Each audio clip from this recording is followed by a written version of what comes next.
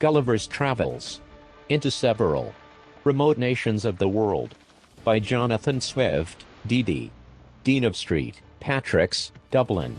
First published in 1726. And my January 2026. April 2nd, 1727. Part I. A Voyage to Lilliput. Chapter I. The author gives some account of himself and family, his first inducements to travel. He is shipwrecked, and swims for his life, gets safe on shore in the country of Lilliput, is made a prisoner, and carried up the country. My father had a small estate in Nottinghamshire. I was the third of 5 sons. He sent me to Emmanuel College in Cambridge at 14 years old, where I resided 3 years, and applied myself close to my studies, but the charge of maintaining me, although I had a very scanty allowance, being too great for a narrow fortune, I was bound apprentice to Mr. James Bates, an eminent surgeon in London, with whom I continued 4 years. My father now and then sending me small sums of money, I laid him out in learning navigation, and other parts of the mathematics, useful to those who intend to travel, as I always believed it would be, some time or other, my fortune to do. When I left Mr. Bates, I went down to my father, where, by the assistance of him and my Uncle John, and some other relations, I got £40, and a promise of £30 a year to maintain me at Leyden. There I studied physic 2 years and 7 months, knowing it would be useful in long voyages. Soon after my return from Leyden, I was recommended by my good master, Mr. Bates, to be surgeon to the Swallow, Captain Abraham Pannell, commander, with whom I continued 3 years and a half, making a voyage or two into the Levant, and some other parts. When I came back I resolved to settle in London, to which Mr. Bates, my master, encouraged me, and by him I was recommended to several patients. I took part of a small house in the Old Jewry, and being advised to alter my condition, I married Mrs. Mary Burton, second daughter to Mr. Edmund Burton, hosier, in Newgate Street, with whom I received £400 for a portion. But my good master Bates dying in 2 years after, and I having few friends, my business began to fail, for my conscience would not suffer me to imitate the bad practice of too many among my brethren. Having therefore consulted with my wife, and some of my acquaintance, I determined to go again to sea. I was surgeon successively in 2 ships, and made several voyages, for 6 years, to the East and West Indies, by which I got some addition to my fortune. My hours of leisure I spent in reading the best authors, ancient and modern, being always provided with a good number of books, and when I was ashore, in observing the manners and dispositions of the people, as well as learning their language, wherein I had a great facility, by the strength of my memory.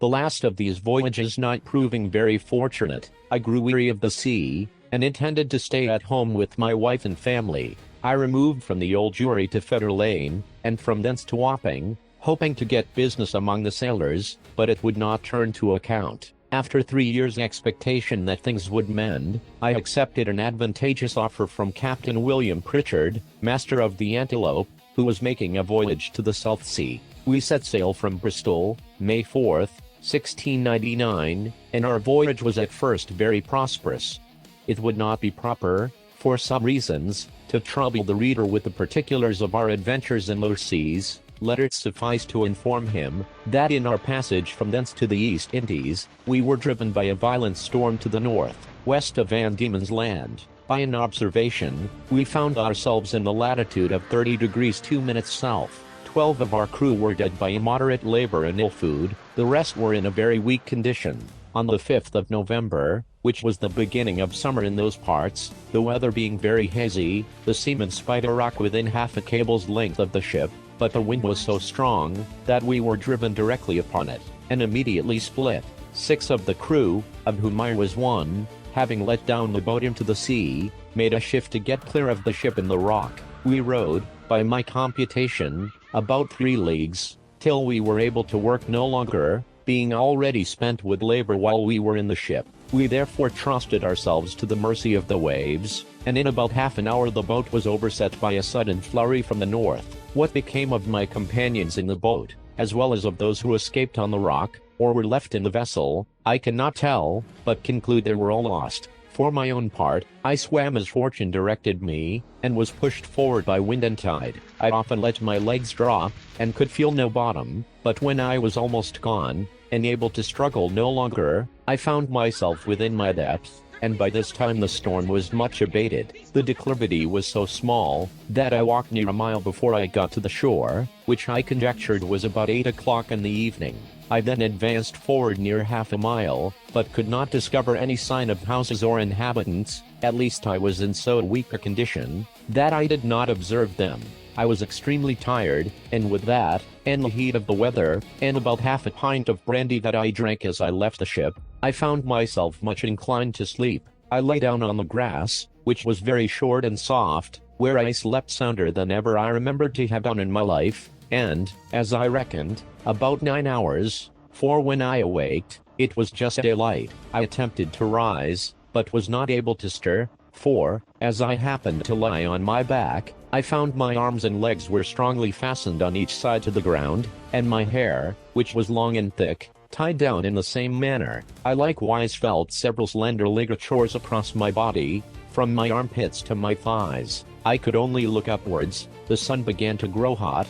and the light offended my eyes. I heard a confused noise about me, but in the posture I lay, could see nothing except the sky. In a little time I felt something alive moving on my left leg, which advancing gently forward over my breast, came almost up to my chin, when, bending my eyes downwards as much as I could, I perceived it to be a human creature not 6 inches high, with a bow and arrow in his hands, and a quiver at his back. In the meantime, I felt at least 40 more of the same kind, as I conjectured. Following the first, I was in the utmost astonishment, and roared so loud, that they all ran back in a fright, and some of them, as I was afterwards told, were hurt with the falls they got by leaping from my sides upon the ground. However, they soon returned, and one of them, who ventured so far as to get a full sight of my face, lifting up his hands and eyes by way of admiration, cried out in a shrill but distinct voice, "Heckanadeggle." The others repeated the same words several times, but then I knew not what they meant. I lay all this while, as the reader may believe, in great uneasiness. At length, struggling to get loose, I had the fortune to break the strings, and wrench out the pegs that fastened my left arm to the ground, for, by lifting it up to my face, I discovered the methods they had taken to bind me, and at the same time with a violent pull, which gave me excessive pain, I a little loosened the strings that tied down my hair on the left side, so that I was just able to turn my head about 2 inches. But the creatures ran off a second time, before I could seize them, whereupon there was a great shout in a very shrill accent, and after it ceased I heard one of them cry aloud Talgophonic, when in an instant I felt above 100 arrows discharged on my left hand, which pricked me like so many needles, and besides, they shot another flight into the air, as we do bombs in Europe, whereof many, I suppose, fell on my body, though I felt them not, and some on my face, which I immediately covered with my left hand. When this shower of arrows was over, I fell a groaning with grief and pain, and then striving again to get loose, they discharged another volley larger than the first, and some of them attempted with spears to stick me in the sides. But by good luck I had on a buff jerkin, which they could not pierce. I thought it the most prudent method to lie still, and my design was to continue so till night, when, my left hand being already loose, I could easily free myself. And as for the inhabitants, I had reason to believe I might be matched for the greatest army they could bring against me, if they were all of the same size with him that I saw. But fortune disposed otherwise of me. When the people observed I was quiet, they discharged no more arrows, but, by the noise I heard, I knew their numbers increased, and about 4 yards from me, over against my right ear, I heard a knocking for above an hour, like that of people at work. When turning my head that way, as well as the pegs and strings would permit me, I saw a stage erected about 1.5 feet from the ground, capable of holding 4 of the inhabitants, with 2 or 3 ladders to mount it, from whence one of them, who seemed to be a person of quality, made me a long speech, whereof I understood not one syllable. But I should have mentioned, that before the principal person began his oration, he cried out 3 times, Langro de Hulsan. These words in the formal were afterwards repeated and explained to me, whereupon, immediately, About 50 of the inhabitants came and cut the strings that fastened the left side of my head, which gave me the liberty of turning it to the right, and of observing the person and gesture of him that was to speak. He appeared to be of a middle age, and taller than any of the other 3 who attended him, whereof one was a page that held up his train, and seemed to be somewhat longer than my middle finger. The other 2 stood one on each side to support him. He acted every part of an orator, and I could observe many periods of threatenings, and others of promises, pity, and kindness. I answered in a few words, but in the most submissive manner, lifting up my left hand,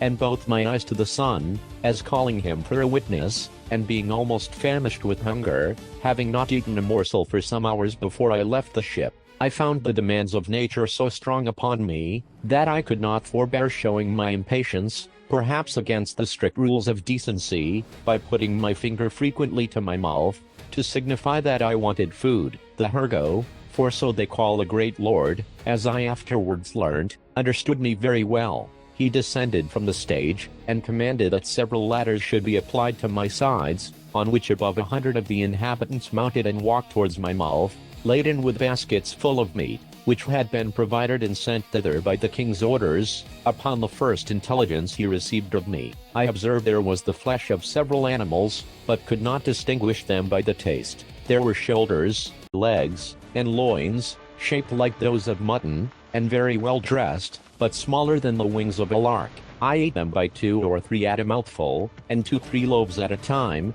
about the bigness of musket bullets. They supplied me as fast as they could, showing 1,000 marks of wonder and astonishment at my bulk and appetite. I then made another sign, that I wanted drink. They found by my eating that a small quantity would not suffice me, and being a most ingenious people, they slung up, with great dexterity, one of their largest hogsheads, then rolled it towards my hand, and beat out the top. I drank it off at a draught, which I might well do, for it did not hold half a pint, and tasted like a small wine of Burgundy, but much more delicious. They brought me a second hogshead, which I drank in the same manner, and made signs for more, but they had none to give me. When I had performed these wonders, they shouted for joy, and danced upon my breast, repeating several times as they did at first, Heckanadegel. They made me a sign that I should throw down the 2 hogsheads, but first warning the people below to stand out of the way, crying aloud, Borachmevela,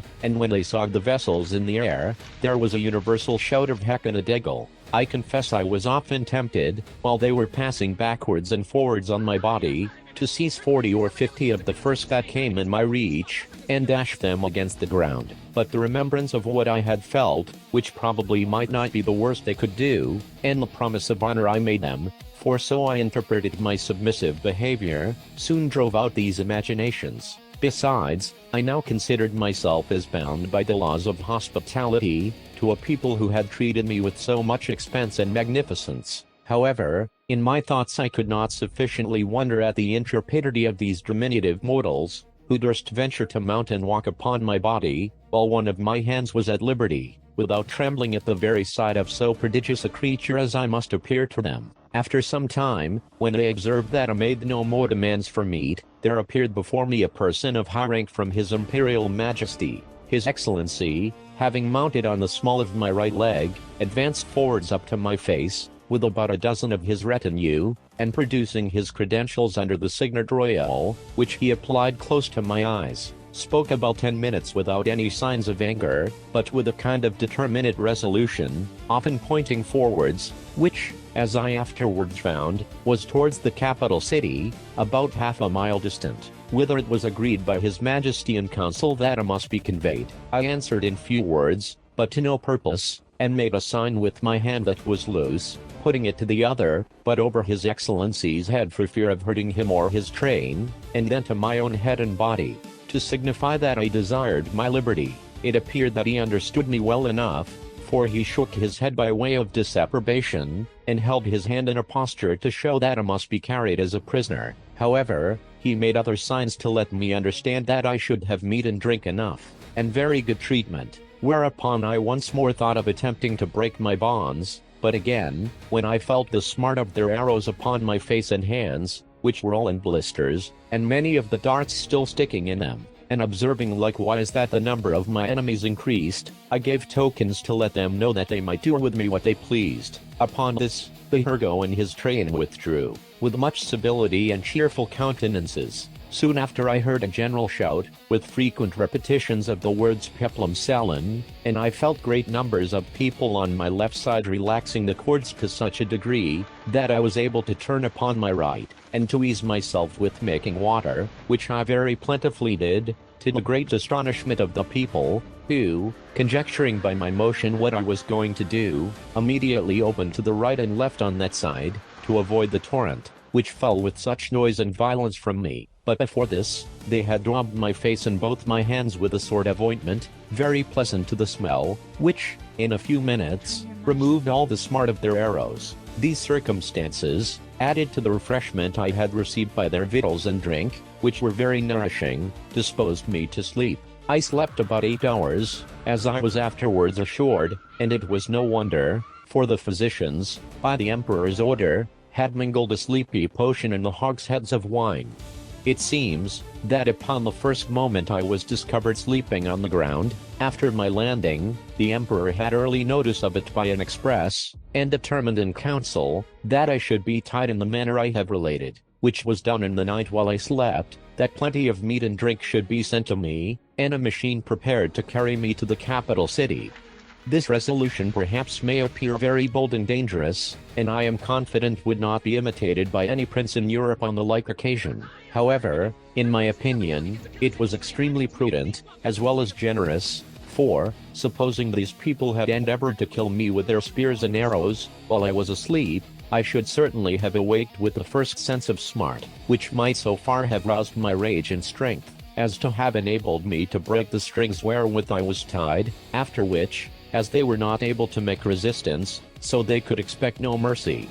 These people are most excellent mathematicians, and arrived to a great perfection in mechanics, by the countenance and encouragement of the emperor, who is a renowned patron of learning. This prince has several machines fixed on wheels, for the carriage of trees and other great weights. He often builds his largest men of war, whereof some are 9 feet long, in the woods where the timber grows, and has them carried on these engines 300 or 400 yards to the sea. 500 carpenters and engineers were immediately set at work to prepare the greatest engine they had. It was a frame of wood raised 3 inches from the ground, about 7 feet long, and 4 wide, moving upon 22 wheels. The shout I heard was upon the arrival of this engine, which, it seems, set out in 4 hours after my landing. It was brought parallel to me, as I lay, but the principal difficulty was to raise and place me in this vehicle. 80 poles, each of 1 foot high, were erected for this purpose, and very strong cords,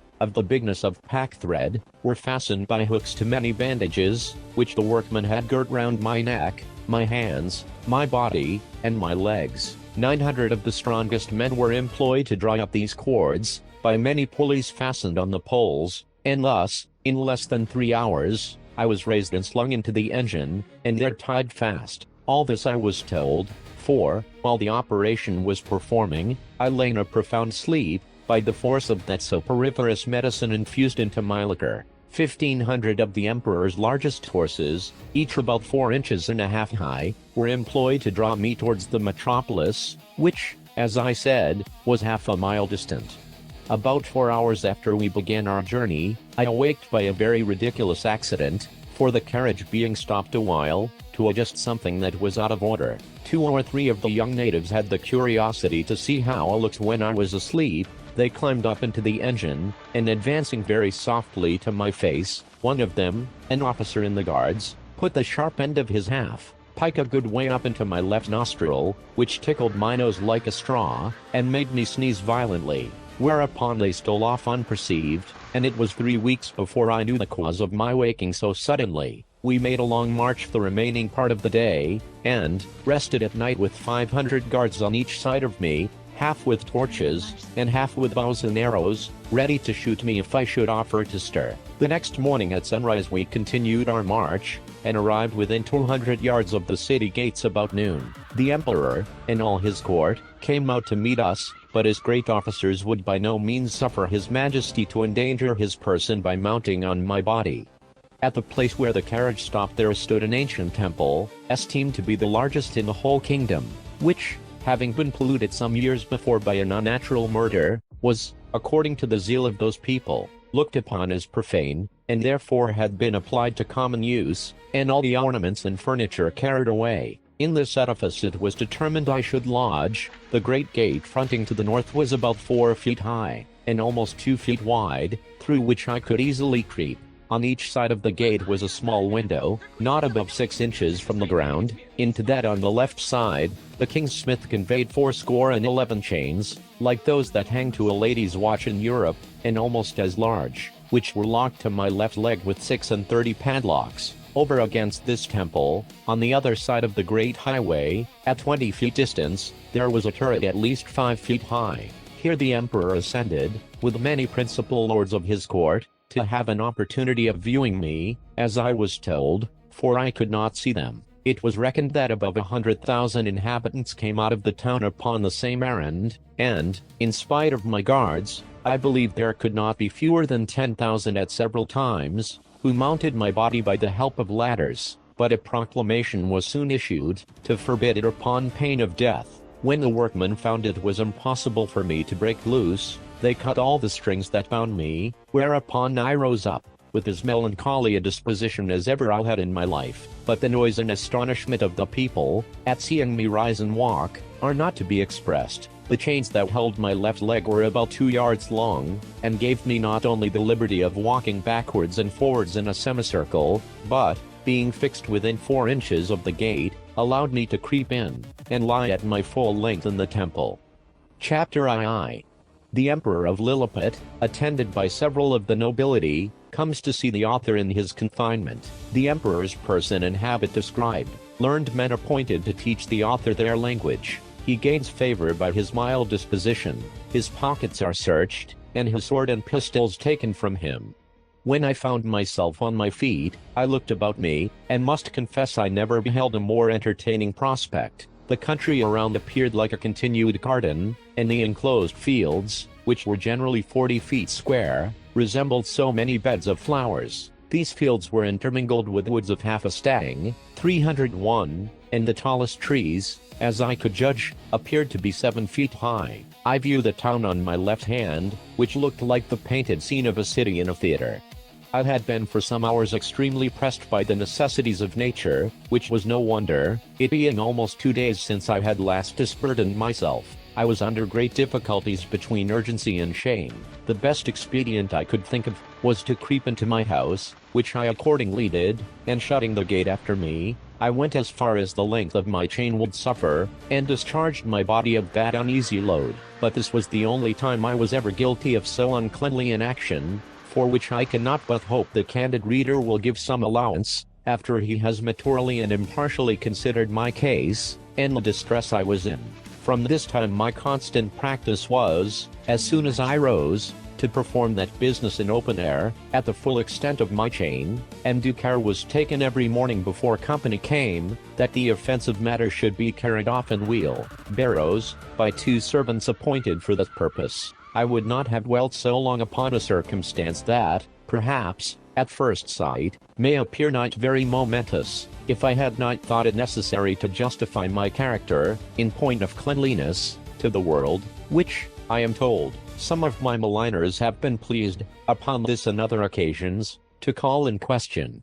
When this adventure was at an end, I came back out of my house, having occasion for fresh air. The emperor was already descended from the tower, and advancing on horseback towards me, which had like to have cost him dear, for the beast, though very well trained, yet wholly unused to such a sight, which appeared as if a mountain moved before him, reared up on its hinder feet. But that prince, who was an excellent horseman, kept his seat, till his attendants ran in, and held the bridle, while his majesty had time to dismount. When he alighted, he surveyed me round with great admiration, but kept beyond the length of my chain. He ordered his cooks and butlers, who were already prepared, to give me victuals and drink, which they pushed forward in a sort of vehicles upon wheels, till I could reach them. I took these vehicles and soon emptied them all. 20 of them were filled with meat, and 10 with liquor. Each of the former afforded me 2 or 3 good mouthfuls, and I emptied the liquor of 10 vessels, which was contained in earthen vials, into one vehicle, drinking it off at a draught, and so I did with the rest. The empress, and young princes of the blood of both sexes, attended by many ladies, sat at some distance in their chairs, but upon the accident that happened to the emperor's horse, they alighted, and came near his person, which I am now going to describe. He is taller by almost the breadth of my nail, than any of his court, which alone is enough to strike an awe into the beholders. His features are strong and masculine, with an Austrian lip and arched nose, his complexion olive, his countenance erect, his body and limbs well proportioned, all his motions graceful, and his deportment majestic. He was then past his prime, being 28 years and 3/4 old, of which he had reigned about 7 in great felicity, and generally victorious. For the better convenience of beholding him, I lay on my side, so that my face was parallel to his, and he stood but 3 yards off. However, I have had him since many times in my hand, and therefore cannot be deceived in the description. His dress was very plain and simple, and the fashion of it between the Asiatic and the European, but he had on his head a light helmet of gold, adorned with jewels, and a plume on the crest. He held his sword drawn in his hand to defend himself, if I should happen to break loose. It was almost 3 inches long, the hilt and scabbard were gold enriched with diamonds. His voice was shrill, but very clear and articulate, and I could distinctly hear it when I stood up. The ladies and courtiers were almost magnificently clad, so that the spot they stood upon seemed to resemble a petticoat spread upon the ground, embroidered with figures of gold and silver. His Imperial Majesty spoke often to me, and I returned answers, but neither of us could understand a syllable. There were several of his priests and lawyers present, as I conjectured by their habits, who were commanded to address themselves to me, and I spoke to them in as many languages as I had the least smattering of, which were High and Low Dutch, Latin, French, Spanish, Italian, and lingua franca, but all to no purpose. After about 2 hours the court retired, and I was left with a strong guard, to prevent the impertinence, and probably the malice of the rabble, who were very impatient to crowd about me as near as they durst, and some of them had the impudence to shoot their arrows at me, as I sat on the ground by the door of my house, whereof one very narrowly missed my left eye. But the colonel ordered 6 of the ringleaders to be seized, and thought no punishment so proper as to deliver them bound into my hands, which some of his soldiers accordingly did, pushing them forward with the butt ends of their pikes into my reach. I took them all in my right hand, put 5 of them into my coat pocket, and as to the 6th, I made a countenance as if I would eat him alive. The poor man squalled terribly, and the colonel and his officers were in much pain, especially when they saw me take out my penknife, but I soon put them out of fear, for, looking mildly, and immediately cutting the strings he was bound with, I set him gently on the ground, and away he ran. I treated the rest in the same manner, taking them one by one out of my pocket, and I observed both the soldiers and people were highly delighted at this mark of my clemency, which was represented very much to my advantage at court. Towards night I got with some difficulty into my house, where I lay on the ground, and continued to do so about a fortnight, during which time, the emperor gave orders to have a bed prepared for me. 600 beds of the common measure were brought in carriages, and worked up in my house. 150 of their beds, sewn together, made up the breadth and length, and these were 4 double, which, however, kept me but very indifferently from the hardness of the floor, that was of smooth stone. By the same computation, they provided me with sheets, blankets, and coverlets, tolerable enough for one who had been so long inured to hardships.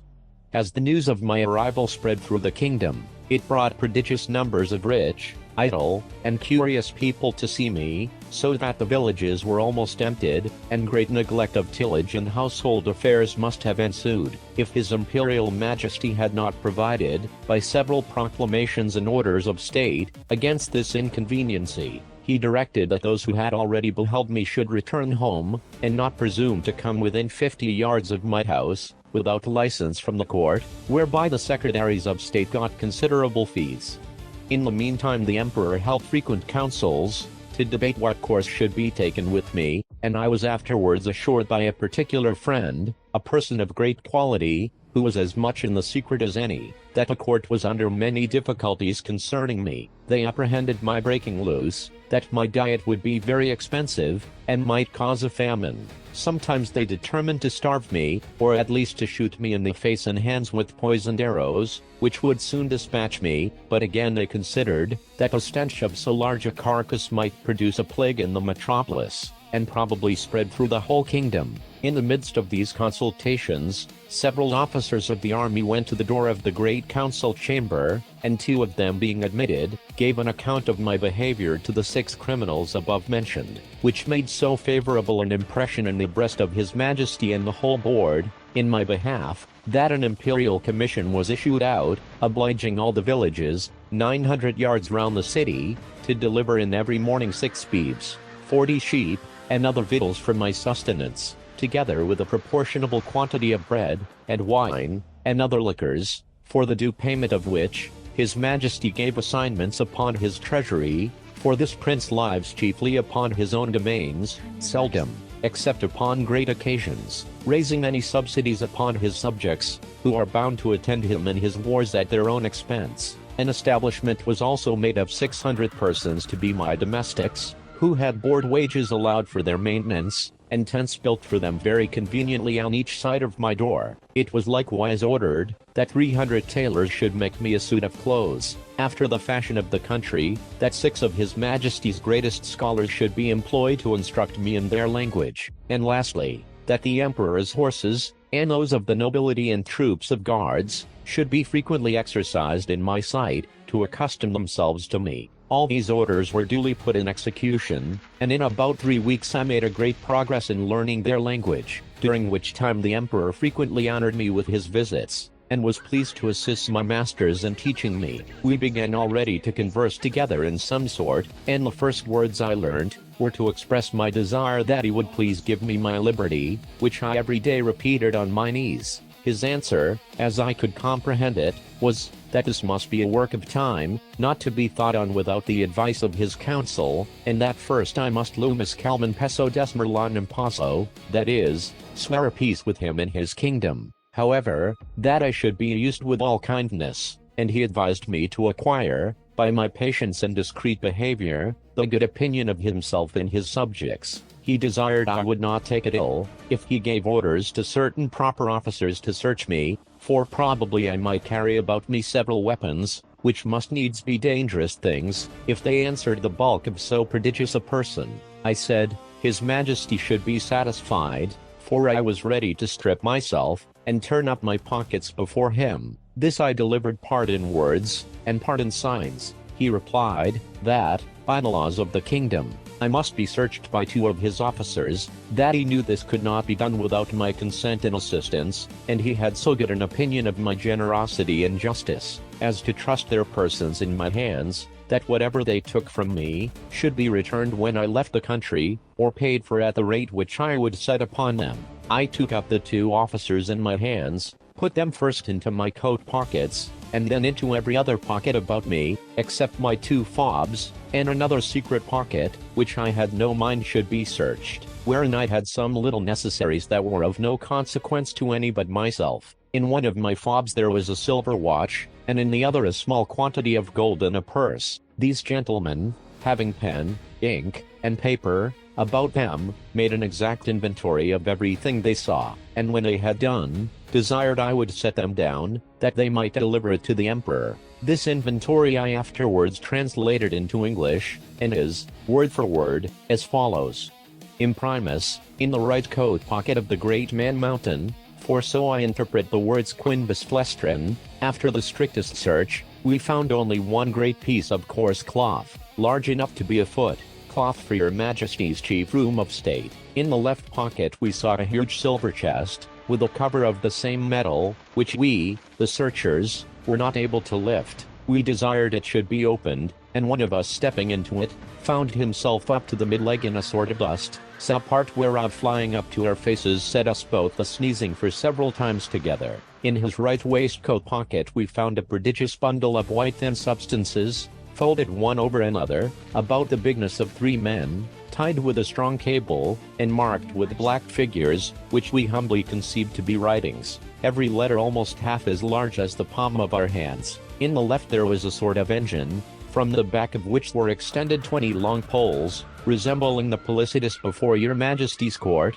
wherewith we conjecture the man mountain combs his head. For we did not always trouble him with questions, because we found it a great difficulty to make him understand us. In the large pocket, on the right side of his middle cover, so I translate the word granfulo, by which they meant my breeches, we saw a hollow pillar of iron, about the length of a man, fastened to a strong piece of timber larger than the pillar, and upon one side of the pillar, were huge pieces of iron sticking out, cut into strange figures, which we know not what to make of. In the left pocket, another engine of the same kind. In the smaller pocket on the right side, were several round flat pieces of white and red metal, of different bulk. Some of the white, which seemed to be silver, were so large and heavy, that my comrade and I could hardly lift them. In the left pocket were 2 black pillars irregularly shaped. We could not, without difficulty, reach the top of them, as we stood at the bottom of his pocket. One of them was covered, and seemed all of a piece, but at the upper end of the other there appeared a white round substance, about twice the bigness of our heads. Within each of these was enclosed a prodigious plate of steel, which, by our orders, we obliged him to show us, because we apprehended they might be dangerous engines. He took them out of their cases, and told us, that in his own country his practice was to shave his beard with one of these, and cut his meat with the other. There were 2 pockets which we could not enter, these he called his fobs. They were 2 large slits cut into the top of his middle cover, but squeezed close by the pressure of his belly. Out of the right fob hung a great silver chain, with a wonderful kind of engine at the bottom. We directed him to draw out whatever was at the end of the chain, which appeared to be a globe, half silver, and half of some transparent metal, for, on the transparent side, we saw certain strange figures circularly drawn, and thought we could touch them, till we found our fingers stopped by the lucid substance. He put this engine into our ears, which made an incessant noise, like that of a water mill, and we conjecture it is either some unknown animal, or the god that he worships, but we are more inclined to the latter opinion, because he assured us, if we understood him right, for he expressed himself very imperfectly, that he seldom did anything without consulting it. He called it his oracle, and said, it pointed out the time for every action of his life. From the left fob he took out a net almost large enough for a fisherman, but contrived to open and shut like a purse, and served him for the same use. We found therein several massy pieces of yellow metal, which, if they be real gold, must be of immense value. Having thus, in obedience to your Majesty's commands, diligently searched all his pockets, we observed a girdle about his waist made of the hide of some prodigious animal, from which, on the left side, hung a sword of the length of 5 men, and on the right, a bag or pouch divided into 2 cells, each cell capable of holding 3 of your Majesty's subjects. In one of these cells were several globes, or balls, of a most ponderous metal, about the bigness of our heads, and requiring a strong hand to lift them. The other cell contained the heap of certain black grains, but of no great bulk or weight, for we could hold above 50 of them in the palms of our hands.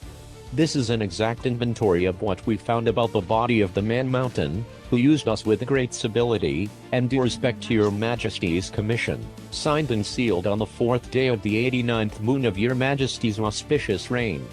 Clefrin Frelick, Marcy Frelick.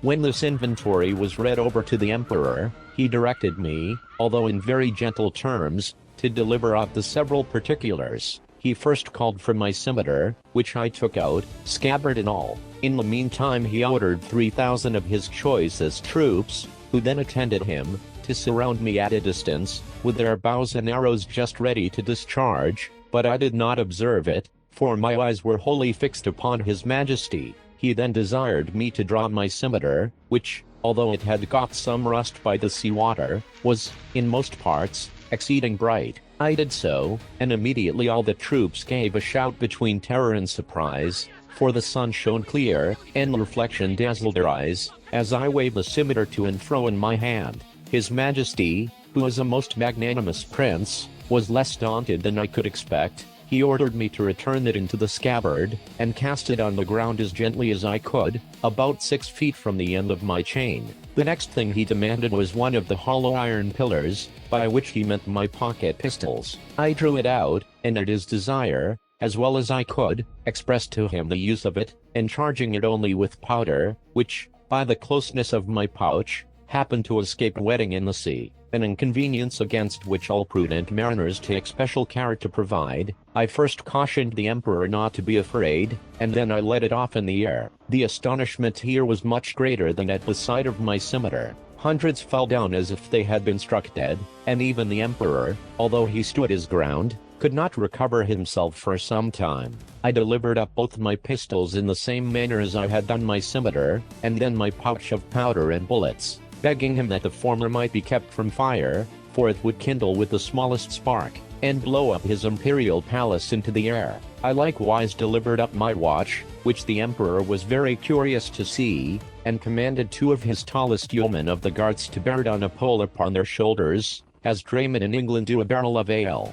He was amazed at the continual noise it made, and the motion of the minute hand, which he could easily discern, for their sight is much more acute than ours. He asked the opinions of his learned men about it, which were various and remote, as the reader may well imagine without my repeating, although indeed I could not very perfectly understand them. I then gave up my silver and copper money, my purse, with 9 large pieces of gold, and some smaller ones, my knife and razor, my comb and silver snuff box, my handkerchief and journal book, my scimitar, pistols, and pouch, were conveyed in carriages to His Majesty's stores, but the rest of my goods were returned me.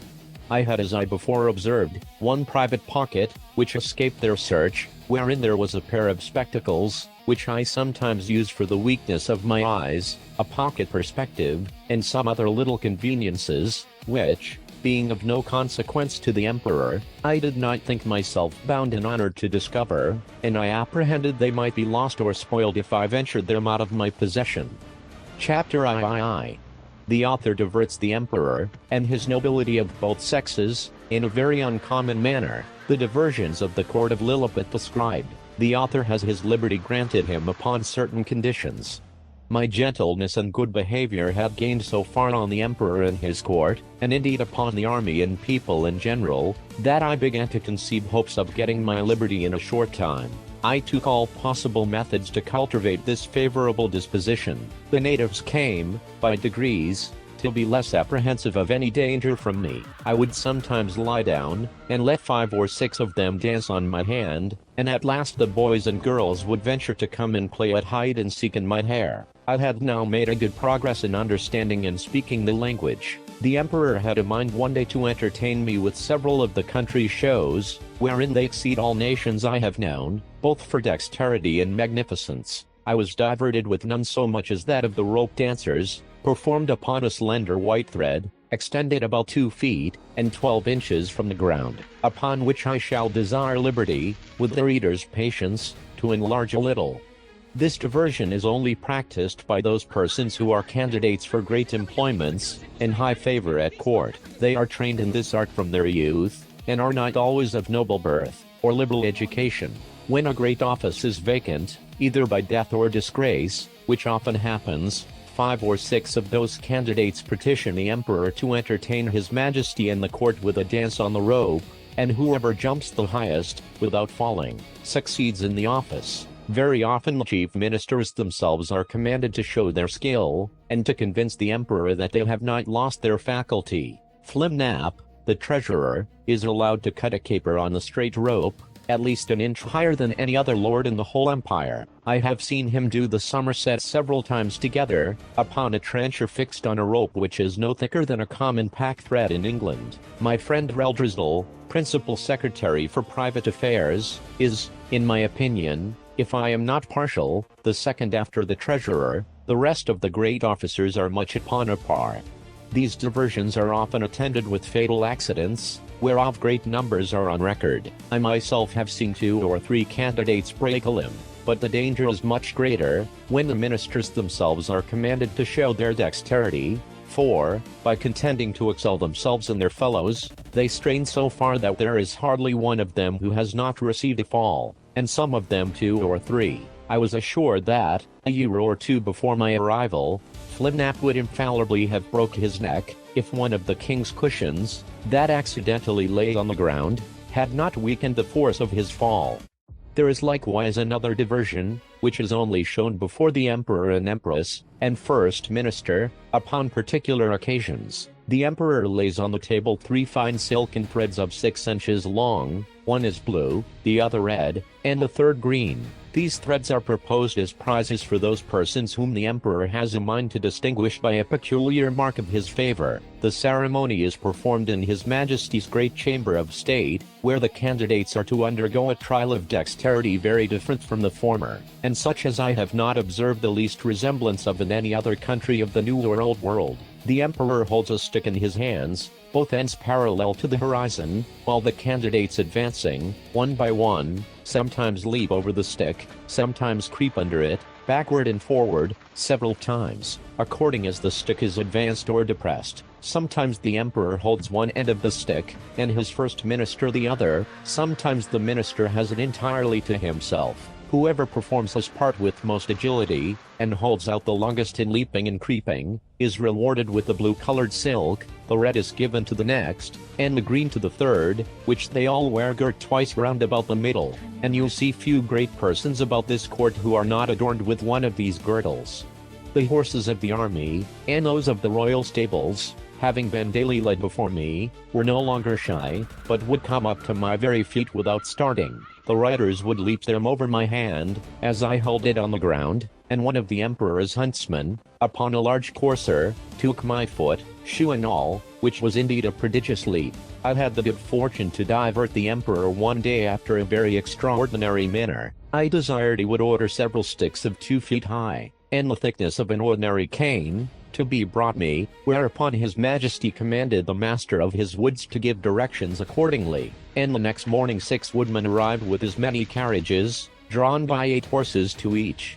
I took 9 of these sticks, and fixing them firmly in the ground in a quadrangular figure, 2 feet and a half square, I took 4 other sticks, and tied them parallel at each corner, about 2 feet from the ground. Then I fastened my handkerchief to the 9 sticks that stood erect, and extended it on all sides, till it was tied as the top of a drum, and the 4 parallel sticks, rising about 5 inches higher than the handkerchief, served as ledges on each side. When I had finished my work, I desired the emperor to let a troop of his best horses, 24 in number, come and exercise upon this plain. His Majesty approved of the proposal, and I took them up, one by one, in my hands, ready mounted and armed, with the proper officers to exercise them. As soon as they got into order, they divided into 2 parties, performed mock skirmishes, discharged blunt arrows, drew their swords, fled and pursued, attacked and retired, and in short discovered the best military discipline I ever beheld. The parallel sticks secured them and their horses from falling over the stage, and the emperor was so much delighted,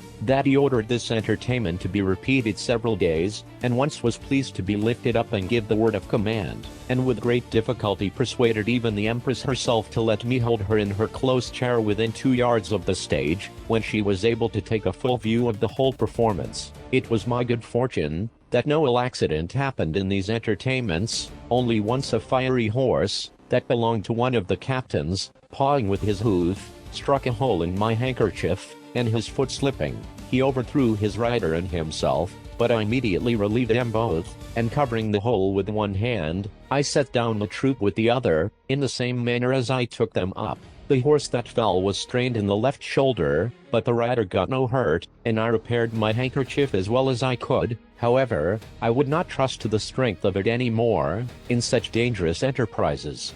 About 2 or 3 days before I was set at liberty, as I was entertaining the court with this kind of feat, there arrived an express to inform His Majesty, that some of his subjects, riding near the place where I was first taken up, had seen a great black substance lying on the ground, very oddly shaped, extending its edges round, as wide as His Majesty's bedchamber, and rising up in the middle as high as a man, that it was no living creature, as they at first apprehended, for it lay on the grass without motion, and some of them had walked around it several times, that, by mounting upon each other's shoulders, they had got to the top, which was flat and even, and, stepping upon it, they found that it was hollow within, that they humbly conceived it might be something belonging to the man-mountain, and if his majesty pleased, they would undertake to bring it with only 5 horses. I presently knew what they meant, and was glad at heart to receive this intelligence. It seems, upon my first reaching the shore after our shipwreck,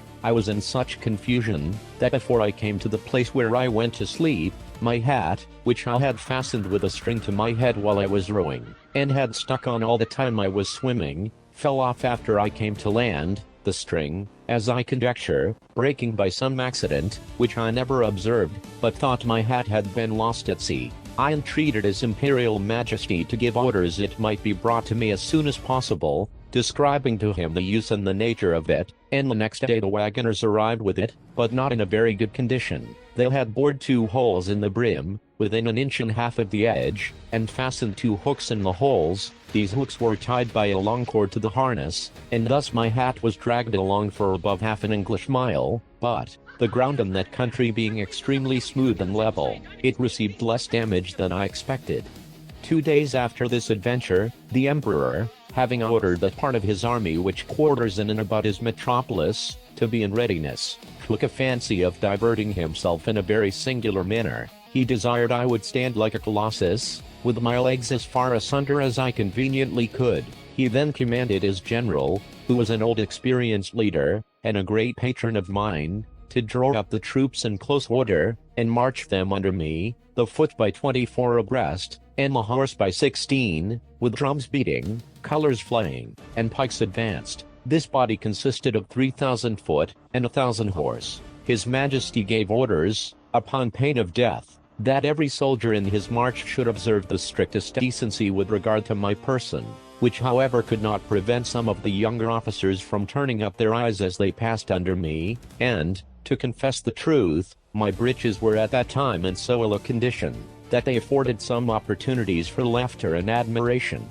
I had sent so many memorials and petitions for my liberty, that His Majesty at length mentioned the matter, first in the cabinet, and then in a full council, where it was opposed by none, except Scarashbalgalam, who was pleased, without any provocation, to be my mortal enemy, but it was carried against him by the whole board, and confirmed by the Emperor. That minister was Galbet, or Admiral of the realm, very much in his master's confidence, and a person well versed in affairs, but of a morose and sour complexion. However, he was at length persuaded to comply, but prevailed that the articles and conditions upon which I should be set free, and to which I must swear, should be drawn up by himself. These articles were brought to me by Scarashbalgalam in person, attended by 2 under-secretaries, and several persons of distinction. After they were read, I was demanded to swear to the performance of them, first in the manner of my own country, and afterwards in the method prescribed by their laws, which was,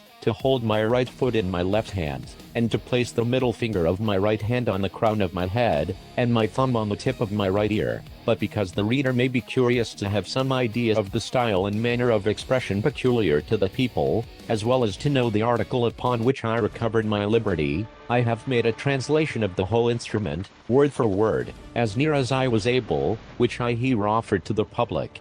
Galbasto Mamram Evlame Gurdalo Shefin Mulialigu, most mighty Emperor of Lilliput, delight and terror of the universe, whose dominions extend 5,000 blustrugs, about 12 miles in circumference, to the extremities of the globe, monarch of all monarchs, taller than the sons of men, whose feet press down to the center, and whose head strikes against the sun, at whose nod the princes of the earth shake their knees, pleasant as the spring, comfortable as the summer, fruitful as autumn, dreadful as winter, His Most Sublime Majesty proposes to the man-mountain, lately arrived at our celestial dominions, the following articles, which, by a solemn oath, he shall be obliged to perform.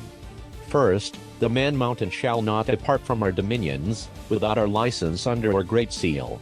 2d, he shall not presume to come into our metropolis, without our express order, at which time, the inhabitants shall have 2 hours warning to keep within doors.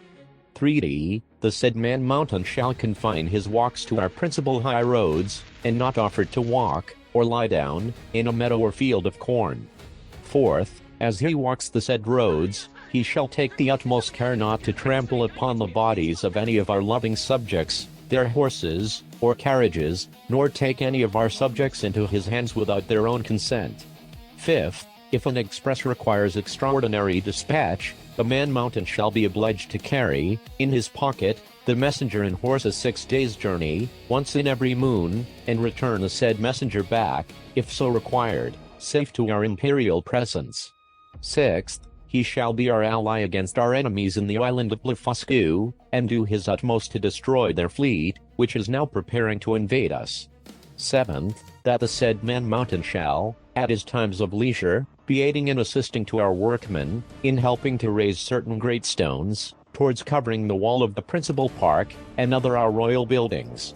Eighth, that the said man-mountain shall, in 2 moons' time, deliver in an exact survey of the circumference of our dominions, by a computation of his own paces round the coast.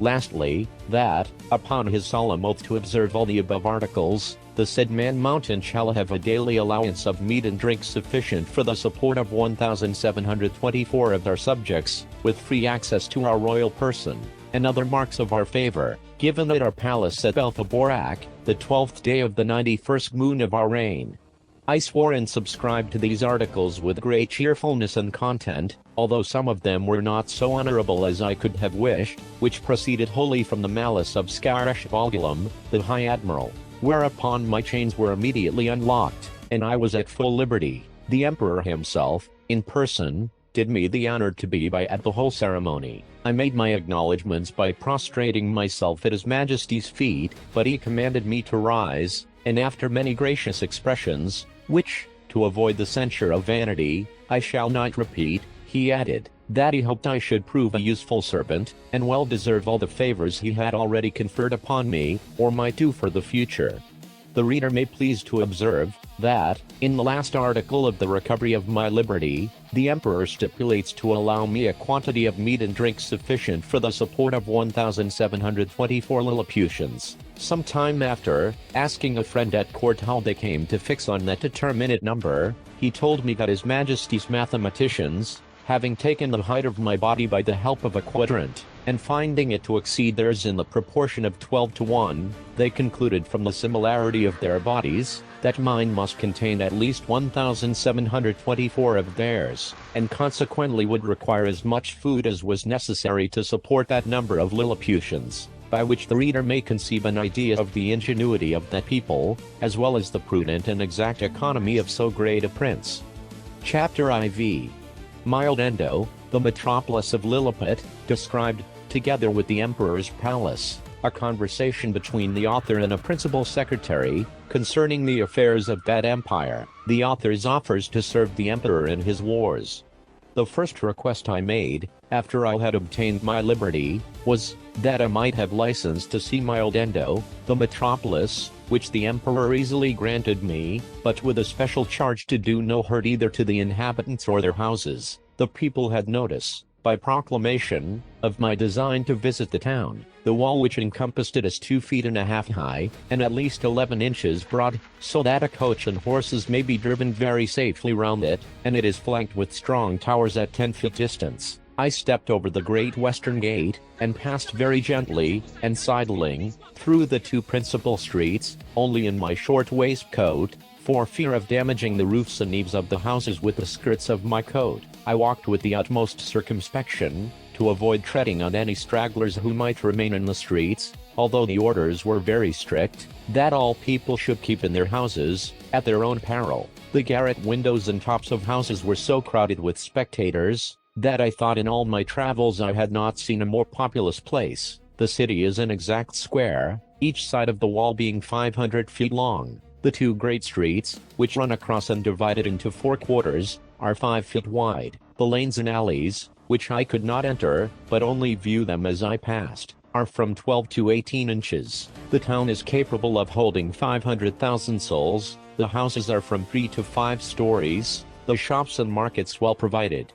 The Emperor's palace is in the center of the city where the 2 great streets meet. It is enclosed by a wall of 2 feet high, and 20 feet distance from the buildings. I had His Majesty's permission to step over this wall, and, the space being so wide between that and the palace, I could easily view it on every side. The outward court is a square of 40 feet, and includes 2 other courts. In the inmost are the royal apartments, which I was very desirous to see, but found it extremely difficult, for the great gates, from one square into another, were but 18 inches high, and 7 inches wide. Now the buildings of the outer court were at least 5 feet high, and it was impossible for me to stride over them without infinite damage to the pile, though the walls were strongly built of hewn stone, and 4 inches thick. At the same time the emperor had a great desire that I should see the magnificence of his palace, but this I was not able to do till 3 days after, which I spent in cutting down with my knife some of the largest trees in the royal park,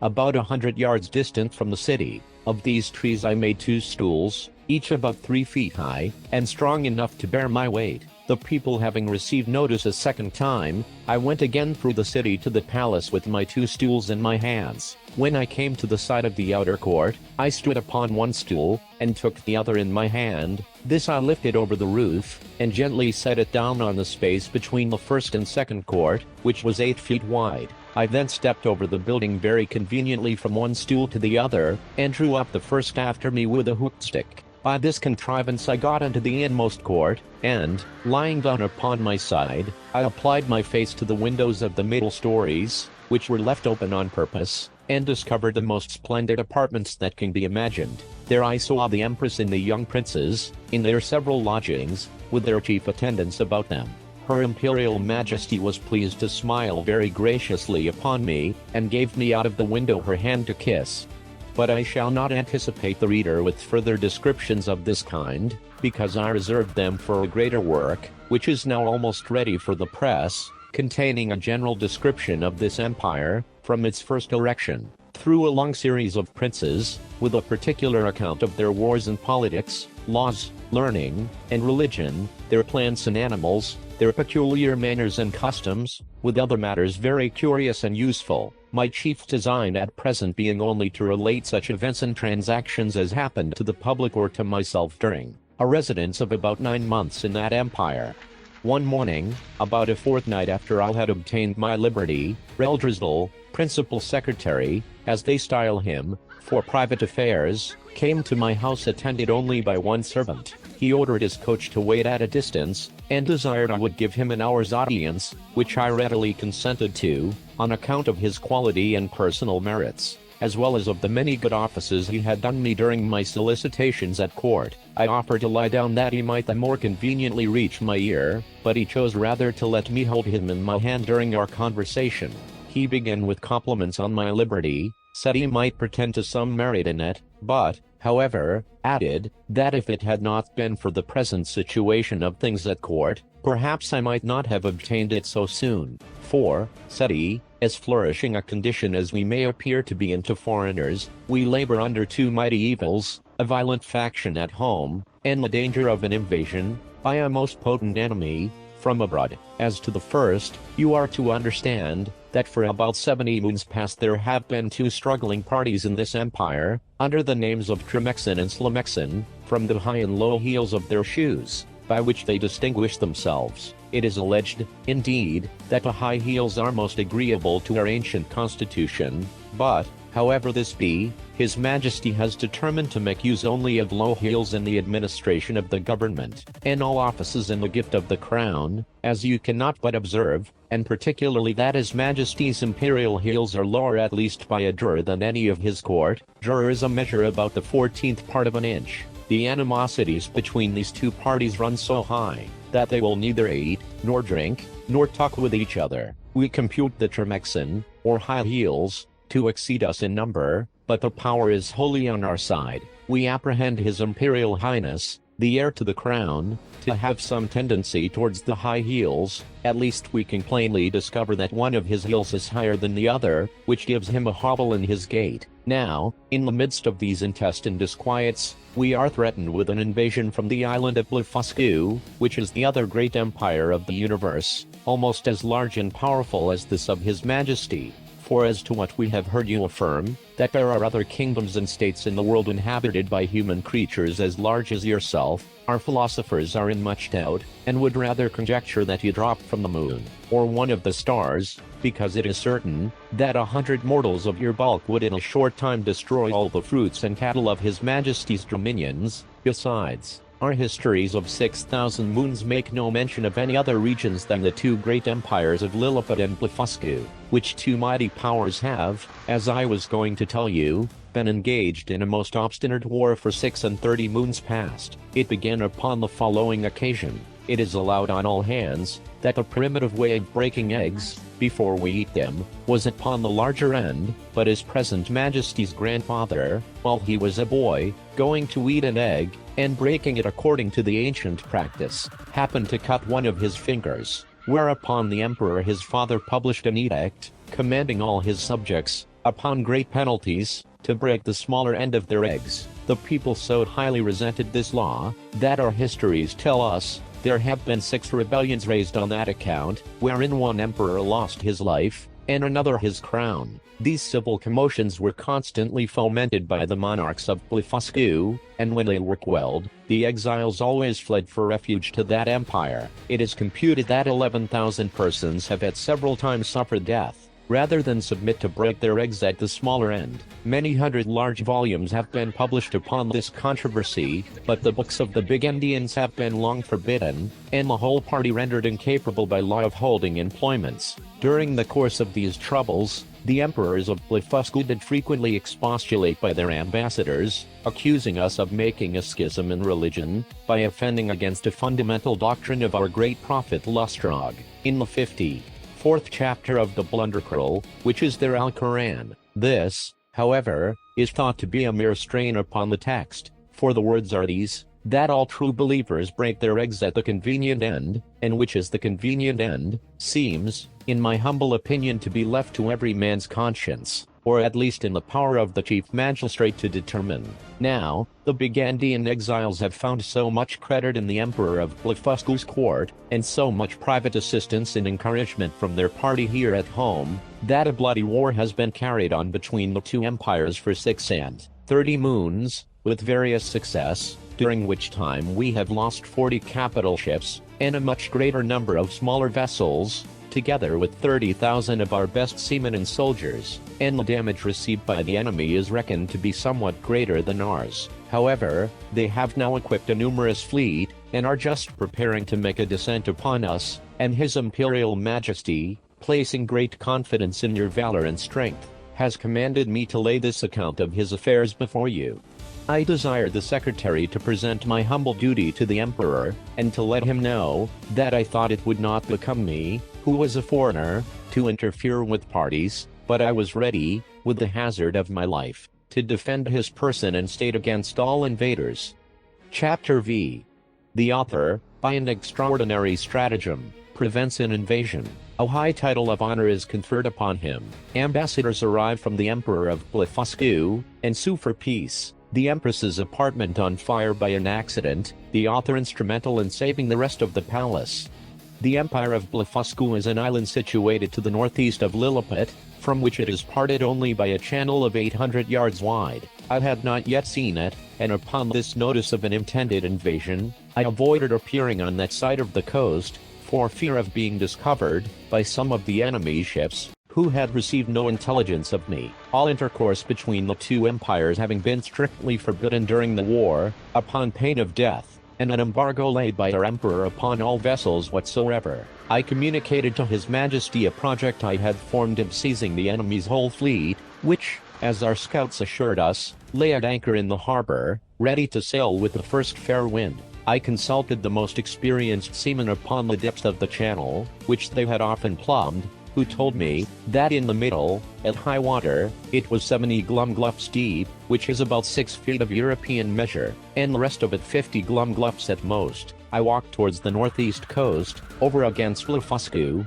where, lying down behind a hillock, I took out my small perspective glass, and viewed the enemy's fleet at anchor, consisting of about 50 men of war, and a great number of transports. I then came back to my house, and gave orders, for which I had a warrant, for a great quantity of the strongest cable and bars of iron. The cable was about as thick as pack thread and the bars of the length and size of a knitting needle. I trebled the cable to make it stronger, and for the same reason I twisted 3 of the iron bars together, bending the extremities into a hook. Having thus fixed 50 hooks to as many cables, I went back to the northeast coast, and putting off my coat, shoes, and stockings, walked into the sea, in my leather jerkin. About half an hour before high water, I waded with what haste I could, and swam in the middle about 30 yards, till I felt ground. I arrived at the fleet in less than half an hour. The enemy was so frightened when they saw me, that they leaped out of their ships, and swam to shore, where there could not be fewer than 30,000 souls. I then took my tackling,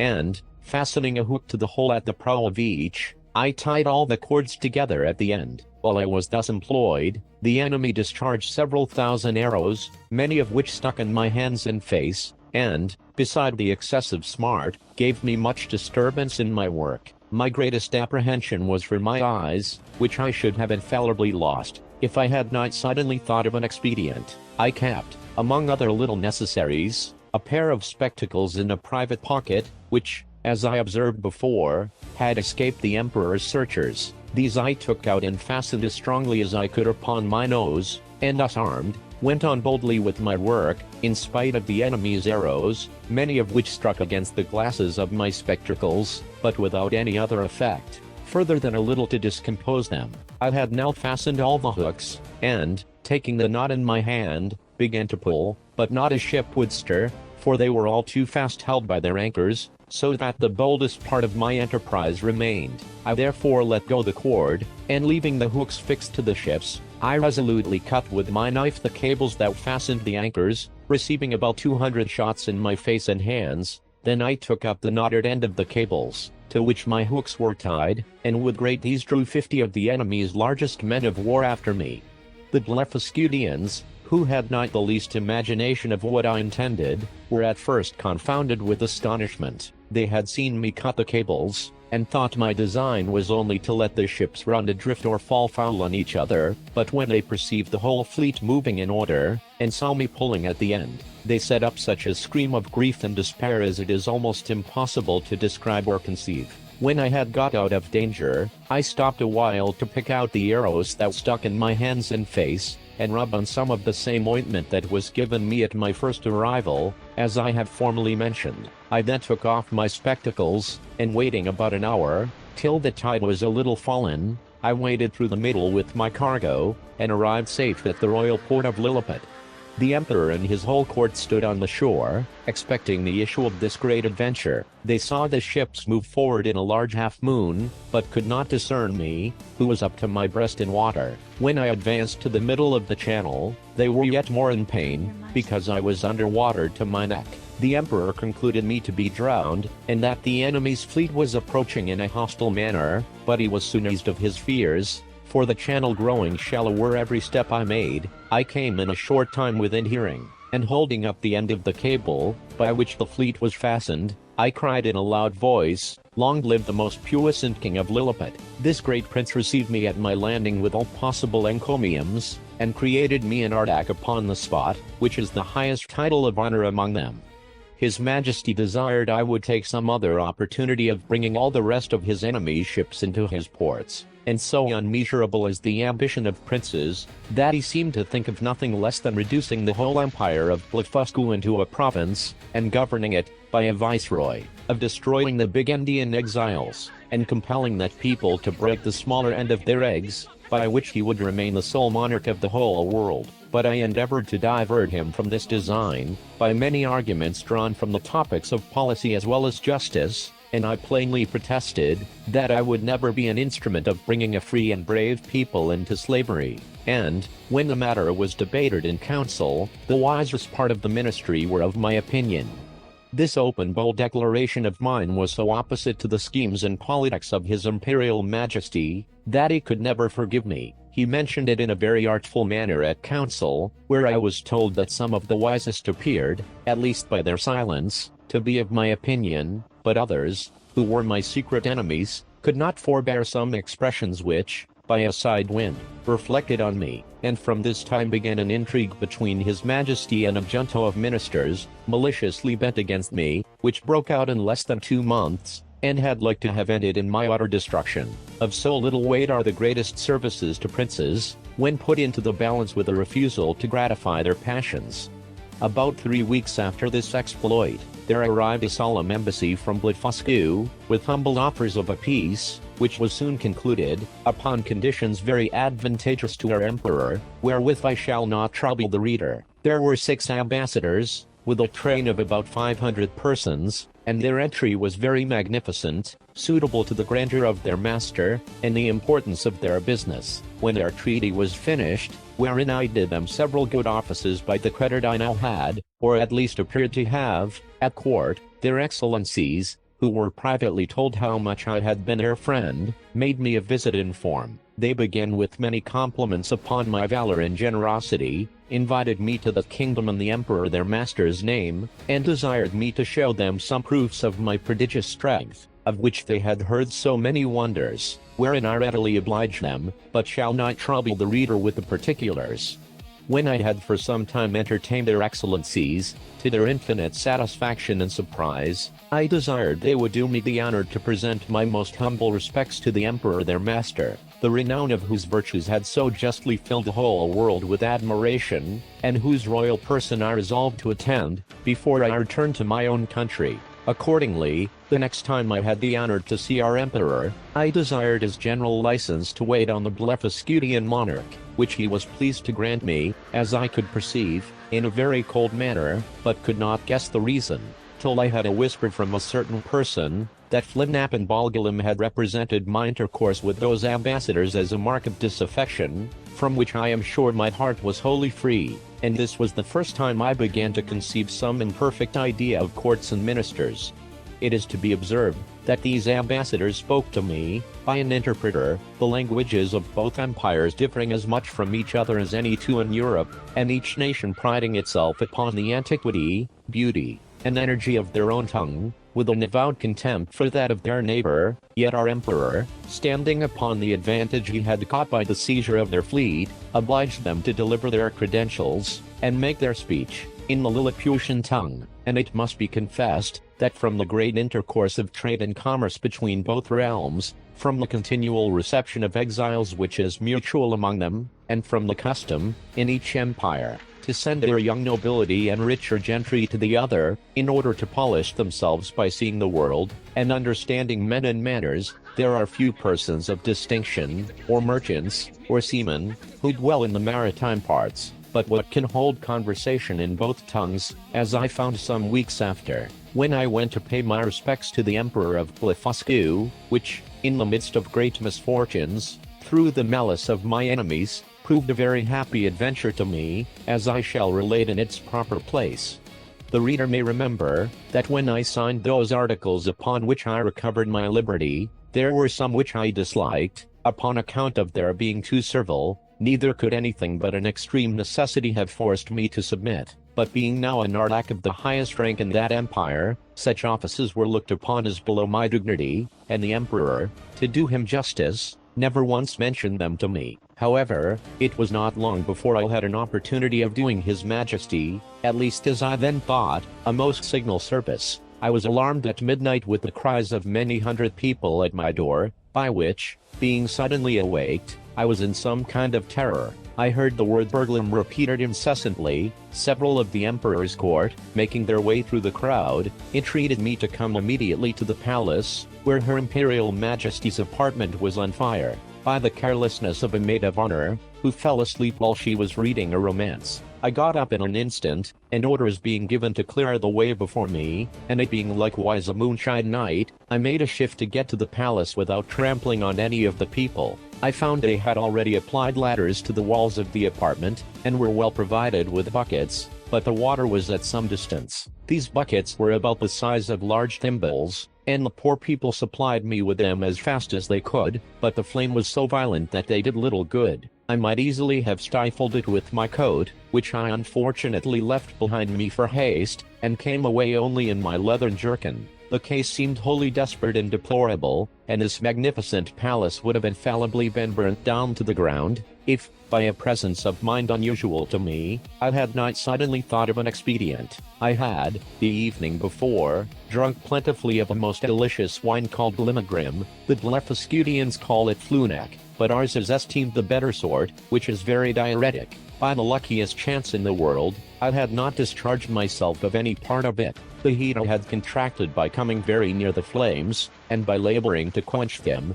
made the wine begin to operate by urine, which I avoided in such a quantity, and applied so well to the proper places, that in 3 minutes the fire was wholly extinguished, and the rest of the noble pile, which had cost so many ages in erecting, preserved from destruction. It was now daylight, and I returned to my house without waiting to congratulate with the emperor, because, although I had done a very eminent piece of service, yet I could not tell how his majesty might resent the manner by which I had performed it. For, by the fundamental laws of the realm, it is capital in any person, of what quality soever, to make water within the precincts of the palace. But I was a little comforted by a message from his majesty, that he would give orders to the grand justiciary for passing my pardon in form, which, however, I could not obtain, and I was privately assured, that the empress, conceiving the greatest abhorrence of what I had done, removed to the most distant side of the court, firmly resolved that those buildings should never be repaired for her use,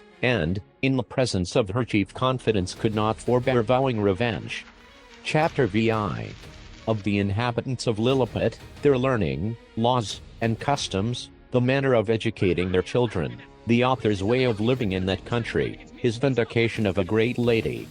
Although I intend to leave the description of this empire to a particular treatise, yet, in the meantime, I am content to gratify the curious reader with some general ideas. As the common size of the natives is somewhat under 6 inches high, so there is an exact proportion in all other animals, as well as plants and trees. For instance, the tallest horses and oxen are between 4 and 5 inches in height, the sheep an inch and a half, more or less, their geese about the bigness of a sparrow, and so the several gradations downwards till you come to the smallest, which to my sight, were almost invisible. But nature has adapted the eyes of the Lilliputians to all objects proper for their view. They see with great exactness, but at no great distance, and, to show the sharpness of their sight towards objects that are near, I have been much pleased with observing a cook pulling a lark, which was not so large as a common fly, and a young girl threading an invisible needle with invisible silk. Their tallest trees are about 7 feet high.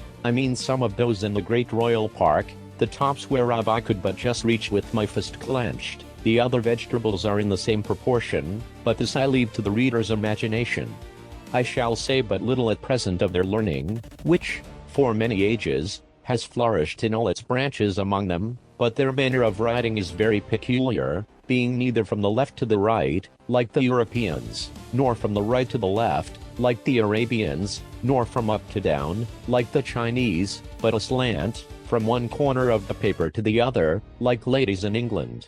They bury their dead with their heads directly downward, because they hold an opinion, that in 11,000 moons they are all to rise again, in which period the earth, which they conceive to be flat, will turn upside down, and by this means they shall, at their resurrection, be found ready standing on their feet. The learned among them confess the absurdity of this doctrine, but the practice still continues, in compliance to the vulgar. There are some laws and customs in this empire very peculiar, and if they were not so directly contrary to those of my own dear country, I should be tempted to say a little in their justification. It is only to be wished they were as well executed. The first I shall mention, relates to informers. All crimes against the state are punished here with the utmost severity, but, if the person accused makes his innocence plainly to appear upon his trial, the accuser is immediately put to an ignominious death, and out of his goods or lands the innocent person is quadruply recompensed for the loss of his time, for the danger he underwent, for the hardship of his imprisonment, and for all the charges he has been at in making his defense, or, if that fund be deficient, it is largely supplied by the crown. The emperor also confers on him some public mark of his favor, and proclamation is made of his innocence through the whole city.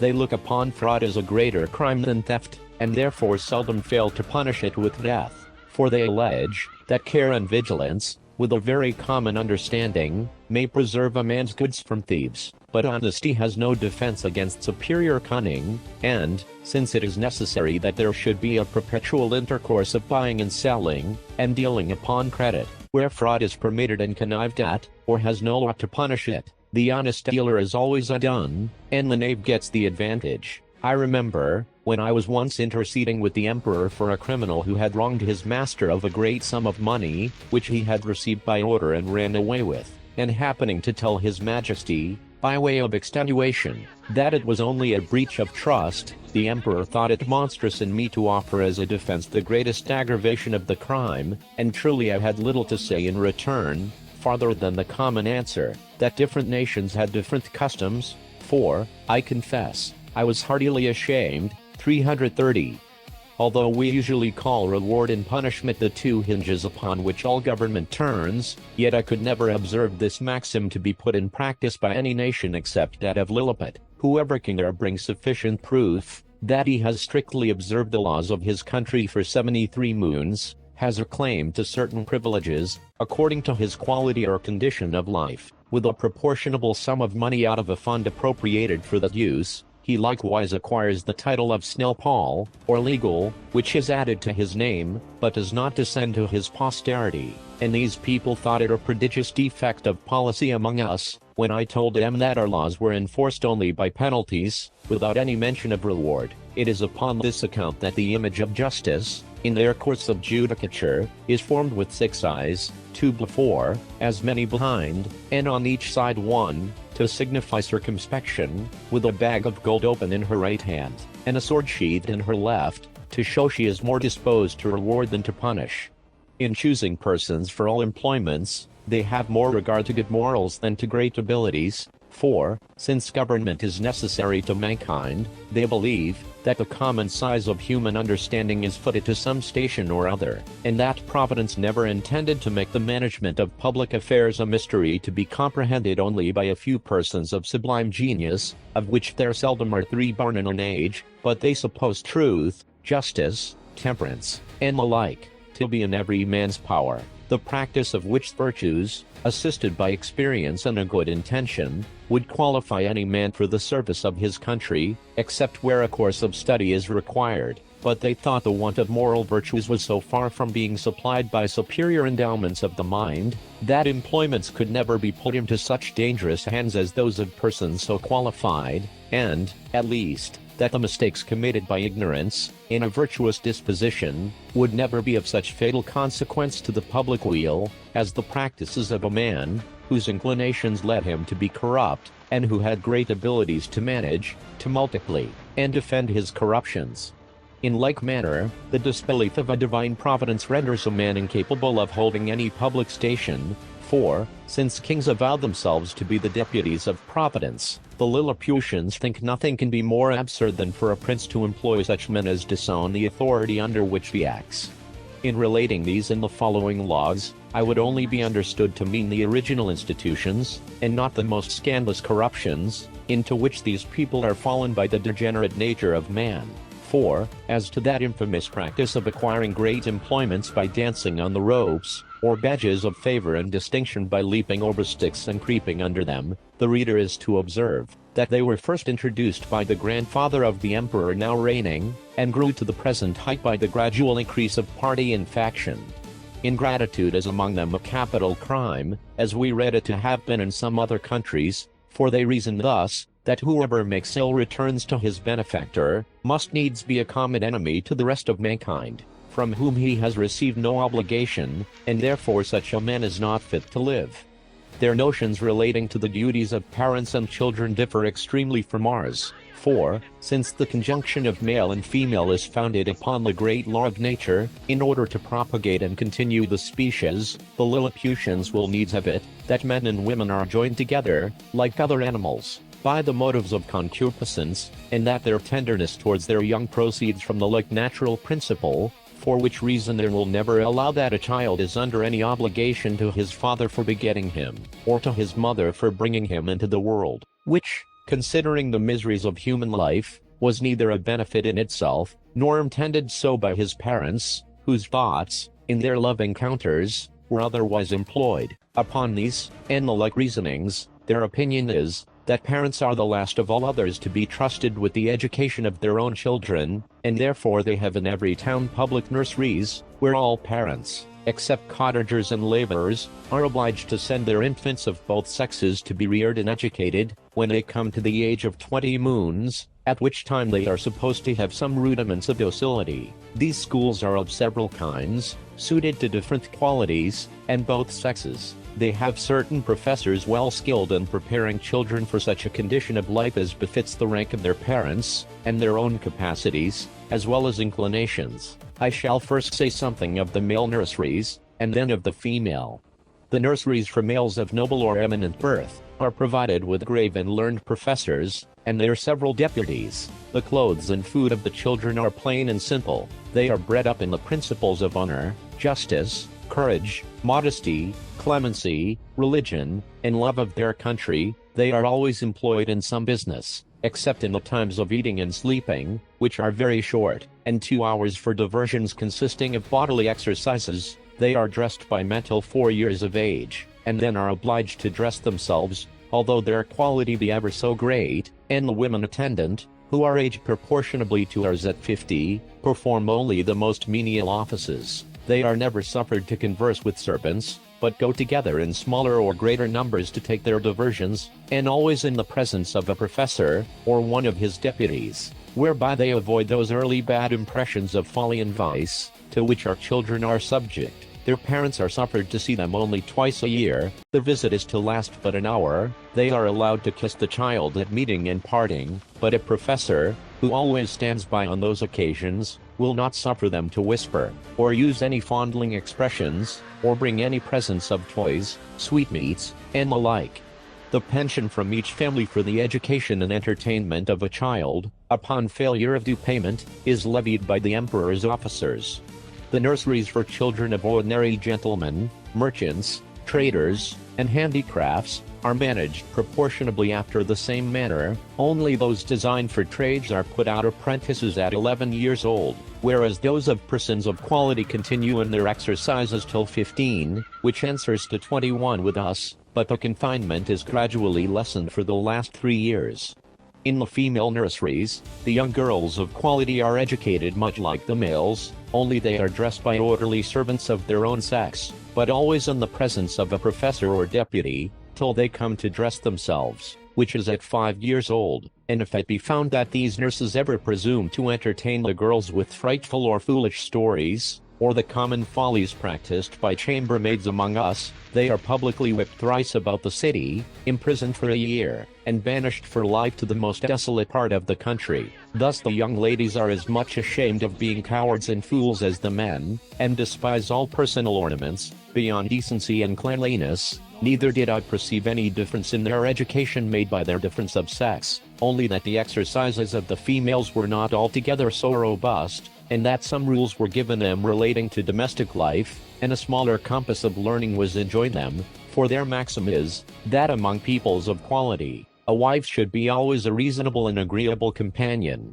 because she cannot always be young. When the girls are 12 years old, which among them is the marriageable age, their parents or guardians take them home, with great expressions of gratitude to the professors, and seldom without tears of the young lady and her companions. In the nurseries of females of the meaner sort, the children are instructed in all kinds of works proper for their sex, and their several degrees. Those intended for apprentices are dismissed at 7 years old, the rest are kept to 11. The meaner families who have children at these nurseries, are obliged, besides their annual pension, which is as low as possible, to return to the steward of the nursery a small monthly share of their gettings, to be a portion for the child, and therefore all parents are limited in their expenses by the law. For the Lilliputians think nothing can be more unjust, than for people, in subservience to their own appetites, to bring children into the world, and leave the burthen of supporting them on the public. As to persons of quality, they give security to appropriate a certain sum for each child, suitable to their condition, and these funds are always managed with good husbandry and the most exact justice. The cottagers and laborers keep their children at home, their business being only to till and cultivate the earth, and therefore their education is of little consequence to the public, but the old and diseased among them are supported by hospitals, for begging is a trade unknown in this empire. And here it may, perhaps, divert the curious reader, to give some account of my domestics, and my manner of living in this country, during a residence of 9 months, and 13 days. Having a head mechanically turned, and being likewise forced by necessity, I had made for myself a table and chair convenient enough, out of the largest trees in the royal park. 200 seamstresses were employed to make me shirts, and linen for my bed and table, all of the strongest and coarsest kind they could get, which, however, they were forced to quilt together in several folds, for the thickest was some degrees finer than lawn.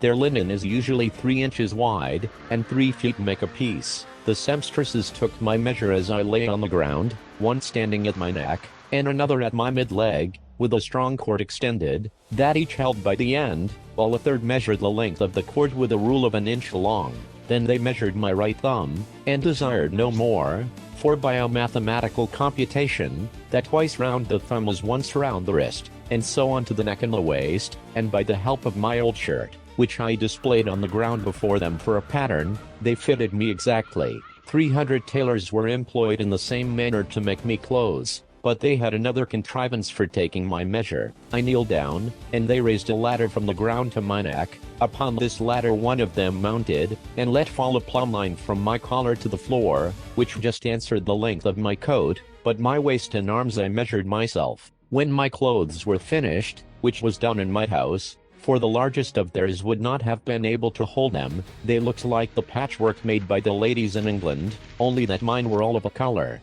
I had 300 cooks to dress my victuals, in little convenient huts built about my house, where they and their families lived, and prepared me 2 dishes apiece. I took up 20 waiters in my hand, and placed them on the table. 100 more attended below on the ground, some with dishes of meat, and some with barrels of wine and other liquors slung on their shoulders, all which the waiters above drew up, as I wanted, in a very ingenious manner, by certain cords, as we draw the bucket up a well in Europe. A dish of their meat was a good mouthful, and a barrel of their liquor a reasonable draught. Their mutton yields to ours, but their beef is excellent. I have had a sirloin so large, that I have been forced to make 3 bites of it, but this is rare. My servants were astonished to see me eat it, bones and all, as in our country we do the leg of a lark. Their geese and turkeys I usually ate at a mouthful, and I confess they far exceed ours. Of their smaller fowl I could take up 20 or 30 at the end of my knife. One day His Imperial Majesty,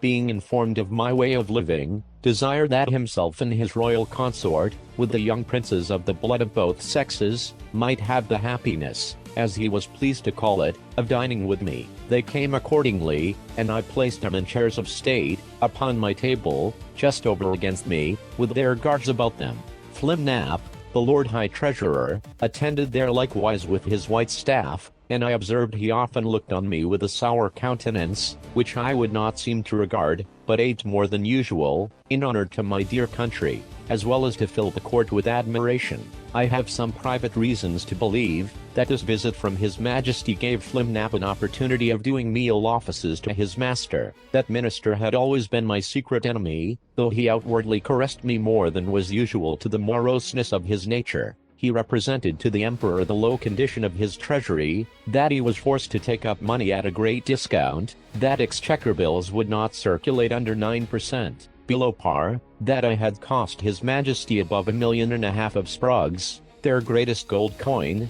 about the bigness of a spangle, and, upon the whole, that it would be advisable in the emperor to take the first fair occasion of dismissing me.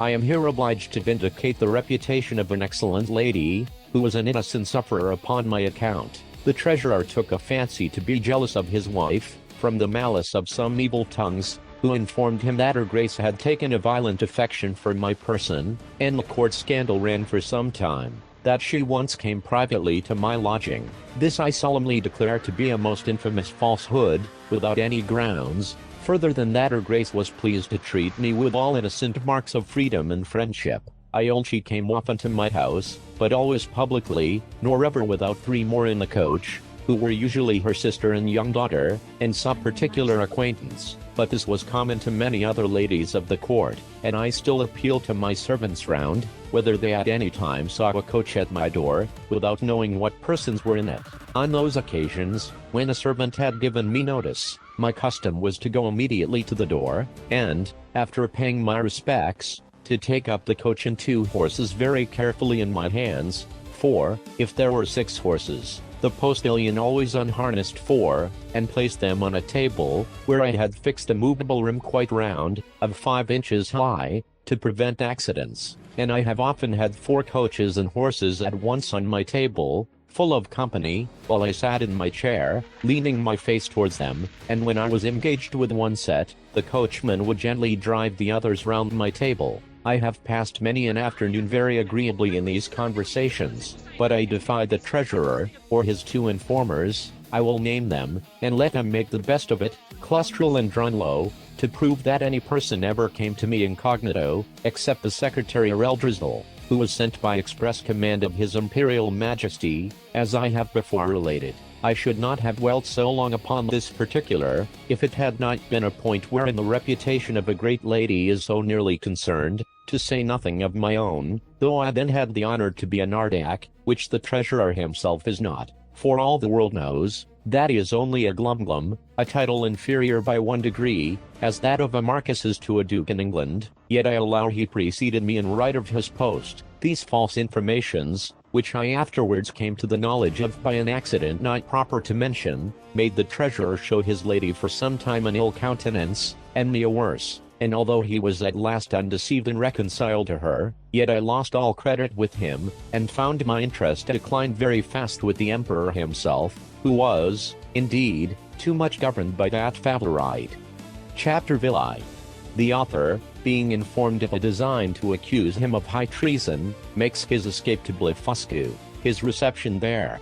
Before I proceed to give an account of my leaving this kingdom, it may be proper to inform the reader of a private intrigue which had been for 2 months forming against me. I had been hitherto, all my life, a stranger to courts, for which I was unqualified by the meanness of my condition. I had indeed heard and read enough of the dispositions of great princes and ministers, but never expected to have found such terrible effects of them, in so remote a country, governed, as I thought, by very different maxims from those in Europe. When I was just preparing to pay my attendance on the Emperor of Blefuscu, a considerable person at court, to whom I had been very serviceable, at a time when he lay under the highest displeasure of his Imperial Majesty, came to my house very privately at night, in a close chair, and, without sending his name, desired admittance. The chairmen were dismissed. I put the chair, with his lordship in it, into my coat pocket, and, giving orders to a trusty servant, to say I was indisposed and gone to sleep, I fastened the door of my house, placed the chair on the table, according to my usual custom, and sat down by it. After the common salutations were over, observing his lordship's countenance full of concern, and inquiring into the reason, he desired I would hear him with patience, in a matter that highly concerned my honor and my life. His speech was to the following effect, for I took notes of it as soon as he left me. You are to know, said he, that several committees of council have been lately called, in the most private manner, on your account, and it is but 2 days since his majesty came to a full resolution.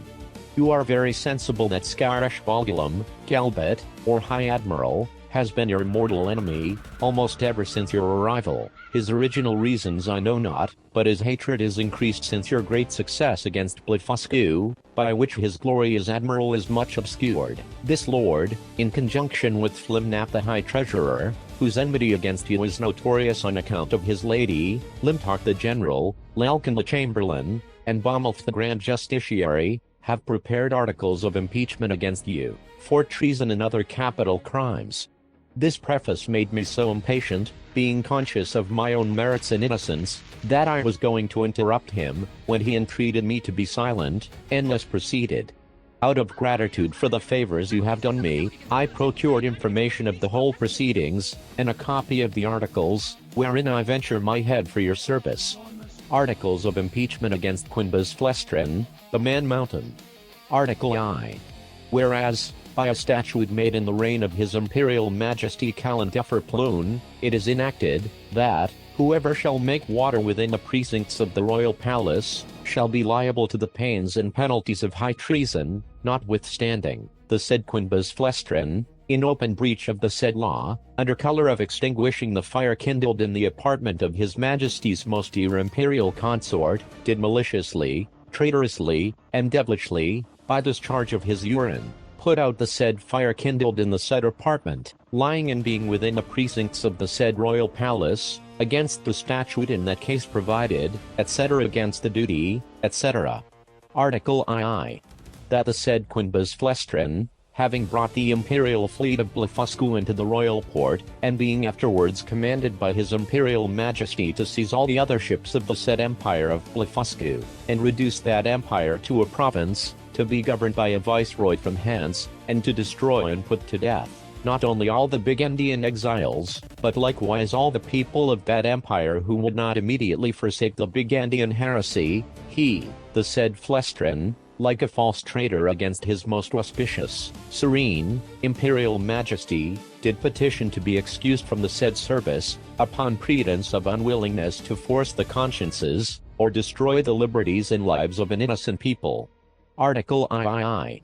That, whereas certain ambassadors arrived from the court of Blefuscu, to sue for peace in His Majesty's court, he, the said Flestrin, did, like a false traitor, aid, abet, comfort, and divert, the said ambassadors, although he knew them to be servants to a prince who was lately an open enemy to His Imperial Majesty, and in an open war against his said Majesty. Article IV. That the said Quinbus Flestrin, contrary to the duty of a faithful subject, is now preparing to make a voyage to the court and empire of Blefuscu, for which he has received only verbal license from His Imperial Majesty, and, under color of the said license, does falsely and traitorously intend to take the said voyage, and thereby to aid, comfort, and abet the Emperor of Blefuscu, so lately an enemy, and in open war with His Imperial Majesty aforesaid. There are some other articles, but these are the most important, of which I have read you an abstract. In the several debates upon this impeachment, it must be confessed that His Majesty gave many marks of his great lenity, often urging the services you had done him, and endeavoring to extenuate your crimes. The Treasurer and Admiral insisted that you should be put to the most painful and ignominious death, by setting fire to your house at night, and the General was to attend with 20,000 men, armed with poisoned arrows, to shoot you on the face and hands. Some of your servants were to have private orders to strew a poisonous juice on your shirts and sheets, which would soon make you tear your own flesh, and die in the utmost torture. The general came into the same opinion, so that for a long time there was a majority against you, but His Majesty resolving, if possible, to spare your life, at last brought off the Chamberlain. Upon this incident, Reldresdal, Principal Secretary for Private Affairs, who always approved himself your true friend, was commanded by the Emperor to deliver his opinion, which he accordingly did, and therein justified the good thoughts you have of him. He allowed your crimes to be great, but that still there was room for mercy, the most commendable virtue in a prince, and for which His Majesty was so justly celebrated. He said, the friendship between you and him was so well known to the world, that perhaps the most honorable board might think him partial. However, in obedience to the command he had received, he would freely offer his sentiments, that if His Majesty, in consideration of your services, and pursuant to his own merciful disposition, would please to spare your life, and only give orders to put out both your eyes, he humbly conceived, that by this expedient justice might in some measure be satisfied, and all the world would applaud the lenity of the Emperor, as well as the fair and generous proceedings of those who have the honor to be his counselors, that the loss of your eyes would be no impediment to your bodily strength, by which you might still be useful to His Majesty, that blindness is an addition to courage, by concealing dangers from us, that the fear you had for your eyes was the greatest difficulty in bringing over the enemy's fleet, and it would be sufficient for you to see by the eyes of the ministers, since the greatest princes do no more.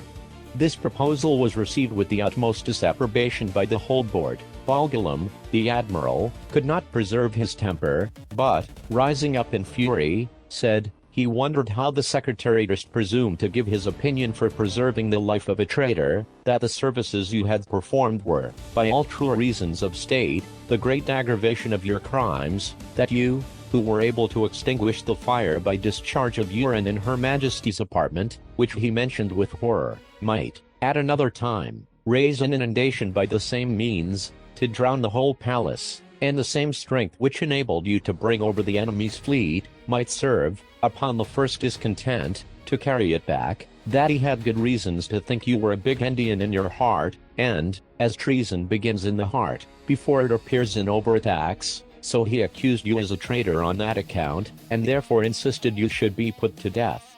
The treasurer was of the same opinion. He showed to what straits His Majesty's revenue was reduced, by the charge of maintaining you, which would soon grow insupportable, that the secretary's expedient of putting out your eyes, was so far from being a remedy against this evil, that it would probably increase it, as is manifest from the common practice of blinding some kind of fowls, after which they fed the faster, and grew sooner fat, that His Sacred Majesty and the Council, who are your judges, were, in their own consciences, fully convinced of your guilt, which was a sufficient argument to condemn you to death, without the formal proofs required by the strict letter of the law. But His Imperial Majesty, fully determined against capital punishment, was graciously pleased to say, that since the council thought the loss of your eyes too easy a censure, some other way may be inflicted hereafter, and your friend the secretary, humbly desiring to be heard again, in answer to what the treasurer had objected, concerning the great charge His Majesty was at in maintaining you, said, that His Excellency, who had the sole disposal of the Emperor's revenue, might easily provide against that evil, by gradually lessening your establishment, by which, for want of sufficient food, you would grow weak and faint, and lose your appetite, and consequently, decay, and consume in a few months. Neither would the stench of your carcass be then so dangerous, when it should become more than half diminished, and immediately upon your death 5 or 6 thousand of His Majesty's subjects might, in 2 or 3 days, cut your flesh from your bones, take it away by cartloads, and bury it in distant parts, to prevent infection, leaving the skeleton as a monument of admiration to posterity. Thus, by the great friendship of the secretary, the whole affair was compromised. It was strictly enjoined, that the project of starving you by degrees should be kept a secret, but the sentence of putting out your eyes was entered on the books, none dissenting, except Balgalam the admiral, who, being a creature of the Empress, was perpetually instigated by Her Majesty to insist upon your death, she having borne perpetual malice against you, on account of that infamous and illegal method you took to extinguish the fire in her apartment. In 3 days your friend the secretary will be directed to come to your house, and read before you the articles of impeachment, and then to signify the great lenity in favor of His Majesty and Council, whereby you are only condemned to the loss of your eyes, which His Majesty does not question you will gratefully and humbly submit to, and 20 of His Majesty's surgeons will attend, in order to see the operation well performed, by discharging very sharp-pointed arrows into the balls of your eyes, as you lie on the ground. I leave to your prudence what measures you will take, and to avoid suspicion, I must immediately return in as private a manner as I came. His lordship did so, and I remained alone, under many doubts and perplexities of mind. It was a custom introduced by this prince and his ministry, very different, as I have been assured, from the practice of former times, that after the court had decreed any cruel execution, either to gratify the monarch's resentment, or the malice of a favorite, the emperor always made a speech to his whole council, expressing his great lenity and tenderness, as qualities known and confessed by all the world. This speech was immediately published throughout the kingdom, nor did anything terrify the people so much as those encomiums on His Majesty's mercy, because it was observed, that the more these praises were enlarged and insisted on, the more inhuman was the punishment, and the sufferer more innocent. Yet, as to myself, I must confess, having never been designed for a courtier, either by my birth or education, I was so ill a judge of things, that I could not discover the lenity in favor of this sentence, but conceived it, perhaps erroneously, rather to be rigorous than gentle. I sometimes thought of standing my trial, for, although I could not deny the facts alleged in the several articles, yet I hoped they would admit of some extenuation. But having in my life perused many state trials, which I ever observed to terminate as the judges thought fit to direct, I durst not rely on so dangerous a decision, in so critical a juncture, and against such powerful enemies. Once I was strongly bent upon resistance, For, while I had liberty, the whole strength of that empire could hardly subdue me, and I might easily with stones pelt the metropolis to pieces, but I soon rejected that project with horror, by remembering the oath I had made to the emperor, the favors I received from him, and the high title of Nardek he conferred upon me. Neither had I so soon learned the gratitude of courtiers, to persuade myself, that His Majesty's present severities acquitted me of all past obligations.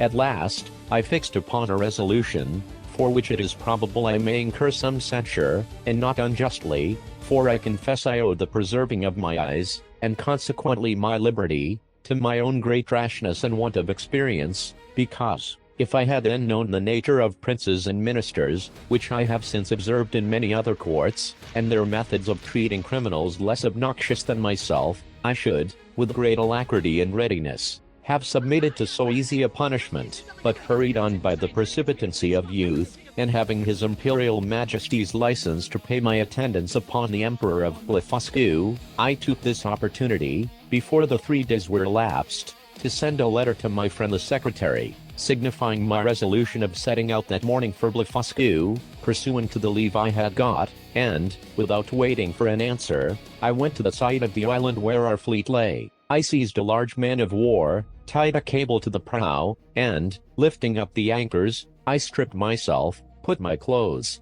together with my coverlet, which I carried under my arm, into the vessel, and, drawing it after me, between wading and swimming arrived at the royal port of Blefuscu, where the people had long expected me. They lent me 2 guides to direct me to the capital city, which is of the same name. I held them in my hands, till I came within 200 yards of the gate, and desired them to signify my arrival to one of the secretaries, and let him know, I there awaited His Majesty's command. I had an answer in about an hour, that His Majesty, attended by the royal family, and great officers of the court, was coming out to receive me. I advanced 100 yards, the Emperor and his train alighted from their horses, the Empress and ladies from their coaches, and I did not perceive they were in any fright or concern. I lay on the ground to kiss His Majesty's and the Empress's hands. I told His Majesty, that I was come according to my promise, and with the license of the Emperor my master, to have the honor of seeing so mighty a monarch, and to offer him any service in my power, consistent with my duty to my own prince, not mentioning a word of my disgrace, because I had hitherto no regular information of it, and might suppose myself wholly ignorant of any such design. Neither could I reasonably conceive that the Emperor would discover the secret, while I was out of his power, wherein, however, it soon appeared I was deceived. I shall not trouble the reader with a particular account of my reception at this court, which was suitable to the generosity of so great a prince, nor of the difficulties I was in for want of a house and bed, being forced to lie on the ground, wrapped up in my coverlet.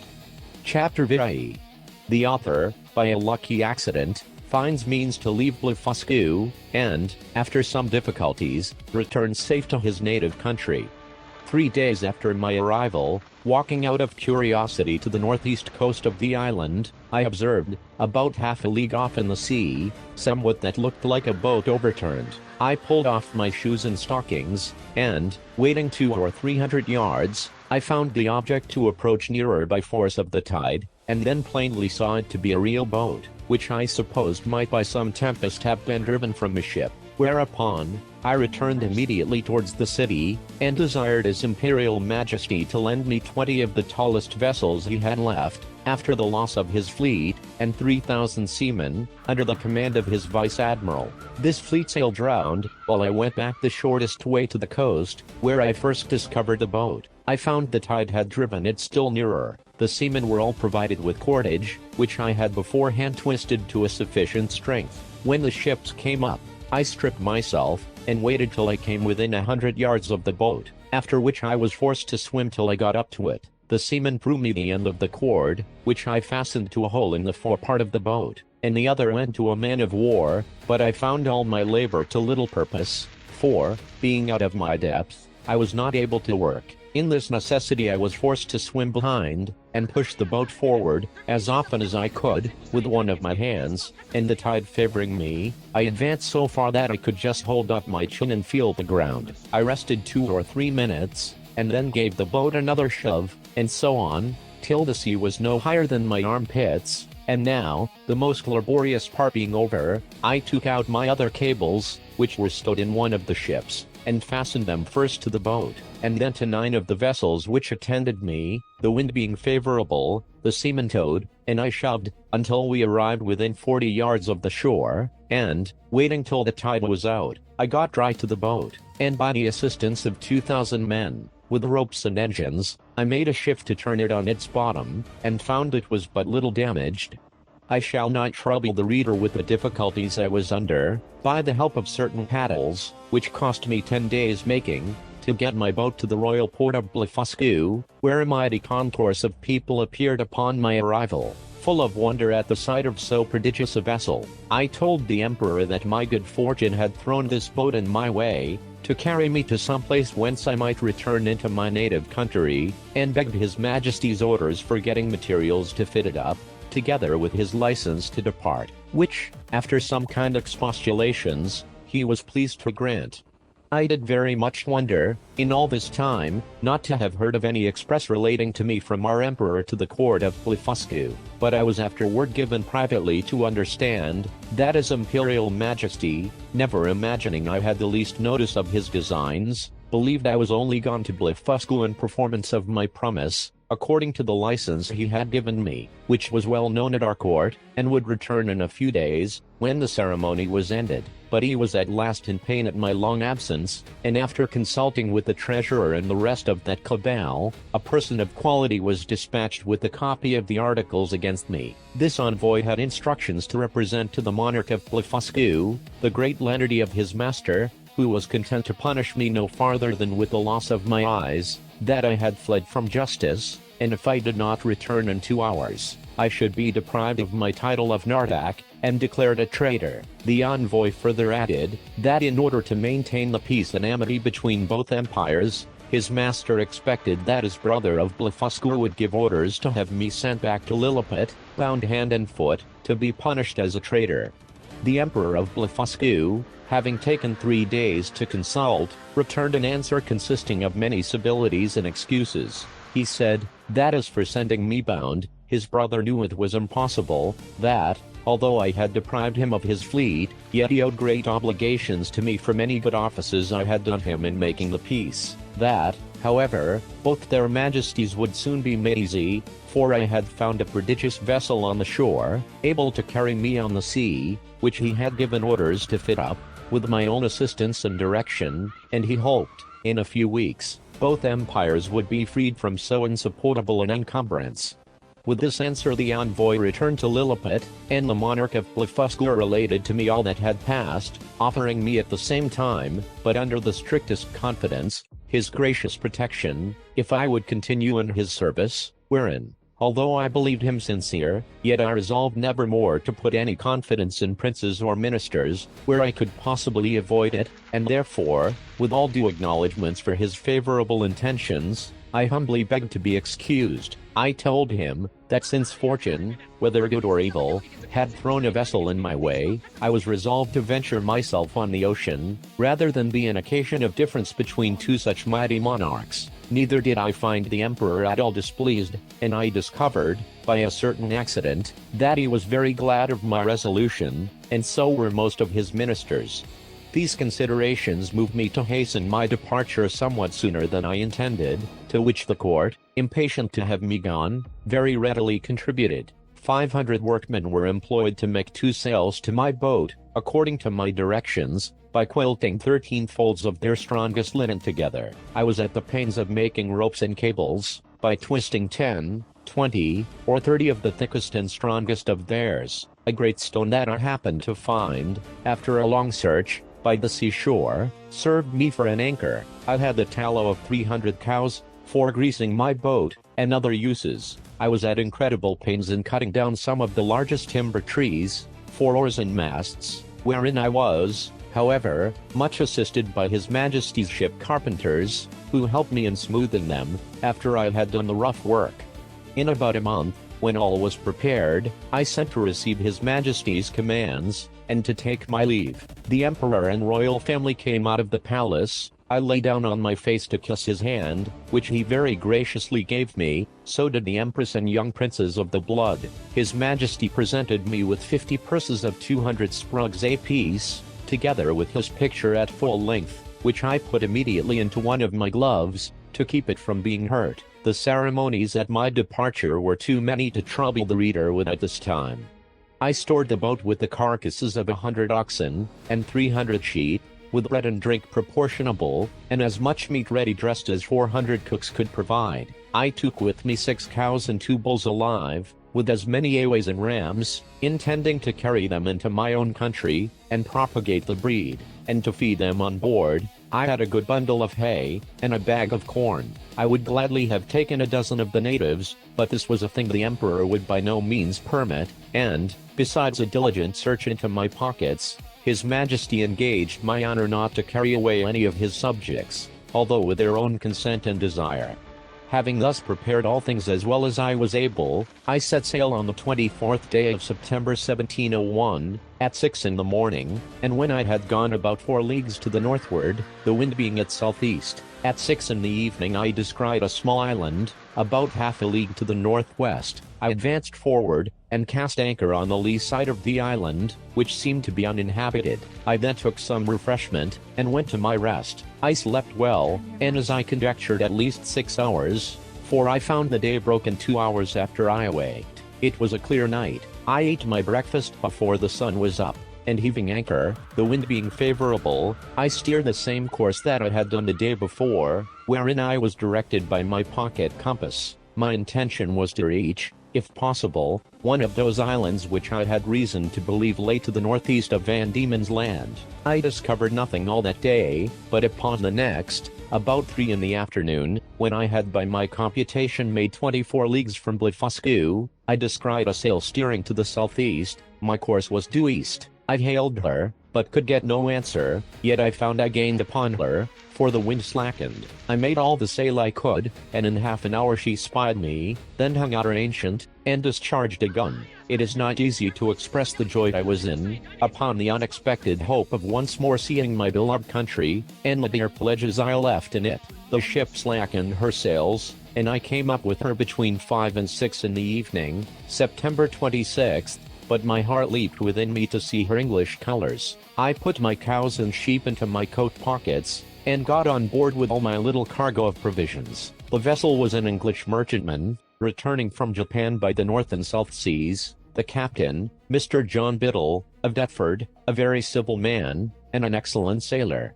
We were now in the latitude of 30 degrees south. There were about 50 men in the ship, and here I met an old comrade of mine, one Peter Williams, who gave me a good character to the captain. This gentleman treated me with kindness, and desired I would let him know what place I came from last, and whither I was bound, which I did in a few words, but he thought I was raving, and that the dangers I underwent had disturbed my head. Whereupon I took my black cattle and sheep out of my pocket, which, after great astonishment, clearly convinced him of my veracity. I then showed him the gold given me by the Emperor of Blefuscu, together with His Majesty's picture at full length, and some other rarities of that country. I gave him 2 purses of 200 sprugs each, and promised, when we arrived in England, to make him a present of a cow and a sheep big with young.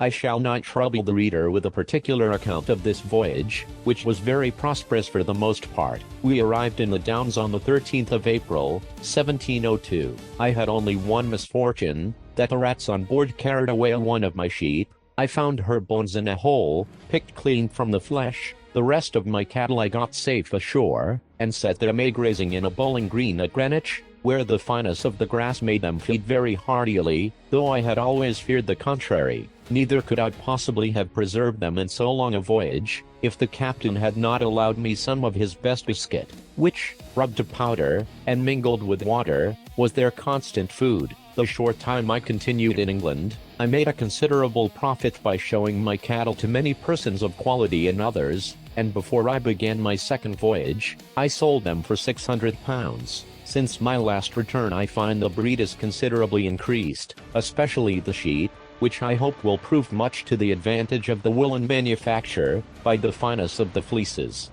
I stayed but 2 months with my wife and family, for my insatiable desire of seeing foreign countries would suffer me to continue no longer. I left £1,500 with my wife, and fixed her in a good house at Redriff. My remaining stock I carried with me, part in money and part in goods, in hopes to improve my fortunes. My eldest uncle John had left me an estate in land, near Epping, of about £30 a year, and I had a long lease of the Blackpool and Fetter Lane, which yielded me as much more, so that I was not in any danger of leaving my family upon the parish. My son Johnny, named so after his uncle, was at the grammar school, and a towardly child. My daughter Betty, who is now well married, and has children, was then at her needlework. I took leave of my wife, and boy and girl, with tears on both sides, and went on board the Adventure, a merchant ship of 300 tons, bound for Surat, Captain John Nicholas, of Liverpool, commander. But my account of this voyage must be referred to the second part of my travels. Part I, a voyage to Brobdingnag. Chapter I. A great storm described, the longboat sent to fetch water, the author goes with it to discover the country, he is left on shore, is seized by one of the natives, and carried to a farmer's house, his reception, with several accidents that happened there, a description of the inhabitants.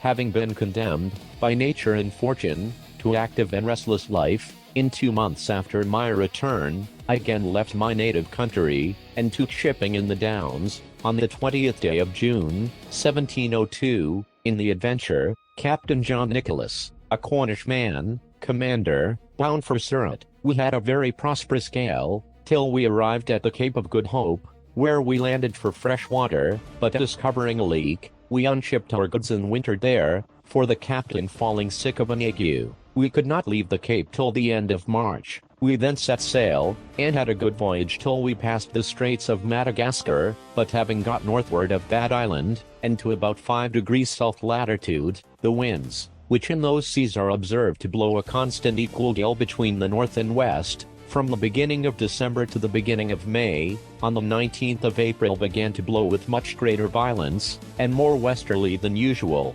continuing so for 20 days together, during which time, we were driven a little to the east of the Moluccan Islands, and about 3 degrees northward of the line, as our captain found by an observation he took the 2nd of May, at which time the wind ceased, and it was a perfect calm, whereat I was not a little rejoiced, but he, being a man well experienced in the navigation of those seas, bid us all prepare against a storm, which accordingly happened the day following, for the southern wind, called the southern monsoon, began to set in.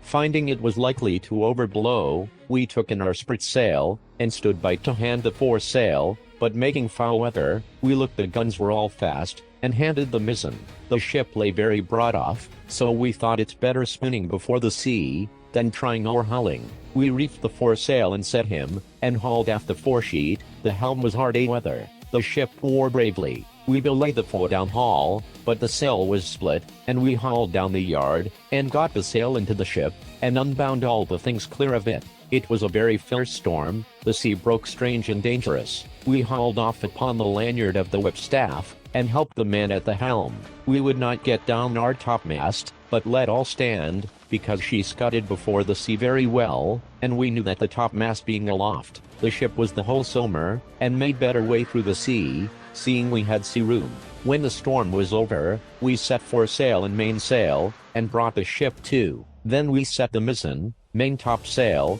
and the foretopsail. Our course was east-northeast, the wind was at southwest. We got the starboard tacks aboard, we cast off our weather braces and lifts, we set in the lee braces, and hauled forward by the weather bullings, and hauled them tight, and belayed them, and hauled over the mizzen tack to windward, and kept her full in by as near as she would lie.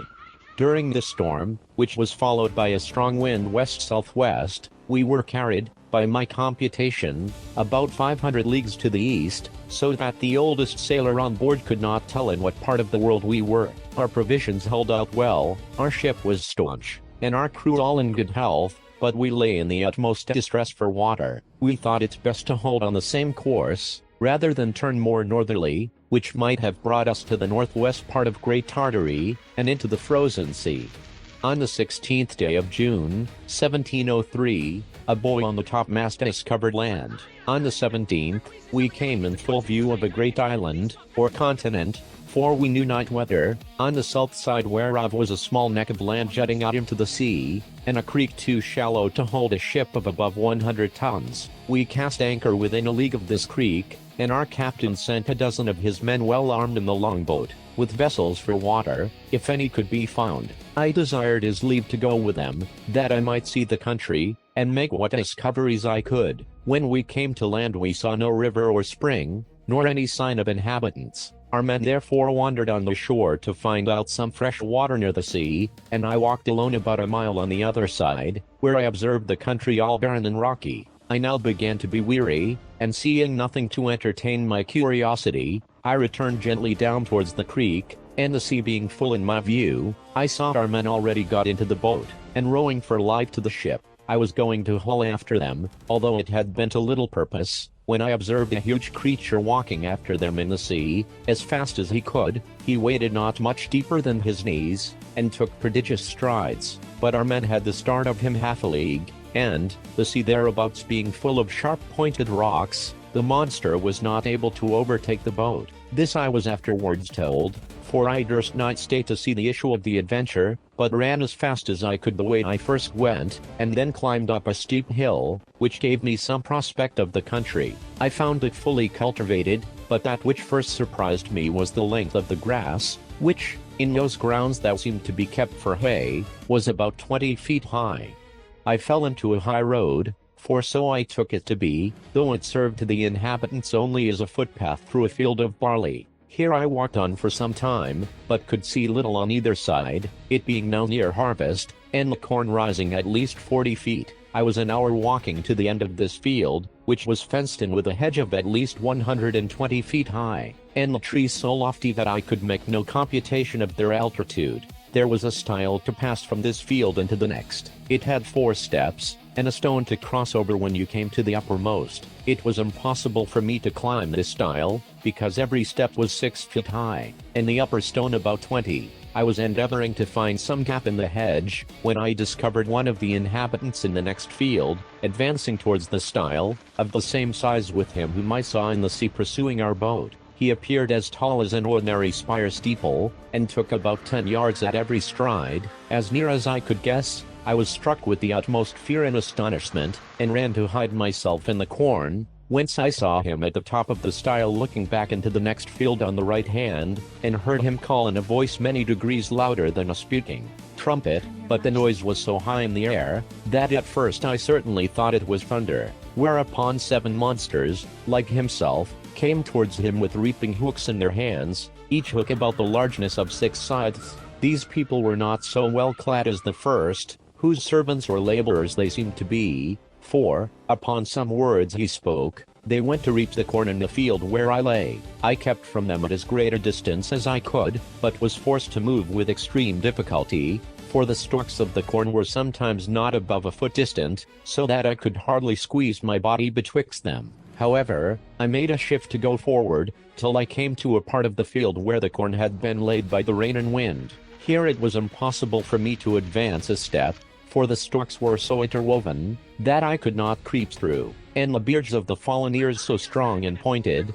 that they pierced through my clothes into my flesh. At the same time I heard the reapers not 100 yards behind me. Being quite dispirited with toil, and wholly overcome by grief and despair, I lay down between 2 ridges, and heartily wished I might there end my days. I bemoaned my desolate widow and fatherless children. I lamented my own folly and wilfulness, in attempting a second voyage, against the advice of all my friends and relations. In this terrible agitation of mind, I could not forbear thinking of Lilliput, whose inhabitants looked upon me as the greatest prodigy that ever appeared in the world, where I was able to draw an imperial fleet in my hand, and perform those other actions, which will be recorded forever in the chronicles of that empire, while posterity shall hardly believe them, although attested by millions. I reflected what a mortification it must prove to me, to appear as inconsiderable in this nation, as one single Lilliputian would be among us, but this I conceived was to be the least of my misfortunes.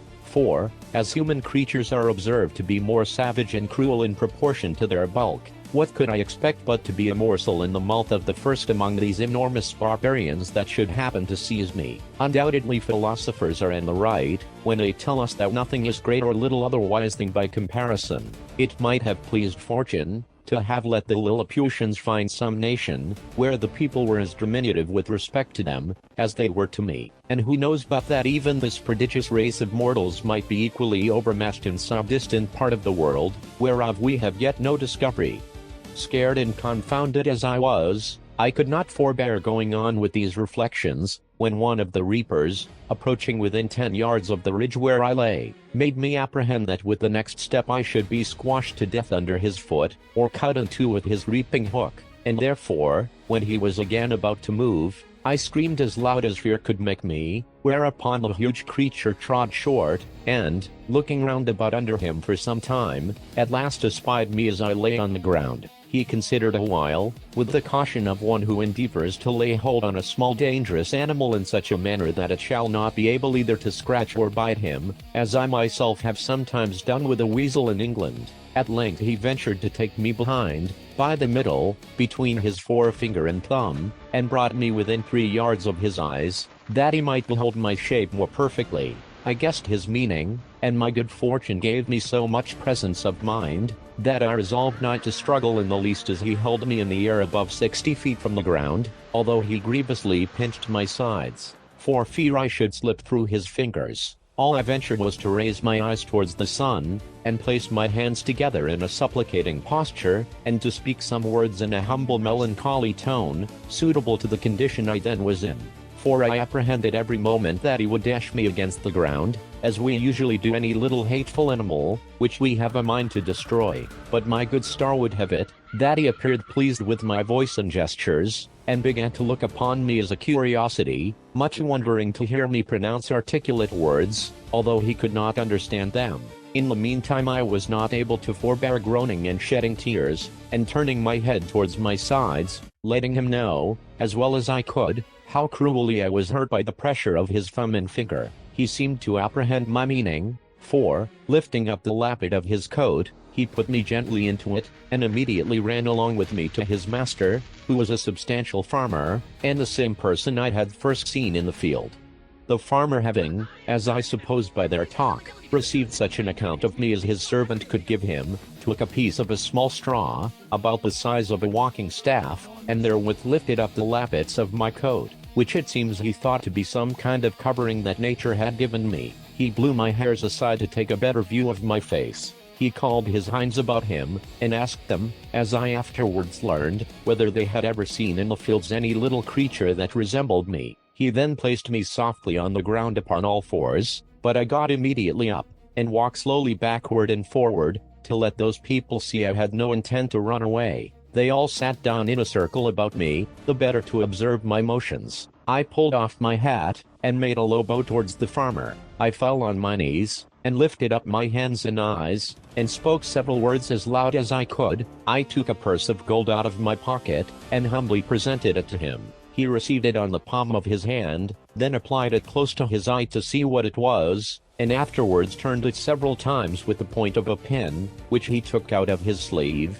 but could make nothing of it. Whereupon I made a sign that he should place his hand on the ground. I then took the purse, and, opening it, poured all the gold into his palm. There were 6 Spanish pieces of 4 pistoles each, beside 20 or 30 smaller coins. I saw him with the tip of his little finger upon his tongue, and take up one of my largest pieces, and then another, but he seemed to be wholly ignorant what they were. He made me a sign to put them again into my purse, and the purse again into my pocket, which, after offering it to him several times, I thought it best to do. The farmer, by this time, was convinced I must be a rational creature. He spoke often to me, but the sound of his voice pierced my ears like that of a water mill, yet his words were articulate enough. I answered as loud as I could in several languages, and he often laid his ear within 2 yards of me, but all in vain, for we were wholly unintelligible to each other. He then sent his servants to their work, and taking his handkerchief out of his pocket, he doubled and spread it on his left hand, which he placed flat on the ground with the palm upward, making me a sign to step into it, as I could easily do, for it was not above a foot in thickness. I thought it my part to obey, and, for fear of falling, laid myself at full length upon the handkerchief, with the remainder of which he lapped me up to the head for further security, and in this manner carried me home to his house. There he called his wife, and showed me to her, but she screamed and ran back, as women in England do at the sight of a toad or a spider. However,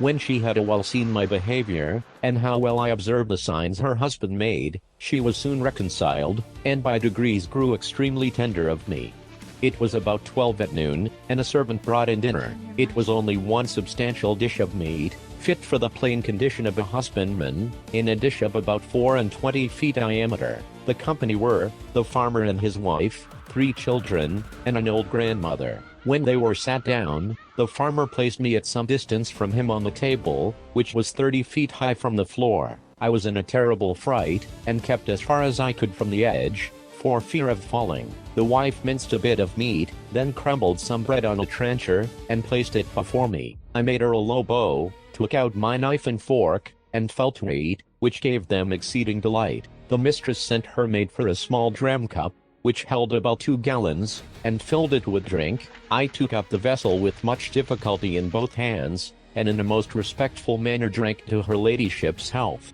expressing the words as loud as I could in English, which made the company laugh so heartily, that I was almost deafened with the noise. This liquor tasted like a small cider, and was not unpleasant. Then the master made me a sign to come to his trencher side, but as I walked on the table, being in great surprise all the time, as the indulgent reader will easily conceive and excuse, I happened to stumble against a crust, and fell flat on my face, but received no hurt. I got up immediately, and observing the good people to be in much concern, I took my hat, which I held under my arm out of good manners, and waving it over my head, made 3 huzzas, to show I had got no mischief by my fall. But advancing forward towards my master, as I shall henceforth call him, his youngest son, who sat next to him, an arch boy of about 10 years old, took me up by the legs, and held me so high in the air, that I trembled every limb. But his father snatched me from him, and at the same time gave him such a box on the left ear, as would have felled an European troop of horse to the earth, ordering him to be taken from the table. But being afraid the boy might owe me a spite, and well remembering how mischievous all children among us naturally are to sparrows, rabbits, young kittens, and puppy dogs, I fell on my knees, and pointing to the boy, made my master to understand, as well as I could, that I desired his son might be pardoned. The father complied, and the lad took his seat again, whereupon I went to him, and kissed his hand, which my master took, and made him stroke me gently with it. In the midst of dinner, my mistress's favorite cat leaped into her lap. I heard a noise behind me like that of a dozen stocking weavers at work, and turning my head, I found it proceeded from the purring of that animal, who seemed to be 3 times larger than an ox, as I computed by the view of her head, and one of her paws, while her mistress was feeding and stroking her. The fierceness of this creature's countenance altogether discomposed me, though I stood at the farther end of the table, above 50 feet off, and although my mistress held her fast, for fear she might give a spring, and seize me in her talons, but it happened there was no danger, for the cat took not the least notice of me when my master placed me within 3 yards of her, and as I have been always told, and found true by experience in my travels, that flying or discovering fear before a fierce animal, is a certain way to make it pursue or attack you, so I resolved, in this dangerous juncture, to show no manner of concern. I walked with intrepidity 5 or 6 times before the very head of the cat, and came within half a yard of her, whereupon she drew herself back, as if she were more afraid of me. I had less apprehension concerning the dogs, whereof 3 or 4 came into the room, as it is usual in farmers' houses, one of which was a mastiff, equal in bulk to 4 elephants, and another a greyhound, somewhat taller than the mastiff, but not so large. When dinner was almost done, the nurse came in with a child of a year old in her arms, who immediately spied me, and began a squall that you might have heard from London Bridge to Chelsea, after the usual oratory of infants, to get me for a plaything. The mother, out of pure indulgence, took me up, and put me towards the child, who presently seized me by the middle, and got my head into his mouth, where I roared so loud that the urchin was frighted, and let me drop, and I should infallibly have broke my neck, if the mother had not held her apron under me. The nurse, to quiet her babe, made use of a rattle, which was a kind of hollow vessel filled with great stones, and fastened by a cable to the child's waist, but all in vain, so that she was forced to apply the last remedy by giving it suck. I must confess no object ever disgusted me so much as the sight of her monstrous breast, which I cannot tell what to compare with, so as to give the curious reader an idea of its bulk, shape, and color. It stood prominent 6 feet, and could not be less than 16 in circumference. The nipple was about half the bigness of my head, and both of it and the dug, so varied with spots, pimples, and freckles, that nothing could appear more nauseous, for I had a near sight of her, she sitting down, the more conveniently to give suck, and I standing on the table. This made me reflect upon the fair skins of our English ladies, who appear so beautiful to us, only because they are of our own size, and their defects not to be seen but through a magnifying glass, where we find by experiment that the smoothest and whitest skins look rough, and coarse, and ill-colored.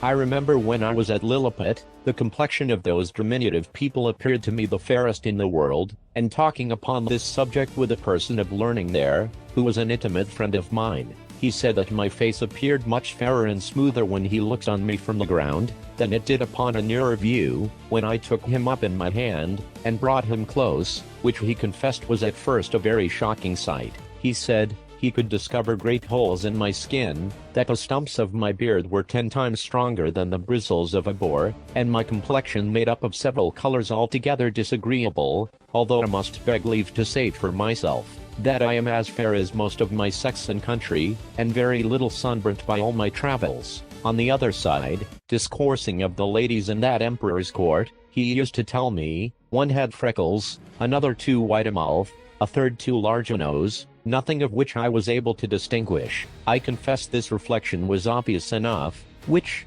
however, I could not forbear, lest the reader might think those vast creatures were actually deformed, for I must do them the justice to say, they are a comely race of people, and particularly the features of my master's countenance, although he was but a farmer, when I beheld him from the height of 60 feet, appeared very well proportioned.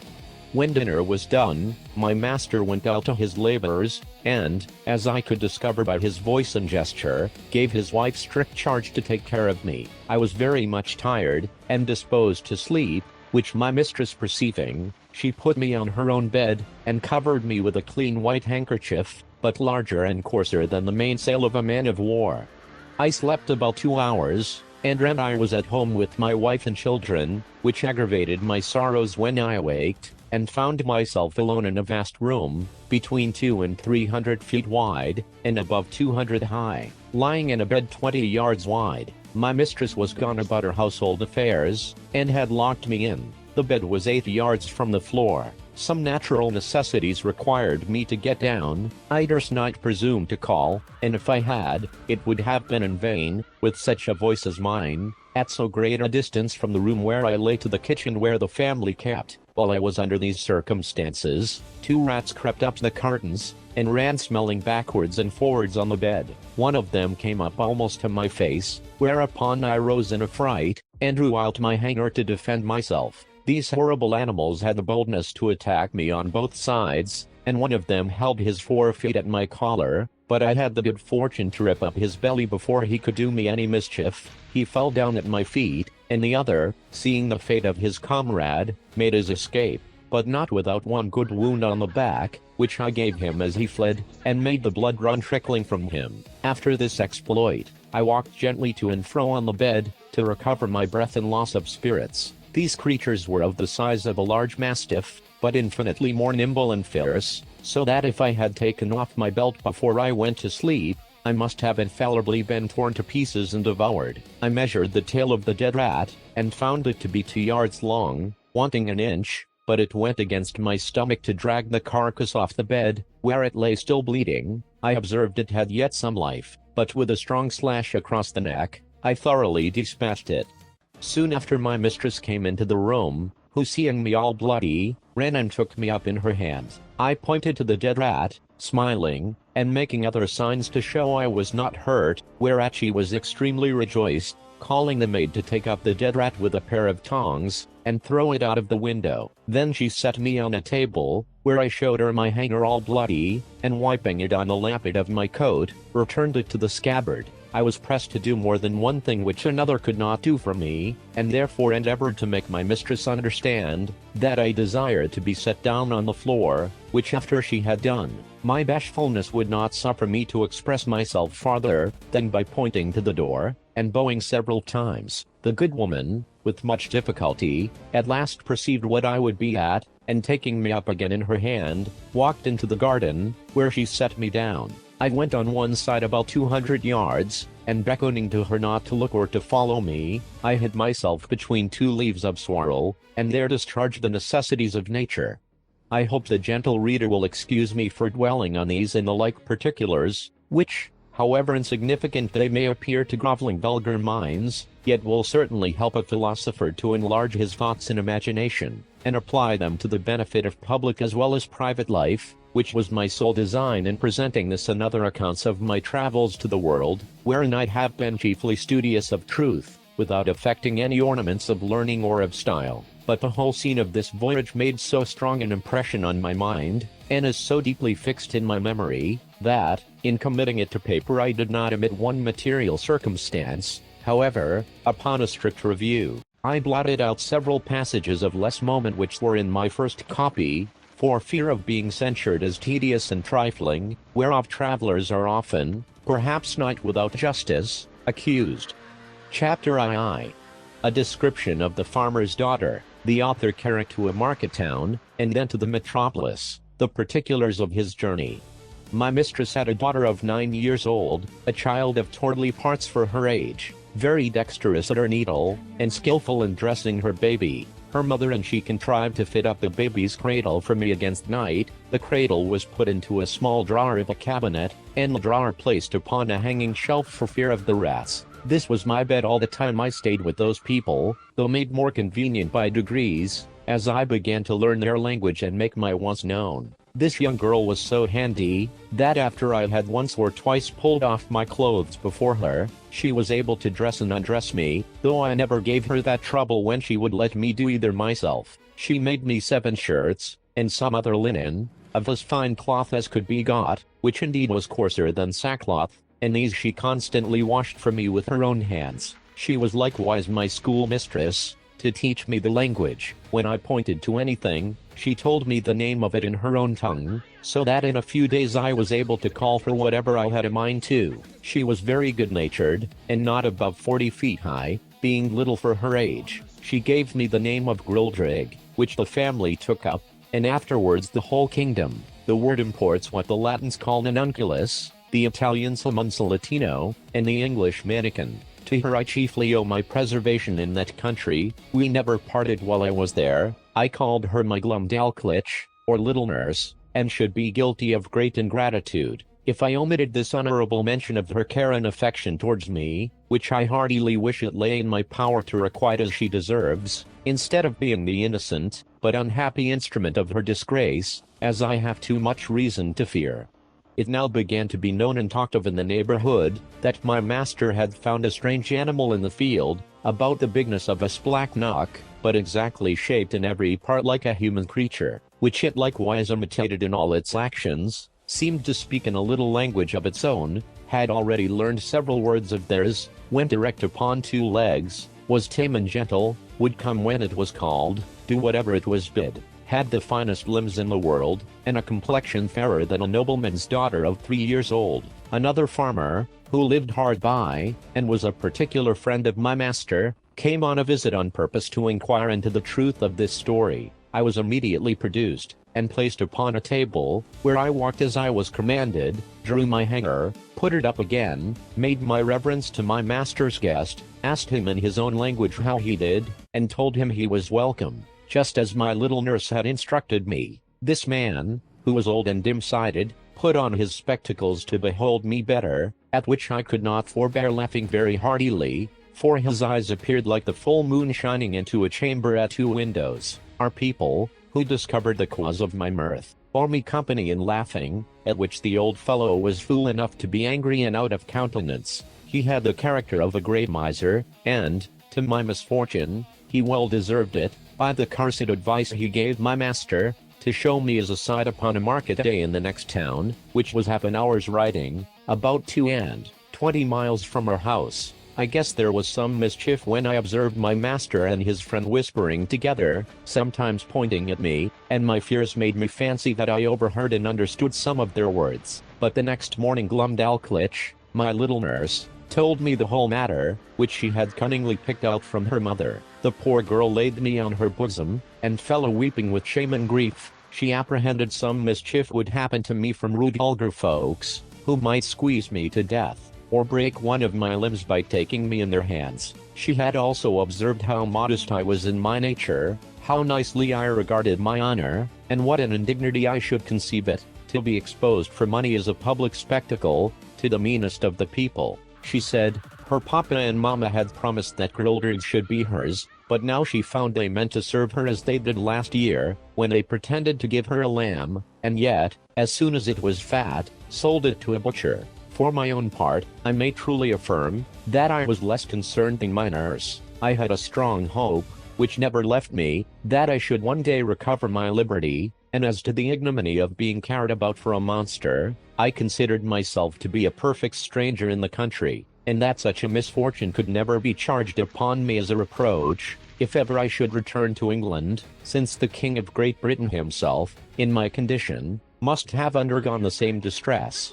My master, pursuant to the advice of his friend, carried me in a box the next market day to the neighboring town, and took along with him his little daughter, my nurse, upon a pillion behind him. The box was close on every side, with a little door for me to go in and out, and a few gimlet holes to let in air. The girl had been so careful as to put the quilt of her baby's bed into it, for me to lie down on. However, I was terribly shaken and discomposed in this journey, though it was but of half an hour, for the horse went about 40 feet at every step and trotted so high, that the agitation was equal to the rising and falling of a ship in a great storm, but much more frequent. Our journey was somewhat farther than from London to St. Albans. My master alighted at an inn which he used to frequent, and after consulting a while with the innkeeper, and making some necessary preparations, he hired the Graltrud, or crier, to give notice through the town of a strange creature to be seen at the sign of the Green Eagle, not so big as a splachnock, an animal in that country very finely shaped, about 6 feet long, and in every part of the body resembling a human creature, could speak several words, and perform 100 diverting tricks. I was placed upon a table in the largest room of the inn, which might be near 300 feet square. My little nurse stood on a low stool close to the table, to take care of me, and direct what I should do. My master, to avoid a crowd, would suffer only 30 people at a time to see me. I walked about on the table as the girl commanded. She asked me questions, as far as she knew my understanding of the language reached, and I answered them as loud as I could. I turned about several times to the company, paid my humble respects, said they were welcome, and used some other speeches I had been taught. I took up a thimble filled with liquor, which Glumdalclitch had given me for a cup, and drank their health. I drew out my hanger, and flourished with it after the manner of fencers in England. My nurse gave me a part of a straw, which I exercised as a pike, having learnt the art in my youth. I was that day shown to 12 sets of company, and as often forced to act over again the same fopperies, till I was half dead with weariness and vexation, for those who had seen me made such wonderful reports, that the people were ready to break down the doors to come in. My master, for his own interest, would not suffer anyone to touch me except my nurse, and to prevent danger, benches were set round the table at such a distance as to put me out of everybody's reach. However, an unlucky schoolboy aimed a hazelnut directly at my head, which very narrowly missed me, otherwise it came with so much violence, that it would have infallibly knocked out my brains, for it was almost as large as a small pumpkin. But I had the satisfaction to see the young rogue well beaten, and turned out of the room. My master gave public notice that he would show me again the next market day, and in the meantime he prepared a convenient vehicle for me, which he had reason enough to do, for I was so tired with my first journey, and with entertaining company for 8 hours together, that I could hardly stand upon my legs, or speak a word. It was at least 3 days before I recovered my strength, and that I might have no rest at home. All the neighboring gentlemen from 100 miles round, hearing of my fame, came to see me at my master's own house. There could not be fewer than 30 persons with their wives and children, for the country is very populous, and my master demanded the rate of a full room whenever he showed me at home, although it were only to a single family, so that for some time I had but little ease every day of the week, except Wednesday, which is their Sabbath, although I were not carried to the town. My master, finding how profitable I was likely to be, resolved to carry me to the most considerable cities of the kingdom. Having therefore provided himself with all things necessary for a long journey, and settled his affairs at home, he took leave of his wife, and upon the 17th of August, 1703, about 2 months after my arrival, we set out for the metropolis, situated near the middle of that empire, and about 3,000 miles distance from our house. My master made his daughter Glumdalclitch ride behind him. She carried me on her lap, in a box tied about her waist. The girl had lined it on all sides with the softest cloth she could get, well quilted underneath, furnished it with her baby's bed, provided me with linen and other necessaries, and made everything as convenient as she could. We had no other company but a boy of the house, who rode after us with the luggage. My master's design was to show me in all the towns by the way, and to step out of the road for 50 or 100 miles, to any village, or person of quality's house, where he might expect custom. We made easy journeys, of not above 7 or 8 score miles a day, for Glumdalclitch, on purpose to spare me, complained she was tired with the trotting of the horse. She often took me out of my box, at my own desire, to give me air, and show me the country, but always held me fast by a leading string. We passed over 5 or 6 rivers, many degrees broader and deeper than the Nile or the Ganges, and there was hardly a rivulet so small as the Thames at London Bridge. We were 10 weeks in our journey, and I was shown in 18 large towns, besides many villages, and private families.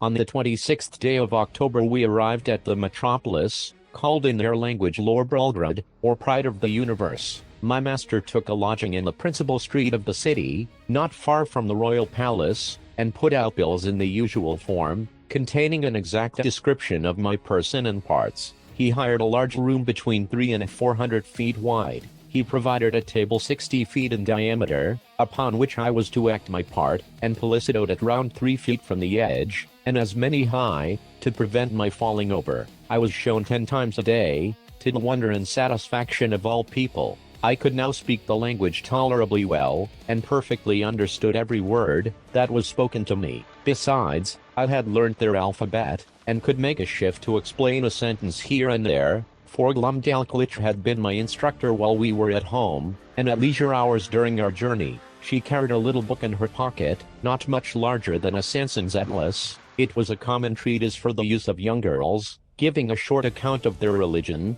Out of this she taught me my letters, and interpreted the words. Chapter III.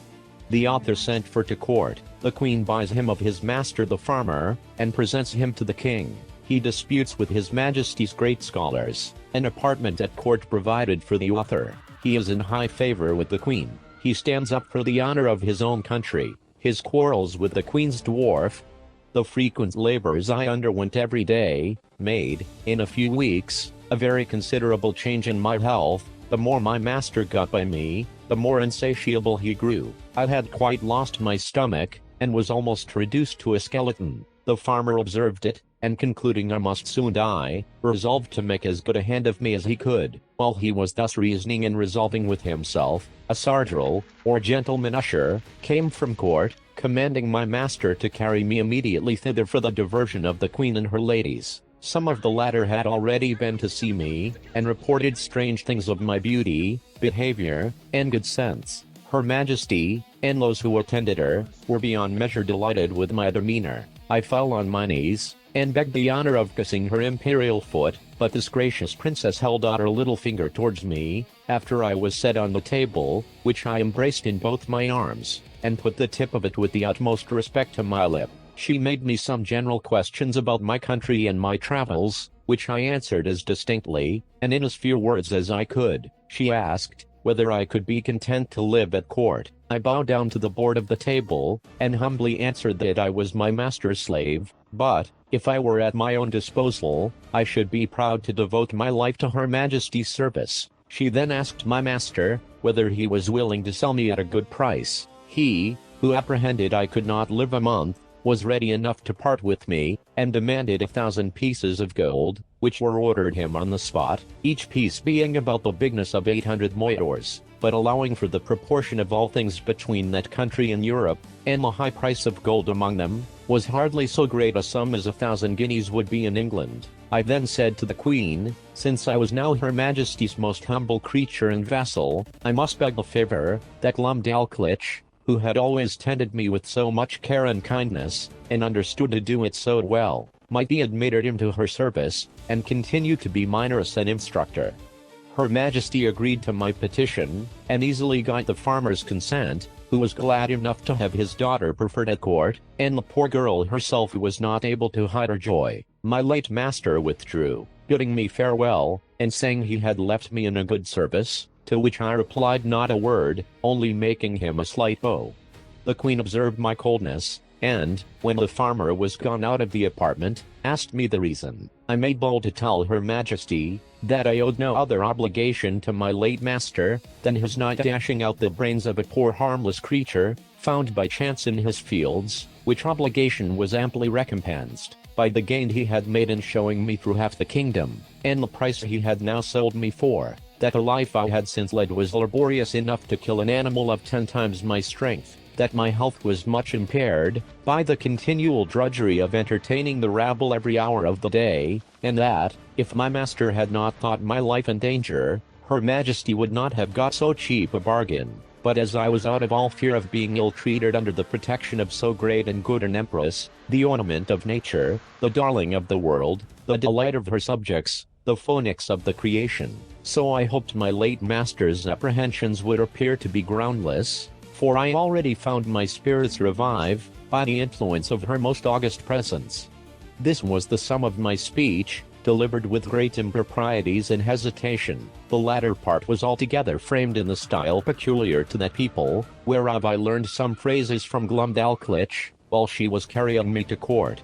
The Queen, giving great allowance for my defectiveness in speaking, was, however, surprised at so much wit and good sense in so diminutive an animal. She took me in her own hand, and carried me to the King, who was then retired to his cabinet. His Majesty, a prince of much gravity and austere countenance, not well observing my shape at first view, asked the Queen after a cold manner how long it was since she grew fond of his blacknock, for such it seems he took me to be, as I lay upon my breast in Her Majesty's right hand. But this princess, who has an infinite deal of wit and humor, set me gently on my feet upon a scrutoire, and commanded me to give His Majesty an account of myself, which I did in a very few words, and Glumdalclitch, who attended at the cabinet door, and could not endure I should be out of her sight, being admitted, confirmed all that had passed from my arrival at her father's house.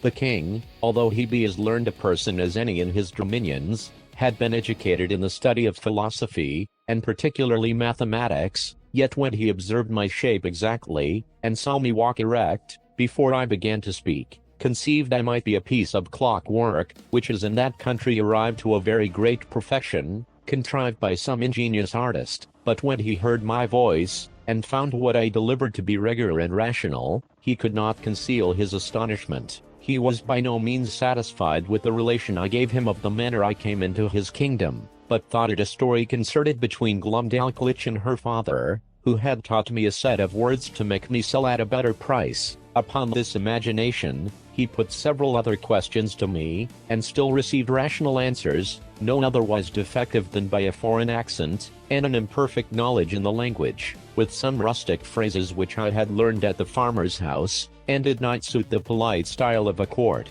His Majesty sent for 3 great scholars, who were then in their weekly waiting, according to the custom in that country. These gentlemen, after they had a while examined my shape with much nicety, were of different opinions concerning me. They all agreed that I could not be produced according to the regular laws of nature, because I was not framed with the capacity of preserving my life, either by swiftness, or climbing of trees, or digging holes in the earth. They observed by my teeth, which they viewed with great exactness, that I was a carnivorous animal, yet most quadrupeds being an overmatch for me, and field mice, with some others, too nimble. They could not imagine how I should be able to support myself, unless I fed upon snails and other insects, which they offered, by many learned arguments, to evince that I could not possibly do. One of these virtuosi seemed to think that I might be an embryo, or abortive birth, but this opinion was rejected by the other two, who observed my limbs to be perfect and finished,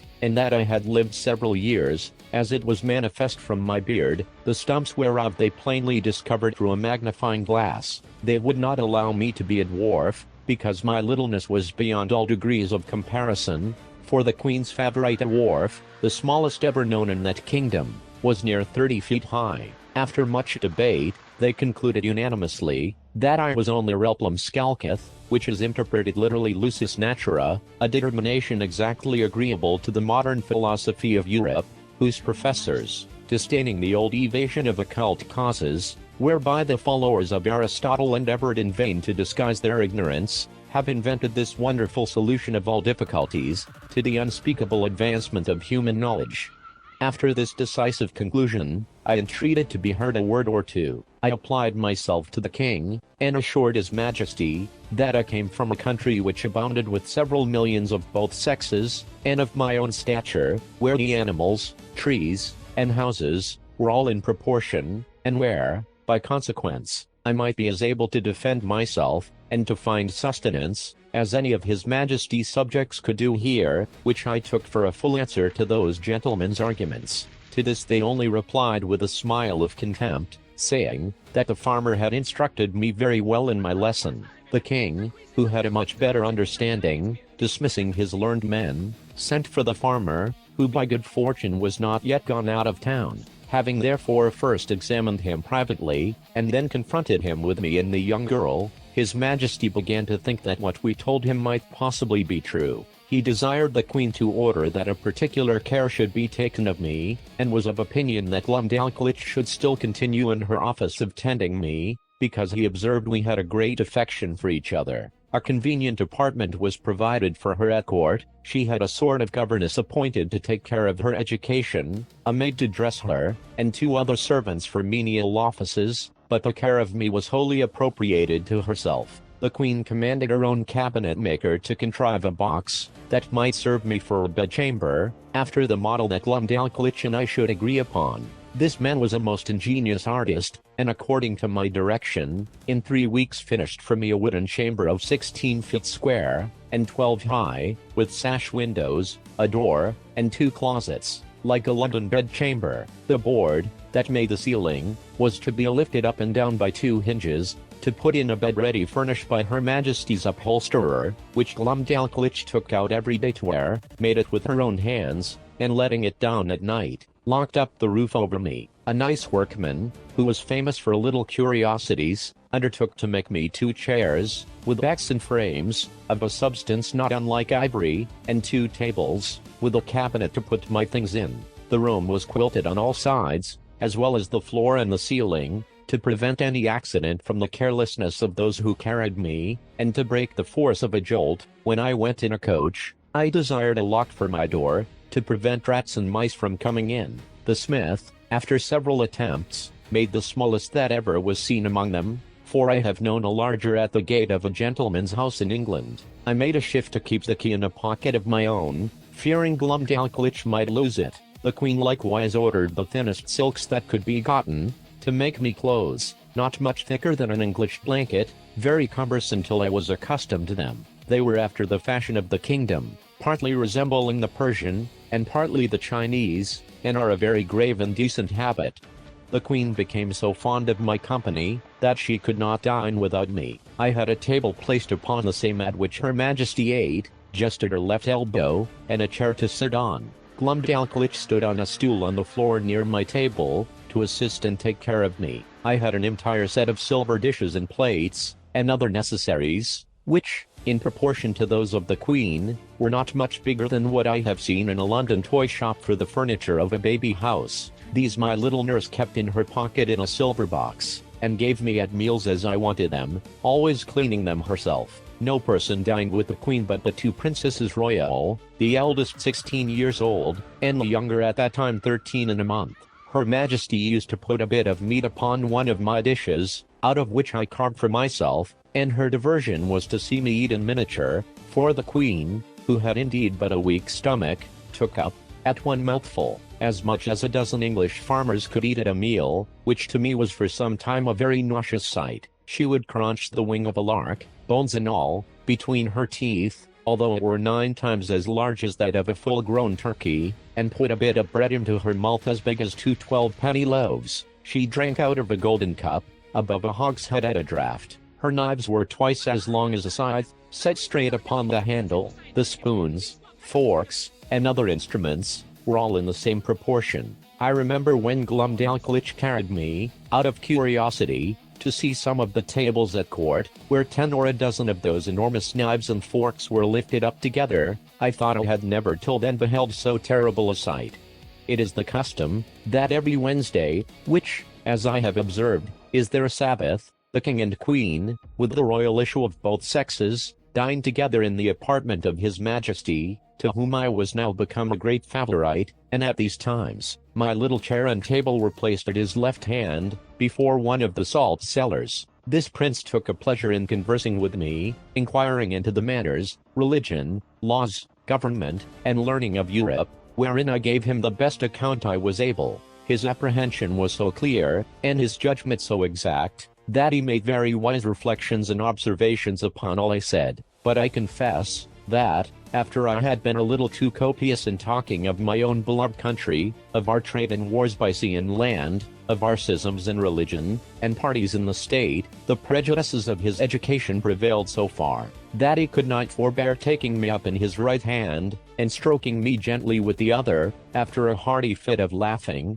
asked me, whether I was a Whig or Tory. Then turning to his first minister, who waited behind him with a white staff, near as tall as the mainmast of the royal sovereign, he observed how contemptible a thing was human grandeur, which could be mimicked by such diminutive insects as I. And yet, says he, I dare engage these creatures have their titles and distinctions of honor, they contrive little nests and burrows, that they call houses and cities, they make a figure in dress and equipage, they love, they fight, they dispute, they cheat, they betray. And thus he continued on, while my color came and went several times, with indignation, to hear our noble country, the mistress of arts and arms, the scourge of France, the arbitress of Europe, the seat of virtue, piety, honor, and truth, the pride and envy of the world, so contemptuously treated.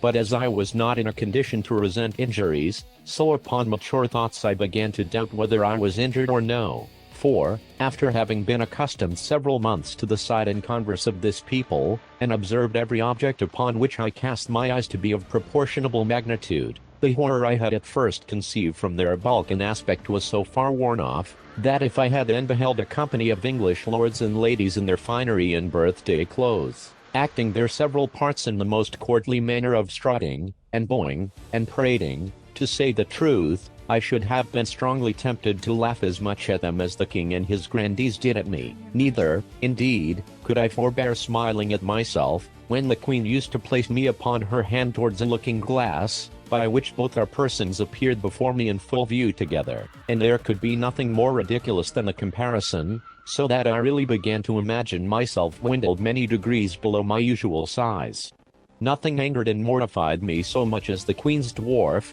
who being of the lowest stature that was ever in that country, for I verily think he was not full 30 feet high, became so insolent at seeing a creature so much beneath him, that he would always affect to swagger and look big as he passed by me in the queen's antechamber, while I was standing on some table talking with the lords or ladies of the court, and he seldom failed of a smart word or two upon my littleness, against which I could only revenge myself by calling him brother, challenging him to wrestle, and such repartees as are usually in the mouths of court pages. One day, at dinner, this malicious little cub was so nettled with something I had said to him, that, raising himself upon the frame of Her Majesty's chair, he took me up by the middle, as I was sitting down, not thinking any harm, and let me drop into a large silver bowl of cream, and then ran away as fast as he could. I fell over head and ears, and, if I had not been a good swimmer, it might have gone very hard with me, for Glumdalclitch in that instant happened to be at the other end of the room, and the queen was in such a fright, that she wanted presence of mind to assist me. But my little nurse ran to my relief, and took me out, after I had swallowed above a quart of cream. I was put to bed, however. I received no other damage than the loss of a suit of clothes, which was utterly spoiled. The dwarf was soundly whipped, and as a further punishment, forced to drink up the bowl of cream into which he had thrown me. Neither was he ever restored to favor, for soon after the queen bestowed him on a lady of high quality, so that I saw him no more, to my very great satisfaction, for I could not tell to what extremities such a malicious urchin might have carried his resentment. He had before served me a scurvy trick, which set the queen a laughing, although at the same time she was heartily vexed, and would have immediately cashiered him, if I had not been so generous as to intercede. Her Majesty had taken a marrow bone upon her plate, and, after knocking out the marrow, placed the bone again in the dish erect, as it stood before the dwarf, watching his opportunity, while Glumdalclich was gone to the sideboard, mounted a stool that she stood on to take care of me at meals, took me up in both hands, and squeezing my legs together, wedged them into the marrow bone above my waist, where I stuck for some time, and made a very ridiculous figure. I believe it was near a minute before anyone knew what was become of me, for I thought it below me to cry out, but, as princes seldom get their meat hot, my legs were not scalded, only my stockings and breeches in a sad condition. The dwarf, at my entreaty, had no other punishment than a sound whipping.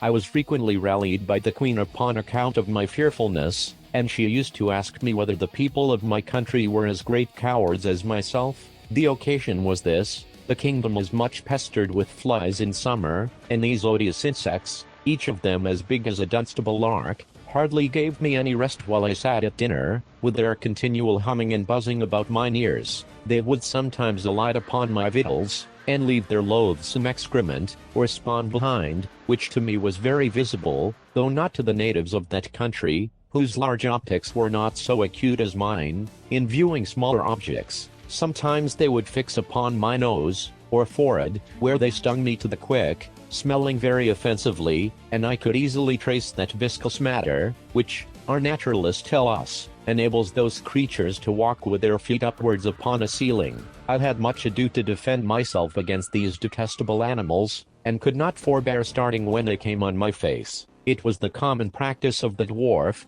to catch a number of these insects in his hand, as schoolboys do among us, and let them out suddenly under my nose, on purpose to frighten me, and divert the queen. My remedy was to cut them in pieces with my knife, as they flew in the air, wherein my dexterity was much admired.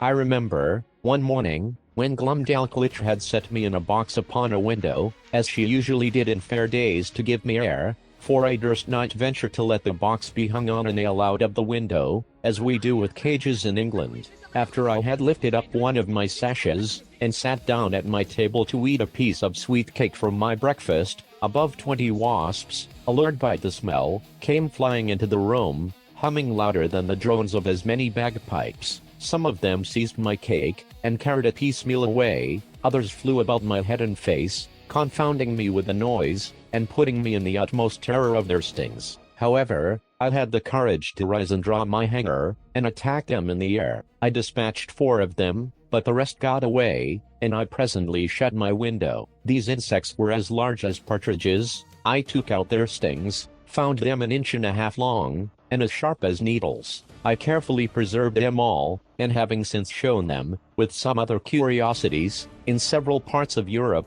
upon my return to England I gave 3 of them to Gresham College, and kept the 4th for myself. Chapter IV.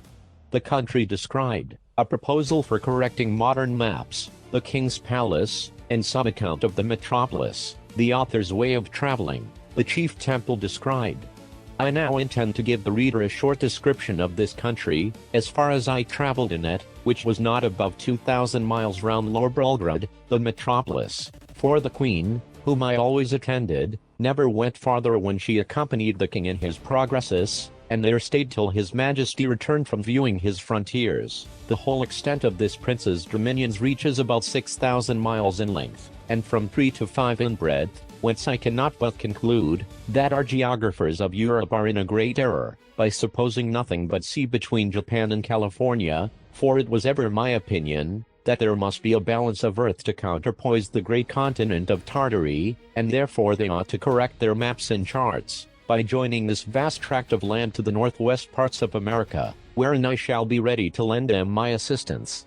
The kingdom is a peninsula, terminated to the northeast by a ridge of mountains 30 miles high, which are altogether impassable, by reason of the volcanoes upon the tops. Neither do the most learned know what sort of mortals inhabit beyond those mountains, or whether they be inhabited at all. On the 3 other sides, it is bounded by the ocean. There is not one seaport in the whole kingdom, and those parts of the coast into which the rivers issue, are so full of pointed rocks, and the sea generally so rough, that there is no venturing with the smallest of their boats, so that these people are wholly excluded from any commerce with the rest of the world. But the large rivers are full of vessels, and abound with excellent fish, for they seldom get any from the sea, because the sea fish are of the same size with those in Europe, and consequently not worth catching, whereby it is manifest, that nature, in the production of plants and animals of so extraordinary a bulk, is wholly confined to this continent, of which I leave the reasons to be determined by philosophers. However, now and then they take a whale that happens to be dashed against the rocks, which the common people feed on heartily. These whales I have known so large, that a man could hardly carry one upon his shoulders, and sometimes, for curiosity, they are brought in hampers to Lower Belgrade. I saw one of them in a dish at the king's table, which passed for a rarity, but I did not observe he was fond of it, for I think, indeed, the bigness disgusted him, although I have seen one somewhat larger in Greenland. The country is well inhabited, for it contains 51 cities, near 100 walled towns, and a great number of villages. To satisfy my curious reader, it may be sufficient to describe Lower Belgrade. This city stands upon almost 2 equal parts, on each side the river that passes through. It contains above 80,000 houses, and about 600,000 inhabitants. It is in length 3 glumglungs, which make about 54 English miles, and 2.5 in breadth, as I measured it myself in the royal map made by the king's order, which was laid on the ground on purpose for me, and extended 100 feet. I paced the diameter and circumference several times barefoot, and, computing by the scale, measured it pretty exactly. The king's palace is no regular edifice, but a heap of buildings, about 7 miles round. The chief rooms are generally 240 feet high, and broad and long in proportion. A coach was allowed to Glumdalclich and me, wherein her governess frequently took her out to see the town, or go among the shops, and I was always of the party, carried in my box, although the girl, at my own desire, would often take me out, and hold me in her hand, that I might more conveniently view the houses and the people, as we passed along the streets. I reckoned our coach to be about a square of Westminster Hall, but not altogether so high. However, I cannot be very exact. One day the governess ordered our coachman to stop at several shops, where the beggars, watching their opportunity, crowded to the sides of the coach, and gave me the most horrible spectacle that ever a European I beheld. There was a woman with a cancer in her breast, swelled to a monstrous size, full of holes, in 2 or 3 of which I could have easily crept, and covered my whole body. There was a fellow with a wound in his neck, larger than 5 wool packs, and another, with a couple of wooden legs, each about 20 feet high. But the most hateful sight of all, was the lice crawling on their clothes. I could see distinctly the limbs of these vermin with my naked eye, much better than those of a European louse through a microscope, and their snouts with which they rooted like swine. They were the first I had ever beheld, and I should have been curious enough to dissect one of them, if I had had proper instruments, which I unluckily left behind me in the ship, although, indeed, the sight was so nauseous, that it perfectly turned my stomach. Besides the large box in which I was usually carried, the Queen ordered a smaller one to be made for me, of about 12 feet square, and 10 high, for the convenience of traveling, because the other was somewhat too large for Glumdalclich's lap, and cumbersome in the coach. It was made by the same artist, whom I directed in the whole contrivance. This traveling closet was an exact square, with a window in the middle of 3 of the squares, and each window was latticed with iron wire on the outside, to prevent accidents in long journeys. On the 4th side, which had no window, 2 strong staples were fixed, through which the person that carried me, when I had a mind to be on horseback, put a leathern belt, and buckled it about his waist. This was always the office of some grave trusty servant, in whom I could confide, whether I attended the king and queen in their progresses, or were disposed to see the gardens, or pay a visit to some great lady or minister of state in the court, when Glumdalclitch happened to be out of order,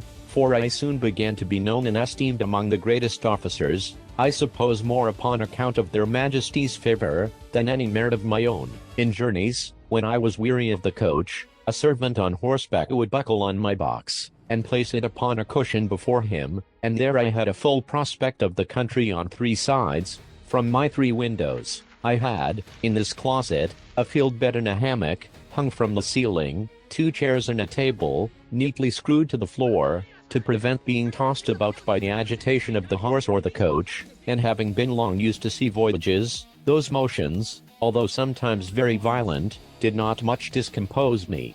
Whenever I had a mind to see the town, it was always in my traveling closet, which Glumdalclitch held in her lap in a kind of open sedan, after the fashion of the country, borne by 4 men, and attended by 2 others in the Queen's livery. The people, who had often heard of me, were very curious to crowd about the sedan, and the girl was complaisant enough to make the bearer stop, and to take me in her hand, that I might be more conveniently seen.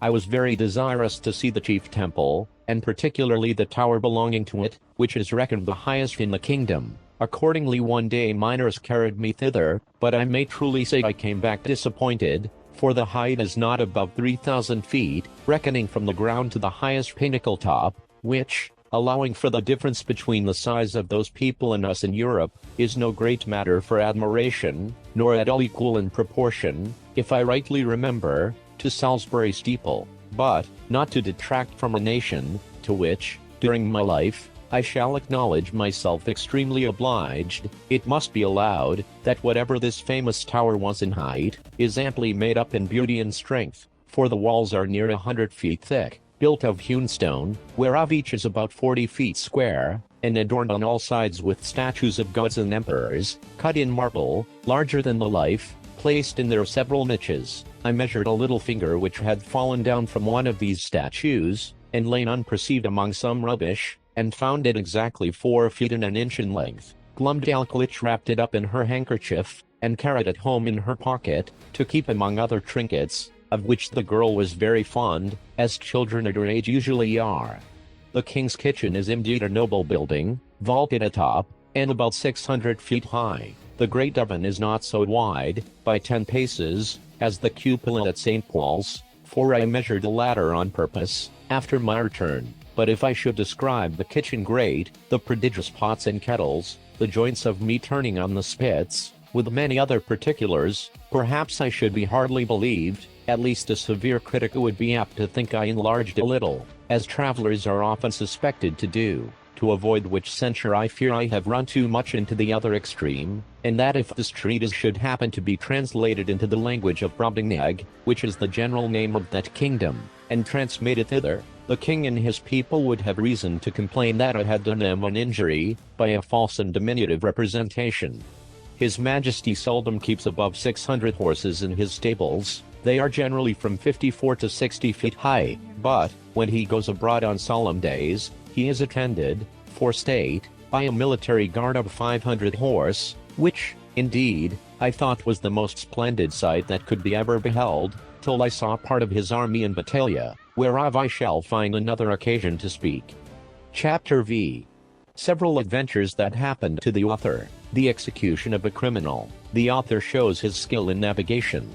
I should have lived happy enough in that country, if my littleness had not exposed me to several ridiculous and troublesome accidents, some of which I shall venture to relate. Glumdalclitch often carried me into the gardens of the court in my smaller box, and would sometimes take me out of it, and hold me in her hand, or set me down to walk. I remember, before the dwarf left the Queen, he followed us one day into those gardens, and miners having set me down, he and I being close together, near some dwarf apple trees, I must needs show my wit, by a silly allusion between him and the trees, which happens to hold in their language as it is in ours. Whereupon, the malicious rogue, watching his opportunity, when I was walking under one of them, shook it directly over my head, by which a dozen apples, each of them near as large as a Bristol barrel, came tumbling about my ears. One of them hit me on the back as I chanced to stoop, and knocked me down flat on my face, but I received no other hurt,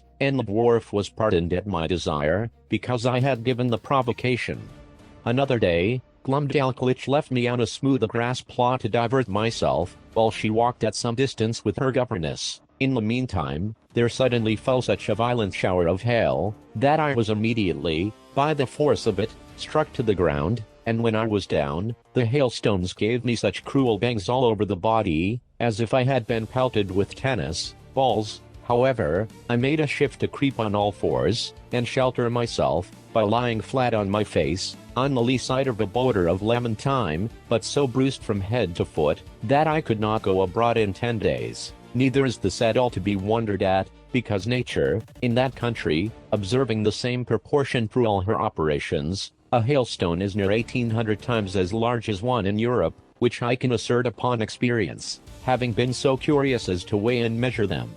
But a more dangerous accident happened to me in the same garden, when my little nurse, believing she had put me in a secure place, which I often entreated her to do, that I might enjoy my own thoughts, and having left my box at home, to avoid the trouble of carrying it, went to another part of the garden with her governess and some ladies of her acquaintance. While she was absent, and out of hearing, a small white spaniel that belonged to one of the chief gardeners, having got by accident into the garden, happened to range near the place where I lay. The dog, following the scent, came directly up, and taking me in his mouth, ran straight to his master, wagging his tail, and set me gently on the ground. By good fortune he had been so well taught, that I was carried between his teeth without the least hurt, or even tearing my clothes. But the poor gardener, who knew me well, and had a great kindness for me, was in a terrible fright. He gently took me up in both his hands, and asked me how I did, but I was so amazed and out of breath,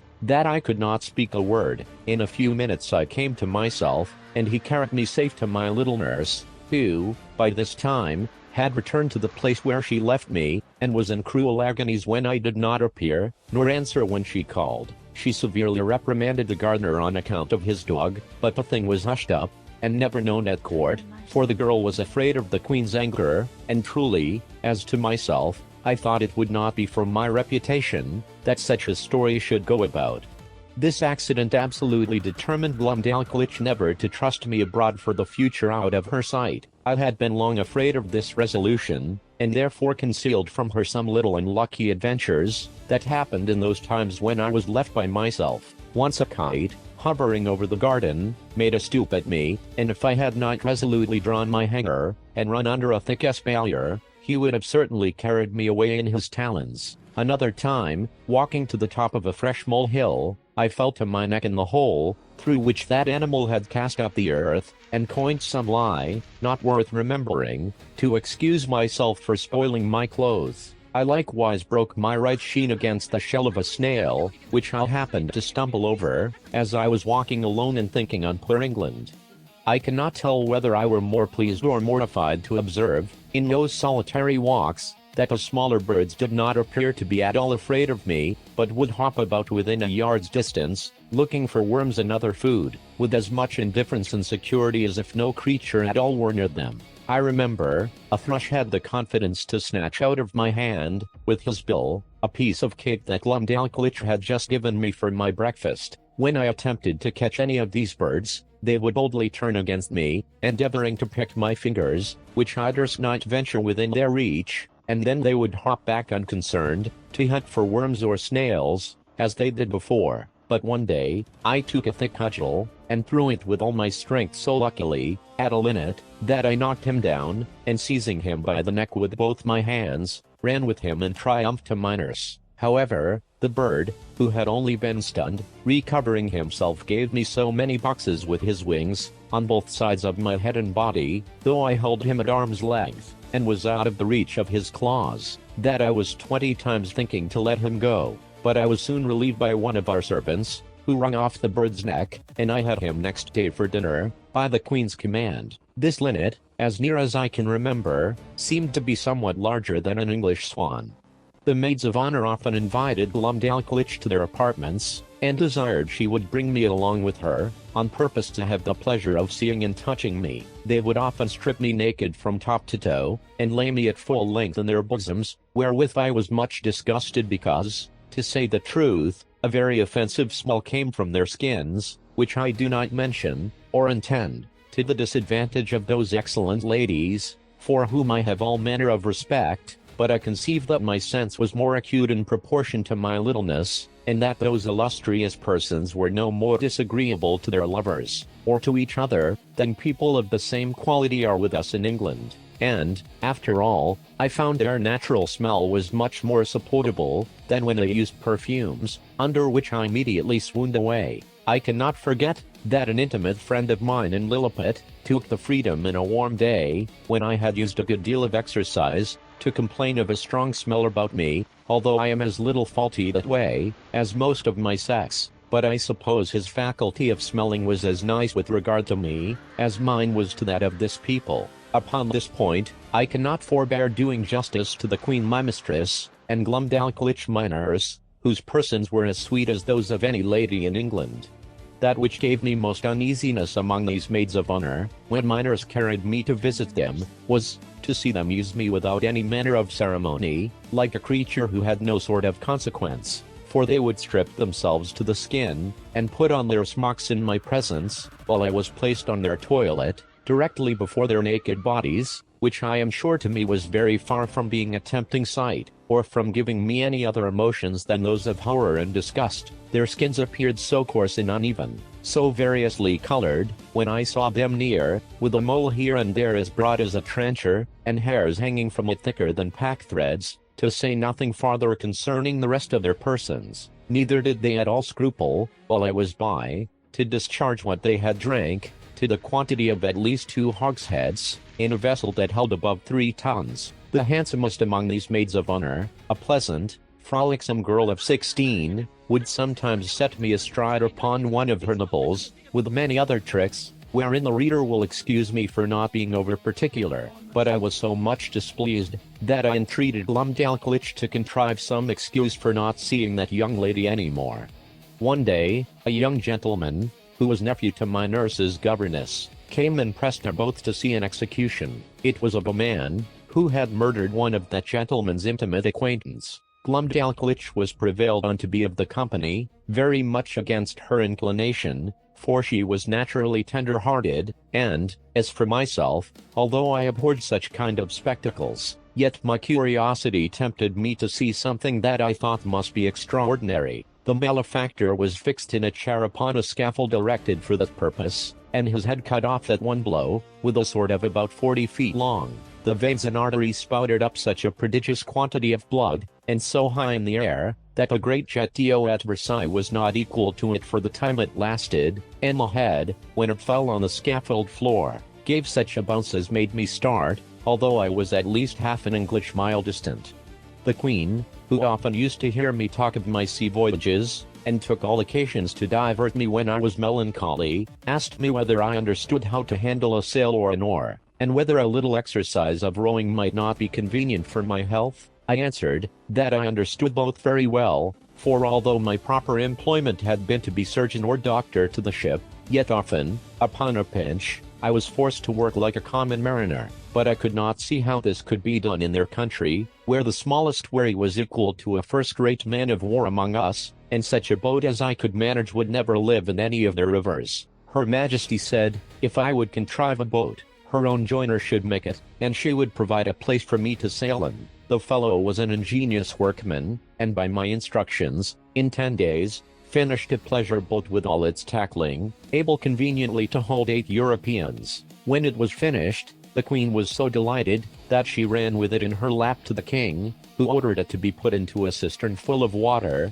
with me in it, by way of trial, where I could not manage my 2 sculls, or little oars, for want of room. But the Queen had before contrived another project. She ordered the joiner to make a wooden trough of 300 feet long, 50 broad, and 8 deep, which, being well pitched, to prevent leaking, was placed on the floor, along the wall, in an outer room of the palace. It had a cock near the bottom to let out the water, when it began to grow stale, and 2 servants could easily fill it in half an hour. Here I often used to row for my own diversion, as well as that of the Queen and her ladies, who thought themselves well entertained with my skill and agility. Sometimes I would put up my sail, and then my business was only to steer, while the ladies gave me a gale with their fans, and, when they were weary, some of their pages would blow my sail forward with their breath, while I showed my art by steering starboard or larboard as I pleased. When I had done, Glumdalclitch always carried back my boat into her closet, and hung it on a nail to dry. In this exercise I once met an accident, which had like to have cost me my life, for, one of the pages having put my boat into the trough, the governess who attended Glumdalclitch very officiously lifted me up, to place me in the boat, but I happened to slip through her fingers, and should infallibly have fallen down 40 feet upon the floor, if, by the luckiest chance in the world, I had not been stopped by a corking pin that stuck in the good gentlewoman's stomacher, the head of the pin passing between my shirt and the waistband of my breeches, and thus I was held by the middle in the air, till Glumdalclitch ran to my relief. Another time, one of the servants, whose office it was to fill my trough every third day with fresh water, was so careless as to let a huge frog, not perceiving it, slip out of his pail. The frog lay concealed till I was put into my boat, but then, seeing a resting place, climbed up, and made it lean so much on one side, that I was forced to balance it with all my weight on the other, to prevent overturning. When the frog was got in, it hopped at once half the length of the boat, and then over my head, backward and forward, daubing my face and clothes with its odious slime. The largeness of its features made it appear the most deformed animal that can be conceived. However, I desired Glumdalclitch to let me deal with it alone. I banged it a good while with one of my sculls, and at last forced it to leap out of the boat.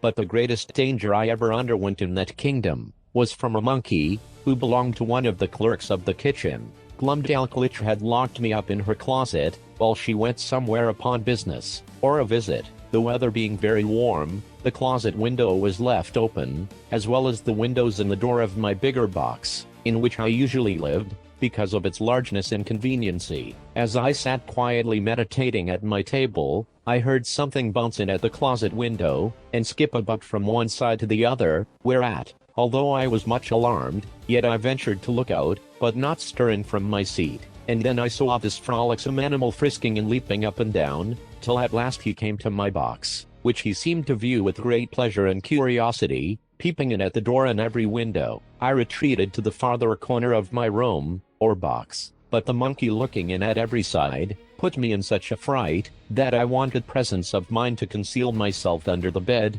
as I might easily have done. After some time spent in peeping, grinning, and chattering, he at last espied me, and reaching one of his paws in at the door, as a cat is when she plays with a mouse, although I often shifted place to avoid him, he at length seized the lappet of my coat, which being made of that country silk, was very thick and strong, and dragged me out. He took me up in his right forefoot and held me as a nurse does a child she is going to suckle, just as I have seen the same sort of creature do with a kitten in Europe, and when I offered to struggle he squeezed me so hard, that I thought it more prudent to submit. I have good reason to believe, that he took me for a young one of his own species, by his often stroking my face very gently with his other paw. In these diversions he was interrupted by a noise at the closet door, as if somebody were opening it, whereupon he suddenly leaped up to the window at which he had come in, and thence upon the leads and gutters, walking upon 3 legs, and holding me in the 4th, till he clambered up to a roof that was next to ours. I heard Glumdalclitch give a shriek at the moment he was carrying me out. The poor girl was almost distracted, that quarter of the palace was all in an uproar, the servants ran for ladders, the monkey was seen by hundreds in the court, sitting upon the ridge of a building, holding me like a baby in one of his forepaws, and feeding me with the other, by cramming into my mouth some victuals he had squeezed out of the bag on one side of his chaps, and patting me when I would not eat, whereat many of the rabble below could not forbear laughing. Neither do I think they justly ought to be blamed, for, without question, the sight was ridiculous enough to everybody but myself. Some of the people threw up stones, hoping to drive the monkey down, but this was strictly forbidden, or else, very probably, my brains had been dashed out. The ladders were now applied, and mounted by several men, which the monkey observing, and finding himself almost encompassed, not being able to make speed enough with his 3 legs, let me drop on a ridge tile, and made his escape. Here I sat for some time, 500 yards from the ground, expecting every moment to be blown down by the wind, or to fall by my own giddiness, and come tumbling over and over from the ridge to the eaves, but an honest lad, one of my nurse's footmen, climbed up, and putting me into his breeches pocket, brought me down safe. I was almost choked with the filthy stuff the monkey had crammed down my throat, but my dear little nurse picked it out of my mouth with a small needle, and then I fell a vomiting, which gave me great relief, yet I was so weak and bruised in the sides with the squeezes given me by this odious animal, that I was forced to keep my bed a fortnight. The king, queen, and all the court, sent every day to inquire after my health, and Her Majesty made me several visits during my sickness. The monkey was killed, and an order made, that no such animal should be kept about the palace. When I attended the king after my recovery, to return him thanks for his favors, he was pleased to rally me a good deal upon this adventure. He asked me, what my thoughts and speculations were, while I lay in the monkey's paw, how I liked the victuals he gave me, his manner of feeding, and whether the fresh air on the roof had sharpened my stomach. He desired to know what I would have done upon such an occasion in my own country. I told His Majesty that in Europe we had no monkeys, except such as were brought for curiosity from other places, and so small that I could deal with a dozen of them together, if they presumed to attack me. And as for the monstrous animal with whom I was so lately engaged, it was indeed as large as an elephant, if my fears had suffered me to think so far as to make use of my hanger, looking fiercely, and clapping my hand on the hilt, as I spoke. When he poked his paw into my chamber, perhaps I should have given him such a wound, as would have made him glad to withdraw it with more haste than he put it in. This I delivered in a firm tone, like a person who was jealous lest his courage should be called in question. However, my speech produced nothing else beside a loud laughter, which all the respect due to His Majesty from those about him could not make them contain. This made me reflect how vain an attempt it is for a man to endeavor to do himself honor among those who are out of all degree of equality or comparison with him. And yet I have seen the moral of my own behavior very frequent in England since my return, where a little contemptible varlet, without the least title to birth, person, wit, or common sense, shall presume to look with importance, and put himself upon a foot with the greatest persons of the kingdom. I was every day furnishing the court with some ridiculous story, and Glumdalclitch, although she loved me to excess, yet was arch enough to inform the queen, whenever I committed any folly that she thought would be diverting to Her Majesty. The girl, who had been out of order, was carried by her governess to take the air about an hour's distance, or 30 miles from town. They alighted out of the coach near a small footpath in a field, and Glumdalclitch setting down my traveling box, I went out of it to walk. There was a cow dung in the path, and I must need try my activity by attempting to leap over it. I took a run, but unfortunately jumped short, and found myself just in the middle up to my knees. I waded through with some difficulty, and one of the footmen wiped me as clean as he could with his handkerchief, for I was filthily bemired, and my nurse confined me to my box, till we returned home, where the queen was soon informed of what had passed, and the footman spread it about the court, so that all the mirth for some days was at my expense. Chapter VI. Several contrivances of the author to please the king and queen. He shows his skill in music. The king inquires into the state of England, which the author relates to him. The king's observations thereon. I used to attend the king's levee once or twice a week, and had often seen him under the barber's hand, which indeed was at first very terrible to behold, for the razor was almost twice as long as an ordinary scythe. His Majesty, according to the custom of the country, was only shaved twice a week. I once prevailed on the barber to give me some of the sudge or lather, out of which I picked 40 or 50 of the strongest stumps of hair. I then took a piece of fine wood, and cut it like the back of a comb, making several holes in it at equal distances with as small a needle as I could get from Glumdalclitch. I fixed in the stumps so artificially, scraping and sloping them with my knife toward the points, that I made a very tolerable comb, which was a seasonable supply, my own being so much broken in the teeth, that it was almost useless. Neither did I know any artist in that country so nice and exact, as would undertake to make me another.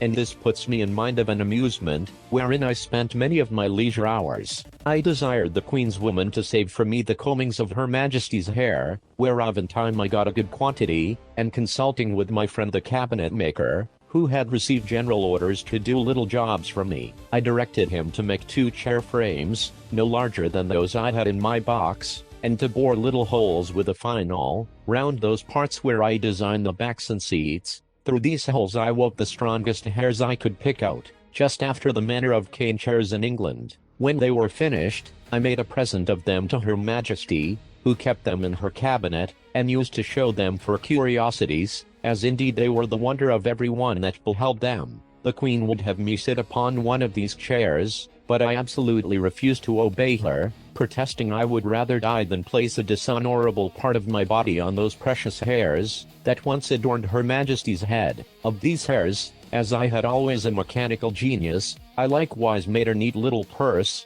about 5 feet long, with Her Majesty's name deciphered in gold letters, which I gave to Glumdalclitch, by the Queen's consent. To say the truth, it was more for show than use, being not of strength to bear the weight of the larger coins, and therefore she kept nothing in it but some little toys that girls are fond of. The King, who delighted in music, had frequent concerts at court, to which I was sometimes carried, and set in my box on a table to hear them, but the noise was so great that I could hardly distinguish the tunes. I am confident that all the drums and trumpets of a royal army, beating and sounding together just at your ears, could not equal it. My practice was to have my box removed from the place where the performers sat, as far as I could, then to shut the doors and windows of it, and draw the window curtains, after which I found their music not disagreeable.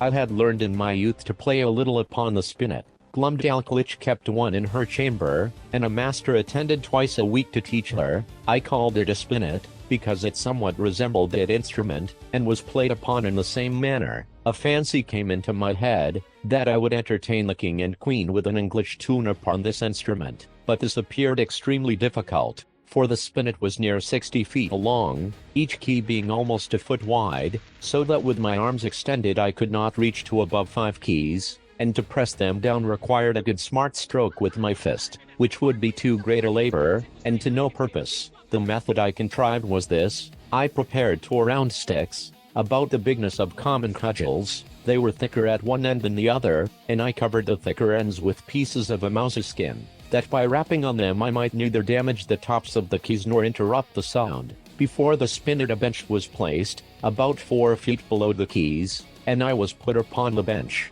I ran sidling upon it, that way and this, as fast as I could, banging the proper keys with my 2 sticks, and made a shift to play a jig, to the great satisfaction of both their majesties, but it was the most violent exercise I ever underwent, and yet I could not strike above 16 keys, nor consequently play the bass and treble together, as other artists do, which was a great disadvantage to my performance. The King, who, as I before observed, was a prince of excellent understanding, would frequently order that I should be brought in my box, and set upon the table in his closet. He would then command me to bring one of my chairs out of the box, and sit down within 3 yards distance upon the top of the cabinet, which brought me almost to a level with his face. In this manner I had several conversations with him. I one day took the freedom to tell His Majesty that the contempt he discovered towards Europe, and the rest of the world, did not seem answerable to those excellent qualities of mind that he was master of. That reason did not extend itself with the bulk of the body. On the contrary, we observed in our country, that the tallest persons were usually the least provided with it, that among other animals, bees and ants had the reputation of more industry, art, and sagacity, than many of the larger kinds, and that, as inconsiderable as he took me to be, I hoped I might live to do His Majesty some signal service. The King heard me with attention, and began to conceive a much better opinion of me than he had ever before. He desired I would give him as exact an account of the government of England as I possibly could, because, as fond as princes commonly are of their own customs, for so he conjectured of other monarchs, by my former discourses, he should be glad to hear of anything that might deserve imitation. Imagine with thyself, courteous reader, how often I then wished for the tongue of Demosthenes or Cicero, that might have enabled me to celebrate the praise of my own dear native country in a style equal to its merits and felicity. I began my discourse by informing His Majesty that our dominions consisted of 2 islands, which composed 3 mighty kingdoms, under one sovereign, beside our plantations in America. I dwelt long upon the fertility of our soil, and the temperature of our climate. I then spoke at large upon the constitution of an English parliament, partly made up of an illustrious body called the House of Peers, persons of the noblest blood, and of the most ancient and ample patrimonies. I described that extraordinary care always taken of their education in arts and arms, to qualify them for being counselors both to the king and kingdom, to have a share in the legislature, to be members of the highest court of judicature, whence there can be no appeal, and to be champions always ready for the defense of their prince and country, by their valor, conduct, and fidelity, that these were the ornament and bulwark of the kingdom, worthy followers of their most renowned ancestors, whose honor had been the reward of their virtue, from which their posterity were never once known to degenerate. To these were joined several holy persons, as part of that assembly, under the title of bishops, whose peculiar business is to take care of religion, and of those who instruct the people therein. These were searched and sought out through the whole nation, by the prince and his wisest counselors, among such of the priesthood as were most deservedly distinguished by the sanctity of their lives, and the depth of their erudition, who were indeed the spiritual fathers of the clergy and the people. That the other part of the parliament consisted of an assembly called the House of Commons, who were all principal gentlemen, freely picked and called out by the people themselves, for their great abilities and love of their country, to represent the wisdom of the whole nation, and that these two bodies made up the most august assembly in Europe, to whom, in conjunction with the prince, the whole legislature is committed. I then descended to the courts of justice, over which the judges, those venerable sages and interpreters of the law, presided, for determining the disputed rights and properties of men, as well as for the punishment of vice and protection of innocence. I mentioned the prudent management of our treasury, the valor and achievements of our forces, by sea and land. I computed the number of our people, by reckoning how many millions there might be of each religious sect, or political party among us. I did not omit even our sports and pastimes, or any other particular which I thought might redound to the honor of my country, and I finished all with a brief historical account of affairs and events in England for about 100 years past. This conversation was not ended under 5 audiences, each of several hours, and the king heard the whole with great attention, frequently taking notes of what I spoke, as well as memorandums of what questions he intended to ask me. When I had put an end to these long discourses, His Majesty, in a 6th audience, consulting his notes, proposed many doubts, queries, and objections, upon every article. He asked, what methods were used to cultivate the minds and bodies of our young nobility, and in what kind of business they commonly spent the first and teachable parts of their lives? What course was taken to supply that assembly, when any noble family became extinct? What qualifications were necessary in those who are to be created new lords, whether the humor of the prince, a sum of money to a court lady, or a design of strengthening a party opposite to the public interest, ever happened to be the motive in those advancements? What share of knowledge these lords had in the laws of their country, and how they came by it, so as to enable them to decide the properties of their fellow subjects in the last resort, whether they were always so free from avarice, partialities, or want, that a bribe, or some other sinister view, could have no place among them, whether those holy lords I spoke of were always promoted to the rank upon account of their knowledge in religious matters,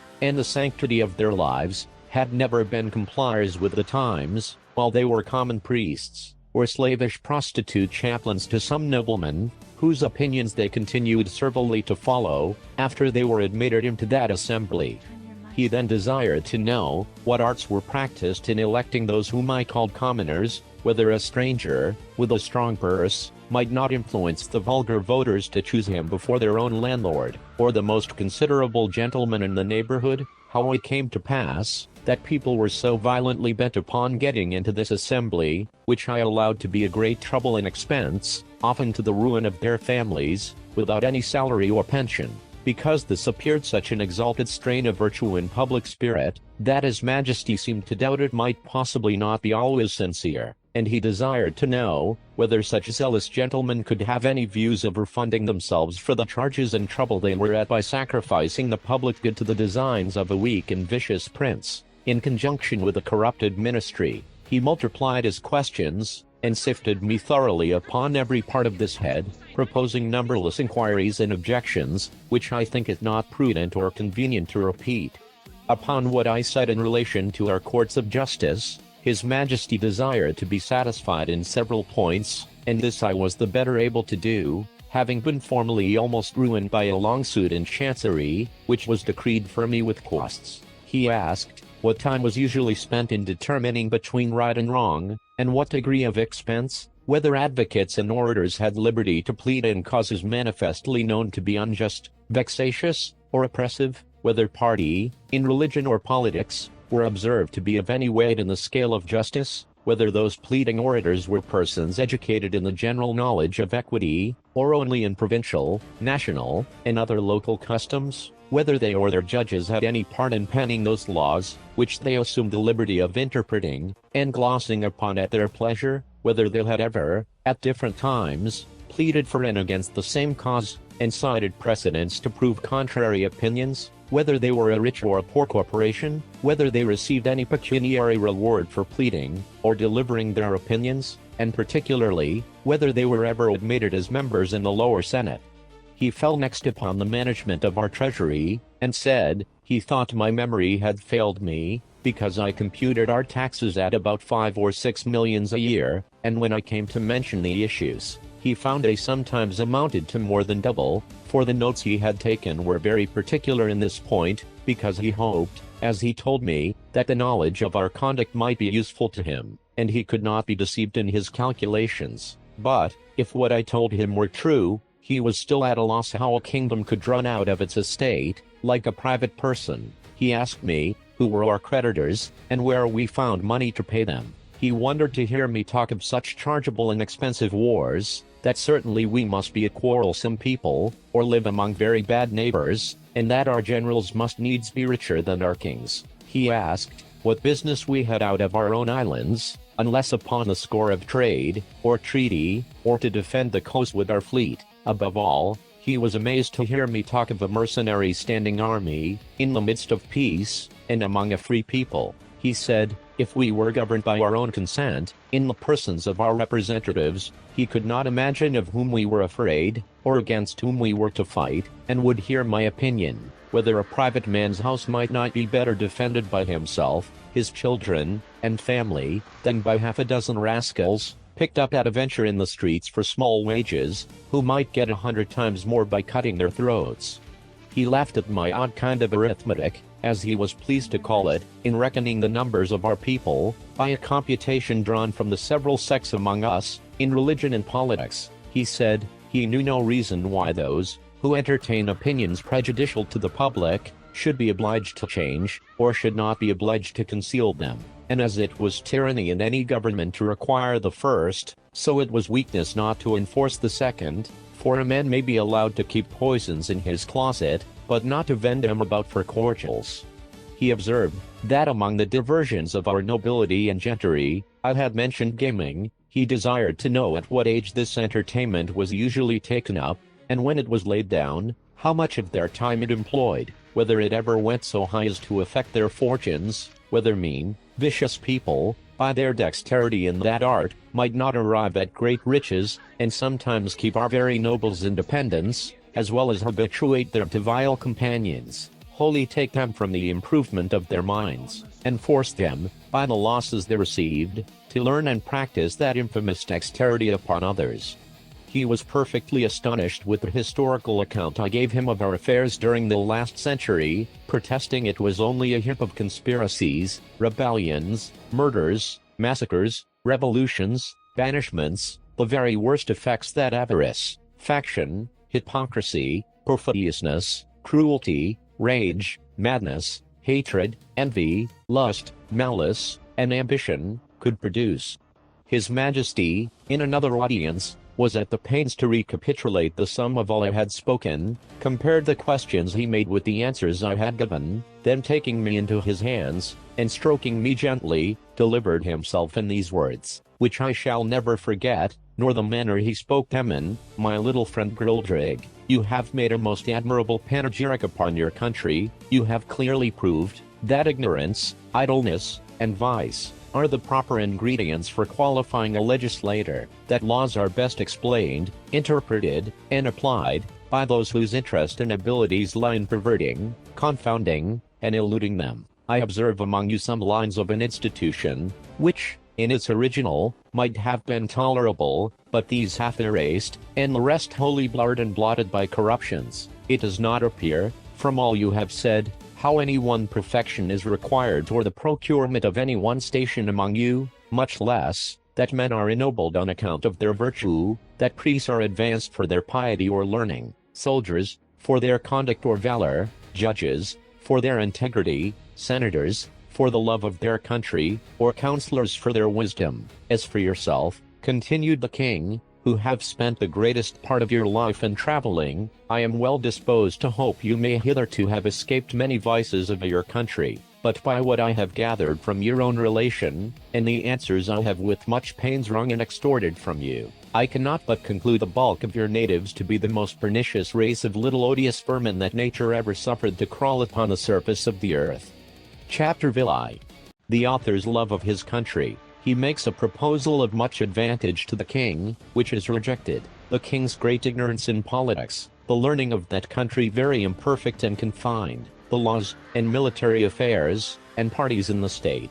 Nothing but an extreme love of truth could have hindered me from concealing this part of my story. It was in vain to discover my resentments, which were always turned into ridicule, and I was forced to rest with patience, while my noble and beloved country was so injuriously treated. I am as heartily sorry as any of my readers can possibly be, that such an occasion was given, but this prince happened to be so curious and inquisitive upon every particular, that it could not consist either with gratitude or good manners, to refuse giving him what satisfaction I was able. Yet thus much I may be allowed to say in my own vindication, that I artfully eluded many of his questions, and gave to every point a more favorable turn, by many degrees, than the strictness of truth would allow, for I have always borne that laudable partiality to my own country, which Dionysius Halicarnassensis, with so much justice, recommends to an historian. I would hide the frailties and deformities of my political mother, and place her virtues and beauties in the most advantageous light. This was my sincere endeavor in those many discourses I had with that monarch,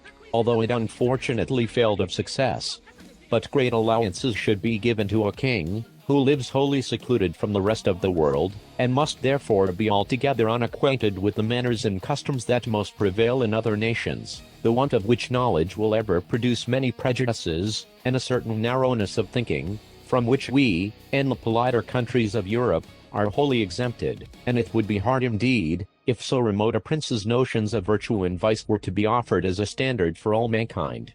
To confirm what I have now said, and further to show the miserable effects of a confined education, I shall here insert a passage, which will hardly obtain belief, in hopes to ingratiate myself further into his Majesty's favor. I told him of an invention, discovered between 300 and 400 years ago, to make a certain powder, into a heap of which, the smallest spark of fire falling, would kindle the whole in a moment, although it were as big as a mountain, and make it all fly up in the air together, with a noise and agitation greater than thunder. That a proper quantity of this powder rammed into a hollow tube of brass or iron, according to its bigness, would drive a ball of iron or lead, with such violence and speed, as nothing was able to sustain its force. That the largest balls thus discharged, would not only destroy whole ranks of an army at once, but batter the strongest walls to the ground, sink down ships, with 1,000 men in each, to the bottom of the sea, and when linked together by a chain, would cut through mass and rigging,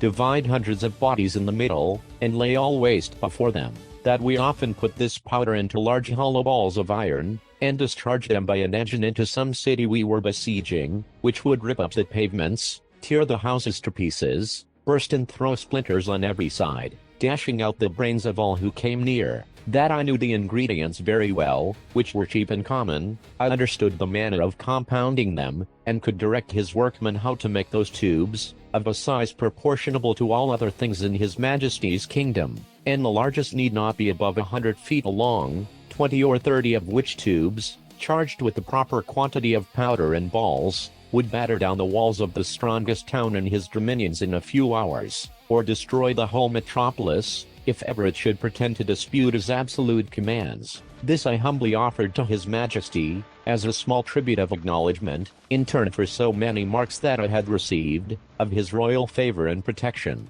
The king was struck with horror at the description I had given of those terrible engines, and the proposal I had made. He was amazed, how so impotent and groveling an insect as I, these were his expressions, could entertain such inhuman ideas, and in so familiar a manner, as to appear wholly unmoved at all the scenes of blood and desolation which I had painted as the common effects of those destructive machines, whereof, he said, some evil genius, enemy to mankind, must have been the first contriver. As for himself, he protested, that although few things delighted him so much as new discoveries in art or in nature, yet he would rather lose half his kingdom, than be privy to such a secret, which he commanded me, as I valued any life, never to mention any more.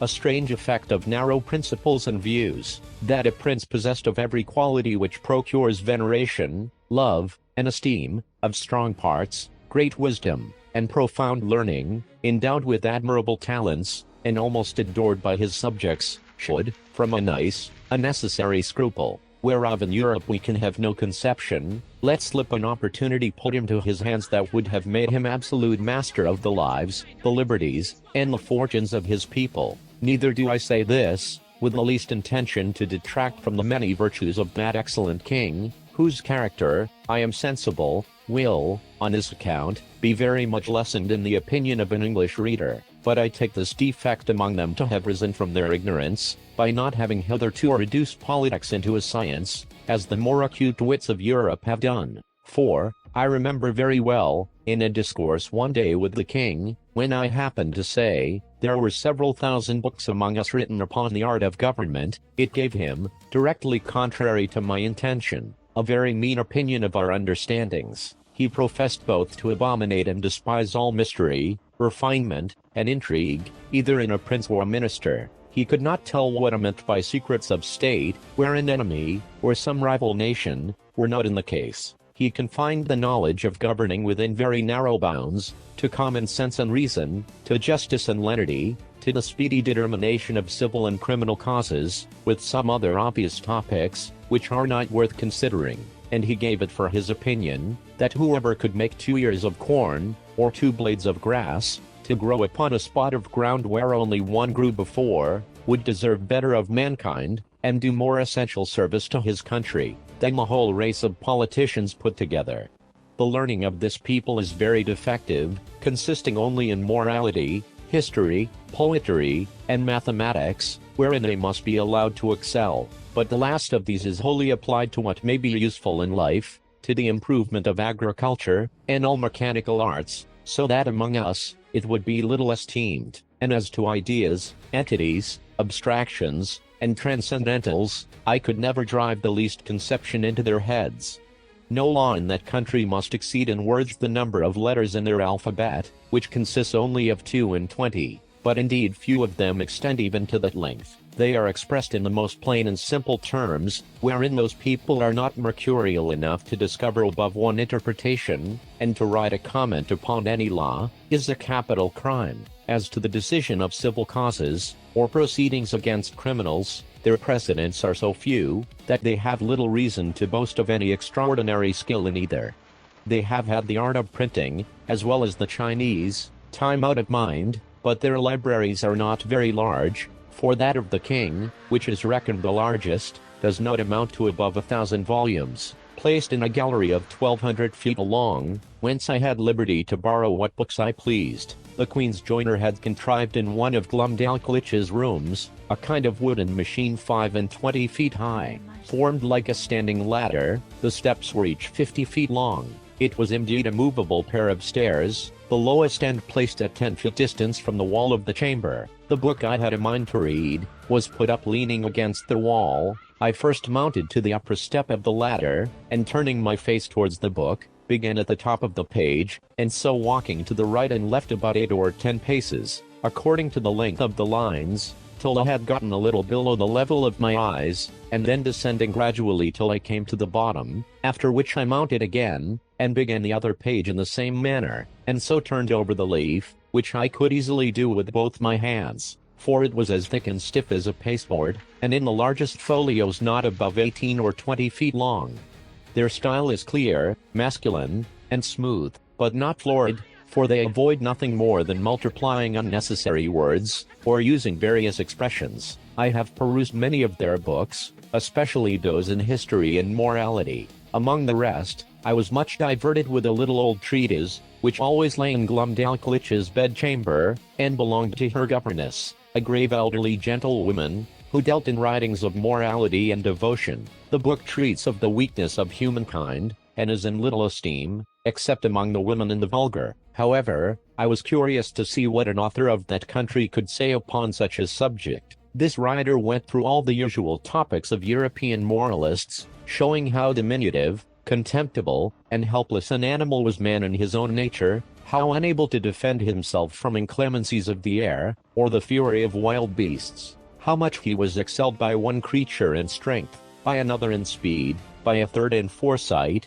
by a fourth in industry. He added, that nature was degenerated in these latter declining ages of the world, and could now produce only small abortive births, in comparison of those in ancient times. He said it was very reasonable to think, not only that the species of men were originally much larger, but also that there must have been giants in former ages, which, as it is asserted by history and tradition, so it has been confirmed by huge bones and skulls, casually dug up in several parts of the kingdom, far exceeding the common dwindled race of men in our days. He argued that the very laws of nature absolutely required we should have been made, in the beginning, of a size more large and robust, not so liable to destruction from every little accident, of a tile falling from a house, or a stone cast from the hand of a boy, or being drowned in a little brook. From this way of reasoning, the author drew several moral applications, useful in the conduct of life, but needless here to repeat. For my own part, I could not avoid reflecting how universally this talent was spread, of drawing lectures in morality, or indeed rather matter of discontent and repining, from the quarrels we raise with nature, and I believe, upon a strict inquiry, those quarrels might be shown as ill-grounded among us as they are among that people. As to their military affairs, they boast that the king's army consists of 176,000 foot, and 32,000 horse, if that may be called an army, which is made up of tradesmen in the several cities, and farmers in the country, whose commanders are only the nobility and gentry, without pay or reward. They are indeed perfect enough in their exercises, and under very good discipline, wherein I saw no great merit, for how should it be otherwise, where every farmer is under the command of his own landlord, and every citizen under that of the principal men in his own city, chosen after the manner of Venice, by ballot?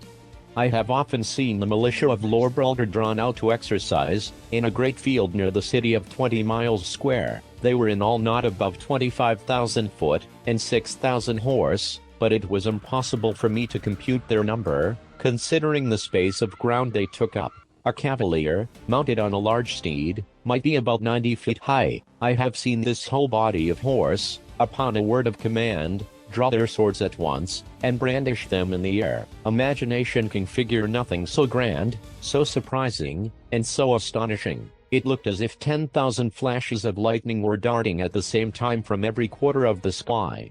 I was curious to know how this prince, to whose dominions there is no access from any other country, came to think of armies, or to teach his people the practice of military discipline. But I was soon informed, both by conversation and reading their histories, for, in the course of many ages, they have been troubled with the same disease to which the whole race of mankind is subject, the nobility often contending for power, the people for liberty, and the king for absolute dominion, all which, however happily tempered by the laws of that kingdom, have been sometimes violated by each of the three parties, and have more than once occasioned civil wars, the last whereof was happily put an end to by this prince's grandfather, in a general composition, and the militia, then settled with common consent, has been ever since kept in the strictest duty.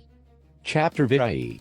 The king and queen make a progress to the frontiers. The author attends them. The manner in which he leaves the country very particularly related. He returns to England. I had always a strong impulse that I should sometime recover my liberty, though it was impossible to conjecture by what means, or to form any project with the least hope of succeeding. The ship in which I sailed was the first ever known to be driven within sight of that coast, and the king had given strict orders that if at any time another appeared, it should be taken ashore, and with all its crew and passengers brought in a tumbrel to Lord Brulgar. He was strongly bent to get me a woman of my own size, by whom I might propagate the breed, but I think I should rather have died than undergone the disgrace of leaving a posterity to be kept in cages, like tame canary birds, and perhaps, in time, sold about the kingdom, to persons of quality, for curiosities. I was indeed treated with much kindness. I was the favorite of a great king and queen, and the delight of the whole court, but it was upon such a foot as ill became the dignity of humankind. I could never forget those domestic pledges I had left behind me. I wanted to be among people, with whom I could converse upon even terms, and walk about the streets and fields without being afraid of being trod to death like a frog or a young puppy. But my deliverance came sooner than I expected, and in a manner not very common, the whole story and circumstances of which I shall faithfully relate. I had now been 2 years in this country, and about the beginning of the third, Glumdalclich and I attended the king and queen, in a progress to the south coast of the kingdom. I was carried, as usual, in my traveling box, which as I have already described, was a very convenient closet, of 12 feet wide, and I had ordered a hammock to be fixed, by silken ropes from the four corners at the top, to break the jolts, when a servant carried me before him on horseback, as I sometimes desired, and would often sleep in my hammock, while we were upon the road. On the roof of my closet, not directly over the middle of the hammock, I ordered the joiner to cut out a hole of a foot square, to give me air in hot weather, as I slept, which hole I shut at pleasure with a bore that drew backward and forward through a groove. When we came to our journey's end, the king thought proper to pass a few days at a palace he has near Flin-Flesnick, a city within 18 English miles of the seaside. Glumdalclich and I were much fatigued. I had gotten a small cold, but the poor girl was so ill as to be confined to her chamber. I longed to see the ocean, which must be the only scene of my escape, if ever it should happen. I pretended to be worse than I really was, and desired leave to take the fresh air of the sea, with a page, whom I was very fond of, and who had sometimes been trusted with me. I shall never forget with what unwillingness Glumdalclich consented, nor the strict charge she gave the page to be careful of me, bursting at the same time into a flood of tears, as if she had some foreboding of what was to happen. The boy took me out in my box, about half an hour's walk from the palace, towards the rocks on the seashore. I ordered him to set me down, and lifting up one of my sashes, cast many a wistful melancholy look towards the sea.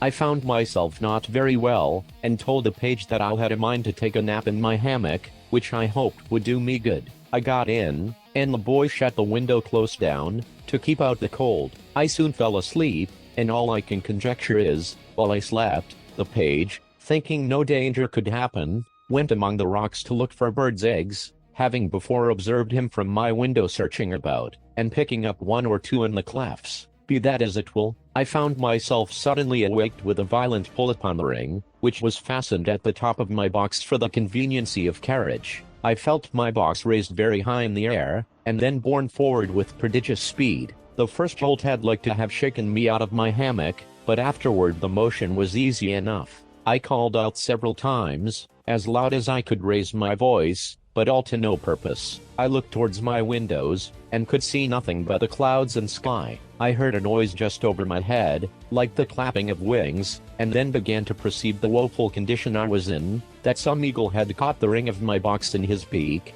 with an intent to let it fall on a rock, like a tortoise in a shell, and then pick out my body, and devour it, for the sagacity and smell of this bird enables him to discover his quarry at a great distance, though better concealed than I could be within a 2-inch board. In a little time, I observed the noise and flutter of wings to increase very fast, and my box was tossed up and down, like a sign in a windy day. I heard several bangs or buffets, as I thought given to the eagle, for such I am certain it must have been that held the ring of my box in his beak, and then, all on a sudden, felt myself falling perpendicularly down, for above a minute, but with such incredible swiftness, that I almost lost my breath. My fall was stopped by a terrible squash, that sounded louder to my ears than the cataract of Niagara, after which, I was quiet in the dark for another minute, and then my box began to rise so high, that I could see light from the tops of the windows. I now perceived I was fallen into the sea. My box, by the weight of my body, the goods that were in, and the broad plates of iron fixed for strength at the four corners of the top and bottom, floated about 5 feet deep in water. I did then, and do now suppose, that the eagle which flew away with my box was pursued by 2 or 3 others, and forced to let me drop, while he defended himself against the rest, who hoped to share in the prey. The plates of iron fastened at the bottom of the box, for those were the strongest, preserved the balance while it fell, and hindered it from being broken on the surface of the water. Every joint of it was well grooved, and the door did not move on hinges, but up and down like a sash, which kept my closet so tight that very little water came in. I got with much difficulty out of my hammock, having first ventured to draw back the slipboard on the roof already mentioned, contrived on purpose to let in air, for want of which I found myself almost stifled.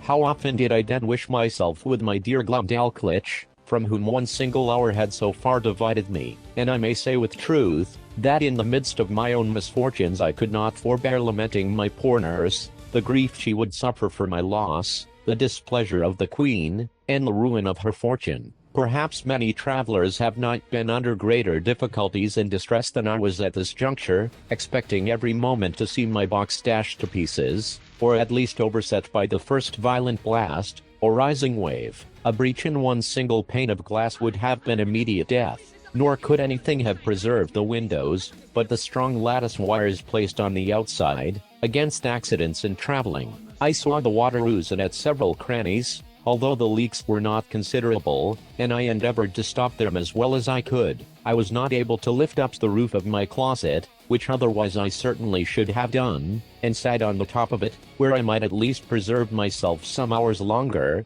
than by being shut up, as I may call it, in the hold. Or if I escaped these dangers for a day or two, what could I expect but a miserable death of cold and hunger? I was 4 hours under these circumstances, expecting, and indeed wishing, every moment to be my last.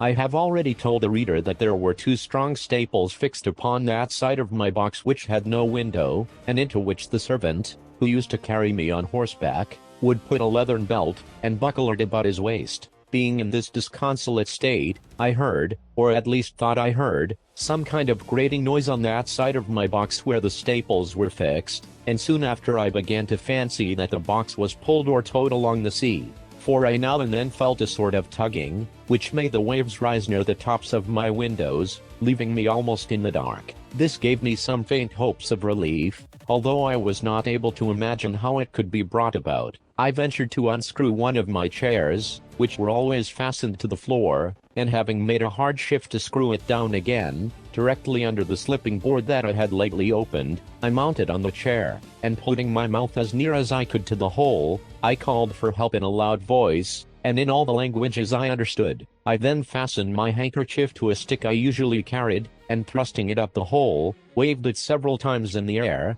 that if any boat or ship were near, the seamen might conjecture some unhappy mortal to be shut up in the box. I found no effect from all I could do, but plainly perceived my closet to be moved along, and in the space of an hour, or better, that side of the box where the staples were, and had no windows, struck against something that was hard. I apprehended it to be a rock, and found myself tossed more than ever. I plainly heard a noise upon the cover of my closet, like that of a cable, and the grating of it as it passed through the ring. I then found myself hoisted up, by degrees, at least 3 feet higher than I was before, whereupon I again thrust up my stick and handkerchief, calling for help till I was almost hoarse, in return to which, I heard a great shout repeated 3 times, giving me such transports of joy as are not to be conceived but by those who feel them. I now heard a trampling over my head, and somebody calling through the hole with a loud voice, in the English tongue, "If there be anybody below, let them speak." I answered, I was an Englishman, drawn by ill fortune into the greatest calamity that ever any creature underwent, and begged, by all that was moving, to be delivered out of the dungeon I was in. The voice replied, I was safe, for my box was fastened to their ship, and the carpenter should immediately come and saw a hole in the cover, large enough to pull me out. I answered, that was needless, and would take up too much time, for there was no more to be done, but let one of the crew put his finger into the ring, and take the box out of the sea into the ship, and so into the captain's cabin. Some of them, upon hearing me talk so wildly, thought I was mad, others laughed, for indeed it never came into my head, that I was now got among people of my own stature and strength. The carpenter came, and in a few minutes sought a passage about 4 feet square, then let down a small ladder, upon which I mounted, and thence was taken into the ship in a very weak condition.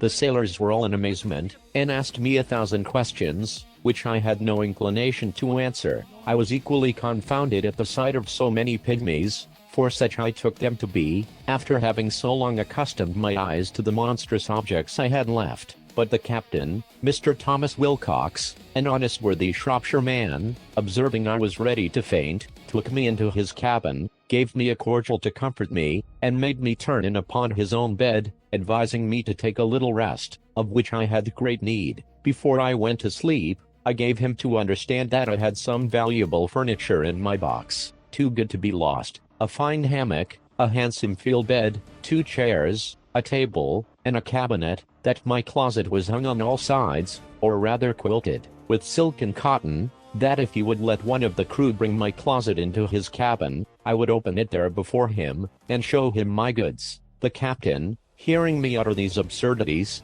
concluded I was raving. However, I suppose to pacify me, he promised to give order as I desired, and going upon deck, sent some of his men down into my closet, whence, as I afterwards found, they drew up all my goods, and stripped off the quilting, but the chairs, cabinet, and bedstead, being screwed to the floor, were much damaged by the ignorance of the seamen, who tore them up by force. Then they knocked off some of the boards for the use of the ship, and when they had got all they had a mind for, let the hull drop into the sea, which by reason of many breaches made in the bottom and sides, sunk to rights. And, indeed, I was glad not to have been a spectator of the havoc they made, because I am confident it would have sensibly touched me, by bringing former passages into my mind, which I would rather have forgot.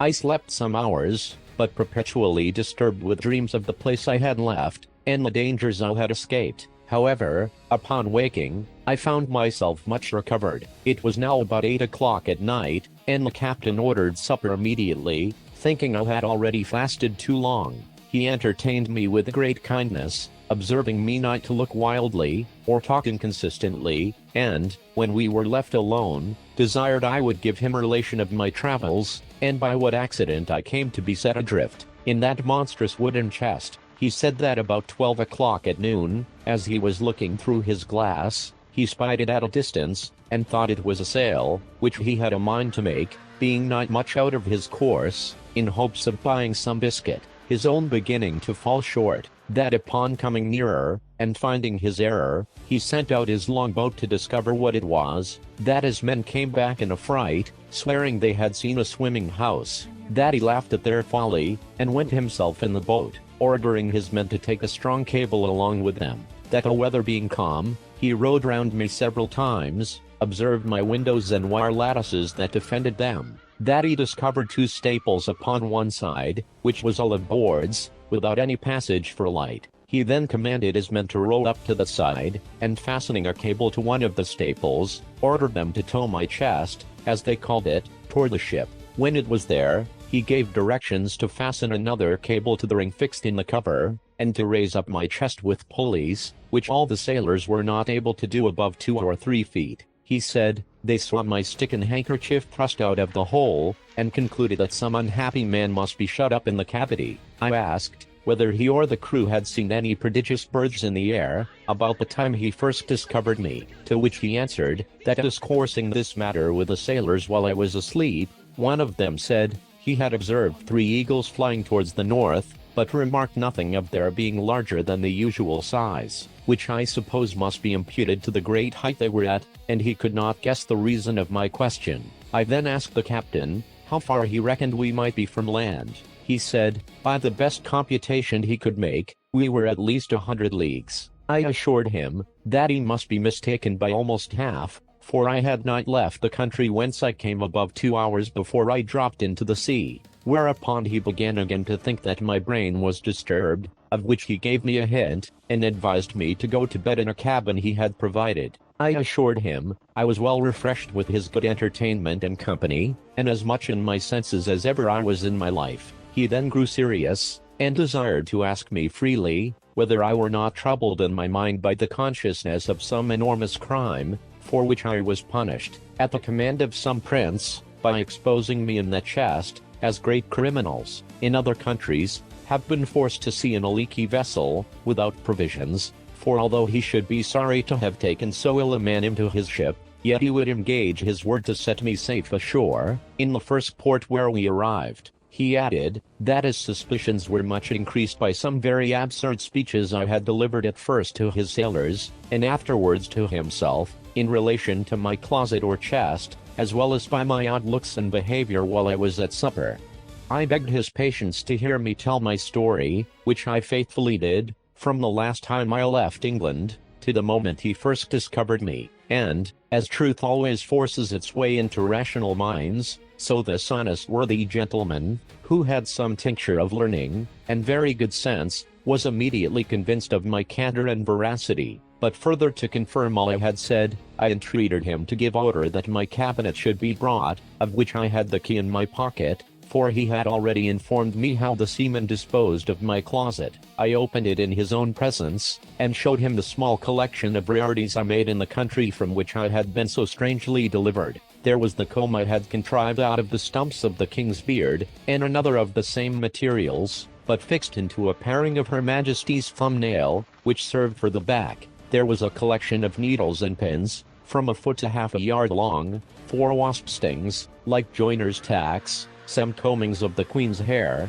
a gold ring, which one day she made me a present of, in a most obliging manner, taking it from her little finger, and throwing it over my head like a collar. I desired the captain would please to accept this ring in return for his civilities, which he absolutely refused. I showed him a cornet I had cut off with my own hand, from a maid of honor's toe. It was about the bigness of Kentish pippin, and grown so hard, that when I returned to England, I got it hollowed into a cup, and set in silver. Lastly, I desired him to see the breeches I had then on, which were made of a mouse's skin. I could force nothing on him but a footman's tooth, which I observed him to examine with great curiosity, and found he had a fancy for it. He received it with abundance of thanks, more than such a trifle could deserve. It was drawn by an unskilful surgeon, in a mistake, from one of Glumdalclich's men, who was afflicted with the toothache, but it was as sound as any in his head. I got it cleaned, and put it into my cabinet. It was about a foot long, and 4 inches in diameter. The captain was very well satisfied with this plain relation I had given him, and said, he hoped, when we returned to England, I would oblige the world by putting it on paper, and making it public. My answer was, that we were overstocked with books of travels, that nothing could now pass which was not extraordinary, wherein I doubted some authors less consulted truth, than their own vanity, or interest, or the diversion of ignorant readers, that my story could contain little beside common events, without those ornamental descriptions of strange plants, trees, birds, and other animals, or of the barbarous customs and idolatry of savage people, with which most writers abound. However, I thanked him for his good opinion, and promised to take the matter into my thoughts. He said he wondered at one thing very much, which was, to hear me speak so loud, asking me whether the king or queen of that country were thick of hearing. I told him, it was what I had been used to for above 2 years past, and that I admired as much at the voices of him and his men, who seemed to me only to whisper, and yet I could hear them well enough. But, when I spoke in that country, it was like a man talking in the streets, to another looking out from the top of a steeple, unless when I was placed on a table, or held in any person's hands. I told him, I had likewise observed another thing, that, when I first got into the ship, and the sailors stood all about me, I thought they were the most little contemptible creatures I had ever beheld. For indeed, while I was in that prince's country, I could never endure to look in a glass, after my eyes had been accustomed to such prodigious objects, because the comparison gave me so despicable a conceit of myself. The captain said, that while we were at supper, he observed me to look at everything with a sort of wonder, and that I often seemed hardly able to contain my laughter, which he knew not well how to take, but imputed it to some disorder in my brain. I answered, it was very true, and I wondered how I could forbear, when I saw his dishes of the size of a silver 3d, a leg of pork hardly a mouthful, a cup not so big as a nutshell, and so I went on, describing the rest of his household, stuff and provisions, after the same manner. For, Although the Queen had ordered a little equipage of all things necessary for me, while I was in her service, yet my ideas were wholly taken up with what I saw on every side of me, and I winked at my own littleness, as people do at their own faults. The captain understood my raillery very well, and merrily replied with the old English proverb, that he doubted my eyes were bigger than my belly, for he did not observe my stomach so good, although I had fasted all day, and, continuing in his mirth, protested he would have gladly given £100 to have seen my closet in the Eagle's Bill, and afterwards in its fall from so great a height into the sea, which would certainly have been a most astonishing object, worthy to have the description of it transmitted to future ages. And the comparison of Phaeton was so obvious, that he could not forbear applying it, although I did not much admire the conceit. The captain, having been at Tonquin, was, in his return to England, driven northeastward to the latitude of 44 degrees, and longitude of 143, but meeting a trade wind 2 days after I came on board him, we sailed southward a long time, and coasting New Holland, kept our course west-southwest, and then south-southwest, till we doubled the Cape of Good Hope. Our voyage was very prosperous, but I shall not trouble the reader with a journal of it. The captain called then at 1 or 2 ports, and sent in his longboat for provisions and fresh water, but I never went out of the ship till we came into the Downs, which was on the 3rd day of June, 1706, about 9 months after my escape. I offered to leave my goods in security for payment of my freight, but the captain protested he would not receive 1 farthing. We took a kind leave of each other, and I made him promise he would come to see me at my house in Redriff. I hired a horse and guide for 5 shillings, which I borrowed of the captain. As I was on the road, observing the littleness of the houses, the trees, the cattle, and the people, I began to think myself in Lilliput. I was afraid of trampling on every traveler I met, and often called aloud to have them stand out of the way, so that I had like to have gotten 1 or 2 broken heads from my impertinence.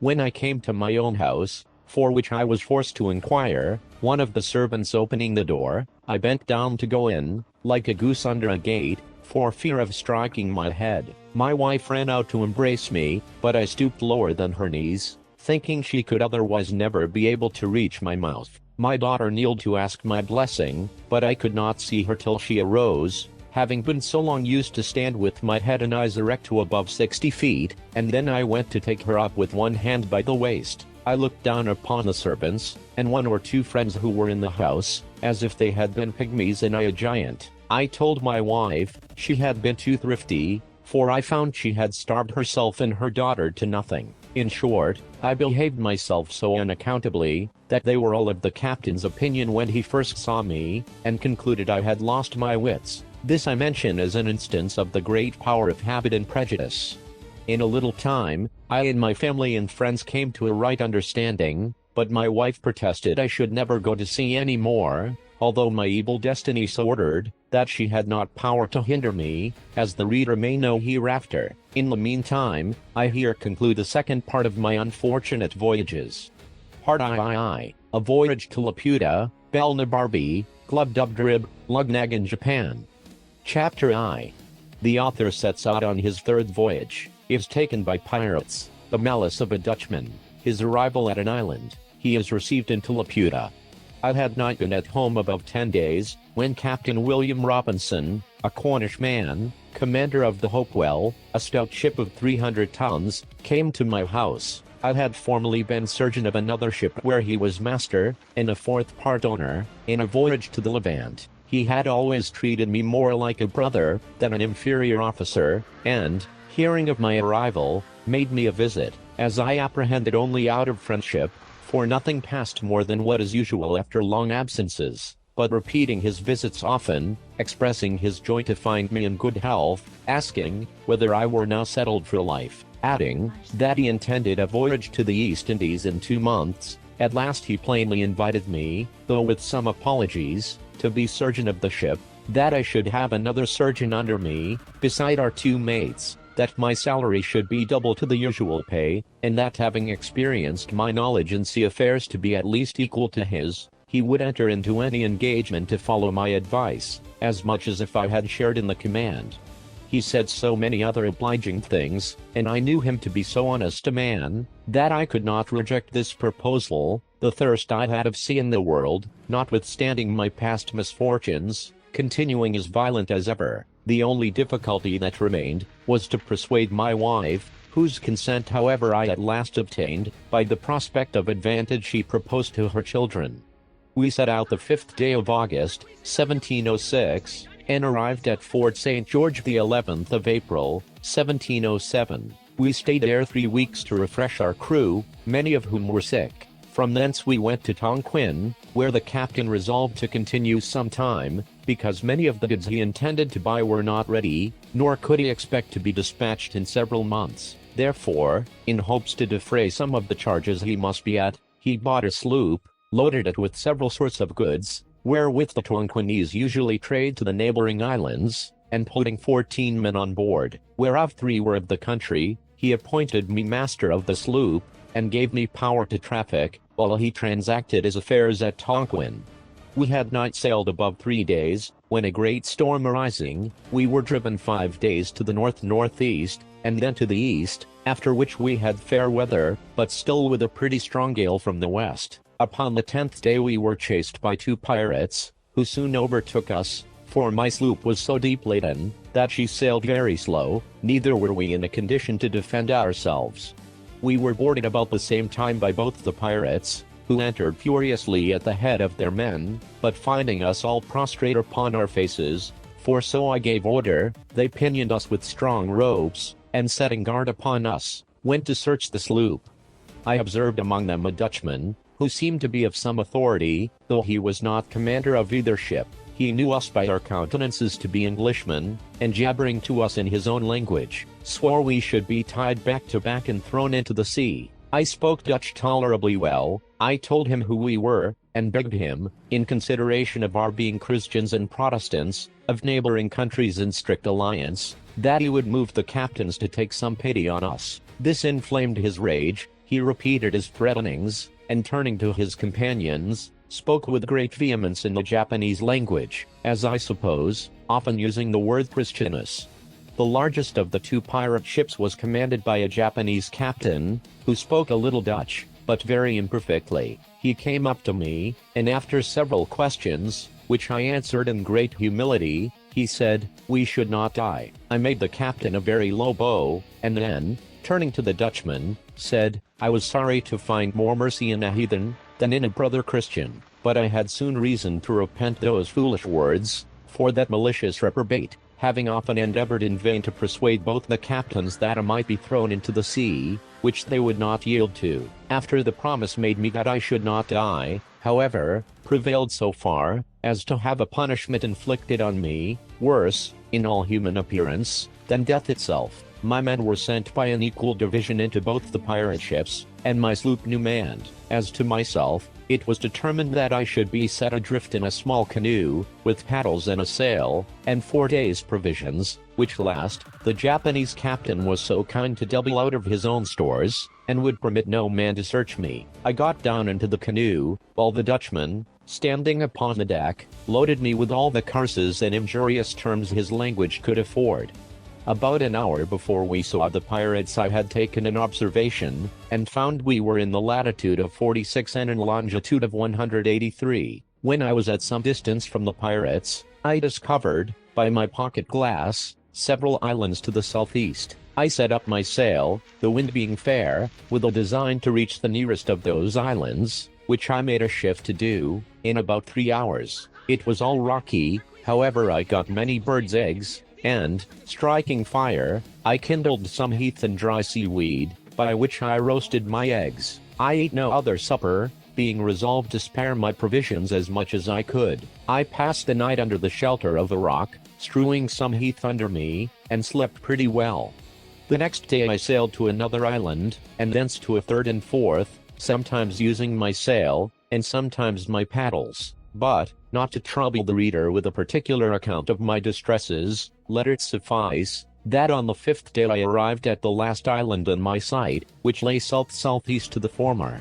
This island was at a greater distance than I expected, and I did not reach it in less than 5 hours. I encompassed it almost round, before I could find a convenient place to land in, which was a small creek, about 3 times the wideness of my canoe. I found the island to be all rocky, only a little intermingled with tufts of grass, and sweet-smelling herbs. I took out my small provisions, and after having refreshed myself, I secured the remainder in a cave, whereof there were great numbers. I gathered plenty of eggs upon the rocks, and got a quantity of dry seaweed, and parched grass, which I designed to kindle the next day, and roast my eggs as well as I could, for I had about me my flint, steel, match, and burning glass. I lay all night in the cave where I had lodged my provisions. My bed was the same dry grass and seaweed which I intended for fuel. I slept very little, for the disquiets of my mind prevailed over my weariness, and kept me awake. I considered how impossible it was to preserve my life in so desolate a place, and how miserable my end must be,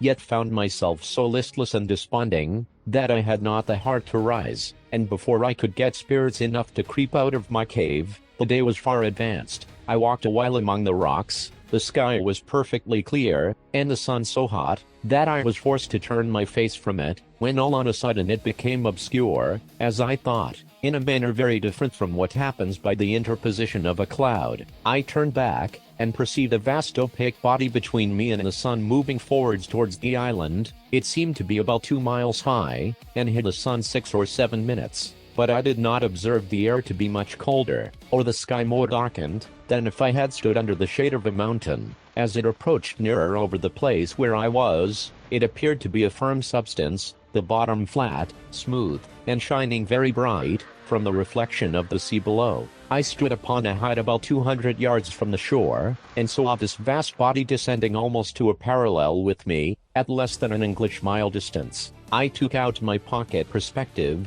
and could plainly discover numbers of people moving up and down the sides of it, which appeared to be sloping, but what those people were doing I was not able to distinguish. The natural love of life gave me some inward motion of joy, and I was ready to entertain a hope that this adventure might, some way or other, help to deliver me from the desolate place and condition I was in. But at the same time the reader can hardly conceive my astonishment, to behold an island in the air, inhabited by men, who were able, as it should seem, to raise or sink, or put it into progressive motion, as they pleased. But not being at that time in a disposition to philosophize upon this phenomenon, I rather chose to observe what course the island would take, because it seemed for a while to stand still. Yet soon after, it advanced nearer, and I could see the sides of it encompassed with several gradations of galleries, and stairs, at certain intervals, to descend from one to the other. In the lowest gallery, I beheld some people fishing with long angling rods, and others looking on. I waved my cap, for my hat was long since worn out, and my handkerchief toward the island, and upon its nearer approach, I called and shouted with the utmost strength of my voice, and then looking circumspectly, I beheld a crowd gather to the side which was most in my view. I found by their pointing towards me and to each other, that they plainly discovered me, although they made no return to my shouting. But I could see 4 or 5 men running in great haste, up the stairs, to the top of the island, who then disappeared. I happened rightly to conjecture that these were sent for orders to some person in authority upon this occasion. The number of people increased, and, in less than half an hour, the island was moved and raised in such a manner, that the lowest gallery appeared in a parallel of less than 100 yards distance from the height where I stood. I then put myself in the most supplicating posture, and spoke in the humblest accent, but received no answer. Those who stood nearest over against me, seemed to be persons of distinction, as I supposed by their habit.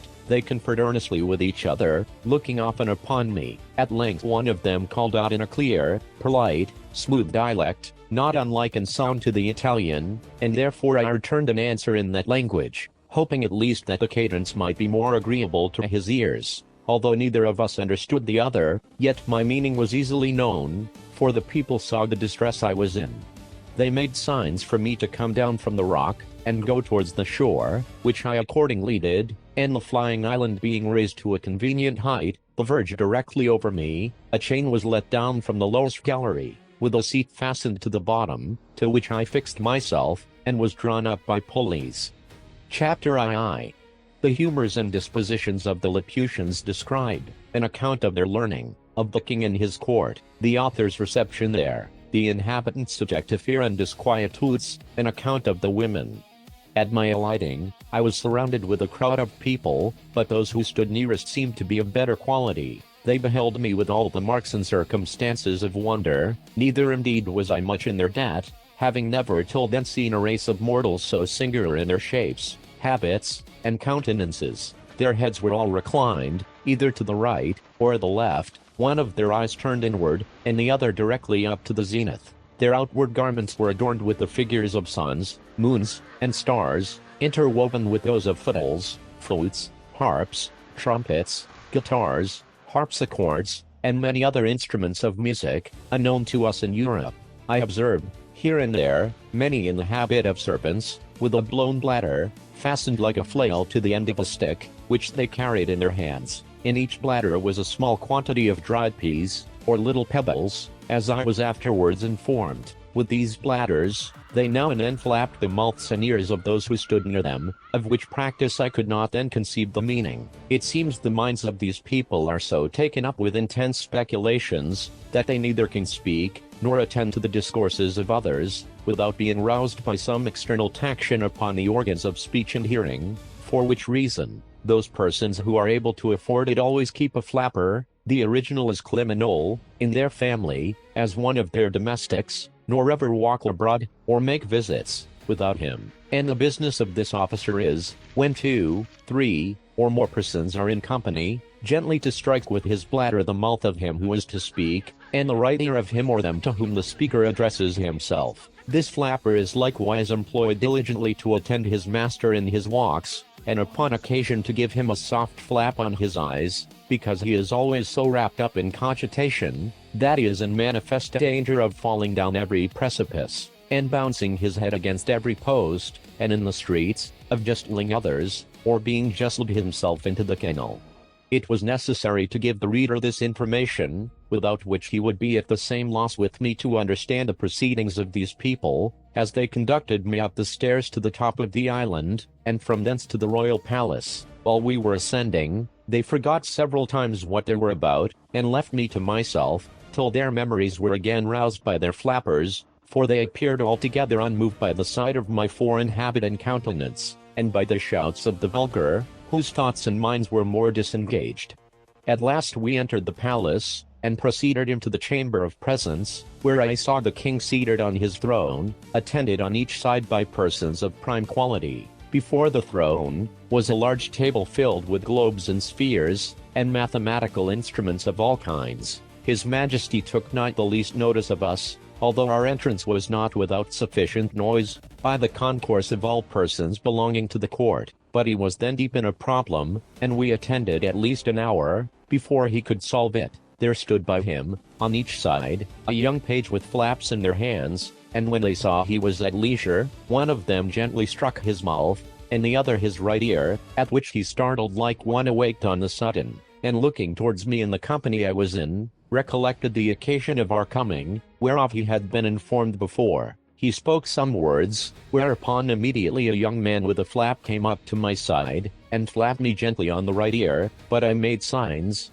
as well as I could, that I had no occasion for such an instrument, which, as I afterwards found, gave his Majesty, and the whole court, a very mean opinion of my understanding. The king, as far as I could conjecture, asked me several questions, and I addressed myself to him in all the languages I had. When it was found I could neither understand nor be understood, I was conducted by his order to an apartment in his palace, this prince being distinguished above all his predecessors for his hospitality to strangers, where 2 servants were appointed to attend me. My dinner was brought, and 4 persons of quality, whom I remembered to have seen very near the king's person, did me the honor to dine with me. We had 2 courses, of 3 dishes each. In the first course, there was a shoulder of mutton cut into an equilateral triangle, a piece of beef into a rhomboids, and a pudding into a cycloid. The second course was 2 ducks trussed up in the form of fiddles, sausages and puddings resembling flutes and hautboys,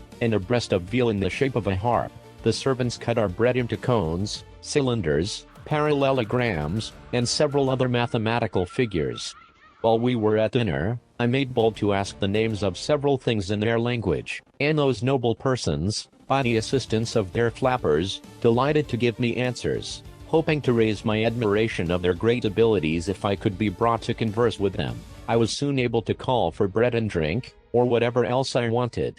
After dinner my company withdrew, and a person was sent to me by the king's order, attended by a flapper. He brought with him pen, ink, and paper, and 3 or 4 books, giving me to understand by signs that he was sent to teach me the language. We sat together for hours, in which time I wrote down a great number of words in columns, with the translations over against them. I likewise made a shift to learn several short sentences, for my tutor would order one of my servants to fetch something, to turn about, to make a bow, to sit, or to stand, or walk, and the like. Then I took down the sentence in writing. He showed me also, in one of his books, the figures of the sun, moon, and stars, the zodiac, the tropics, and polar circles, together with the denominations of many planes and solids. He gave me the names and descriptions of all the musical instruments, and the general terms of art in playing on each of them. After he had left me, I placed all my words,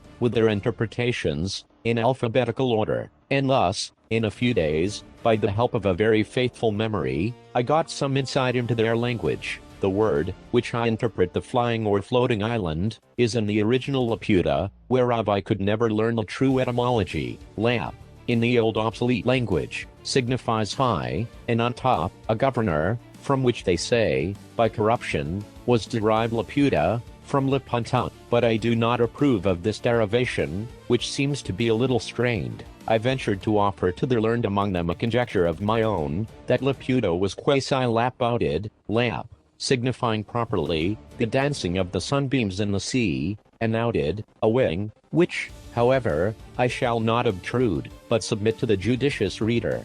Those to whom the king had entrusted me, observing how ill I was clad, ordered a tailor to come next morning, and take measure for a suit of clothes. This operator did his office after a different manner from those of his trade in Europe. He first took my altitude by a quadrant, and then, with a rule and compasses, described the dimensions and outlines of my whole body, all which he entered upon paper, and in 6 days brought my clothes very ill made, and quite out of shape, by happening to mistake a figure in the calculation. But my comfort was, that I observed such accidents very frequent, and little regarded.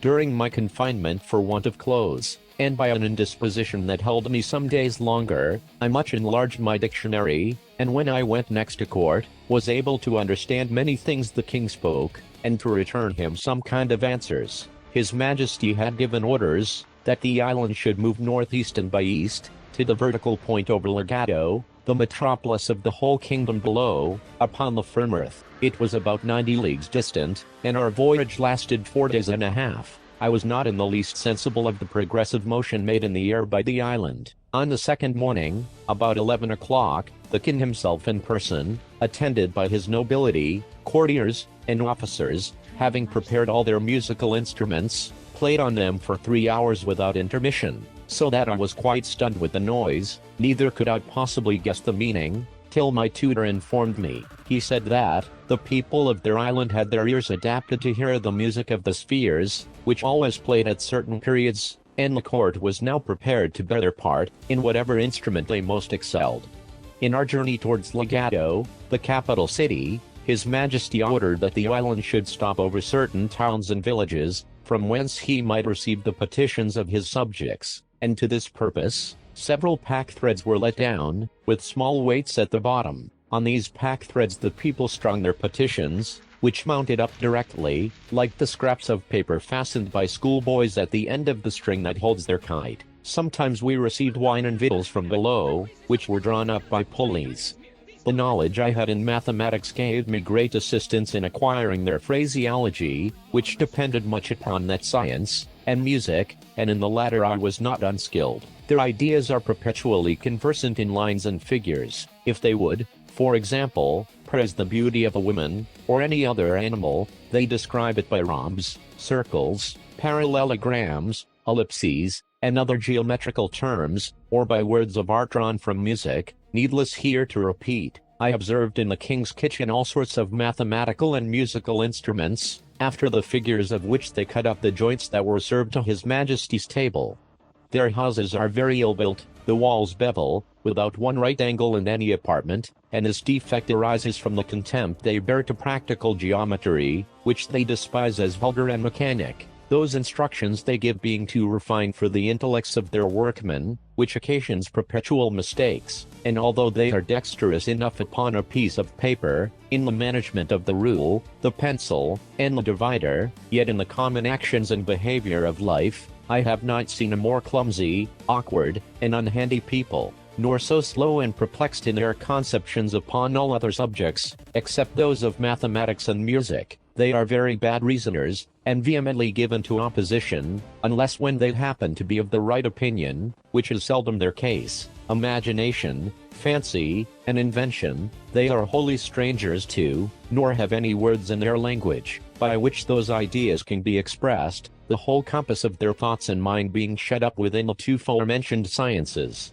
Most of them, and especially those who deal in the astronomical part, have great faith in judicial astrology, although they are ashamed to own it publicly. But what I chiefly admired, and thought altogether unaccountable, was the strong disposition I observed in them towards news and politics, perpetually inquiring into public affairs, giving their judgments in matters of state, and passionately disputing every inch of a party opinion. I have indeed observed the same disposition among most of the mathematicians I have known in Europe, although I could never discover the least analogy between the two sciences, unless those people suppose that because the smallest circle has as many degrees as the largest, therefore the regulation and management of the world require no more abilities than the handling and turning of a globe. But I rather take this quality to spring from a very common infirmity of human nature, inclining us to be most curious and conceited in matters where we have least concern, and for which we are least adapted by study or nature.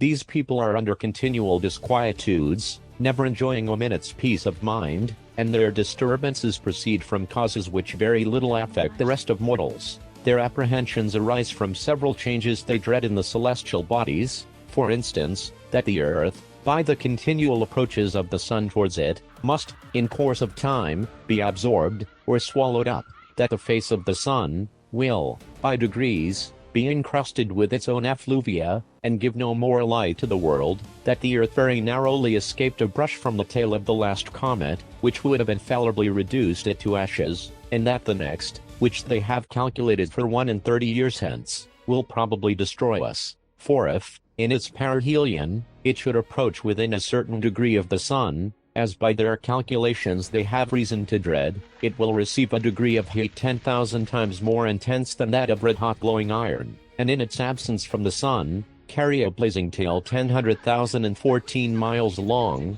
through which, if the earth should pass at the distance of 100,000 miles from the nucleus, or main body of the comet, it must in its passage be set on fire, and reduced to ashes, that the sun, daily spending its rays without any nutriment to supply them, will at last be wholly consumed and annihilated, which must be attended with the destruction of this earth, and of all the planets that receive their light from it.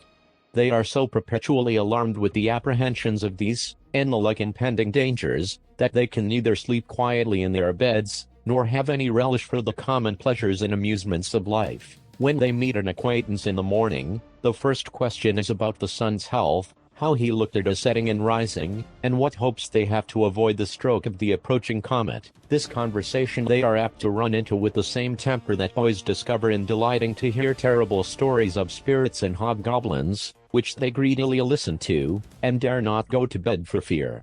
The women of the island have abundance of vivacity, they contemn their husbands, and are exceedingly fond of strangers, whereof there is always a considerable number from the continent below, attending at court, either upon affairs of the several towns and corporations, or their own particular occasions, but are much despised, because they want the same endowments. Among these the ladies choose their gallants, but the vexation is, that they act with too much ease and security, for the husband is always so wrapped in speculation, that the mistress and lover may proceed to the greatest familiarities before his face, if he be but provided with paper and implements, and without his flapper at his side. The wives and daughters lament their confinement to the island, although I think it the most delicious spot of ground in the world, and although they live here in the greatest plenty and magnificence, and are allowed to do whatever they please, they long to see the world, and take the diversions of the metropolis, which they are not allowed to do without a particular license from the king,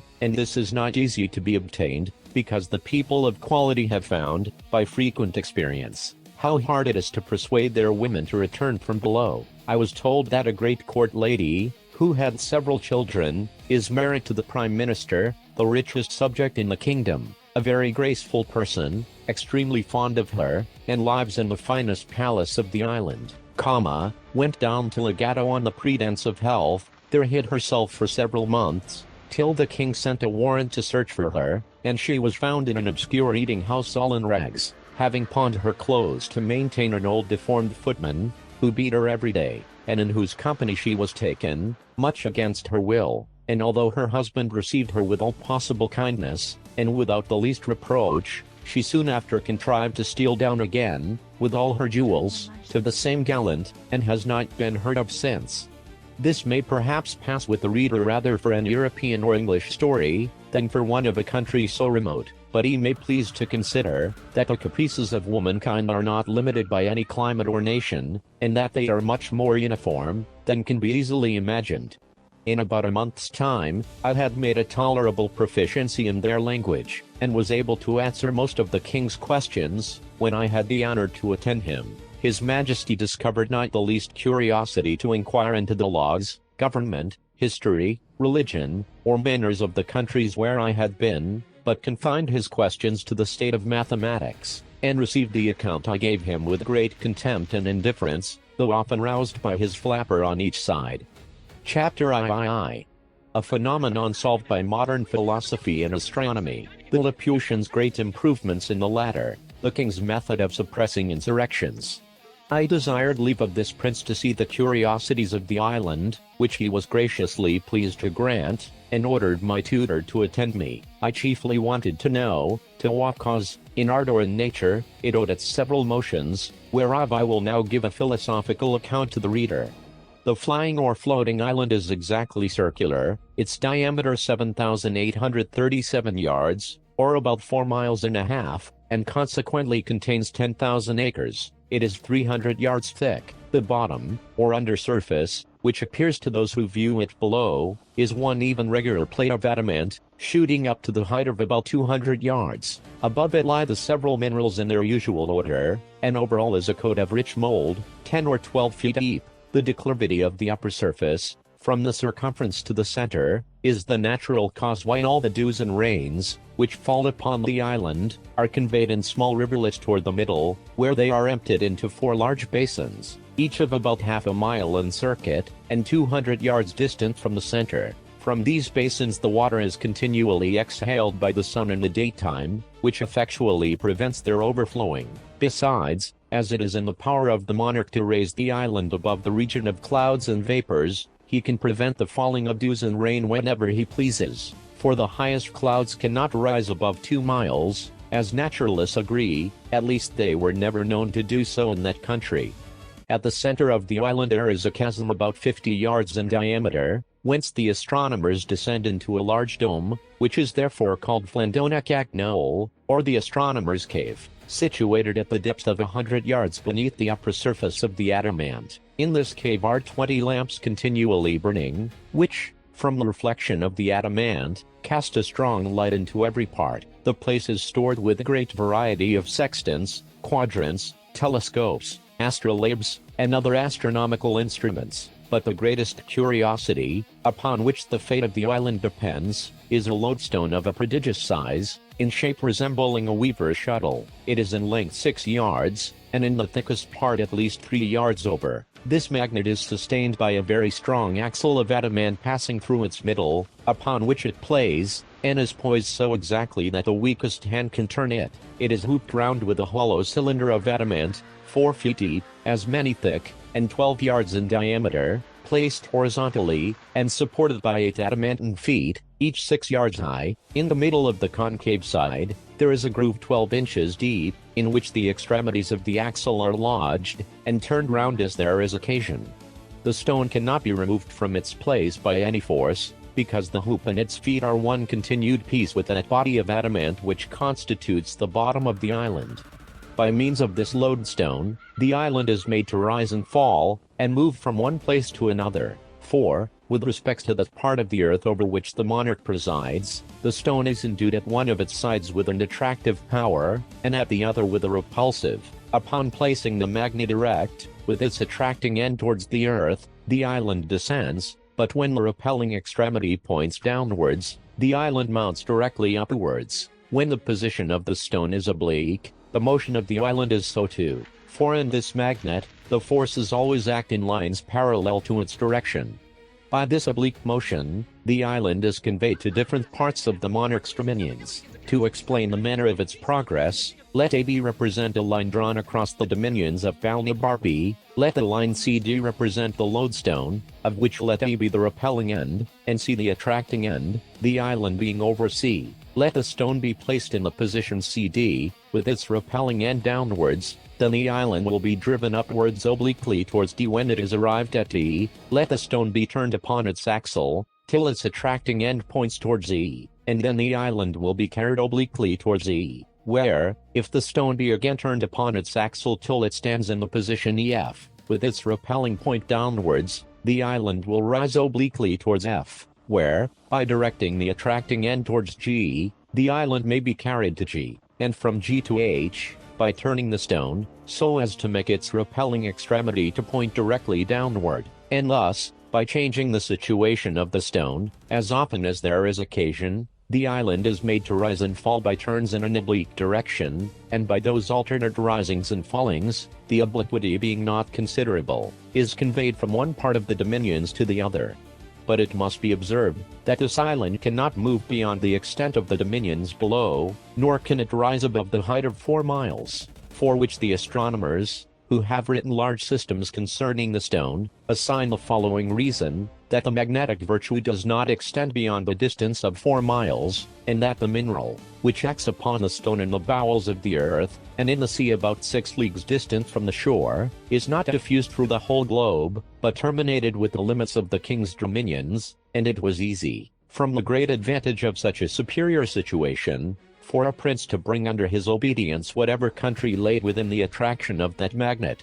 When the stone is put parallel to the plane of the horizon, the island stands still, for in that case the extremities of it, being at equal distance from the earth, act with equal force, the one in drawing downwards, the other in pushing upwards, and consequently no motion can ensue.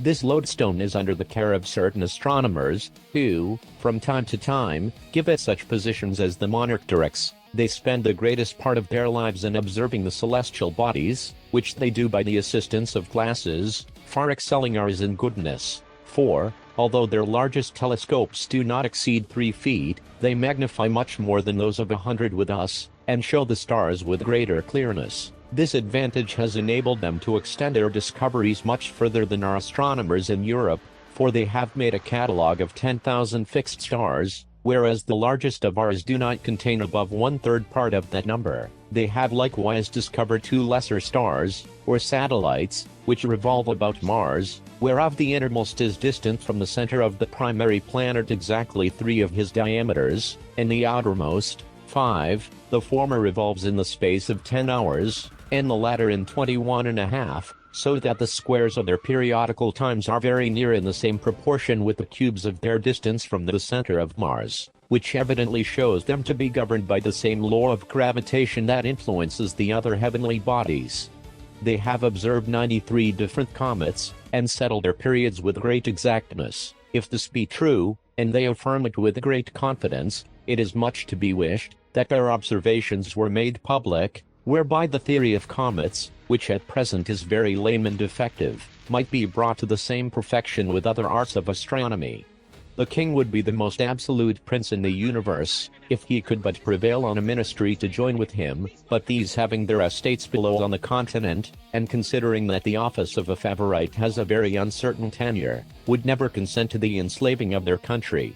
if any town should engage in rebellion or mutiny, fall into violent factions, or refuse to pay the usual tribute, the king has two methods of reducing them to obedience. The first and the mildest courses, by keeping the island hovering over such a town, and the lands about it, whereby he can deprive them of the benefit of the sun and the rain, and consequently afflict the inhabitants with earth and diseases, and if the crime deserve it, they are at the same time pelted from above with great stones, against which they have no defense but by creeping into cellars or caves, while the roofs of their houses are beaten to pieces. But if they still continue obstinate, or offer to raise insurrections, he proceeds to the last remedy, by letting the island drop directly upon their heads, which makes a universal destruction both of houses and men. However, this is an extremity to which the prince is seldom driven, neither indeed is he willing to put it in execution, nor dare his ministers advise him to an action, which, as it would render them odious to the people, so it would be a great damage to their own estates, which all lie below, for the island is the king's domain.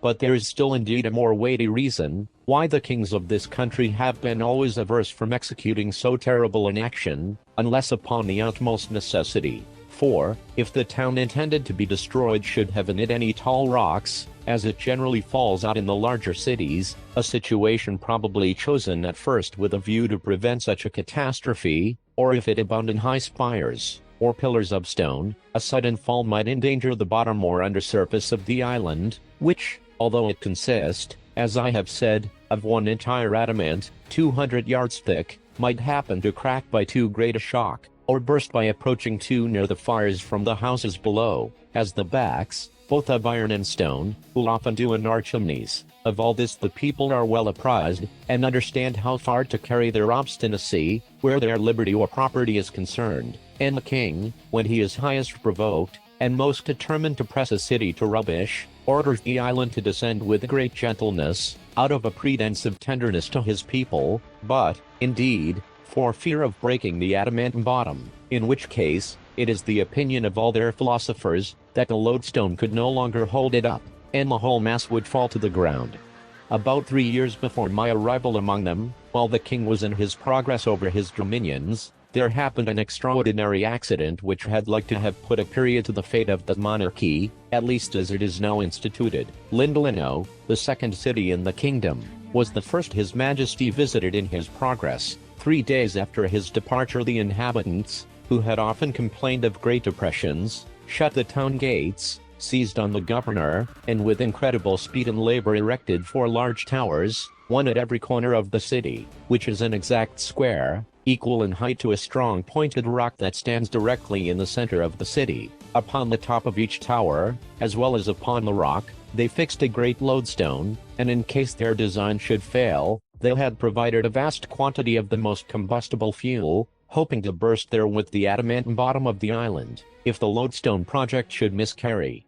It was 8 months before the king had perfect notice that the Lindolinians were in rebellion. He then commanded that the island should be wafted over the city. The people were unanimous, and had laid in store of provisions, and a great river runs through the middle of the town. The king hovered over them several days to deprive them of the sun and the rain. He ordered many pack threads to be let down, yet not a person offered to send up a petition, but instead thereof very bold demands, the redress of all their grievances, great immunities, the choice of their own governor, and other the like exorbitances, upon which his majesty commanded all the inhabitants of the island to cast great stones from the lower gallery into the town, but the citizens had provided against this mischief by conveying their persons and effects into the 4 towers, and other strong buildings, and vaults underground.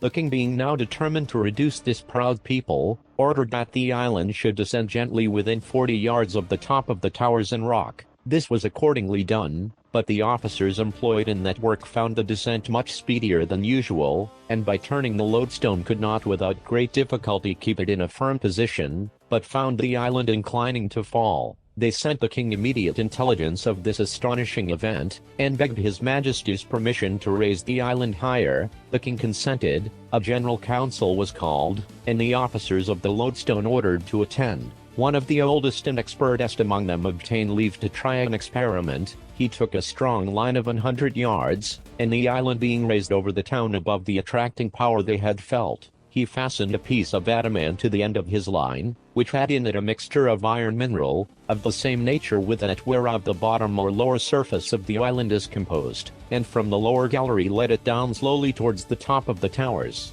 The adamant was not descended 4 yards, before the officer felt it drawn so strongly downwards that he could hardly pull it back. He then threw down several small pieces of adamant, and observed that they were all violently attracted by the top of the tower. The same experiment was made on the other 3 towers, and on the rock with the same effect. This incident broke entirely the king's measures, and, to dwell no longer on other circumstances, he was forced to give the town their own conditions. I was assured by a great minister that if the island had descended so near the town as not to be able to raise itself, the citizens were determined to fix it forever, to kill the king and all his servants, and entirely change the government. By a fundamental law of this realm, neither the king, nor either of his 2 eldest sons, are permitted to leave the island, nor the queen, till she is past childbearing. Chapter IV. The author leaves Laputa, is conveyed to Balnibarbi, arrives at the metropolis, a description of the metropolis, and the country adjoining. The author hospitably received by a great lord, his conversation with that lord. Although I cannot say that I was ill-treated in this island, yet I must confess I thought myself too much neglected, not without some degree of contempt, for neither prince nor people appeared to be curious in any part of knowledge, except mathematics and music, wherein I was farther inferior, and upon that account very little regarded. On the other side, after having seen all the curiosities of the island, I was very desirous to leave it, being heartily weary of those people. They were indeed excellent in 2 sciences for which I have great esteem, and wherein I am not unversed, but, at the same time, so abstracted and involved in speculation, that I never met with such disagreeable companions. I conversed only with women, tradesmen, flappers, and court pages, during 2 months of my abode there, by which, at last, I rendered myself extremely contemptible, yet these were the only people from whom I could ever receive a reasonable answer. I had obtained, by hard study, a good degree of knowledge in their language. I was weary of being confined to an island where I received so little countenance, and resolved to leave it with the first opportunity. There was a great lord at court, nearly related to the king, and for that reason alone used with respect. He was universally reckoned the most ignorant and stupid person among them. He had performed many eminent services for the crown, had great natural and acquired parts, adorned with integrity and honor, but so ill an ear for music, that his detractors reported, he had been often known to beat time in the wrong place. Neither could his tutors, without extreme difficulty, teach him to demonstrate the most easy proposition in the mathematics. He was pleased to show me many marks of favor, often did me the honor of a visit, desired to be informed in the affairs of Europe, the laws and customs, the manners and learning of the several countries where I had traveled. He listened to me with great attention, and made very wise observations on all I spoke. He had 2 flappers attending him for state, but never made use of them, except at court and in visits of ceremony, and would always command them to withdraw, when we were alone together. I entreated this illustrious person, to intercede in my behalf with his majesty, for leave to depart, which he accordingly did, as he was pleased to tell me, with regret, for indeed he had made me several offers very advantageous, which, however, I refused, with expressions of the highest acknowledgment. On the 16th day of February I took leave of his majesty and the court. The king made me a present to the value of about £200 English, and my protector, his kinsman, as much more, together with a letter of recommendation to a friend of his in Legato, the metropolis. The island being then hovering over a mountain about 2 miles from it, I was let down from the lowest gallery, in the same manner as I had been taken up. The continent, as far as it is subject to the monarch of the flying island, passes under the general name of Balnibarbi, and the metropolis, as I said before, is called Legato. I felt some little satisfaction in finding myself on firm ground. I walked to the city without any concern, being clad like one of the natives, and sufficiently instructed to converse with them. I soon found out the person's house to whom I was recommended, presented my letter from his friend the grandee in the island, and was received with much kindness. This great lord, whose name was Minotti, ordered me an apartment in his own house, where I continued during my stay, and was entertained in a most hospitable manner. The next morning after my arrival, he took me in his chariot to see the town, which is about half the bigness of London, but the houses very strangely built, and most of them out of repair. The people in the streets walked fast, looked wild, their eyes fixed, and were generally in rags. We passed through one of the town gates, and went about 3 miles into the country, where I saw many laborers working with several sorts of tools in the ground, but was not able to conjecture what they were about. Neither did I observe any expectation either at corn or grass, although the soil appeared to be excellent. I could not forbear admiring at these odd appearances, both in town and country, and I made bold to desire my conductor, that he would be pleased to explain to me, what could be meant by so many busy heads, hands, and faces, both in the streets and the fields, because I did not discover any good effects they produced, but, on the contrary, I never knew a soil so unhappily cultivated, houses so ill contrived and so ruinous, or a people whose countenances and habit expressed so much misery and want. This Lord Minotti was a person of the first rank, and had been some years governor of Legato, but, by a cabal of ministers, was discharged for insufficiency. However, the king treated him with tenderness, as a well-meaning man, but of a low contemptible understanding. When I gave that free censure of the country and its inhabitants, he made no further answer than by telling me, that I had not been long enough among them to form a judgment, and that the different nations of the world had different customs, with other common topics to the same purpose. But, when we returned to his palace, he asked me how I liked the building, what absurdities I observed, and what quarrel I had with the dress or looks of his domestics. This he might safely do, because everything about him was magnificent, regular, and polite. I answered, that his Excellency's prudence, quality, and fortune, had exempted him from those defects, which folly and beggary had produced in others. He said, if I would go with him to his country house, about 20 miles distant, where his estate lay, there would be more leisure for this kind of conversation. I told His Excellency that I was entirely at his disposal, and accordingly we set out next morning.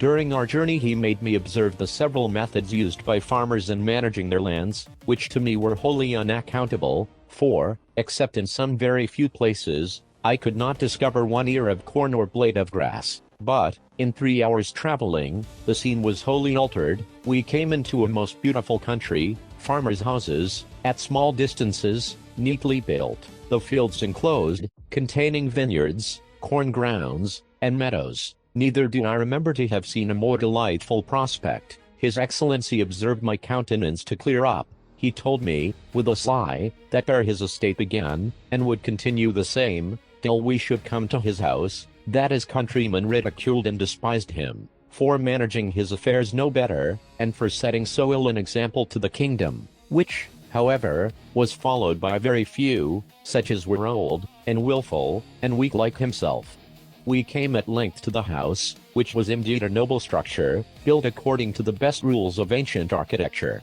The fountains, gardens, walks, avenues, and groves, were all disposed with exact judgment and taste. I gave due praises to everything I saw, whereof His Excellency took not the least notice till after supper, when, there being no third companion, he told me with a very melancholy air that he doubted he must throw down his houses in town and country, to rebuild them after the present mode, destroy all his plantations, and cast others into such a form as modern usage required, and give the same directions to all his tenants, unless he would submit to incur the censure of pride, singularity, affectation, ignorance, caprice, and perhaps increase his Majesty's displeasure, that the admiration I appeared to be under would cease or diminish, when he had informed me of some particulars which, probably, I never heard of at court, the people there being too much taken up in their own speculations, to have regard to what passed here below. The sum of his discourse was to this effect, that about 40 years ago,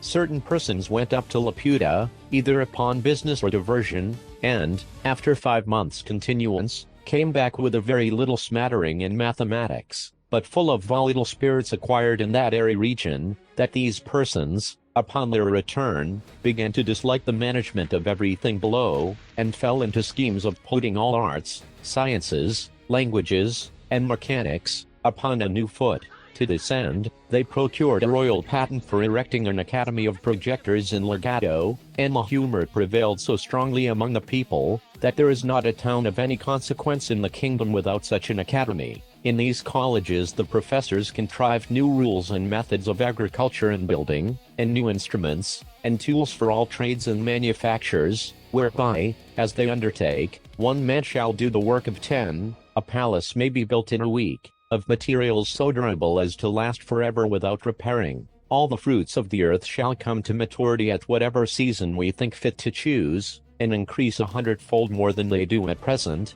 with innumerable other happy proposals. The only inconvenience is, that none of these projects are yet brought to perfection, and in the meantime, the whole country lies miserably waste, the houses in ruins, and the people without food or clothes. By all which, instead of being discouraged, they are 50 times more violently bent upon prosecuting their schemes, driven equally on by hope and despair. That is for himself, being not of an enterprising spirit, he was content to go on in the old forms, to live in the houses his ancestors had built, and act as they did, in every part of life, without innovation, that some few other persons of quality and gentry had done the same, but were looked on with an eye of contempt and ill will, as enemies to art, ignorant, and ill commonwealth's men, preferring their own ease and sloth before the general improvement of their country.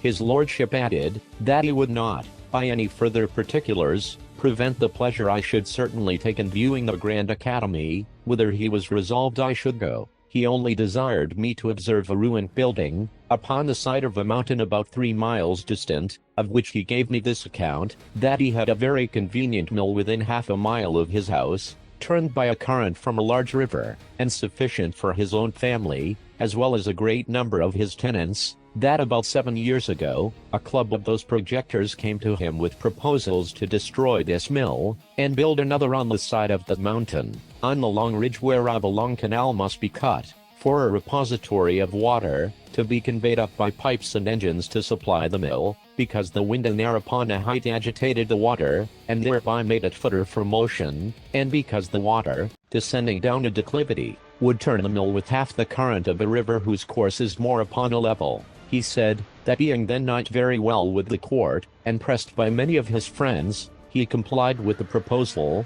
and after employing 100 men for 2 years, the work miscarried, the projectors went off, laying the blame entirely upon him, railing at him ever since, and putting others upon the same experiment, with equal assurance of success, as well as equal disappointment.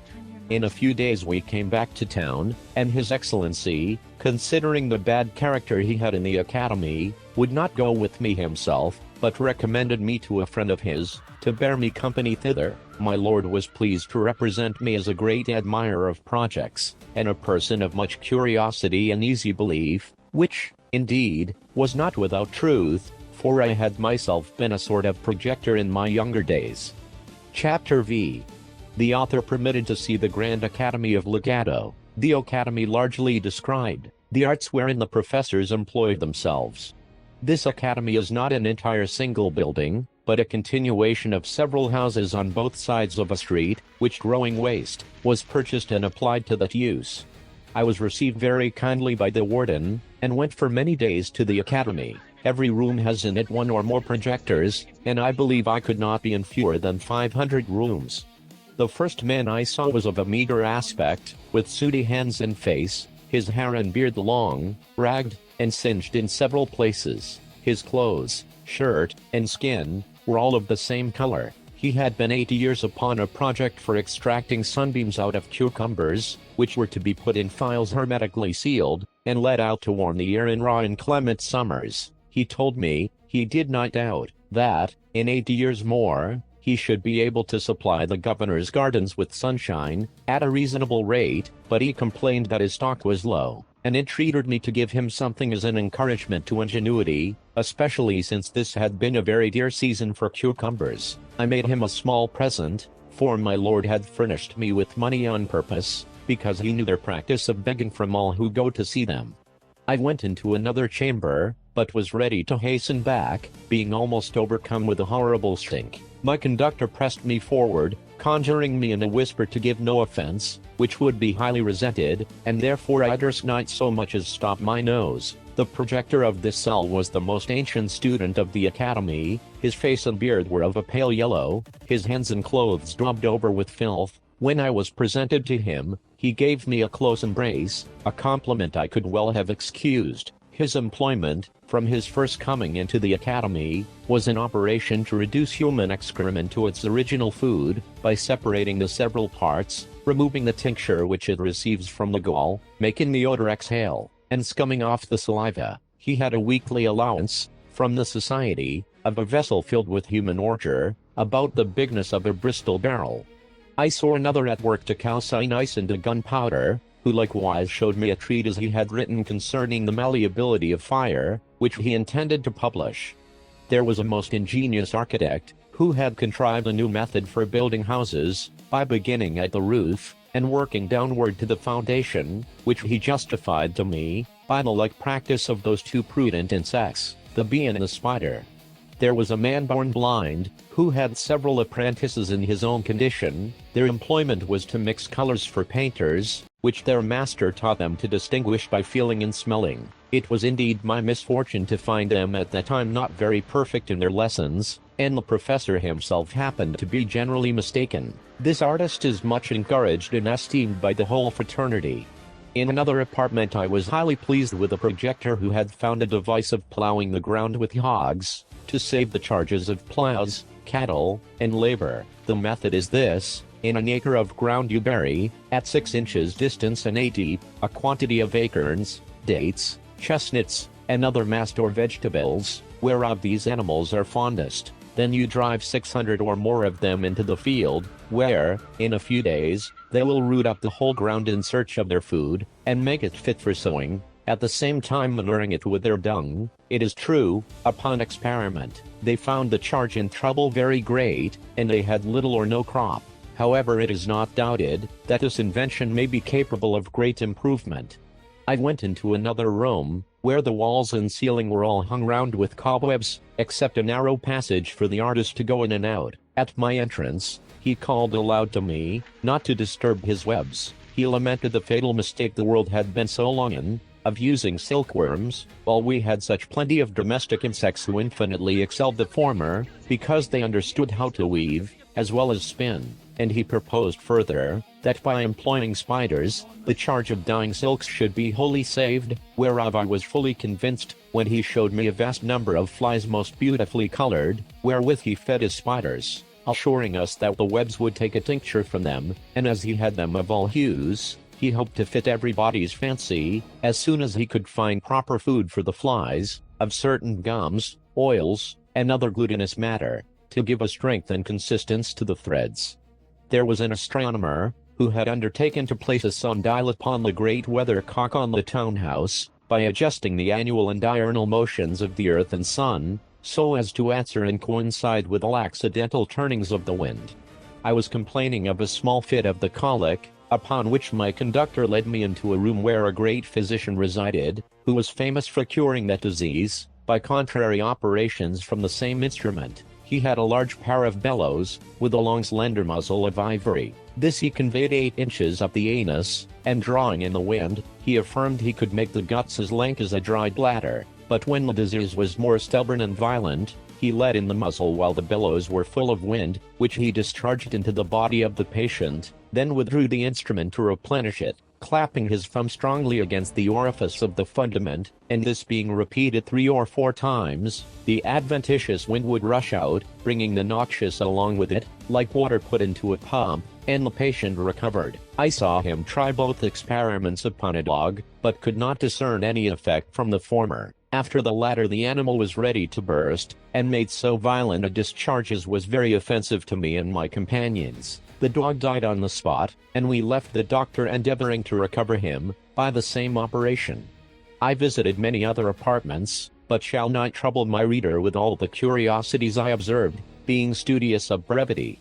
I had hitherto seen only one side of the academy, the other being appropriated to the advancers of speculative learning, of whom I shall say something, when I have mentioned one illustrious person more, who was called among them the universal artist. He told us he had been 30 years employing his thoughts for the improvement of human life. He had 2 large rooms full of wonderful curiosities, and 50-minute work. Some were condensing air into a dry tangible substance, by extracting the niter, and letting the aqueous or fluid particles percolate, others softening marble, for pillows and pincushions, others petrifying the hoofs of a living horse, to preserve them from foundering. The artist himself was at that time busy upon two great designs, the first, to sow land with chaff, wherein he affirmed the true seminal virtue to be contained, as he demonstrated by several experiments, which I was not skillful enough to comprehend. The other was, by a certain composition of gums, minerals, and vegetables, outwardly applied, to prevent the growth of wool upon two young lambs, and he hoped, in a reasonable time to propagate the breed of naked sheep, all over the kingdom. We crossed a walk to the other part of the academy, where, as I have already said, the projectors in speculative learning resided. The first professor I saw was in a very large room, with 40 pupils about him. After salutation, observing me to look earnestly upon a frame, which took up the greatest part of both the length and breadth of the room, he said, perhaps I might wonder to see him employed in a project for improving speculative knowledge, by practical and mechanical operations. But the world would soon be sensible of its usefulness, and he flattered himself, that a more noble, exalted thought never sprang in any other man's head. Everyone knew how laborious the usual method is of attaining to arts and sciences, whereas, by his contrivance, the most ignorant person, at a reasonable charge, and with a little bodily labor, might write books in philosophy, poetry, politics, laws, mathematics, and theology, without the least assistance from genius or study. He then led me to the frame, about the sides, whereof all his pupils stood in ranks. It was 20 feet square, placed in the middle of the room. The superficies was composed of several bits of wood, about the bigness of a die, but some larger than others. They were all linked together by slender wires. These bits of wood were covered, on every square, with paper pasted on them, and on these papers were written all the words of their language, in their several moods, tenses, and declensions, but without any order. The professor then desired me to observe, for he was going to set his engine at work. The pupils, at his command, took each of them hold of an iron handle, whereof there were 40 fixed round the edges of the frame, and giving them a sudden turn, the whole disposition of the words was entirely changed. He then commanded 36 of the lads, to read the several lines softly, as they appeared upon the frame, and where they found 3 or 4 words together that might make part of a sentence, they dictated to the 4 remaining boys, who were scribes. This work was repeated 3 or 4 times, and at every turn, the engine was so contrived, that the words shifted into new places, as the square bits of wood moved upside down. 6 hours a day the young students were employed in this labor, and the professor showed me several volumes in large folio, already collected, of broken sentences, which he intended to piece together, and out of those rich materials, to give the world a complete body of all arts and sciences, which, however, might be still improved, and much expedited, if the public would raise a fund for making and employing 500 such frames in legato, and oblige the managers to contribute in common their several collections. He assured me that this invention had employed all his thoughts from his youth, that he had emptied the whole vocabulary into his frame, and made the strictest computation of the general proportion there is in books between the numbers of particles, nouns, and verbs, and other parts of speech. I made my humblest acknowledgment to this illustrious person, for his great communicativeness, and promised, if ever I had the good fortune to return to my native country, that I would do him justice, as the sole inventor of this wonderful machine, the form and contrivance of which I desired leave to delineate on paper, as in the figure hereinnext. I told him, although it were the custom of our learned in Europe to steal inventions from each other, who had thereby at least this advantage, that it became a controversy which was the right owner, yet I would take such caution, that he should have the honor entire, without a rival. We next went to the School of Languages, where 3 professors sat in consultation upon improving that of their own country. The first project was to shorten discourse by cutting polysyllables into one, and leaving out verbs and participles, because, in reality, all things imaginable are but nouns. The other project was a scheme for entirely abolishing all words whatsoever, and this was urged as a great advantage in point of health, as well as brevity. For it is plain, that every word we speak is, in some degree, a diminution of our lungs by corrosion, and, consequently, contributes to the shortening of our lives. An expedient was therefore offered, that since words are only names for things, it would be more convenient for all men to carry about them such things as were necessary to express a particular business they are to discourse on, and this invention would certainly have taken place, to the great ease as well as health of the subject, if the women, in conjunction with the vulgar and illiterate, had not threatened to raise a rebellion unless they might be allowed the liberty to speak with their tongues, after the manner of their forefathers. Such constant irreconcilable enemies to science are the common people. However, many of the most learned and wise adhere to the new scheme of expressing themselves by things, which has only this inconvenience attending it,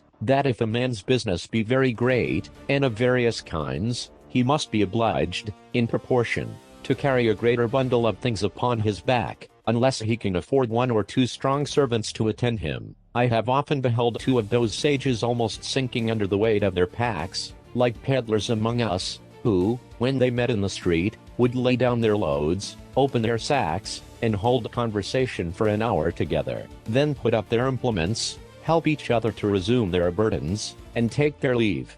But for short conversations, a man may carry implements in his pockets, and under his arms, enough to supply him, and in his house, he cannot be at a loss. Therefore the room where company meet who practice this art, is full of all things, ready at hand, requisite to furnish matter for this kind of artificial converse. Another great advantage proposed by this invention was, that it would serve as a universal language, to be understood in all civilized nations, whose goods and utensils are generally of the same kind, or nearly resembling, so that their uses might easily be comprehended, and thus ambassadors would be qualified to treat with foreign princes, or ministers of state, to whose tongues they were utter strangers. I was at the mathematical school, where the master taught his pupils after a method scarce imaginable to us in Europe. The proposition and demonstration were fairly written on a thin wafer, with ink composed of a cephalic tincture. This, the student was to swallow upon a fasting stomach, and for 3 days following, eat nothing but bread and water. As the wafer digested, the tincture mounted to his brain, bearing the proposition along with it. But the success has not hitherto been answerable, partly by some error in the quantum or composition, and partly by the perverseness of lads, to whom this bolus is so nauseous, that they generally steal aside, and discharge it upwards, before it can operate. Neither have they been yet persuaded to use so long on abstinence, as the prescription requires. Chapter VI. A further account of the Academy. The author proposes some improvements, which are honorably received.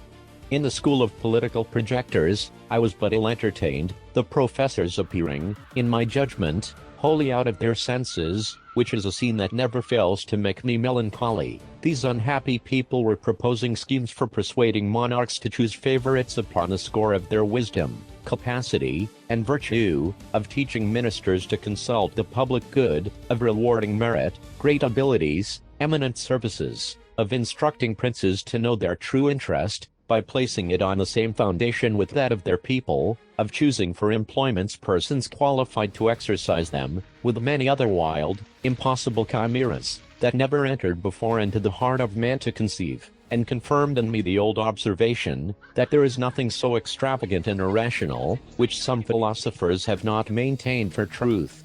But, however, I shall so far do justice to this part of the Academy, as to acknowledge that all of them were not so visionary. There was a most ingenious doctor, who seemed to be perfectly versed in the whole nature and system of government. This illustrious person had very usefully employed his studies, in finding out effectual remedies for all diseases and corruptions to which the several kinds of public administration are subject, by the vices or infirmities of those who govern, as well as by the licentiousness of those who are to obey. For instance, whereas all writers and reasoners have agreed, that there is a strict universal resemblance between the natural and the political body, can there be anything more evident, than that the health of both must be preserved, and the diseases cured, by the same prescriptions? it is allowed that senates and great councils are often troubled with redundant, ebullient, and other peccant humors, with many diseases of the head, and more of the heart, with strong convulsions, with grievous contractions of the nerves and sinews in both hands, but especially the right, with spleen, flatus, vertigos, and deliriums, with scrofulous tumors, full of fetid purulent matter, with sour frothy eructations, with canine appetites, and crudeness of digestion, besides many others, needless to mention. This doctor therefore proposed that upon the meeting of the Senate, certain physicians should attend it the 3 first days of their sitting, and at the close of each day's debate feel the pulses of every senator, after which, having maturely considered and consulted upon the nature of the several maladies, and the methods of cure, they should on the 4th day return to the Senate House, attended by their apothecary stored with proper medicines, and before the members sat, administer to each of them lenitives, apparatives, abstersives, corrosives, restringents, palliatives, laxatives, cephalalgics, ecterics, apophlegmatics, acoustics, as their several cases required, and, according as these medicines should operate, repeat, alter, or omit them, at the next meeting. This project could not be of any great expense to the public, and might in my poor opinion, be of much use for the dispatch of business, in those countries where senates have any share in the legislative power, beget unanimity, shorten debates, open a few mouths which are now closed, and close many more which are now open, curb the petulancy of the young, and correct the positiveness of the old, rouse the stupid, and damp the pert. Again, because it is a general complaint, that the favorites of princes are troubled with short and weak memories, the same doctor proposed, that whoever attended a first minister, after having told his business, with the utmost brevity and in the plainest words, should, at his departure, give the said minister a tweak by the nose, or a kick in the belly, or tread on his corns, or lug him thrice by both ears, or run a pin into his breech, or pinch his arm black and blue, to prevent forgetfulness, and at every levee day, repeat the same operation, till the business were done, or absolutely refused. He likewise directed, that every senator in the great council of a nation, after he had delivered his opinion, and argued in the defense of it, should be obliged to give his vote directly contrary, because if that were done, the result would infallibly terminate in the good of the public. When parties in a state are violent, he offered a wonderful contrivance to reconcile them. The method is this: you take 100 leaders of each party, you dispose them into couples of such whose heads are nearest of a size, then let 2 nice operators saw off the occiput of each couple at the same time, in such a manner that the brain may be equally divided. Let the occiputs, thus cut off, be interchanged, applying each to the head of his opposite party man. It seems indeed to be a work that requires some exactness, but the professor assured us, that if it were dexterously performed, the cure would be infallible, for he argued thus, that the 2 half-brains being left to debate the matter between themselves within the space of one skull, would soon come to a good understanding, and produce that moderation, as well as regularity of thinking, so much to be wished for in the heads of those, who imagine they come into the world only to watch and govern its motion. And as to the difference of brains, in quantity or quality, among those who are directors in faction, the doctor assured us, from his own knowledge, that it was a perfect trifle. I heard a very warm debate between 2 professors, about the most commodious and effectual ways and means of raising money, without grieving the subject. The first affirmed, the justest method would be, to lay a certain tax upon vices and folly, and the sum fixed upon every man to be rated, after the fairest manner, by a jury of his neighbors. The second was of an opinion directly contrary, to tax those qualities of body and mind, for which men chiefly valued themselves, the rate to be more or less, according to the degrees of excelling, the decision whereof should be left entirely to their own breast. The highest tax was upon men who are the greatest favorites of the other sex, and the assessments, according to the number and nature of the favors they have received, for which, they are allowed to be their own vouchers. Wit, valor, and politeness, were likewise proposed to be largely taxed, and collected in the same manner, by every person's giving his own word for the quantum of what he possessed. But as to honor, justice, wisdom, and learning, they should not be taxed at all, because they are qualifications of so singular a kind, that no man will either allow them in his neighbor or value them in himself. The women were proposed to be taxed according to their beauty and skill in dressing, wherein they had the same privilege with the men, to be determined by their own judgment, but constancy, chastity, good sense, and good nature, were not rated, because they would not bear the charge of collecting. To keep senators in the interest of the crown, it was proposed that the members should raffle for employments, every man first taking an oath, and giving security, that he would vote for the court, whether he won or not, after which, the losers had, in their turn, the liberty of raffling upon the next vacancy. Thus, hope and expectation would be kept alive, none would complain of broken promises, but impute their disappointment solely to fortune, whose shoulders are broader and stronger than those of a ministry. Another professor showed me a large paper of instructions for discovering plots and conspiracies against the government. He advised great statesmen to examine into the diet of all suspected persons, their times of eating, upon which side they lay in bed, with which hand they wipe their posteriors, take a strict view of their excrements, and, from the color, the odor, the taste, the consistence, the crudeness or maturity of digestion, form a judgment of their thoughts and designs, because men are never so serious, thoughtful, and intent, as when they are at stool, which he found by frequent experiment, for, in such conjunctures, when he used, merely as a trial, to consider which was the best way of murdering the king, his order would have a tincture of green, but quite different, when he thought only of raising an insurrection, or burning the metropolis.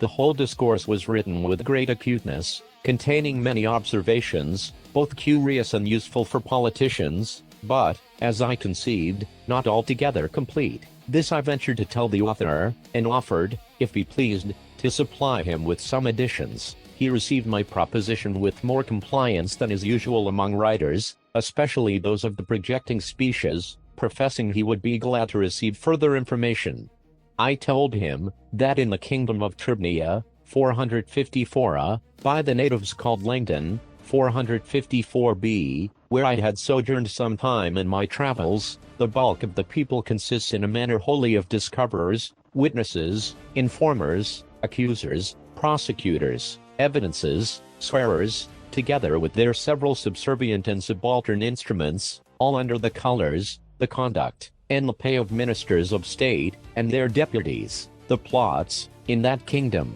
are usually the workmanship of those persons who desire to raise their own characters of profound politicians, to restore new vigor to a crazy administration, to stifle or divert general discontents, to fill their coffers with forfeitures, and raise, or sink the opinion of public credit, as either shall best answer their private advantage. It is first agreed and settled among them, what suspected persons shall be accused of a plot, then, effectual care is taken to secure all their letters and papers, and put the owners in chains. These papers are delivered to a set of artists, very dexterous in finding out the mysterious meanings of words, syllables, and letters. For instance, they can discover a close stool, to signify a privy council, a flock of geese, a senate, a lame dog, an invader, a cod's head, the plague, a standing army, a buzzard, a prime minister, the gout, a high priest, a gibbet, a secretary of state, a chamber pot, a committee of grandees, a sieve, a court lady, a broom, a revolution, a mousetrap, an employment, a bottomless pit, a treasury, a sink, a court, a cap and bells, a favorite, a broken reed, a court of justice, an empty tun, a general, a running sore, the administration, 455. When this method fails, they have two others more effectual, which the learned among them call acrostics and anagrams. First, they can decipher all initial letters into political meanings. Thus N shall signify a plot, B a regiment of horse, L a fleet at sea, or, secondly, by transposing the letters of the alphabet in any suspected paper, they can lay open the deepest designs of a discontented party. So, for example, if I should say, in a letter to a friend, our brother Tom has just got the piles, a skillful decipherer would discover that the same letters which compose that sentence may be analyzed into the following words: resist, a plot is brought home, the tour, and this is the anagrammatic method. The professor made me great acknowledgments for communicating these observations, and promised to make honorable mention of me in his treatise. I saw nothing in this country that could invite me to a longer continuance, and began to think of returning home to England. Chapter Villi. The author leaves Lagado, arrives at Maldonada, no ship ready. He takes a short voyage to Glubbdubdrib, his reception by the governor. The continent, of which this kingdom is a part, extends itself, as I have reason to believe, eastward, to that unknown tract of America westward of California, and north, to the Pacific Ocean, which is not above 150 miles from Lagado, where there is a good port, and much commerce with the great island of Lugnag, situated to the northwest about 29 degrees north latitude, and 140 longitude. This island of Lugnag stands southeastward of Japan, about 100 leagues distant. There is a strict alliance between the Japanese emperor and the king of Lugnag, which affords frequent opportunities of sailing from one island to the other. I determined therefore to direct my course this way, in order to direct my return to Europe. I hired 2 mules, with a guide, to show me the way, and carry my small baggage. I took leave of my noble protector, who had shown me so much favor, and made me a generous present at my departure. My journey was without any accident or adventure worth relating. When I arrived at the port of Maldonada, for so it is called, there was no ship in the harbor bound for Lugnag, nor likely to be in some time. The town is about as large as Portsmouth. I soon fell into some acquaintance, and was very hospitably received. A gentleman of distinction said to me, that since the ships bound for Lugnag could not be ready in less than a month, it might be no disagreeable amusement for me to take a trip to the little island of Glubbdubdrib, about 5 leagues off to the southwest. He offered himself and a friend to accompany me, and that I should be provided with a small convenient bark for the voyage. Glubbdubdrib, as nearly as I can interpret the word, signifies the island of sorcerers or magicians. It is about 1/3 as large as the Isle of Wight, and extremely fruitful. It is governed by the head of a certain tribe, who are all magicians. This tribe marries only among each other, and the eldest in succession is prince or governor. He has a noble palace, and a park of about 3,000 acres, surrounded by a wall of hewn stone 20 feet high. In this park are several small enclosures for cattle, corn, and gardening. The governor and his family are served and attended by domestics of a kind somewhat unusual. By his skill in necromancy he has a power of calling whom he pleases from the dead, and commanding their service for 24 hours, but no longer, nor can he call the same persons up again in less than 3 months, except upon very extraordinary occasions. When we arrived at the island, which was about 11 in the morning, one of the gentlemen who accompanied me went to the governor, and desired admittance for a stranger, who came on purpose to have the honor of attending on his highness. This was immediately granted, and we all 3 entered the gate of the palace between 2 rows of guards, armed and dressed after a very antic manner, and with something in their countenances that made my flesh creep with a horror I cannot express. We passed through several apartments, between servants of the same sort, ranked on each side as before, till we came to the chamber of presence, where, after 3 profound obeisances, and a few general questions, we were permitted to sit on 3 stools, near the lowest step of his highness's throne. He understood the language of Balnibarbi, although it was different from that of this island. He desired me to give him some account of my travels, and, to let me see that I should be treated without ceremony, he dismissed all his attendants with a turn of his finger, at which, to my great astonishment, they vanished in an instant, like visions in a dream when we awake on a sudden. I could not recover myself in some time, till the governor assured me that I should receive no hurt, and observing my 2 companions to be under no concern, who had been often entertained in the same manner, I began to take courage, and related to his highness a short history of my several adventures, yet not without some hesitation, and frequently looking behind me to the place where I had seen those domestic specters. I had the honor to dine with the governor, where a new set of ghosts served up the meat, and waited at table. I now observed myself to be less terrified than I had been in the morning. I stayed till sunset, but humbly desired his highness to excuse me for not accepting his invitation of lodging in the palace. My 2 friends and I lay at a private house in the town adjoining, which is the capital of this little island, and the next morning we returned to pay our duty to the governor, as he was pleased to command us. After this manner we continued in the island for 10 days, most part of every day with the governor, and at night in our lodging. I soon grew so familiarized to the sight of spirits, that after the third or fourth time they gave me no emotion at all, or, if I had any apprehensions left, my curiosity prevailed over them. For His Highness the Governor ordered me to call up whatever persons I would choose to name, and in whatever numbers, among all the dead from the beginning of the world to the present time, and command them to answer any questions I should think fit to ask, with this condition, that my questions must be confined within the compass of the times they lived in, and one thing I might depend upon, that they would certainly tell me the truth, for lying was a talent of no use in the lower world. I made my humble acknowledgments to His Highness for so great a favor. We were in a chamber, from whence there was a fair prospect into the park, and because my first inclination was to be entertained with scenes of pomp and magnificence, I desired to see Alexander the Great at the head of his army, just after the battle of Arbela, which, upon a motion of the governor's finger, immediately appeared in a large field, under the window where we stood. Alexander was called up into the room. It was with great difficulty that I understood his Greek, and had but little of my own. He assured me upon his honor that he was not poisoned, but died of a bad fever by excessive drinking. Next, I saw Hannibal passing the Alps, who told me he had not a drop of vinegar in his camp. I saw Caesar and Pompey at the head of their troops, just ready to engage. I saw the former, in his last great triumph. I desire that the Senate of Rome might appear before me, in one large chamber, and an assembly of somewhat later age encounter view, in another. The first seemed to be an assembly of heroes and demigods, the other, a knot of peddlers, pickpockets, highwaymen, and bullies. The governor, at my request, gave the sign for Caesar and Brutus to advance towards us. I was struck with a profound veneration at the sight of Brutus, and could easily discover the most consummate virtue, the greatest intrepidity and firmness of mind, the truest love of his country, and general benevolence for mankind. In every lineament of his countenance, I observed, with much pleasure, that these two persons were in good intelligence with each other, and Caesar freely confessed to me, that the greatest actions of his own life were not equal, by many degrees, to the glory of taking it away. I had the honor to have much conversation with Brutus, and was told, that his ancestor Junius, Socrates, Epaminondas, Cato the Younger, Sir Thomas More, and himself were perpetually together, a sextumvirate, to which all the ages of the world cannot add a seventh.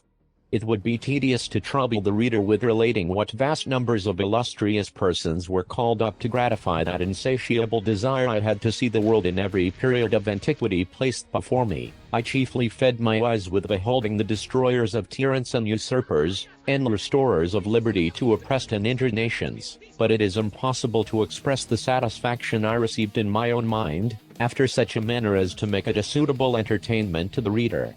Chapter VIII. A further account of Glubbdubdrib, ancient and modern history corrected.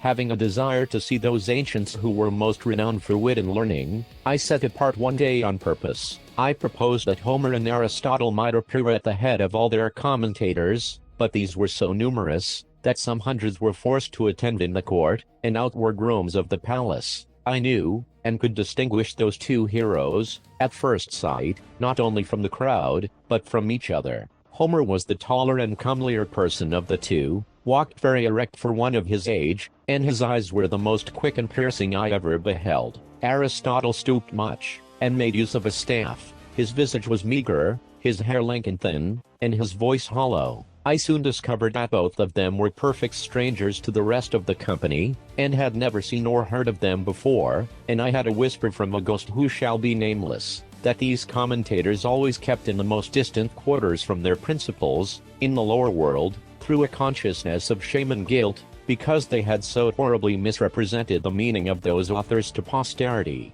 I introduced Didymus and Eustathius to Homer, and prevailed on him to treat them better than perhaps they deserved, for he soon found they wanted a genius to enter into the spirit of a poet. But Aristotle was out of all patience with the account I gave him of Scotus and Ramus, as I presented them to him, and he asked them, whether the rest of the tribe were as great dunces as themselves. I then desired the governor to call up Descartes and Gassendi, with whom I prevailed to explain their systems to Aristotle. This great philosopher freely acknowledged his own mistakes in natural philosophy, because he proceeded in many things upon conjecture, as all men must do, and he found that Gassendi, who had made the doctrine of Epicurus as palatable as he could, and the vortices of Descartes, were equally to be exploded. He predicted the same fate to attraction, whereof the present learned are such zealous asserters. He said, that new systems of nature were but new fashions, which would vary in every age, and even those, who pretend to demonstrate them from mathematical principles,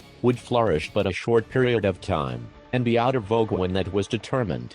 I spent 5 days in conversing with many others of the ancient learned. I saw most of the first Roman emperors. I prevailed on the governor to call up Heliogabalus's cooks to dress us a dinner, but they could not show us much of their skill, for want of materials. A helot of Agesilaus made us a dish of Spartan broth, but I was not able to get down a second spoonful.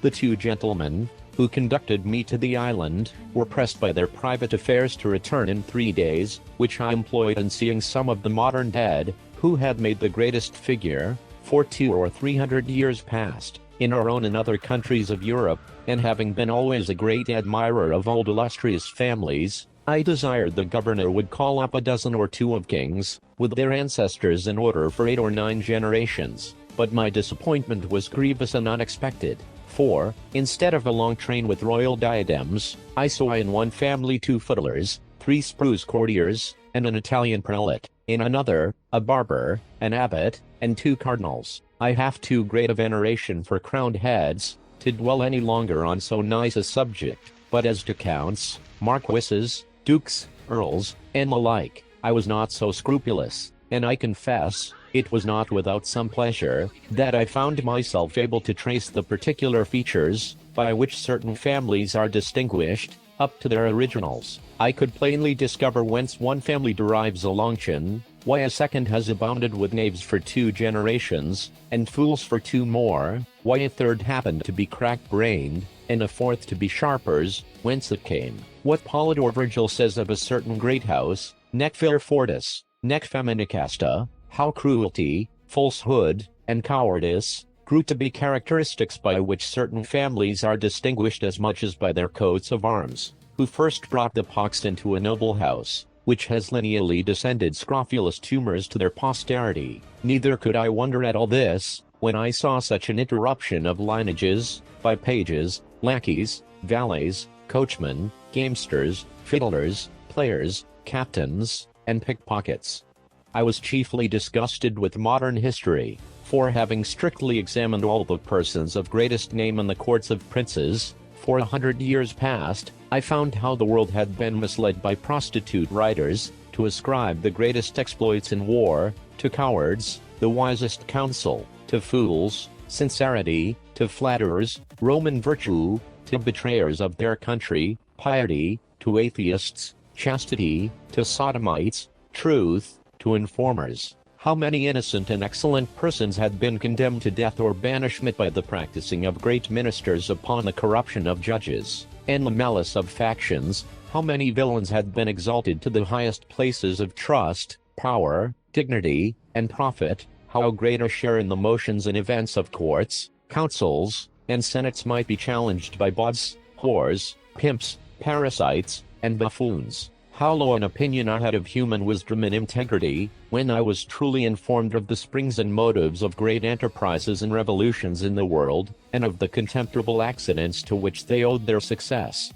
Here I discovered the roguery and ignorance of those who pretend to write anecdotes, or secret history, who send so many kings to their graves with a cup of poison, who repeat the discourse between a prince and chief minister, where no witness was by, unlock the thoughts and cabinets of ambassadors and secretaries of state, and have the perpetual misfortune to be mistaken. Here I discovered the true causes of many great events that have surprised the world, how a whore can govern the backstairs, the backstairs a council, and the council a senate. A general confessed, in my presence, that he got a victory purely by the force of cowardice and ill conduct, and an admiral, that, for want of proper intelligence, he beat the enemy, to whom he intended to betray the fleet. 3 kings protested to me, that in their whole reigns they never did once prefer any person of merit, unless by mistake, or treachery of some minister in whom they confided, neither would they do it if they were to live again, and they showed, with great strength of reason, that the royal throne could not be supported without corruption,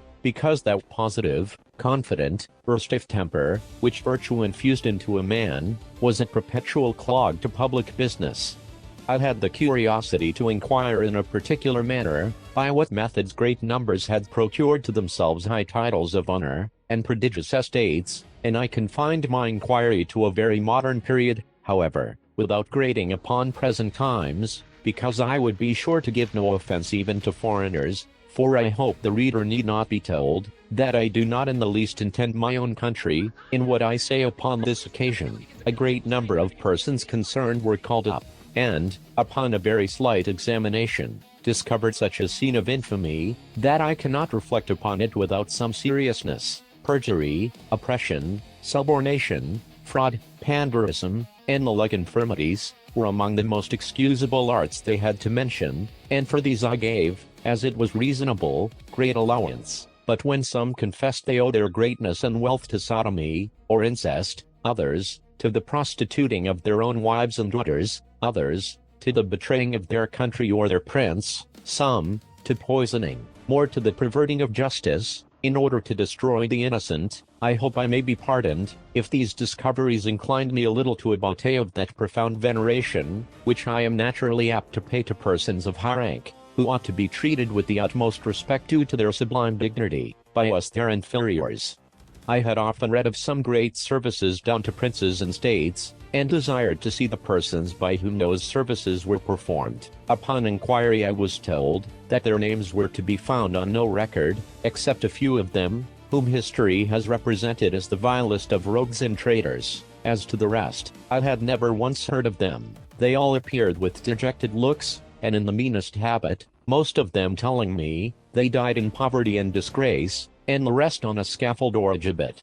Among others, there was one person, whose case appeared a little singular. He had a youth about 18 years old standing by his side. He told me, he had for many years been commander of a ship, and in the sea fight at Actium had the good fortune to break through the enemy's great line of battle, sink 3 of their capital ships, and take a 4th, which was the sole cause of Antony's flight, and of the victory that ensued, that a youth standing by him, his only son, was killed in the action. He added, that upon the confidence of some merit, the war being at an end, he went to Rome, and solicited at the court of Augustus to be preferred to a greater ship, whose commander had been killed, but, without any regard to his pretensions, it was given to a boy who had never seen the sea, the son of Liberdina, who waited on one of the emperor's mistresses. Returning back to his own vessel, he was charged with neglect of duty, and the ship given to a favorite page of Publicola, the vice-admiral, whereupon he retired to a poor farm at a great distance from Rome,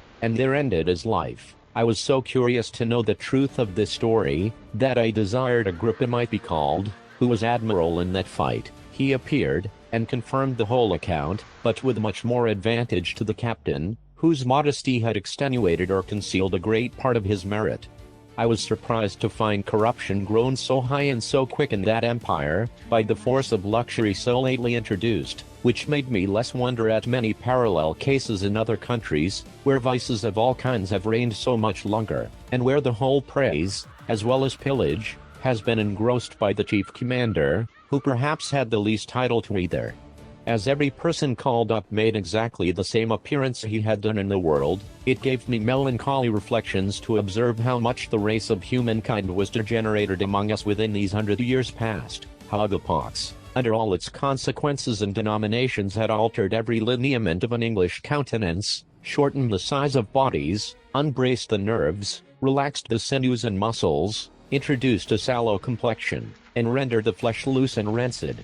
I descended so low, as to desire some English yeomen of the old stamp might be summoned to appear, once so famous for the simplicity of their manners, diet, and dress, for justice in their dealings, for their true spirit of liberty, for their valor, and love of their country. Neither could I be wholly unmoved, After comparing the living with the dead, when I considered how all these pure native virtues were prostituted for a piece of money by their grandchildren, who, in selling their votes and managing at elections, have acquired every vice and corruption that can possibly be learned in a court.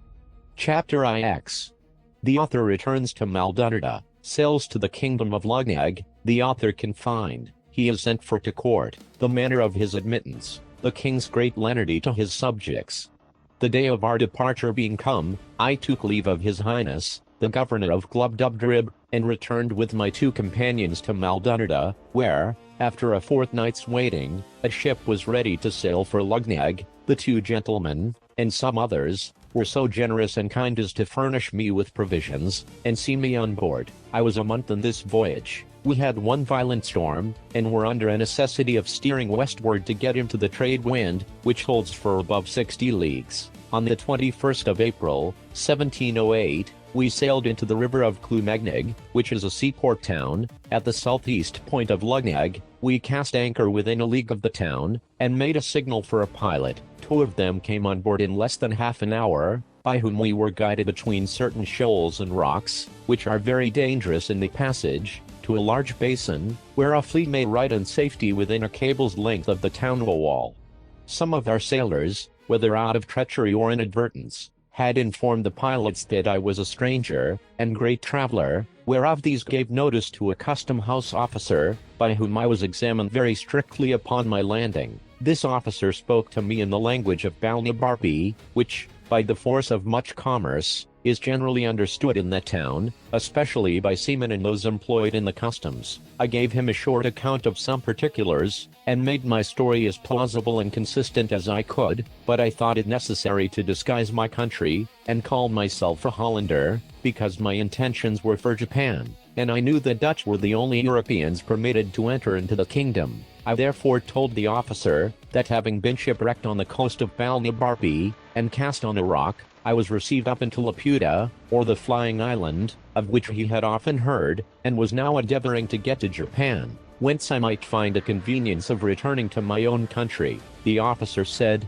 I must be confined till he could receive orders from court, for which he would write immediately, and hoped to receive an answer in a fortnight. I was carried to a convenient lodging with a sentry placed at the door. However, I had the liberty of a large garden, and was treated with humanity enough, being maintained all the time at the king's charge. I was invited by several persons, chiefly out of curiosity, because it was reported that I came from countries very remote, of which they had never heard. I hired a young man, who came in the same ship, to be an interpreter. He was a native of Lugnag, but had lived some years at Maldunada, and was a perfect master of both languages. By his assistance, I was able to hold a conversation with those who came to visit me, but this consisted only of their questions, and my answers. The dispatch came from court about the time we expected. It contained a warrant for conducting me and my retinue to Traldragdub, or Trildrogdrib, for it is pronounced both ways as near as I can remember, by a party of 10 horse. All my retinue was that poor lad for an interpreter, whom I persuaded into my service, and, at my humble request, we had each of us a mule to ride on. A messenger was dispatched half a day's journey before us, to give the king notice of my approach, and to desire, that his majesty would please to appoint a day and hour, when it would by his gracious pleasure that I might have the honor to lick the dust before his footstool. This is the court style, and I found it to be more than matter of form, for, upon my admittance 2 days after my arrival, I was commanded to crawl upon my belly, and lick the floor as I advanced, but, on account of my being a stranger, care was taken to have it made so clean, that the dust was not offensive. However, this was a peculiar grace, not allowed to any but persons of the highest rank, when they desire an admittance. Nay, sometimes the floor is strewed with dust on purpose, when the person to be admitted happens to have powerful enemies at court, and I have seen a great lord with his mouth so crammed, that when he had crept to the proper distance from the throne, he was not able to speak a word. Neither is there any remedy, because it is capital for those who receive an audience to spit or wipe their mouths in his majesty's presence. There is indeed another custom, which I cannot altogether approve of. When the king has a mind to put any of his nobles to death in a gentle indulgent manner, he commands the floor to be strewed with a certain brown powder of a deadly composition, which being licked up, infallibly kills him in 24 hours. But in justice to this prince's great clemency, and the care he has of his subjects' lives, wherein it were much to be wished that the monarchs of Europe would imitate him, it must be mentioned for his honor, that strict orders are given to have the infected parts of the floor well washed after every such execution, which, if his domestics neglect, they are in danger of incurring his royal displeasure. I myself heard him give directions, that one of his pages should be whipped, whose turn it was to give notice about washing the floor after an execution, but maliciously had omitted it, by which neglect the young lord of great hopes, coming to an audience, was unfortunately poisoned, although the king at that time had no design against his life. But this good prince was so gracious as to forgive the poor page his whipping, upon promise that he would do so no more, without special orders. To return from this digression, when I had crept within 4 yards of the throne, I raised myself gently upon my knees, and then striking my forehead 7 times against the ground, I pronounced the following words, as they had been taught me the night before. Ik plinglof throp squatsermlhyop lashnals wintnodbakupslhyafagurdlabasht. This is the compliment, established by the laws of the land, for all persons admitted to the king's presence. It may be rendered into English thus: May your celestial majesty outlive the sun, 11 moons and a half. To this the king returned some answer, which, although I could not understand, yet I replied as I had been directed, Fluff Trinyalrikt Waldem Prastrithmor Push, which properly signifies, my tongue is in the mouth of my friend, and by this expression was meant, that I desired leave to bring my interpreter, whereupon the young man already mentioned was accordingly introduced, by whose intervention I answered as many questions as his majesty could put in above an hour. I spoke in the Balnabarbian tongue, and my interpreter delivered my meaning in that of Lugnag. The king was much delighted with my company, and ordered his Blithmar Club, or High Chamberlain, to appoint a lodging in the court for me and my interpreter, with a daily allowance for my table, and a large purse of gold for my common expenses. I stayed 3 months in this country, out of perfect obedience to his majesty, who was pleased highly to favor me, and made me very honorable offers, but I thought it more consistent with prudence and justice to pass the remainder of my days with my wife and family. Chapter X. The Lugnagjans commended, a particular description of the Stralbrugs, with many conversations between the author and some eminent persons upon that subject. The Lugnagjans are a polite and generous people, and although they are not without some share of the pride which is peculiar to all eastern countries, yet they show themselves courteous to strangers, especially such who are countenanced by the court. I've had many acquaintance, and among persons of the best fashion, and being always attended by my interpreter, the conversation we had was not disagreeable. One day, in much good company, I was asked by a person of quality, whether I had seen any of their Stralbrugs, or immortals. I said, I had not, and desired he would explain to me what he meant by such an appellation, applied to a mortal creature. He told me that sometimes, though very rarely, a child happened to be born in a family, with a red circular spot in the forehead, directly over the left eyebrow, which was an infallible mark that it should never die. The spot, as he described it, was about the compass of a silver threepence, but in the course of time grew larger, and changed its color, for at 12 years old it became green, so continued till 25, then turned to a deep blue. At 45 it grew coal black, and as large as an English shilling, but never admitted any further alteration. He said, these births were so rare, that he did not believe there could be above 1100 Stralbrugs, of both sexes, in the whole kingdom, of which he computed about 50 in the metropolis, and, among the rest, a young girl born about 3 years ago, that these productions were not peculiar to any family, but a mere effect of chance, and the children of the Stralbrugs themselves were equally mortal with the rest of the people. I freely own myself to have been struck with inexpressible delight, upon hearing this account, and the person who gave it me happening to understand the Balnabarbian language, which I spoke very well, I could not forbear breaking out into expressions, perhaps a little too extravagant. I cried out, as in a rapture, happy nation, where every child hath at least a chance for being immortal. Happy people, who enjoy so many living examples of ancient virtue, and have masters ready to instruct them in the wisdom of all former ages. But happiest, beyond all comparison, are those excellent Stralbrugs, who, being born exempt from that universal calamity of human nature, have their minds free and disengaged, without the weight and depression of spirits caused by the continual apprehensions of death. I discovered my admiration, that I had not observed any of these illustrious persons at court, the black spot on the forehead being so remarkable a distinction, that I could not have easily overlooked it, and it was impossible that His Majesty,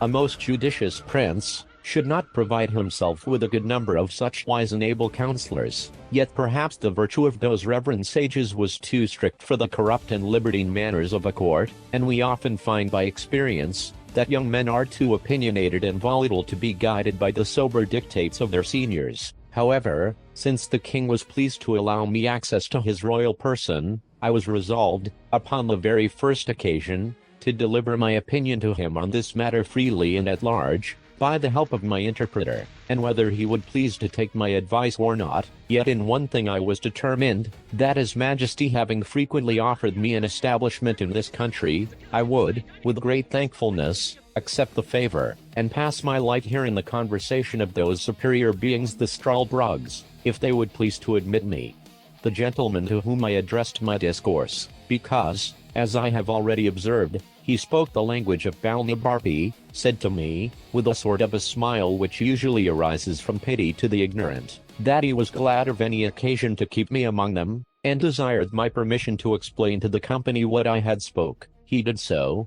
and they talked together for some time in their own language, whereof I understood not a syllable, neither could I observe by their countenances what impression my discourse had made on them. After a short silence, the same person told me, that his friends and mine, so he thought fit to express himself, were very much pleased with the judicious remarks I had made on the great happiness and advantages of immortal life, and they were desirous to know, in a particular manner, what scheme of living I should have formed to myself, if it had fallen to my lot to have been born a Struldbrug. I answered, it was easy to be eloquent on so copious and delightful a subject, especially to me, who had been often apt to amuse myself with visions of what I should do, if I were a king, a general, or a great lord, and upon this very case, I had frequently run over the whole system how I should employ myself, and pass the time, if I were sure to live forever. That, if it had been my good fortune to come into the world of Struldbrug, as soon as I could discover my own happiness, by understanding the difference between life and death, I would first resolve, by all arts and methods whatsoever, to procure myself riches, in the pursuit of which, by thrift and management, I might reasonably expect, in about 200 years, to be the wealthiest man in the kingdom. In the second place, I would, from my earliest youth, apply myself to the study of arts and sciences, by which I should arrive in time to excel all others in learning. Lastly, I would carefully record every action and event of consequence that happened in the public, impartially draw the characters of the several successions of princes and great ministers of state, with my own observations on every point. I would exactly set down the several changes in customs, language, fashions of dress, diet, and diversions, by all which acquirements, I should be a living treasure of knowledge and wisdom, and certainly become the oracle of the nation.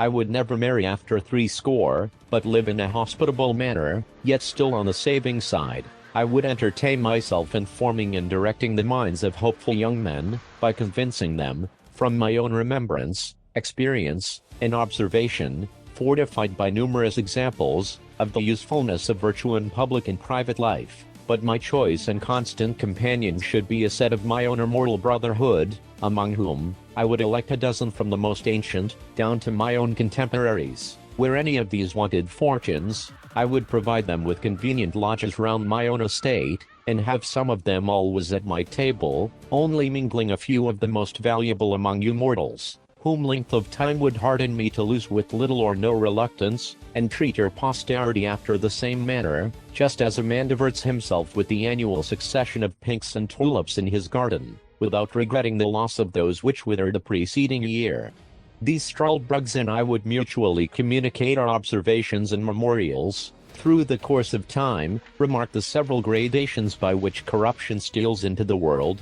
and oppose it in every step, by giving perpetual warning and instruction to mankind, which, added to the strong influence of our own example, would probably prevent that continual degeneracy of human nature so justly complained of in all ages. Add to this, the pleasure of seeing the various revolutions of states and empires, the changes in the lower and upper world, ancient cities in ruins, and obscure villages become the seats of kings, famous rivers lessening into shallow brooks, the ocean leaving one coast dry, and overwhelming another, the discovery of many countries yet unknown, barbarity overrunning the politest nations, and the most barbarous become civilized. I should then see the discovery of the longitude, the perpetual motion, the universal medicine, and many other great inventions, brought to the utmost perfection.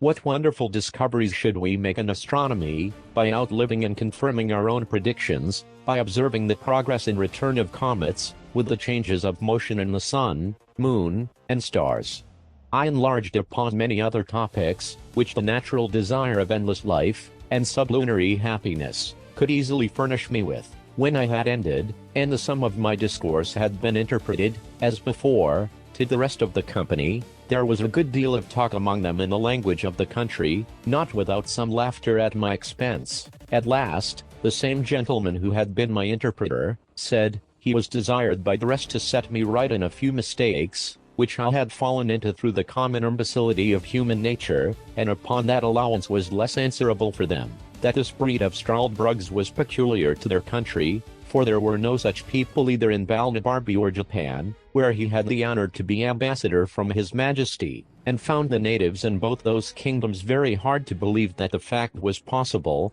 and it appeared from my astonishment when he first mentioned the matter to me, that I received it as a thing wholly new, and scarcely to be credited, that in the two kingdoms above mentioned, where, during his residence, he had conversed very much, he observed long life to be the universal desire and wish of mankind, that whoever had one foot in the grave was sure to hold back the other as strongly as he could, that the oldest had still hopes of living one day longer, and looked on death as the greatest evil, from which nature always prompted him to retreat. Only in this island of Lugnag the appetite for living was not so eager, from the continual example of the Struldbrugs before their eyes. That the system of living contrived by me was unreasonable and unjust, because it supposed a perpetuity of youth, health, and vigor, which no man could be so foolish to hope, however extravagant he may be in his wishes. That the question therefore was not, whether a man would choose to be always in the prime of youth, attended with prosperity and health, but how he would pass a perpetual life under all the usual disadvantages which old age brings along with it. For although few men will avow their desires of being immortal, upon such hard conditions, yet in the two kingdoms before mentioned, of Balnibarbi and Japan, he observed that every man desired to put off death some time longer, let it approach ever so late, and he rarely heard of any man who died willingly, except he were incited by the extremity of grief or torture, and he appealed to me, whether in those countries I had traveled, as well as my own, I had not observed the same general disposition.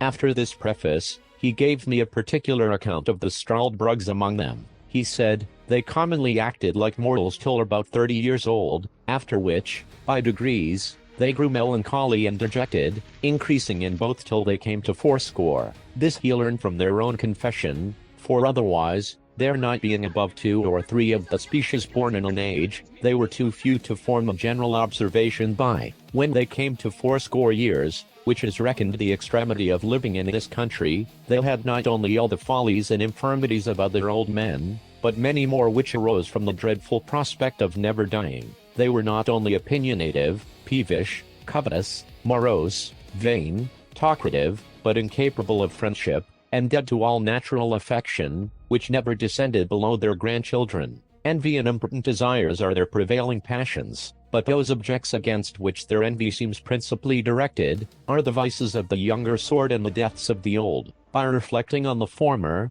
they find themselves cut off from all possibility of pleasure, and whenever they see a funeral, they lament and repine that others have gone to a harbor of rest to which they themselves never can hope to arrive. They have no remembrance of anything but what they learned and observed in their youth and middle age, and even that is very imperfect, and for the truth or particulars of any fact, it is safer to depend on common tradition, than upon their best recollections. The least miserable among them appear to be those who turn to dotage, and entirely lose their memories, These meet with more pity and assistance, because they want many bad qualities which abound in others. If a Struldbrug happen to marry one of his own kind, the marriage is dissolved of course, by the courtesy of the kingdom, as soon as the younger of the two comes to be fourscore, for the law thinks it a reasonable indulgence, that those who are condemned, without any fault of their own, to a perpetual continuance in the world, should not have their misery doubled by the load of a wife. As soon as they have completed the term of 80 years, they are looked on as dead in law, their heirs immediately succeed to their estates, only a small pittance is reserved for their support, and the poor ones are maintained at the public charge. After that period, they are held incapable of any employment of trust or profit, they cannot purchase lands, or take leases, neither are they allowed to be witnesses in any cause, either civil or criminal, not even for the decision of meres and bounds. At 90, they lose their teeth and hair, they have at that age no distinction of taste, but eat and drink whatever they can get, without relish or appetite. The diseases they were subject to still continue, without increasing or diminishing. In talking, they forget the common appellation of things, and the names of persons, even of those who are their nearest friends and relations. For the same reason, they never can amuse themselves with reading, because their memory will not serve to carry them from the beginning of a sentence to the end, and by this defect, they are deprived of the only entertainment whereof they might otherwise be capable. The language of this country being always upon the flux, the Struldbrugs of one age do not understand those of another, neither are they able, after 200 years, to hold any conversation, farther than by a few general words, with their neighbors the mortals, and thus they lie under the disadvantage of living like foreigners in their own country. This was the account given me of the Struldbrugs, as near as I can remember. I afterwards saw 5 or 6 of different ages, the youngest not above 200 years old, who were brought to me at several times by some of my friends, but although they were told that I was a great traveler, and had seen all the world, they had not the least curiosity to ask me a question, only desired I would give them slumskudask, or a token of remembrance, which is a modest way of begging, to avoid the law, that strictly forbids it, because they are provided for by the public, although indeed with a very scanty allowance. They are despised and hated by all sorts of people. When one of them is born, it is reckoned ominous, and their birth is recorded very particularly so that you may know their age by consulting the register, which, however, has not been kept above 1,000 years past, or at least has been destroyed by time or public disturbances. But the usual way of computing how old they are, is by asking them what kings or great persons they can remember, and then consulting history, for infallibly the last prince in their mind did not begin his reign after they were 80 years old. They were the most mortifying sight I ever beheld, and the women more horrible than the men. Besides the usual deformities in extreme old age, they acquired an additional ghastliness, in proportion to their number of years, which is not to be described, and among half a dozen, I soon distinguished which was the eldest, although there was not above a century or two between them. The reader will easily believe, that from what I had heard and seen, my keen appetite for perpetuity of life was much abated. I grew heartily ashamed of the pleasing visions I had formed, and thought no tyrant could invent a death into which I would not run with pleasure, from such a life. The king heard of all that had passed between me and my friends upon this occasion, and rallied me very pleasantly, wishing I could send a couple of Struldbrugs to my own country, to arm our people against the fear of death. But this, it seems, is forbidden by the fundamental laws of the kingdom, or else I should have been well content with the trouble and expense of transporting them. I could not but agree, that the laws of this kingdom relative to the Struldbrugs were founded upon the strongest reasons, and such as any other country would be under the necessity of enacting, in the like circumstances. Otherwise, as avarice is the necessary consequence of old age, those immortals would in time become proprietors of the whole nation, and engross the civil power, which, for want of abilities to manage, must end in the ruin of the public. Chapters I. The author leaves Luggnagg, and sails to Japan. From thence he returns in a Dutch ship to Amsterdam, and from Amsterdam to England. I thought this account of the Struldbrugs might be some entertainment to the reader, because it seems to be a little out of the common way. At least I do not remember to have met the like in any book of travels that has come to my hands, and if I am deceived, My excuse must be that it is necessary for travelers who describe the same country very often to agree in dwelling on the same particulars, without deserving the censure of having borrowed or transcribed from those who wrote before them. There is indeed a perpetual commerce between this kingdom and the great empire of Japan, and it is very probable that the Japanese authors may have given some account of the struldbrugs, but my stay in Japan was so short, and I was so entirely a stranger to the language, that I was not qualified to make any inquiries. But I hope the Dutch, upon this notice, will be curious and able enough to supply my defects. His Majesty having often pressed me to accept some employment in his court, and finding me absolutely determined to return to my native country, was pleased to give me his license to depart, and honored me with a letter of recommendation, under his own hand, to the Emperor of Japan. He likewise presented me with 444 large pieces of gold, this nation delighting in even numbers, and a red diamond, which I sold in England for £1,100. On the 6th day of May, 1709, I took a solemn leave of His Majesty, and all my friends. This prince was so gracious as to order a guard to conduct me to Glangenstald, which is a royal port to the southwest part of the island. In 6 days I found a vessel ready to carry me to Japan, and spent 15 days in the voyage. We landed at a small port town called Zamoshi, situated on the southeast part of Japan. The town lies on the western point, where there is a narrow strait leading northward into a long arm of the sea, upon the northwest part of which, Yedo, the metropolis, stands. At landing, I showed the custom house officers my letter from the King of Lugnag to His Imperial Majesty. They knew the seal perfectly well. It was as broad as the palm of my hand. The impression was, a king lifting up a lame beggar from the earth. The magistrates of the town, hearing of my letter, received me as a public minister. They provided me with carriages and servants, and bore my charges to Yedo, where I was admitted to an audience, and delivered my letter, which was opened with great ceremony, and explained to the emperor by an interpreter, who then gave me notice, by His Majesty's order, that I should signify my request, and, whatever it were, it should be granted, for the sake of his royal brother of Lugnag. This interpreter was a person employed to transact affairs with the Hollanders. He soon conjectured, by my countenance, that I was a European, and therefore repeated His Majesty's commands in Low Dutch, which he spoke perfectly well. I answered, as I had before determined, that I was a Dutch merchant, shipwrecked in a very remote country, whence I had traveled by sea and land to Lugnag, and then took shipping for Japan, where I knew my countrymen often traded, and with some of these I hoped to get an opportunity of returning into Europe. I therefore most humbly entreated His royal favor, to give order that I should be conducted in safety to Nangasak. To this I added another petition, that for the sake of my patron the King of Lugnag, His Majesty would condescend to excuse my performing the ceremony imposed on my countrymen,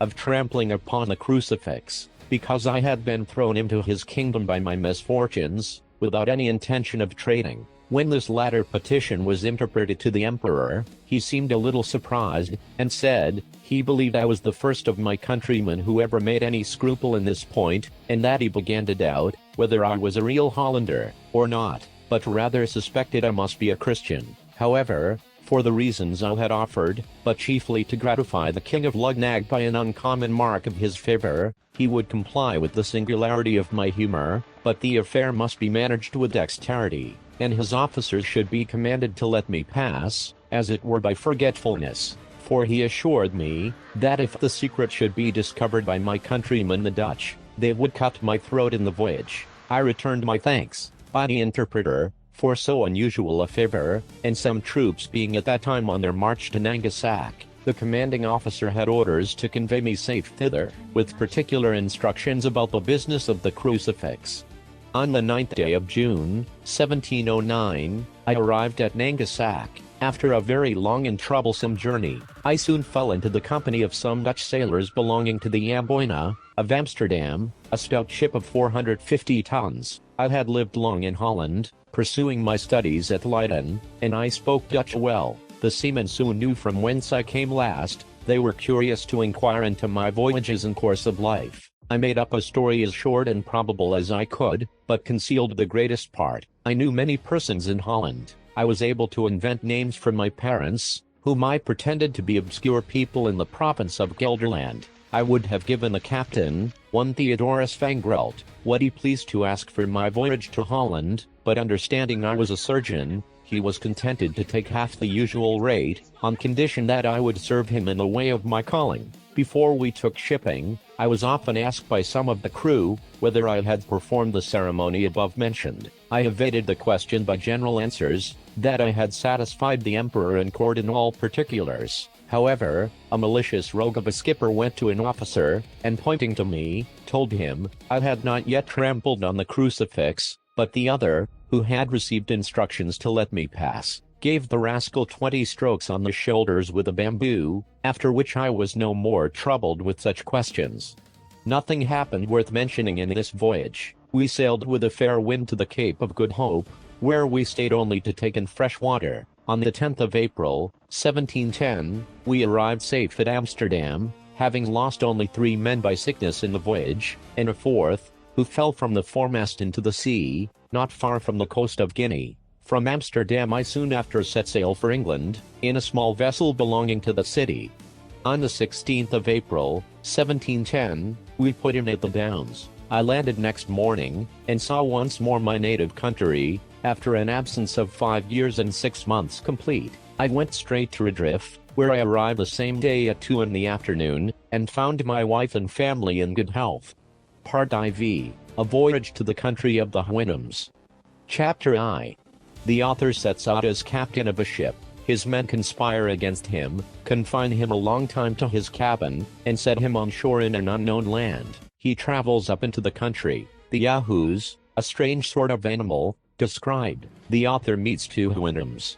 I continued at home with my wife and children about 5 months in a very happy condition. If I could have learned the lesson of knowing when I was well, I left my poor wife big with child, and accepted an advantageous offer made me to be captain of the Adventurer, a stout merchantman of 350 tons, for I understood navigation well, and being grown weary of a surgeon's employment at sea, which, however, I could exercise upon occasion, I took a skillful young man of that calling, one Robert Purefoy, into my ship. We set sail from Portsmouth upon the 7th day of August, 1710. On the 14th we met with Captain Pockett, of Bristol, at Tenerife, who was going to the Bay of Campeche to cut logwood. On the 16th, he was parted from us by a storm. I heard since my return, that his ship foundered, and none escaped but one cabin boy. He was an honest man, and a good sailor, but a little too positive in his own opinions, which was the cause of his destruction, as it has been with several others, for if he had followed my advice, he might have been safe at home with his family at this time, as well as myself. I had several men who died in my ship of Calenture, so that I was forced to get recruits out of Barbados and the Leeward Islands, where I touched, by the direction of the merchants who employed me, which I had soon too much cause to repent, for I found afterwards, that most of them had been buccaneers. I had 50 hands on board, and my orders were, that I should trade with the Indians in the South Sea, and make what discoveries I could. These rogues, whom I had picked up, debauched my other men, and they all formed a conspiracy to seize the ship, and secure me, which they did one morning, rushing into my cabin, and binding me hand and foot, threatening to throw me overboard, if I offered to stir. I told them, I was their prisoner, and would submit. This they made me swear to do, and then they unbound me, only fastening one of my legs with a chain, near my bed,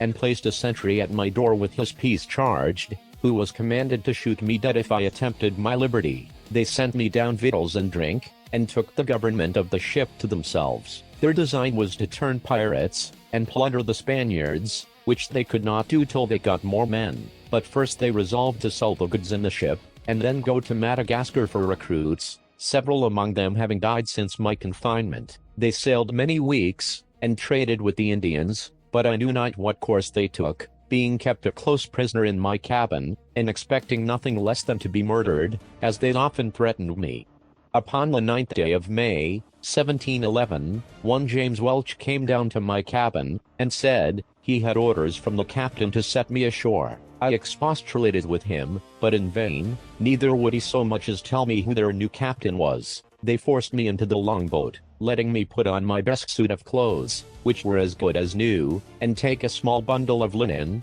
but no arms, except my hanger, and they were so civil as not to search my pockets, into which I conveyed what money I had, with some other little necessaries. They rowed about a league, and then set me down on a strand. I desired them to tell me what country it was. They all swore they knew no more than myself, but said that the captain, as they called him, was resolved, after they had sold a lading, to get rid of me in the first place where they could discover land. They pushed off immediately, advising me to make haste for fear of being overtaken by the tide, and so bade me farewell. In this desolate condition I advanced forward, and soon got upon firm ground, where I sat down on a bank to rest myself, and consider what I had best do. When I was a little refreshed, I went up into the country, resolving to deliver myself to the first savages I should meet, and purchase my life from them by some bracelets, glass rings, and other toys, which sailors usually provide themselves with in those voyages, and whereof I had some about me. The land was divided by long rows of trees, not regularly planted, but naturally growing. There was great plenty of grass, and several fields of oats. I walked very circumspectly, for fear of being surprised, or suddenly shot with an arrow from behind, or on either side. I fell into a beaten road, where I saw many tracks of human feet, and some of cows, but most of horses. At last I beheld several animals in a field, and one or two of the same kind sitting in trees. Their shape was very singular and deformed, which a little discomposed me, so that I lay down behind a thicket to observe them better. Some of them coming forward near the place where I lay, gave me an opportunity of distinctly marking their form. Their heads and breast were covered with a thick hair, some frizzled, and others lank. They had beards like goats, and a long ridge of hair down their backs, and the foreparts of their legs and feet, but the rest of their bodies was bare, so that I might see their skins, which were of a brown-buff color. They had no tails, nor any hair at all on their buttocks, except about the anus, which, I presume, nature had placed there to defend them as they sat on the ground. For this posture they used, as well as lying down, and often stood on their hind feet. They climbed high trees as nimbly as a squirrel, for they had strong extended claws before and behind, terminating in sharp points, and hooked. They would often spring, and bound, and leap, with prodigious agility. The females were not so large as the males. They had long lank hair on their heads, but none on their faces, nor anything more than a sort of down on the rest of their bodies, except about the anus and pudenda. The dugs hung between their forefeet, and often reached almost to the ground as they walked. The hair of both sexes was of several colors, brown, red, black, and yellow. Upon the whole, I never beheld, in all my travels, so disagreeable an animal, or one against which I naturally conceived so strong an antipathy, so that, thinking I had seen enough, full of contempt and aversion, I got up, and pursued the beaten road, hoping it might direct me to the cabin of some Indian. I had not got far, when I met one of these creatures full in my way, and coming up directly to me. The ugly monster, when he saw me, distorted several ways every feature of his visage, and stared, as at an object he had never seen before. Then approaching nearer, lifted up his forepaw, whether out of curiosity or mischief I could not tell. But I drew my hanger, and gave him a good blow with the flat side of it, for I durst not strike with the edge, fearing the inhabitants might be provoked against me, if they should come to know that I had killed or maimed any of their cattle. When the beast felt the smart, he drew back, and roared so loud, that a herd of at least 40 came flocking about me from the next field, howling and making odious faces. But I ran to the body of a tree, and leaning my back against it, kept them off by waving my hanger. Several of this cursed brood, getting hold of the branches behind, leaped up into the tree, whence they began to discharge their excrements on my head. However, I escaped pretty well by sticking close to the stem of the tree, but was almost stifled with the filth, which fell about me on every side. In the midst of this distress, I observed them all to run away on a sudden as fast as they could, at which I ventured to leave the tree and pursue the road, wondering what it was that could put them into this fright. But looking on my left hand, I saw a horse walking softly in the field, which my persecutors having sooner discovered, was the cause of their flight. The horse started a little, when he came near me, but soon recovering himself, looked full in my face with manifest tokens of wonder. He viewed my hands and feet, walking round me several times. I would have pursued my journey, but he placed himself directly in the way, yet looking with a very mild aspect, never offering the least violence. We stood gazing at each other for some time. At last I took the boldness to reach my hand towards his neck with a design to stroke it, using the common style and whistle of jockeys when they are going to handle a strange horse. But this animal seemed to receive my civilities with disdain, shook his head, and bent his brows, softly raising up his right forefoot to remove my hand. Then he neighed 3 or 4 times, but in so different a cadence, that I almost began to think he was speaking to himself, in some language of his own. While he and I were thus employed, another horse came up, who applying himself to the first in a very formal manner, they gently struck each other's right hoof before, neighing several times by turns, and varying the sound, which seemed to be almost articulate. They went some paces off, as if it were to confer together, walking side by side, backward and forward, like persons deliberating upon some affair of weight, but often turning their eyes towards me, as it were to watch that I might not escape. I was amazed to see such actions and behavior in brute beasts, and concluded with myself, that if the inhabitants of this country were endued with a proportionable degree of reason, they must needs be the wisest people upon earth. This thought gave me so much comfort, that I resolved to go forward, until I could discover some house or village, or meet with any of the natives, leaving the 2 horses to discourse together as they pleased. But the first, who was a dapple gray, observing me to steal off, neighed after me in so expressive a tone, that I fancied myself to understand what he meant, whereupon I turned back, and came near to him to expect his farther commands, but concealing my fear as much as I could, for I began to be in some pain how this adventure might terminate, and the reader will easily believe I did not much like my present situation. The 2 horses came up close to me, looking with great earnestness upon my face and hands. The gray steed rubbed my head all round with his right forehoof, and discomposed it so much that I was forced to adjust it better by taking it off and settling it again, whereat, both he and his companion, who was a brown bay, appeared to be much surprised. The latter felt the lappet of my coat, and finding it to hang loose about me, they both looked with new signs of wonder. He stroked my right hand, seeming to admire the softness and color, but he squeezed it so hard between his hoof and his pastern, that I was forced to roar, after which they both touched me with all possible tenderness. They were under great perplexity about my shoes and stockings, which they felt very often, neighing to each other, and using various gestures, not unlike those of a philosopher, when he would attempt to solve some new and difficult phenomenon. Upon the whole, the behavior of these animals was so orderly and rational, so acute and judicious, that I at last concluded they must needs be magicians, who had thus metamorphosed themselves upon some design, and seeing a stranger in the way, resolved to divert themselves with him, or, perhaps, were really amazed at the sight of a man so very different in habit, feature, and complexion, from those who might probably live in so remote a climate. Upon the strength of this reasoning, I ventured to address them in the following manner: Gentlemen, if you be conjurers, as I have good cause to believe, you can understand my language. Therefore I make bold to let your worships know that I am a poor distressed Englishman, driven by his misfortunes upon your coast, and I entreat one of you to let me ride upon his back, as if he were a real horse, to some house or village where I can be relieved, in return of which favor, I will make you a present of this knife and bracelet, taking them out of my pocket. The 2 creatures stood silent while I spoke,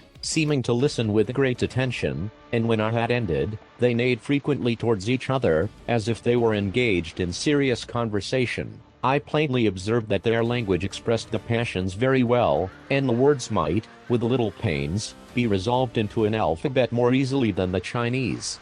I could frequently distinguish the word Yahoo, which was repeated by each of them several times, and although it was impossible for me to conjecture what it meant, yet while the 2 horses were busy in conversation, I endeavored to practice this word upon my tongue, and as soon as they were silent, I boldly pronounced Yahoo in a loud voice, imitating at the same time, as near as I could, the neighing of a horse, at which they were both visibly surprised, and the gray repeated the same word twice. as if he meant to teach me the right accent, wherein I spoke after him as well as I could, and found myself perceivably to improve every time, though very far from any degree of perfection. Then the bey tried me with a second word, much harder to be pronounced, but reducing it to the English orthography, may be spelt thus, Huinum. I did not succeed in this so well as in the former, but after 2 or 3 farther trials, I had better fortune, and they both appeared amazed at my capacity.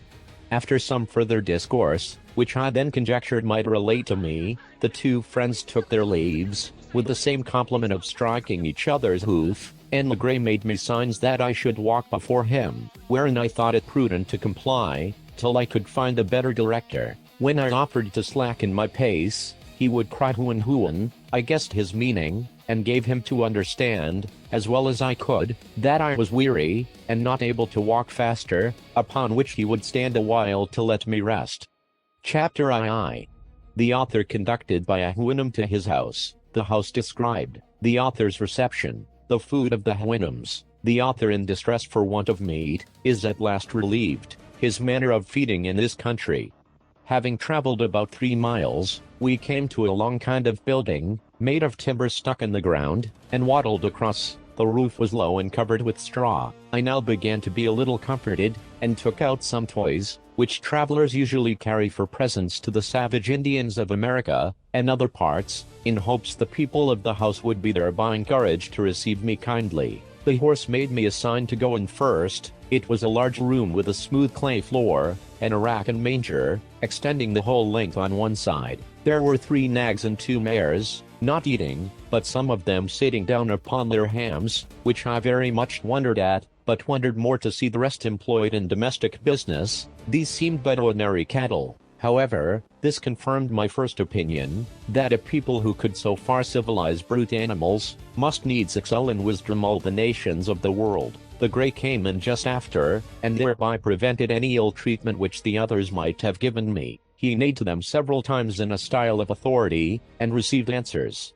Beyond this room there were 3 others, reaching the length of the house, to which you passed through 3 doors, opposite to each other, in the manner of a vista. We went through the second room towards the third. Here the grey walked in first, beckoning me to attend. I waited in the second room, and got ready my presents for the master and mistress of the house. They were 2 knives, 3 bracelets of false pearls, a small looking glass, and a bead necklace. The horse neighed 3 or 4 times, and I waited to hear some answers in a human voice, but I heard no other returns than in the same dialect, only 1 or 2 a little shriller than his. I began to think that this house must belong to some person of great note among them, because there appeared so much ceremony before I could gain admittance. But, that a man of quality should be served all by horses, was beyond my comprehension. I feared my brain was disturbed by my sufferings and misfortunes. I roused myself, and looked about me in the room where I was left alone. This was furnished like the first, only after a more elegant manner. I rubbed my eyes often, but the same objects still occurred. I pinched my arms and sides to awake myself, hoping I might be in a dream. I then absolutely concluded that all these appearances could be nothing else but necromancy and magic. But I had no time to pursue these reflections, for the grey horse came to the door, and made me a sign to follow him into the third room, where I saw a very comely mare, together with a colt and foal, sitting on their haunches upon mats of straw, not unartfully made, and perfectly neat and clean.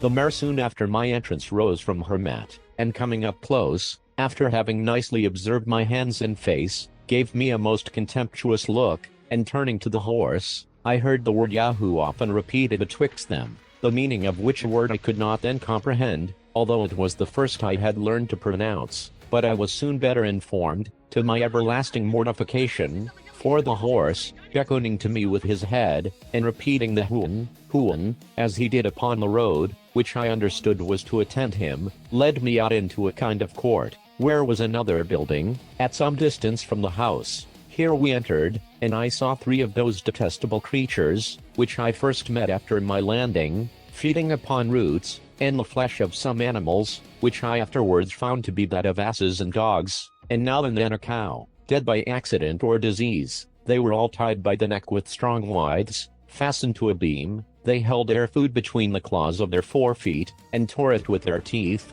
The master horse ordered a sorrel nag, one of his servants, to untie the largest of these animals, and take him into the yard. The beast and I were brought close together, and by our countenances diligently compared both by master and servant, who thereupon repeated several times the word Yahoo. My horror and astonishment are not to be described, when I observed in this abominable animal, a perfect human figure. The face of it indeed was flat and broad, the nose depressed, the lips large, and the mouth wide. But these differences are common to all savage nations, where the lineaments of the countenance are distorted, by the natives suffering their infants to lie groveling on the earth, or by carrying them on their backs, nuzzling with their face against the mother's shoulders. The forefeet of the Yahoo differed from my hands in nothing else but the length of the nails, the coarseness and brownness of the palms, and the hairiness on the backs. There was the same resemblance between our feet, with the same differences, which I knew very well, though the horses did not, because of my shoes and stockings, the same in every part of our bodies except as to hairiness and color, which I have already described.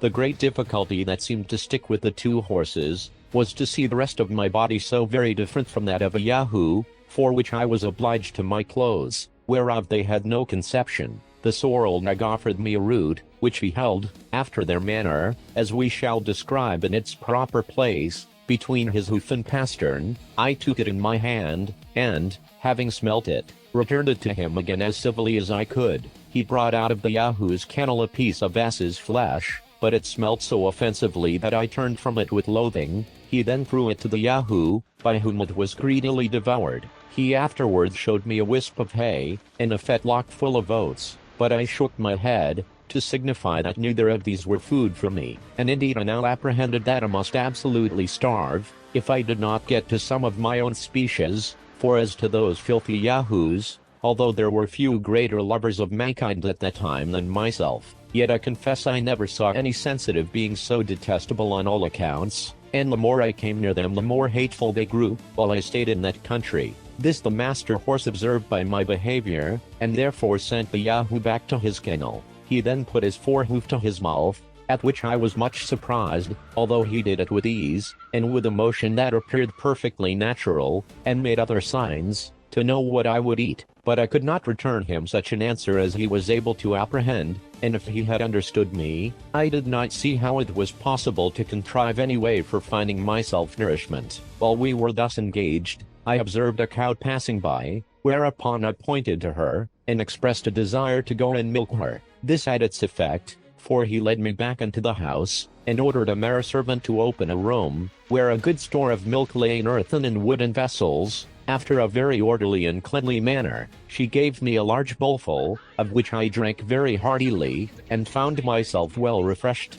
About noon, I saw coming towards the house a kind of vehicle drawn like a sledge by 4 Yahoos. There was in it an old steed, who seemed to be of quality. He alighted with his hind feet forward, having by accident got a hurt in his left forefoot. He came to dine with our horse, who received him with great civility. They dined in the best room, and had oats boiled and milk for the second course, which the old horse ate warm, but the rest cold. Their mangers were placed circular in the middle of the room, and divided into several partitions, round which they sat on their haunches, upon bosses of straw. In the middle was a large rack, with angles answering to every partition of the manger, so that each horse and mare ate their own hay, and their own mash of oats and milk, with much decency and regularity. The behavior of the young colt and foal appeared very modest, and that of the master and mistress extremely cheerful and complaisant to their guest. The great ordered me to stand by him, and much discourse passed between him and his friend concerning me, as I found by the strangers often looking on me, and the frequent repetition of the word Yahoo. I happened to wear my gloves, which the master Gray observing, seemed perplexed, discovering signs of wonder what I had done to my forefeet. He put his hoof 3 or 4 times to them, as if he would signify that I should reduce them to their former shape, which I presently did, pulling off both my gloves, and putting them into my pocket. This occasioned farther talk, and I saw the company was pleased with my behavior, whereof I soon found the good effects. I was ordered to speak the few words I understood, and while they were at dinner, the master taught me the names for oats, milk, fire, water, and some others, which I could readily pronounce after him, having from my youth a great facility in learning languages. When dinner was done, the master horse took me aside, and by signs and words made me understand the concern he was in that I had nothing to eat. Oats in their tongue are called hun. This word I pronounced 2 or 3 times, for although I had refused them at first, yet, upon second thoughts, I considered that I could contrive to make of them a kind of bread, which might be sufficient, with milk, to keep me alive, till I could make my escape to some other country, and to creatures of my own species. The horse immediately ordered a white mare servant of his family to bring me a good quantity of oats in a sort of wooden tray. These I heated before the fire, as well as I could, and rubbed them till the husks came off, which I made a shift to winnow from the grain. I ground and beat them between 2 stones, then took water, and made them into a paste or cake, which I toasted at the fire and eat warm with milk. It was at first a very insipid diet, though common enough in many parts of Europe, but grew tolerable by time, and having been often reduced to hard fare in my life, this was not the first experiment I had made how easily nature is satisfied, and I cannot but observe, that I never had 1 hour's sickness while I stayed in this island. It is true, I sometimes made a shift to catch a rabbit, or bird, by springs made of yahoo's hairs, and I often gathered wholesome herbs, which I boiled, and ate as salads with my bread, and now and then, for rarity, I made a little butter, and drank the whey. I was at first at a great loss for salt, but custom soon reconciled me to the want of it, and I am confident that the frequent use of salt among us is an effect of luxury, and was first introduced only as a provocative to drink, except where it is necessary for preserving flesh in long voyages, or in places remote from great markets, for we observe no animal to be fond of it but man, and as to myself, when I left this country, it was a great while before I could endure the taste of it in anything that I ate. This is enough to say upon the subject of my diet, wherewith other travelers fill their books, as if the readers were personally concerned whether we fare well or ill. However, it was necessary to mention this matter, lest the world should think it impossible that I could find sustenance for 3 years in such a country, and among such inhabitants. When it grew towards evening, the master horse ordered a place for me to lodge in. It was but 6 yards from the house and separated from the stable of the yahoos. Here I got some straw, and covering myself with my own clothes, slept very sound, but I was in a short time better accommodated, as the reader shall note hereafter, when I come to treat more particularly about my way of living. Chapter III. The author studies to learn the language, the Huinum, his master, assists in teaching him, the language described. Several Huinums of quality come out of curiosity to see the author. He gives his master a short account of his voyage. My principal endeavor was to learn the language, which my master, for so I shall henceforth call him, and his children, and every servant of his house, were desirous to teach me, for they looked upon it as a prodigy, that a brute animal should discover such marks of a rational creature. I pointed to everything, and inquired the name of it, which I wrote down in my journal book when I was alone, and corrected my bad accent by desiring those of the family to pronounce it often. In this employment, a sorrel nag, one of the underservants, was very ready to assist me. In speaking, they pronounce through the nose and throat, and their language approaches nearest to the High Dutch, or German, of any I know in Europe, but is much more graceful and significant. The Emperor Charles V made almost the same observation, when he said that if he were to speak to his horse, it should be in High Dutch. The curiosity and impatience of my master were so great, that he spent many hours of his leisure to instruct me. He was convinced, as he afterwards told me, that I must be a Yahoo, but my teachableness, civility, and cleanliness astonished him, which were qualities altogether opposite to those animals. He was most perplexed about my clothes, reasoning sometimes with himself, whether they were a part of my body, for I never pulled them off till the family were asleep, and got them on before they waked in the morning. My master was eager to learn whence I came, how I acquired those appearances of reason, which I discovered in all my actions, and to know my story from my own mouth, which he hoped he should soon do by the great proficiency I made in learning and pronouncing their words and sentences. To help my memory, I formed all I learned into the English alphabet, and writ the words down, with the translations. This last, after some time, I ventured to do in my master's presence. It cost me much trouble to explain to him what I was doing, for the inhabitants have not the least idea of books or literature. In about 10 weeks' time, I was able to understand most of his questions, and in 3 months, could give him some tolerable answers. He was extremely curious to know from what part of the country I came, and how I was taught to imitate a rational creature, because the yahoos, whom he saw I exactly resembled in my head, hands, and face, that were only visible, with some appearance of cunning, and the strongest disposition to mischief, were observed to be the most unteachable of all brutes. I answered, that I came over the sea, from a far place, with many others of my own kind, in a great hollow vessel made of the bodies of trees, that my companions forced me to land on this coast, and then left me to shift for myself. It was with some difficulty, and by the help of many signs, that I brought him to understand me. He replied, that I must needs be mistaken, or that I said the thing which was not, for they have no word in their language to express lying or falsehood. He knew it was impossible that there could be a country beyond the sea, or that a parcel of brutes could move a wooden vessel whither they pleased upon water. He was sure no Huinum alive could make such a vessel, nor would trust yahoos to manage it.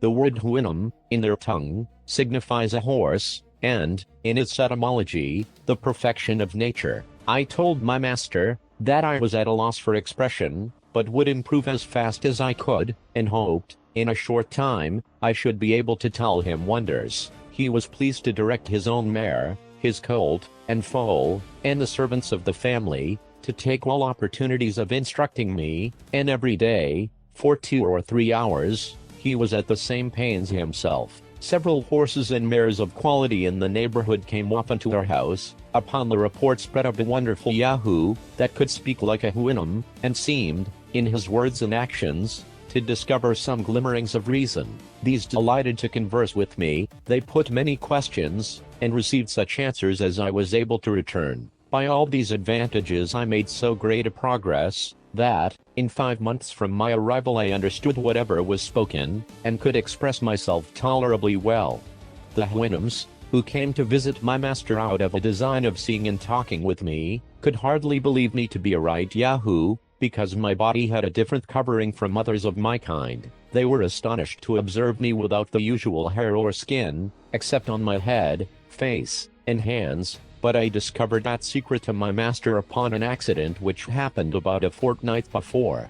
I have already told the reader, that every night, when the family were gone to bed, it was my custom to strip, and cover myself with my clothes. It happened, one morning early, that my master sent for me by the sorrel nag, who was his valet. When he came I was fast asleep, my clothes fallen off on one side, and my shirt above my waist. I awaked at the noise he made, and observed him to deliver his message in some disorder, after which he went to my master, and in a great fright gave him a very confused account of what he had seen. This I presently discovered, for, going as soon as I was dressed to pay my attendance upon his honor, he asked me the meaning of what a servant had reported, that I was not the same thing when I slept, as I appeared to be at other times. That his valet assured him, some part of me was white, some yellow, at least not so white, and some brown.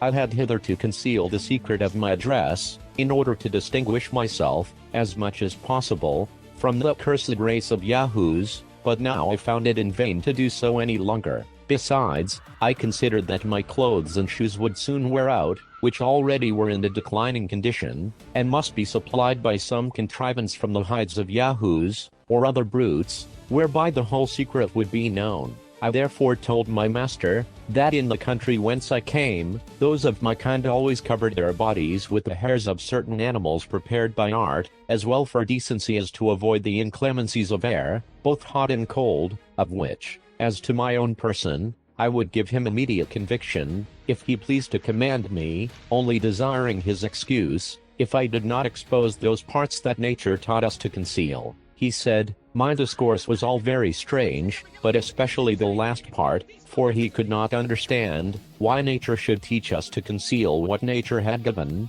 that neither himself nor family were ashamed of any parts of their bodies, but, however, I might do as I pleased. Whereupon I first unbuttoned my coat, and pulled it off. I did the same with my waistcoat. I drew off my shoes, stockings, and breeches. I let my shirt down to my waist, and drew up the bottom, fastening it like a girdle about my middle, to hide my nakedness. My master observed the whole performance with great signs of curiosity and admiration. He took up all my clothes in his pastern, one piece after another, and examined them diligently. He then stroked my body very gently, and looked round me several times, after which, he said, it was plain I must be a perfect Yahoo, but that I differed very much from the rest of my species in the softness, whiteness, and smoothness of my skin, my want of hair in several parts of my body, the shape and shortness of my claws behind and before, and my affectation of walking continually on my two hinder feet.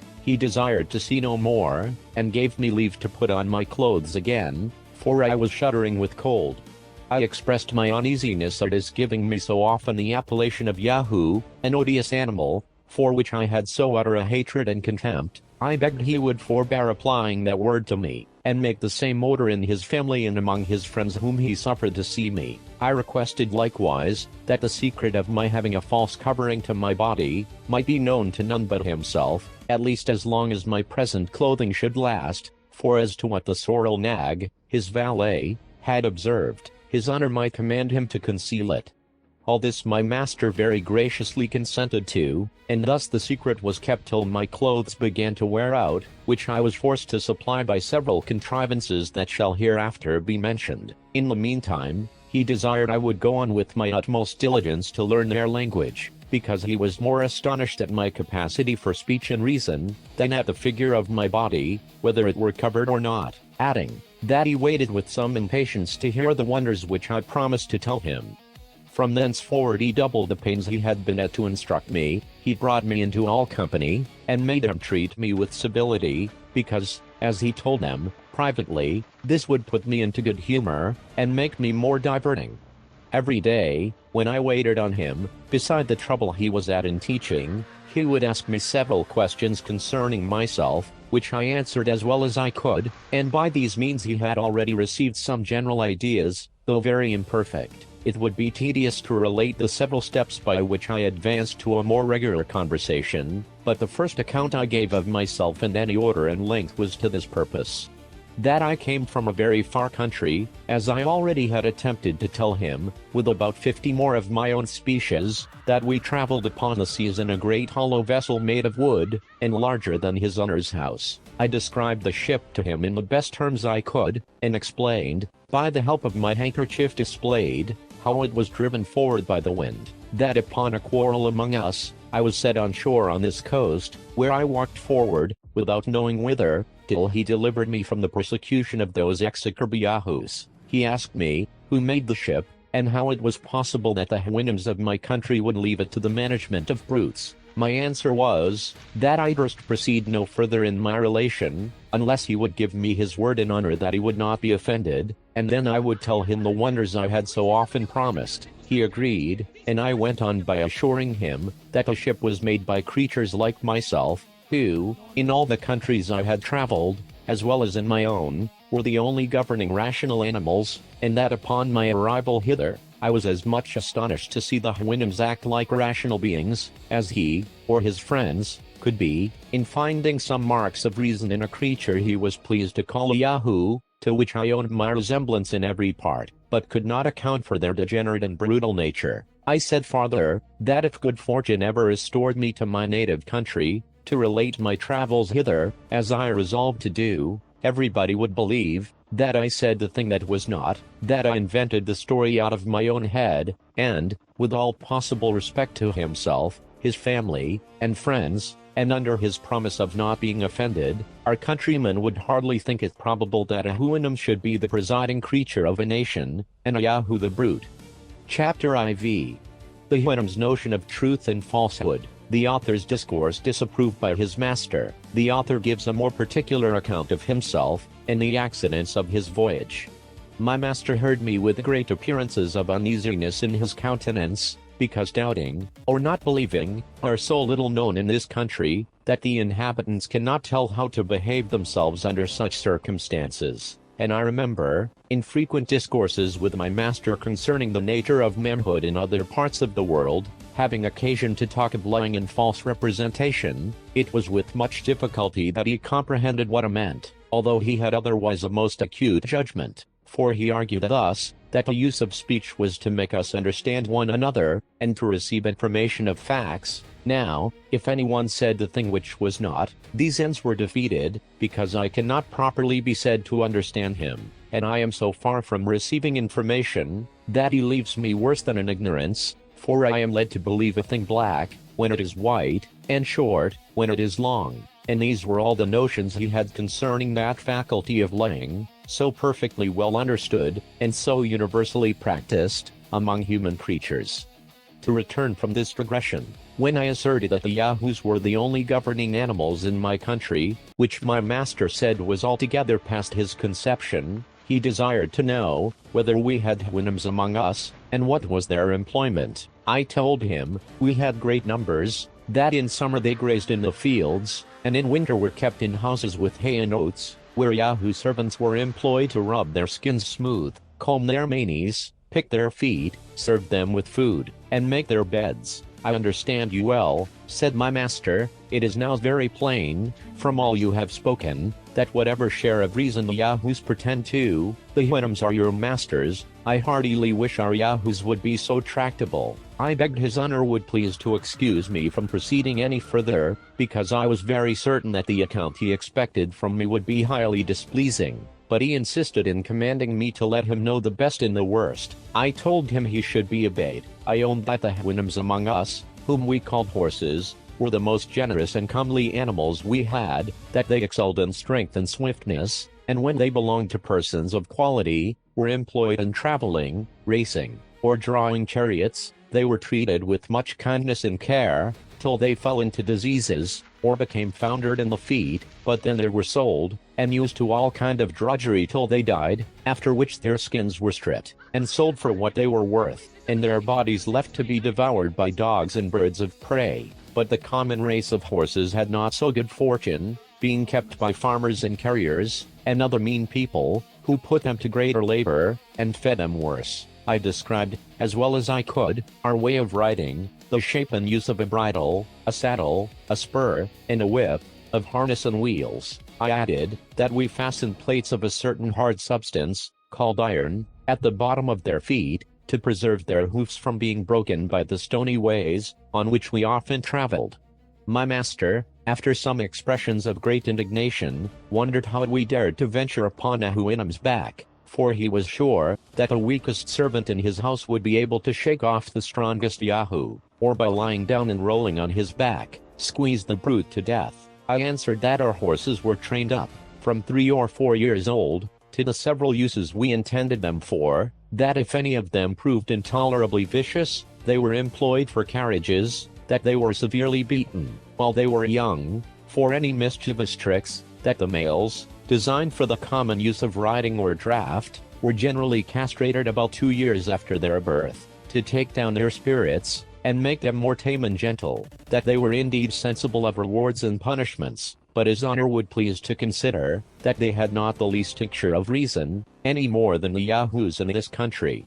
It put me to the pains of many circumlocutions, to give my master a right idea of what I spoke, for their language does not abound in variety of words, because their wants and passions are fewer than among us, but it is impossible to express his noble resentment at our savage treatment of the Houyhnhnm race, particularly after I had explained the manner and use of castrating horses among us, to hinder them from propagating their kind, and to render them more servile. He said, if it were possible there could be any country where Yahoos alone were endued with reason, they certainly must be the governing animal, because reason and time will always prevail against brutal strength. But, considering the frame of our bodies, and especially of mine, he thought no creature of equal bulk was so ill contrived for employing that reason in the common offices of life. Whereupon he desired to know whether those among whom I lived resembled me, or the Yahoos of his country. I assured him that I was as well shaped as most of my age, but the younger, and the females, were much more soft and tender,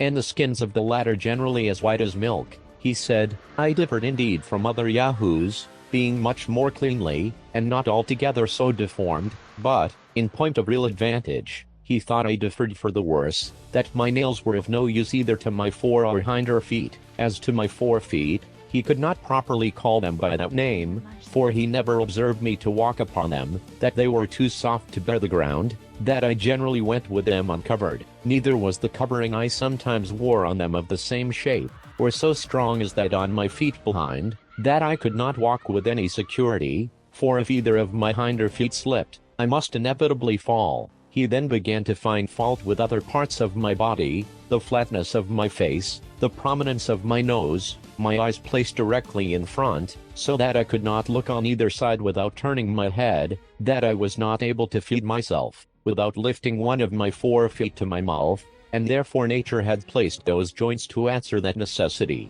He knew not what could be the use of those several clefts and divisions in my feet behind, that these were too soft to bear the hardness and sharpness of stones, without a covering made from the skin of some other brute, that my whole body wanted a fence against heat and cold, which I was forced to put on and off every day, with tediousness and trouble, and lastly, that he observed every animal in this country naturally to abhor the Yahoos, whom the weaker avoided, and the stronger drove from them, so that, supposing us to have the gift of reason, he could not see how it were possible to cure the natural antipathy, which every creature discovered against us, nor consequently how we could tame and render them serviceable. However, he would, as he said, debate the matter no farther, because he was more desirous to know my own story, the country where I was born, and the several actions and events of my life, before I came hither.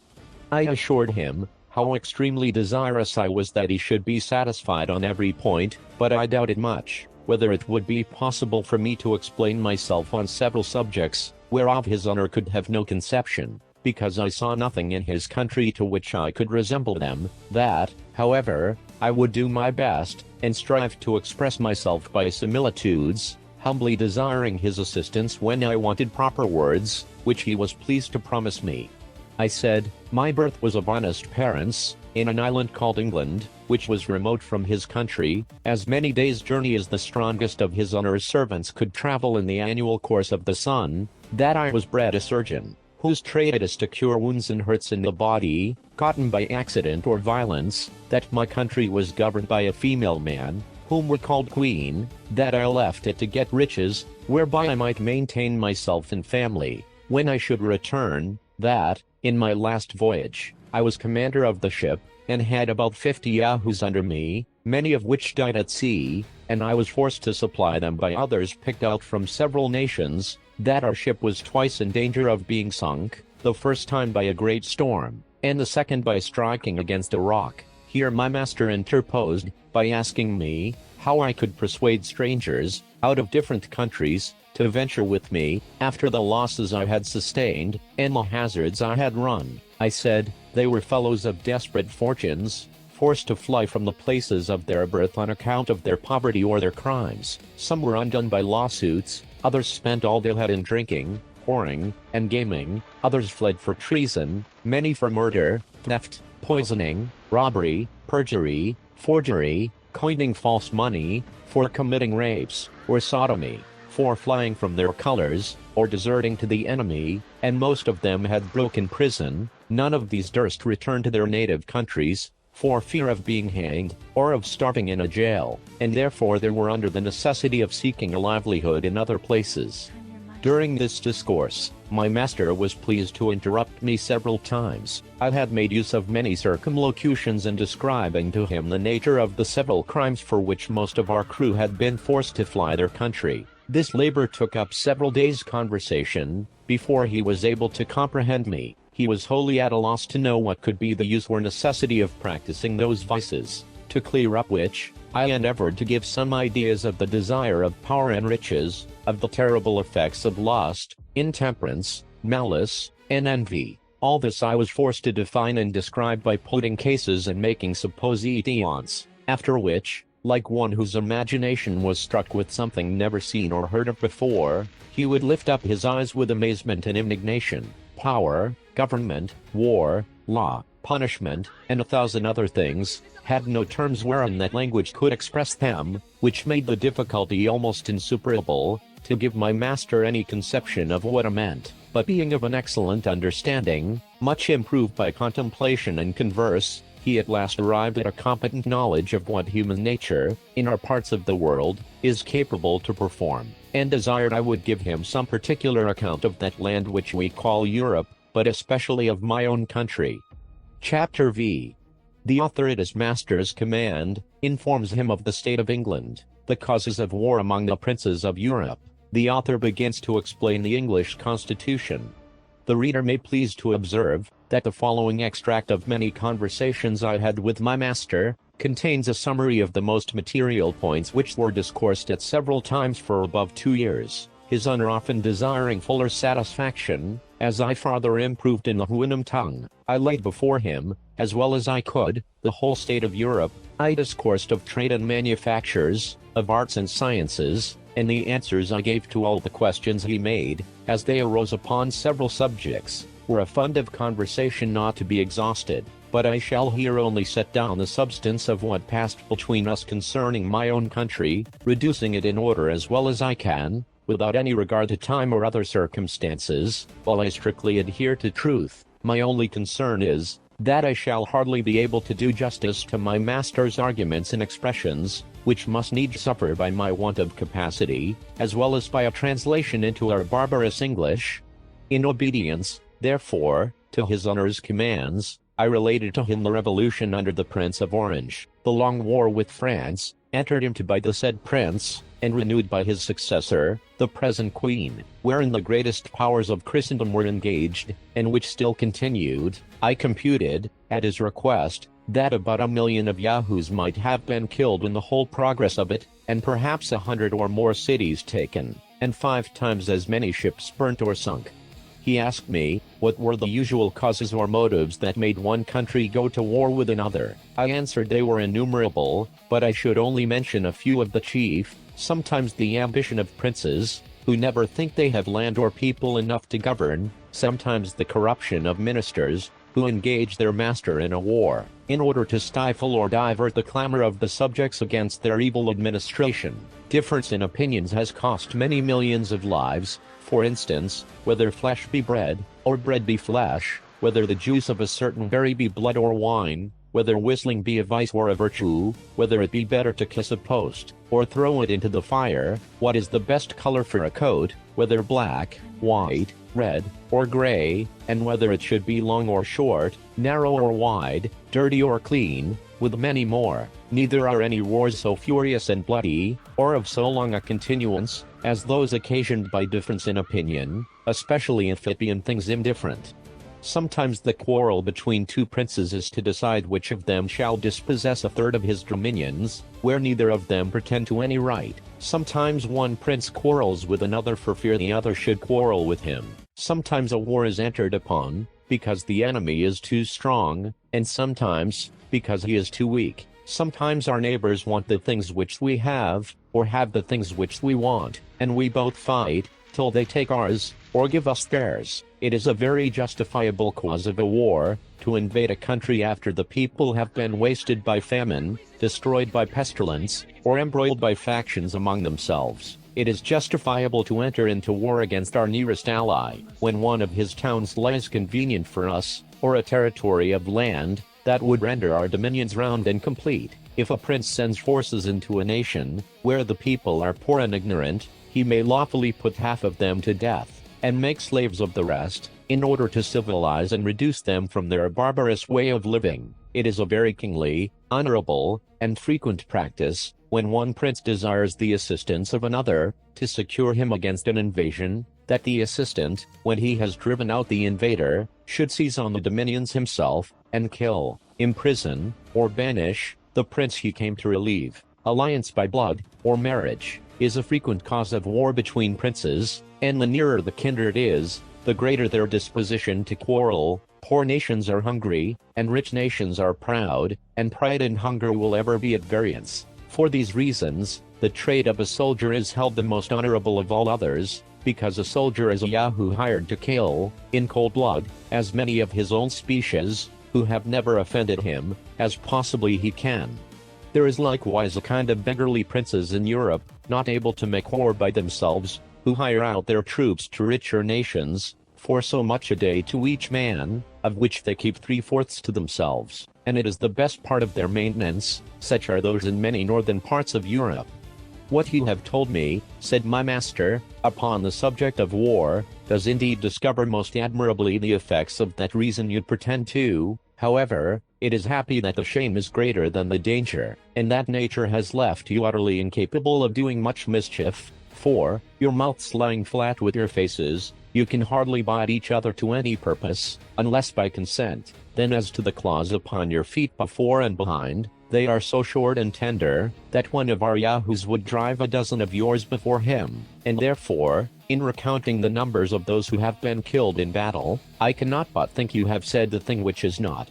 I could not forbear shaking my head, and smiling a little at his ignorance, and being no stranger to the art of war, I gave him a description of cannons, culverins, muskets, carabines, pistols, bullets, powder, swords, bayonets, battles, sieges, retreats, attacks, undermines, countermines, bombardments, sea fights, ships sunk with 1,000 men, 20,000 killed on each side, dying groans, limbs flying in the air, smoke, noise, confusion, trampling to death under horses' feet, flight, pursuit, victory, fields strewed with carcasses, left for food to dogs and wolves and birds of prey, plundering, stripping, ravishing, burning, and destroying. And to set forth the valor of my own dear countrymen, I assured him that I had seen them blow up 100 enemies at once in a siege, and as many in a ship, and beheld the dead bodies drop down in pieces from the clouds, to the great diversion of the spectators. I was going on to more particulars, when my master commanded me silence. He said, whoever understood the nature of yahoos, might easily believe it possible for so vile an animal to be capable of every action I had named, if their strength and cunning equaled their malice. But as my discourse had increased his abhorrence of the whole species, so he found it gave him a disturbance in his mind to which he was wholly a stranger before. He thought his ears, being used to such abominable words, might, by degrees, admit them with less detestation, that although he hated the yahoos of this country, yet he no more blamed them for their odious qualities, than he did an a bird of prey, for its cruelty, or a sharp stone for cutting his hoof. But when a creature pretending to reason could be capable of such enormities, he dreaded lest the corruption of the faculty might be worse than brutality itself. He seemed therefore confident, that, instead of reason we were only possessed of some quality fitted to increase our natural vices, as the reflection from a troubled stream returns the image of an ill-shapen body, not only larger but more distorted. He added, that he had heard too much upon the subject of war, both in this and some former discourses. There was another point, which a little perplexed him at present. I had informed him, that some of our crew left their country on account of being ruined by law, that I had already explained the meaning of the word, but he was at a loss how it should come to pass, that the law, which was intended for every man's preservation, should be any man's ruin. Therefore he desired to be further satisfied what I meant by law, and the dispensers thereof, according to the present practice in my own country, because he thought nature and reason were sufficient guides for a reasonable animal, as we pretended to be, in showing us what we ought to do, and what to avoid. I assured his honor, that law was a science in which I had not much conversed, further than by employing advocates, in vain, upon some injustices that had been done me. However, I would give him all the satisfaction I was able. I said, there was a society of men among us, bred up from their youth in the art of proving, by words multiplied for the purpose, that white is black, and black is white, according as they are paid. To this society all the rest of the people are slaves. For example, if my neighbor has a mind to my cow, he has a lawyer to prove that he ought to have my cow from me. I must then hire another to defend my right, it being against all rules of law that any man should be allowed to speak for himself. Now, in this case, I, who am the right owner, lie under two great disadvantages. First, my lawyer, being practiced almost from his cradle in defending falsehood, is quite out of his element when he would be an advocate for justice, which is an unnatural office he always attempts with great awkwardness, if not with ill will. The second disadvantage is, that my lawyer must proceed with great caution, or else he will be reprimanded by the judges, and abhorred by his brethren, as one that would lessen the practice of the law, and therefore I have but two methods to preserve my cow. The The first is, to gain over my adversary's lawyer with a double fee, who will then betray his client by insinuating that he hath justice on his side. The second way is for my lawyer to make my cause appear as unjust as he can, by allowing the coat to belong to my adversary, and this, if it be skillfully done, will certainly bespeak the favor of the bench. Now your honor is to know, that these judges are persons appointed to decide all controversies of property, as well as for the trial of criminals, and picked out from the most dexterous lawyers, who are grown old or lazy, and having been biased all their lives against truth and equity, lie under such a fatal necessity of favoring fraud, perjury, and oppression, that I have known some of them refuse a large bribe from the side where justice lay, rather than injure the faculty, by doing anything unbecoming their nature or their office. It is a maxim among these lawyers that whatever has been done before, may legally be done again, and therefore they take special care to record all the decisions formerly made against common justice, and the general reason of mankind. These, under the name of precedents, they produce as authorities to justify the most iniquitous opinions, and the judges never fail of directing accordingly.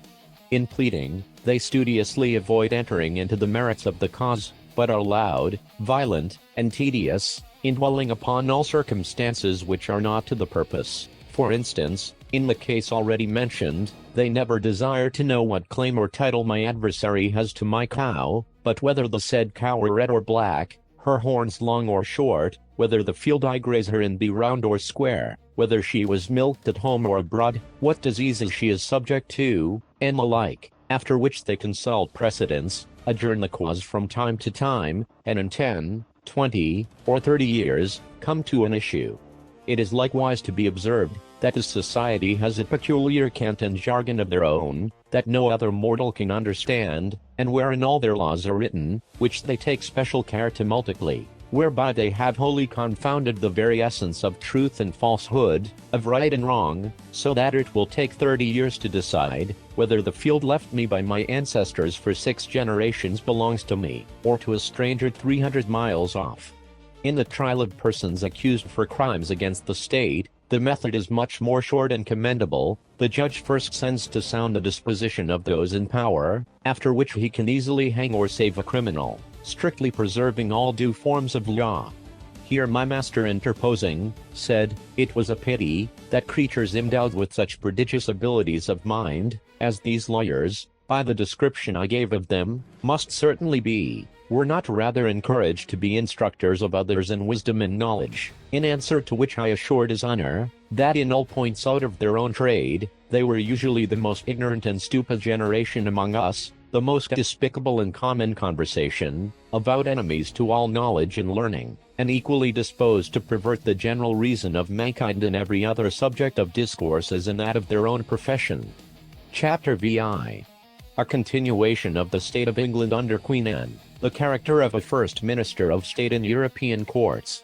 My master was yet wholly at a loss to understand what motives could incite this race of lawyers to perplex, disquiet, and weary themselves, and engage in a confederacy of injustice, merely for the sake of injuring their fellow animals. Neither could he comprehend what I meant in saying, they did it for hire. Whereupon I was at much pains to describe to him the use of money, the materials it was made of, and the value of the metals, that when a Yahoo had got a great store of this precious substance, he was able to purchase whatever he had a mind to, the finest clothing, the noblest houses, great tracts of land, the most costly meats and drinks, and have his choice of the most beautiful females. Therefore, since money alone was able to perform all these feats, our Yahoos thought they could never have enough of it to spend, or to save, as they found themselves inclined, from their natural bent either to profusion or avarice, that the rich man enjoyed the fruit of the poor man's labor, and the latter were 1,000 to 1 in proportion to the former,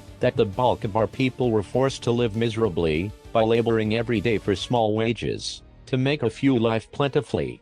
I enlarged myself much on these, and many other particulars to the same purpose, but his honor was still to seek, for he went upon a supposition, that all animals had a title to their share in the productions of the earth, and especially those who presided over the rest. Therefore he desired I would let him know, what these costly meats were, and how any of us happened to want them. whereupon I enumerated as many sorts as came into my head, with the various methods of dressing them, which could not be done without sending vessels by sea to every part of the world, as well for liquors to drink as for sauces and innumerable other conveniences. I assured him that this whole globe of earth must be at least 3 times gone round before one of our better female yahoos could get her breakfast, or a cup to put it in. He said that must needs be a miserable country which cannot furnish food for its own inhabitants. But what he chiefly wondered at was, how such vast tracts of ground as I described should be wholly without fresh water, and the people put to the necessity of sending over the sea for drink.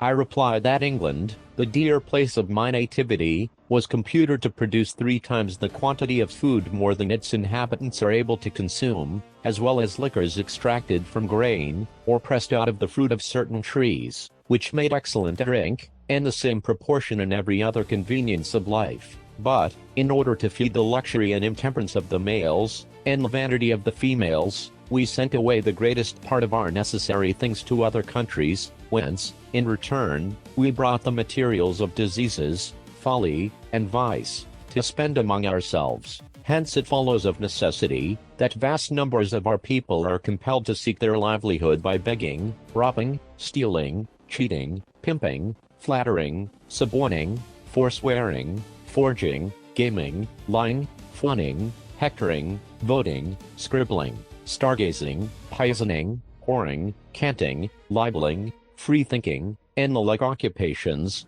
every one of which terms I was at much pains to make him understand. That wine was not imported among us from foreign countries to supply the want of water or other drinks, but because it was a sort of liquid which made us merry by putting us out of our senses, diverted all melancholy thoughts, begot wild extravagant imaginations in the brain, raised our hopes and banished our fears, suspended every office of reason for a time, and deprived us of the use of our limbs, till we fell into a profound sleep, although it must be confessed, that we always awaked sick and dispirited, and that the use of this liquor filled us with diseases which made our lives uncomfortable and short.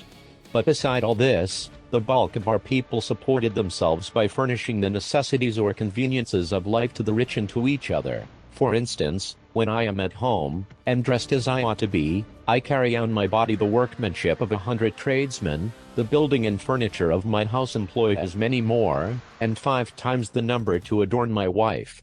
I was going on to tell him of another sort of people, who get their livelihood by attending the sick, having, upon some occasions, informed his honor that many of my crew had died of diseases, but here it was with the utmost difficulty that I brought him to apprehend what I meant. He could easily conceive, that a Houyhnhnm, grew weak and heavy a few days before his death, or by some accident might hurt a limb, but that nature, who works all things to perfection, should suffer any pains to breed in our bodies, he thought impossible, and desired to know the reason of so unaccountable an evil. I told him we fed on 1,000 things which operated contrary to each other, that we ate when we were not hungry, and drank without the provocation of thirst, that we sat whole nights drinking strong liquors, without eating a bit, which disposed us to sloth, inflamed our bodies, and precipitated or prevented digestion, that prostitute female yahoos acquired a certain malady, which bred rottenness in the bones of those who fell into their embraces, that this, and many other diseases, were propagated from father to son, so that great numbers came into the world with complicated maladies upon them, that it would be endless to give him a catalogue of all diseases incident to human bodies, for they would not be fewer than 500 or 600, spread over every limb and joint, in short, every part, external and intestine, having diseases appropriated to itself, to remedy which, there was a sort of people bred up among us in the profession, or pretence, of curing the sick. And because I had some skill in the faculty, I would, in gratitude to his honor, let him know the whole mystery and method by which they proceed. Their fundamental is, that all diseases arise from repletion, whence they conclude, that a great evacuation of the body is necessary, either through the natural passage or upwards at the mouth. Their next business is from herbs, minerals, gums, oils, shells, salts, juices, seaweed, excrements, barks of trees, serpents, toads, frogs, spiders, dead men's flesh and bones, birds, beasts, and fishes, to form a composition, for smell and taste, the most abominable, nauseous, and detestable they can possibly contrive, which the stomach immediately rejects with loathing, and this they call a vomit, or else, from the same storehouse, with some other poisonous additions, they command us to take it at the orifice above or below, just as the physician then happens to be disposed, a medicine equally annoying and disgustful to the bowels, which, relaxing the belly, drives down all before it, and this they call a purge, or a clyster, for nature, as the physicians allege, having intended a superior anterior orifice only for the intermission of solids and liquids, and the inferior posterior for ejection. These artists ingeniously considering that in all diseases nature is forced out of her seat, therefore, to replace her in it, the body must be treated in a manner directly contrary, by interchanging the use of each orifice, forcing solids and liquids in at the anus, and making evacuations at the mouth. But, besides real diseases, we are subject to many that are only imaginary, for which the physicians have invented imaginary cures. These have their several names, and so have the drugs that are proper for them, and with these our female yahoos are always infested. One great excellency in this tribe is their skill at prognostics, wherein they seldom fail. Their predictions in real diseases, when they rise to any degree of malignity, generally portending death, which is always in their power, when recovery is not, and therefore, upon any unexpected signs of amendment, after they have pronounced their sentence, rather than be accused as false prophets, they know how to approve their sagacity to the world, by a seasonable dose. They are likewise of special use to husbands and wives who are grown weary of their mates, to eldest sons, to great ministers of state, and often to princes. I had formerly, upon occasion, discoursed with my master upon the nature of government in general, and particularly of our own excellent constitution, deservedly the wonder and envy of the whole world. But having here accidentally mentioned a minister of state, he commanded me, some time after, to inform him what species of Yahoo I particularly meant by that appellation.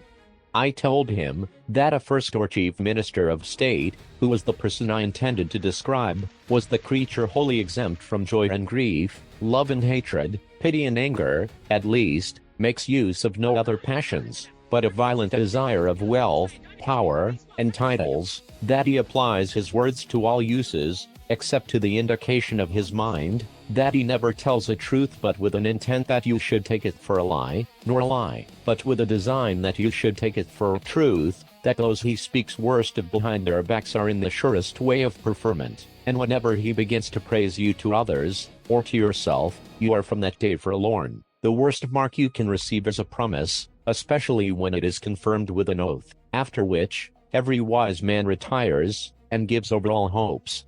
There are 3 methods by which a man may rise to be chief minister. The first is, by knowing how, with prudence, to dispose of a wife, a daughter, or a sister; the second, by betraying or undermining his predecessor; and the third is, by a furious zeal, in public assemblies, against the corruptions of the court. But a wise prince would rather choose to employ those who practice the last of these methods, because such zealots prove always the most obsequious and subservient to the will and passions of their master, that these ministers, having all employments at their disposal, preserve themselves in power, by bribing the majority of a senate or great council, and at last, by an expedient, called an act of indemnity, whereof I describe the nature to him, they secure themselves from after reckonings, and retire from the public laden with the spoils of the nation.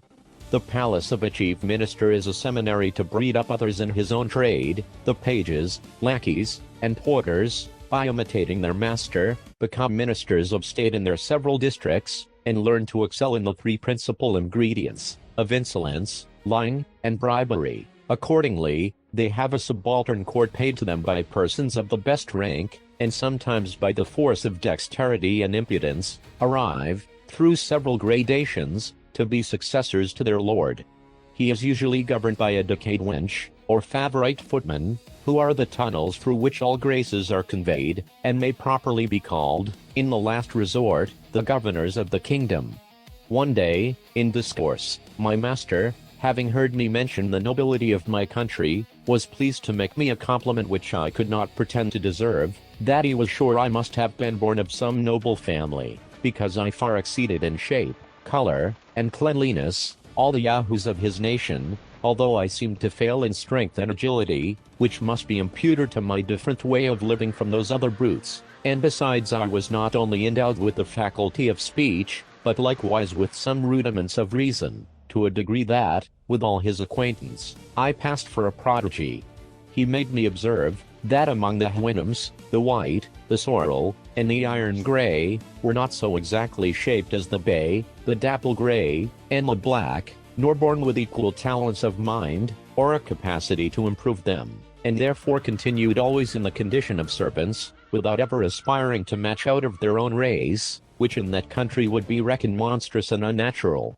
I made his honor my most humble acknowledgments for the good opinion he was pleased to conceive of me, but assured him at the same time that my birth was of the lower sort, having been born of plain honest parents, who were just able to give me a tolerable education, that nobility, among us, was altogether a different thing from the idea he had of it, that our young noblemen are bred from their childhood in idleness and luxury, that, as soon as the years will permit, they consume their vigor, and contract odious diseases among lewd females, and when their fortunes are almost ruined, they marry some woman of mean birth, disagreeable person, and unsound constitution, merely for the sake of money, whom they hate and despise, that the productions of such marriages are generally scrofulous, rickety, or deformed children, by which means the family seldom continues above 3 generations, unless the wife takes care to provide a healthy father, among her neighbors or domestics, in order to improve and continue the breed, that a weak diseased body,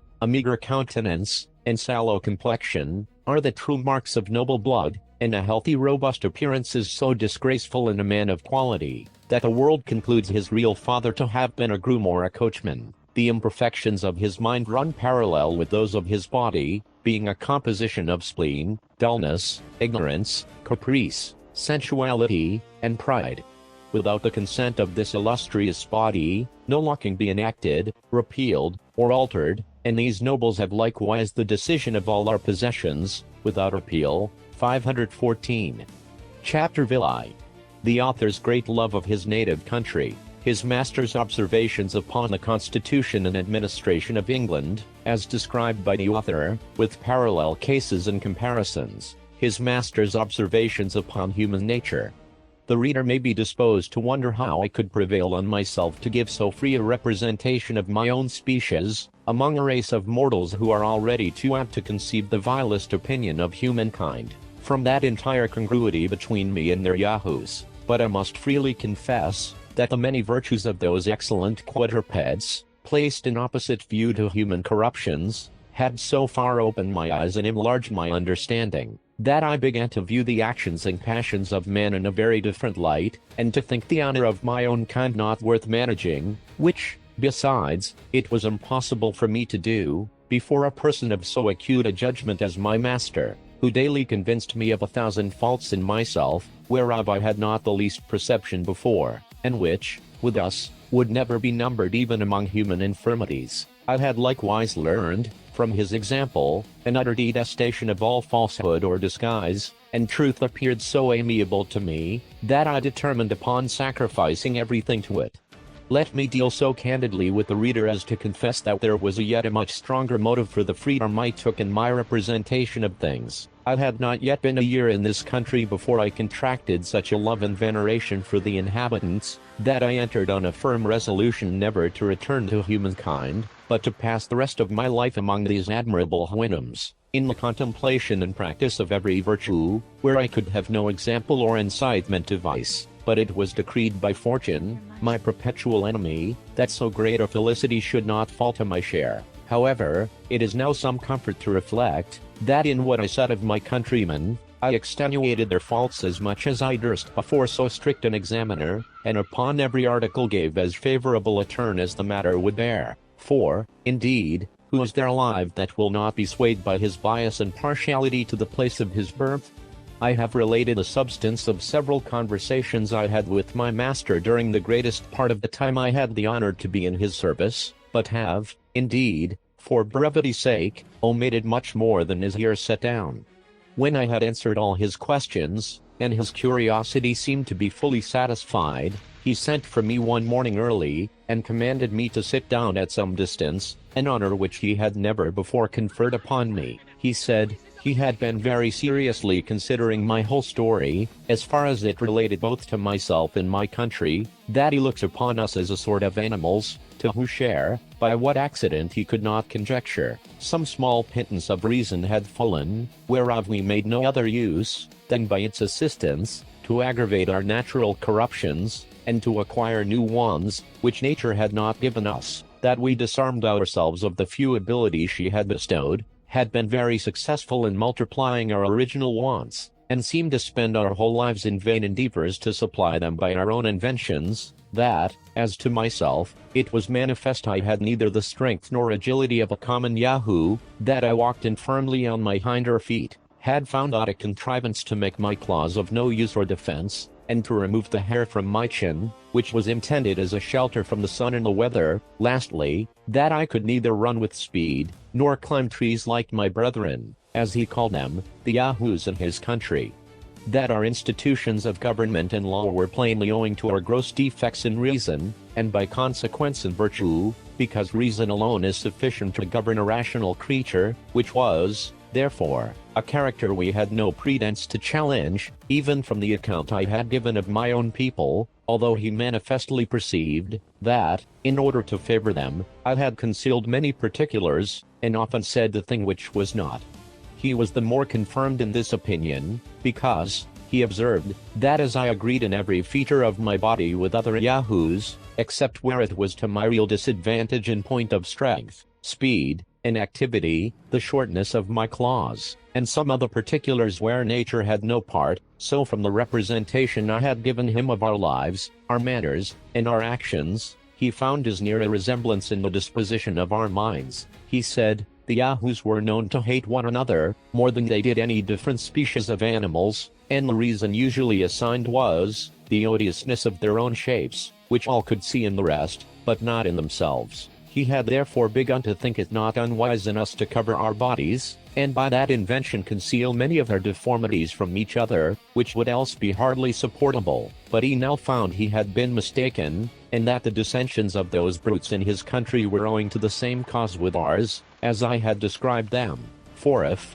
said he, you throw among 5 Yahoos as much food as would be sufficient for 50, they will, instead of eating peaceably, fall together by the ears, each single one impatient to have all to itself, and therefore a servant was usually employed to stand by while they were feeding abroad, and those kept at home were tied at a distance from each other, that if a cow died of age or accident, before a Houyhnhnm could secure it for his own Yahoos, those in the neighborhood would come in herds to seize it, and then would ensue such a battle as I had described, with terrible wounds made by their claws on both sides, although they seldom were able to kill one another, for want of such convenient instruments of death as we had invented. At other times, the like battles have been fought between the Yahoos of several neighborhoods, without any visible cause, those of one district watching all opportunities to surprise the next, before they are prepared. But if they find their project has miscarried, they return home, and, for want of enemies, engage in what I call a civil war among themselves. That in some fields of his country there are certain shining stones of several colors, whereof the Yahoos are violently fond, and when part of these stones is fixed in the earth, as it sometimes happens, they will dig with their claws for whole days to get them out, then carry them away, and hide them by heaps in their kennels, but still looking round with great caution, for fear their comrades should find out their treasure. My master said, he could never discover the reason of this unnatural appetite, or how these stones could be of any use to a Yahoo, but now he believed it might proceed from the same principle of avarice which I had ascribed to mankind. That he had once, by way of experiment, privately removed a heap of these stones from the place where one of his Yahoos had buried it, whereupon the sordid animal, missing his treasure, by his loud lamenting brought the whole herd to the place, there miserably howled, then fell to biting and tearing the rest, began to pine away, would neither eat, nor sleep, nor work, till he ordered a servant privately to convey the stones into the same hole, and hide them as before, which, when his Yahoo had found, he presently recovered his spirits and good humor, but took good care to remove them to a better hiding place, and has ever since been a very serviceable brute. My master further assured me, which I also observed myself, that in the fields where the shining stones abound, the fiercest and most frequent battles are fought, occasioned by perpetual inroads of the neighboring Yahoos. He said, it was common, when two Yahoos discovered such a stone in a field, and were contending which of them should be the proprietor, a third would take the advantage, and carry it away from them both, which my master would needs contend to have some kind of resemblance with our suits at law, wherein I thought it for our credit not to undeceive him, since the decision he mentioned was much more equitable than many decrees among us, because the plaintiff and defendant there lost nothing beside the stone they contended for, whereas our courts of equity would never have dismissed the cause, while either of them had anything left. My master, continuing his discourse, said, there was nothing that rendered the Yahoos more odious than their undistinguishing appetite to devour everything that came in their way, whether herbs, roots, berries, the corrupted flesh of animals, or all mingled together, and it was peculiar in their temper, that they were fonder of what they could get by rapine or stealth, at a greater distance, than much better food provided for them at home. If their prey held out, they would eat till they were ready to burst, after which, nature had pointed out to them a certain root that gave them a general evacuation.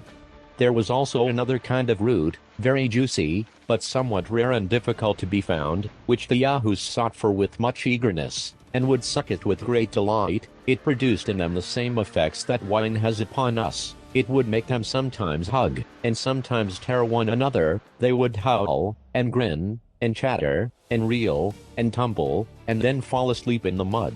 I did indeed observe that the Yahoos were the only animals in this country subject to any diseases, which, however, were much fewer than horses have among us, and contracted, not by any ill treatment they meet with, but by the nastiness and greediness of that sordid brute. Neither has their language any more than a general appellation for those maladies, which is borrowed from the name of the beast, and called Yahoo, or Yahoo's evil, and the cure prescribed is a mixture of their own dung and urine, forcibly put down the Yahoo's throat. This I have since often known to have been taken with success, and do here freely recommend it to my countrymen for the public good, as an admirable specific against all diseases produced by repletion.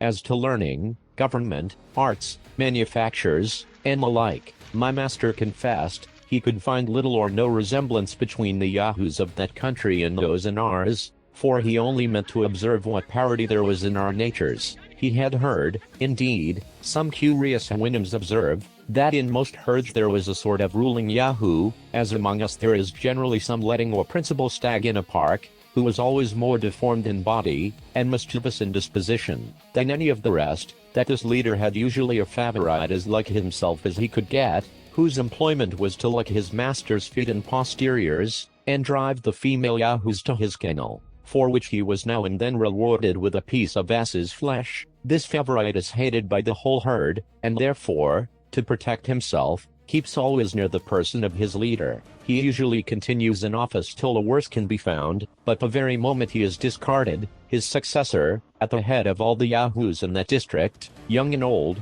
male and female, come in a body, and discharge their excrements upon him from head to foot. But how far this might be applicable to our courts, and favorites, and ministers of state, my master said I could best determine.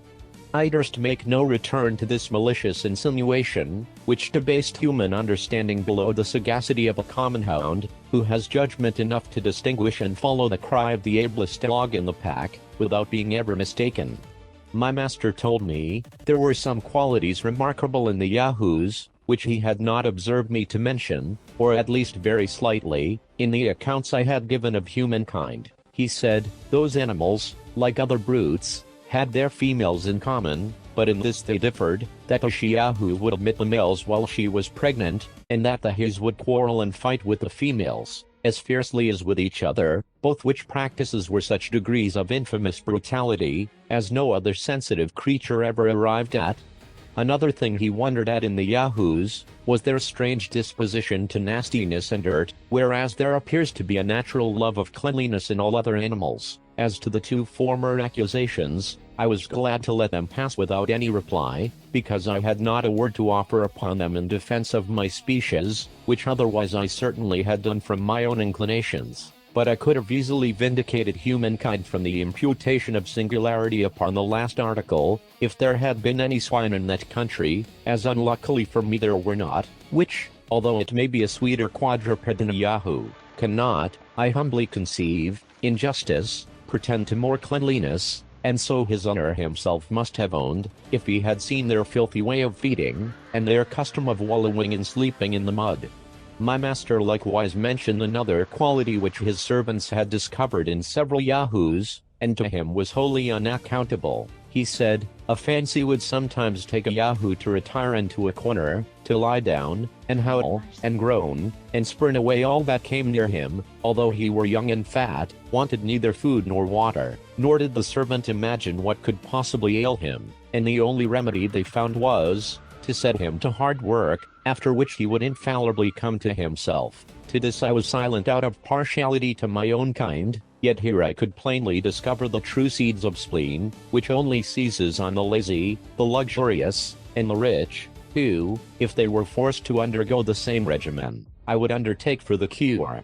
His honor had further observed, that a female Yahoo would often stand behind a bank or a bush, to gaze on the young males passing by, and then appear, and hide, using many antic gestures and grimaces, at which time it was observed that she had a most offensive smell, and when any of the males advanced, would slowly retire, looking often back, and with a counterfeit show of fear, run off into some convenient place, where she knew the male would follow her.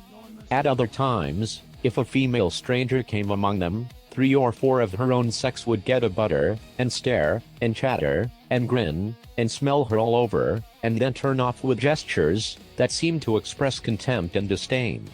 Perhaps my master might refine a little in these speculations, which he had drawn from what he observed himself, or had been told him by others. However, I could not reflect without some amazement, and much sorrow, that the rudiments of lewdness, coquetry, censure, and scandal, should have place by instinct in womankind. I expected every moment that my master would accuse the Yahoos of those unnatural appetites in both sexes, so common among us, but nature, it seems, has not been so expert a schoolmistress, and these politer pleasures are entirely the productions of art and reason on our side of the globe. Chapter Vitae. The author relates several particulars of the Yahoos, the great virtues of the Houyhnhnms, the education and exercise of their youth, their general assembly.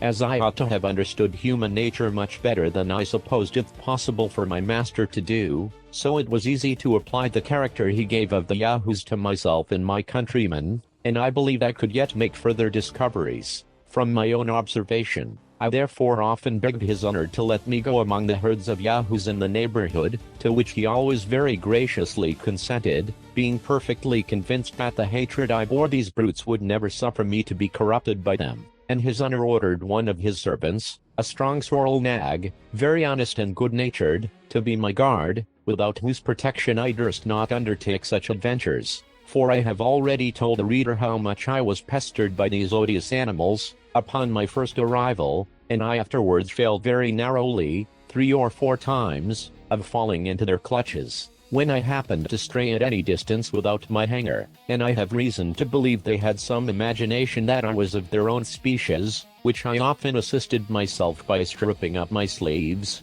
and showing my naked arms and breast in their sight, when my protector was with me, at which times they would approach as near as they durst, and imitate my actions after the manner of monkeys, but ever with great signs of hatred, as a tame jackdaw with cap and stockings is always persecuted by the wild ones, when he happens to be got among them. They are prodigiously nimble from their infancy. However, I once caught a young male of 3 years old, and endeavored, by all marks of tenderness, to make it quiet, but the little imp fell a-squalling and scratching and biting with such violence, that I was forced to let it go, and it was high time, for a whole troop of old ones came about us at the noise, but finding the cub was safe, for away it ran, and my sorrel nag being by, they durst not venture near us. I observed the young animal's flesh to smell very rank, and the stink was somewhat between a weasel and a fox, but much more disagreeable. I forgot another circumstance, and perhaps I might have the reader's pardon if it were wholly omitted, that while I held the odious vermin in my hands, it voided its filthy excrements of a yellow liquid substance all over my clothes. but by good fortune there was a small brook hard by, where I washed myself as clean as I could, although I durst not come into my master's presence until I were sufficiently aired.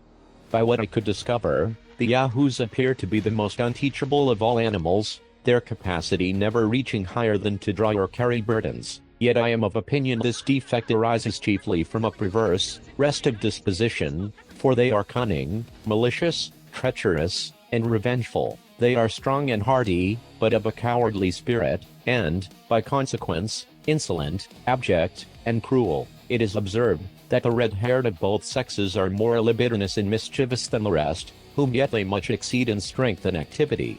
The Houyhnhnms keep the Yahoos for present use in huts not far from the house, but the rest are sent abroad to certain fields, where they dig up roots, eat several kinds of herbs, and search about for carrion, or sometimes catch weasels and luhimus, a sort of wild rat, which they greedily devour. Nature has taught them to dig deep holes with their nails on the side of a rising ground, wherein they lie by themselves. Only the kennels of the females are larger, sufficient to hold 2 or 3 cubs.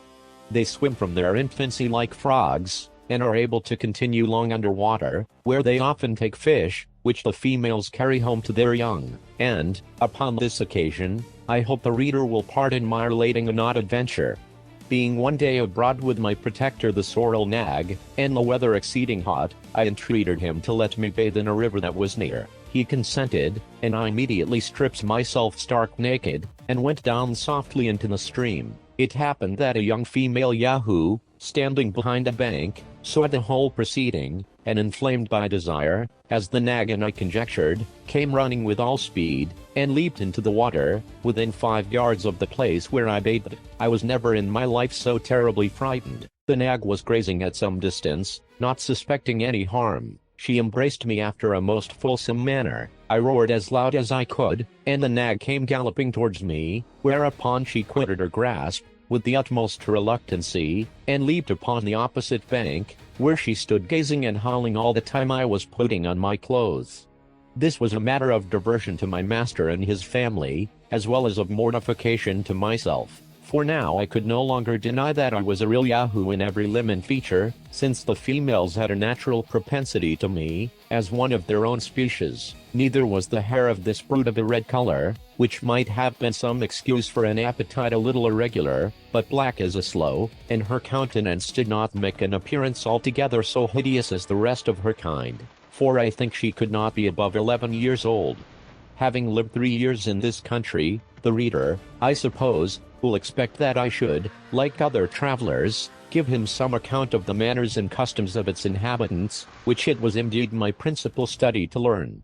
As these noble Houyhnhnms are endowed by nature with a general disposition to all virtues, and have no conceptions or ideas of what is evil in a rational creature, so their grand maxim is, to cultivate reason, and to be wholly governed by it. Neither is reason among them a point problematical, as with us, where men can argue with plausibility on both sides of the question, but strikes you with immediate conviction, as it must needs do, where it is not mingled, obscured, or discolored by passion and interest. I remember it was with extreme difficulty that I could bring my master to understand the meaning of the word opinion, or how a point could be disputable, because reason taught us to affirm or deny only where we are certain, and beyond our knowledge we cannot do either, so that controversies, wranglings, disputes, and positiveness, in false or dubious propositions, are evils unknown among the Houyhnhnms. In the like manner, when I used to explain to him our several systems of natural philosophy, he would laugh, that a creature pretending to reason, should value itself upon the knowledge of other people's conjectures, and in things where that knowledge, if it were certain, could be of no use, wherein he agreed entirely with the sentiments of Socrates, as Plato delivers them, which I mention as the highest honor I can do the prince of philosophers. I have often since reflected, what destruction such doctrine would make in the libraries of Europe, and how many paths of fame would be then shut up in the learned world. Friendship and benevolence are the 2 principal virtues among the Houyhnhnms, and these not confined to particular objects, but universal to the whole race, for a stranger from the remotest part is equally treated with the nearest neighbor, and wherever he goes, looks upon himself as at home. They preserve decency and civility in the highest degrees, but are altogether ignorant of ceremony. They have no fondness for their colts or foals, but the care they take in educating them proceeds entirely from the dictates of reason. And I observed my master to show the same affection to his neighbor's issue that he had for his own. They will have it that nature teaches them to love the whole species, and it is reason only that makes a distinction of persons, where there is a superior degree of virtue. When the matron Houyhnhnms have produced one of each sex, they no longer accompany with their consorts, except they lose one of their issue by some casualty, which very seldom happens, but in such a case they meet again. Or when the like accident befalls a person whose wife is past bearing, some other couple bestow on him one of their own colts, and then go together again until the mother is pregnant. This caution is necessary, to prevent the country from being overburdened with numbers. But the race of inferior Houyhnhnms, bred up to be servants, is not so strictly limited upon this article. These are allowed to produce 3 of each sex, to be domestics in the noble families. In their marriages, they are exactly careful to choose such colors as will not make any disagreeable mixture in the breed. Strength is chiefly valued in the male, and comeliness in the female, not upon the account of love, but to preserve the race from degenerating, for where a female happens to excel in strength, a consort is chosen, with regard to comeliness.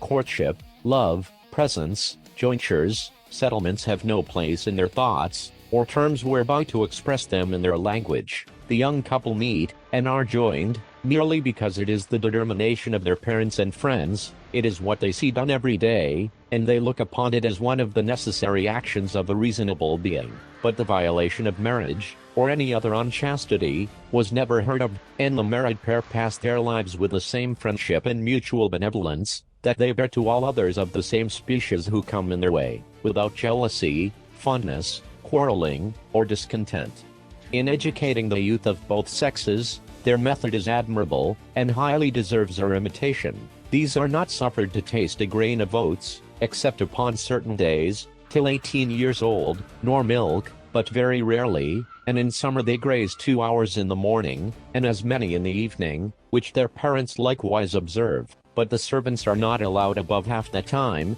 and a great part of their grass is brought home, which they eat at the most convenient hours, when they can be best spared from work. Temperance, industry, exercise, and cleanliness are the lessons equally enjoined to the young ones of both sexes, and my master thought it monstrous in us to give the females a different kind of education from the males, except in some articles of domestic management, whereby, as he truly observed, 1/2 of our natives were good for nothing but bringing children into the world, and to trust the care of our children to such useless animals, he said, was yet a greater instance of brutality.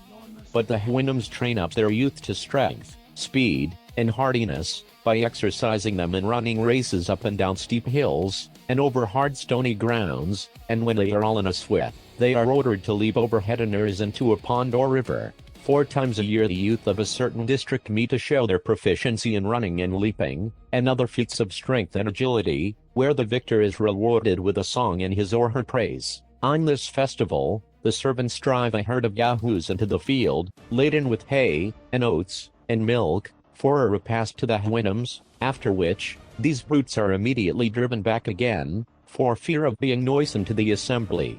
Every 4th year, at the vernal equinox, there is a representative council of the whole nation, which meets in a plain about 20 miles from our house, and continues about 5 or 6 days. Here they inquire into the state and condition of the several districts, whether they abound or be deficient in hay or oats, or cows, or yahoos, and wherever there is any want, which is but seldom, it is immediately supplied by unanimous consent and contribution. Here likewise the regulation of children is settled, as for instance, if a Houyhnhnm has 2 males, he changes one of them with another that has 2 females, and when a child has been lost by any casualty, where the mother is past breeding, it is determined what family in the district shall breed another to supply the loss. Chapter IX. A grand debate at the General Assembly of the Houyhnhnms, and how it was determined, the learning of the Houyhnhnms, their buildings, their manner of burials, the defectiveness of their language. One of these grand assemblies was held in my time, about 3 months before my departure, whither my master went as the representative of our district. In this council was resumed their old debate, and indeed the only debate that ever happened in their country, whereof my master, after his return, gave me a very particular account. The question to be debated was, whether the Yahoos should be exterminated from the face of the earth. One of the members for the affirmative offered several arguments of great strength and weight, alleging that as the Yahoos were the most filthy, noisome, and deformed animals which nature ever produced, so they were the most restive and indicible, mischievous and malicious. They would privately suck the teats of the Houyhnhnms' cows, kill and devour their cats, trample down their oats and grass, if they were not continually watched, and commit 1,000 other extravagancies. He took notice of a general tradition, that Yahoos had not been always in their country, but that many ages ago, 2 of these brutes appeared together upon a mountain, whether produced by the heat of the sun upon corrupted mud and slime, or from the ooze and froth of the sea, was never known. That these Yahoos engendered, and their brood, in a short time, grew so numerous as to overrun and infest the whole nation, that the Houyhnhnms, to get rid of this evil,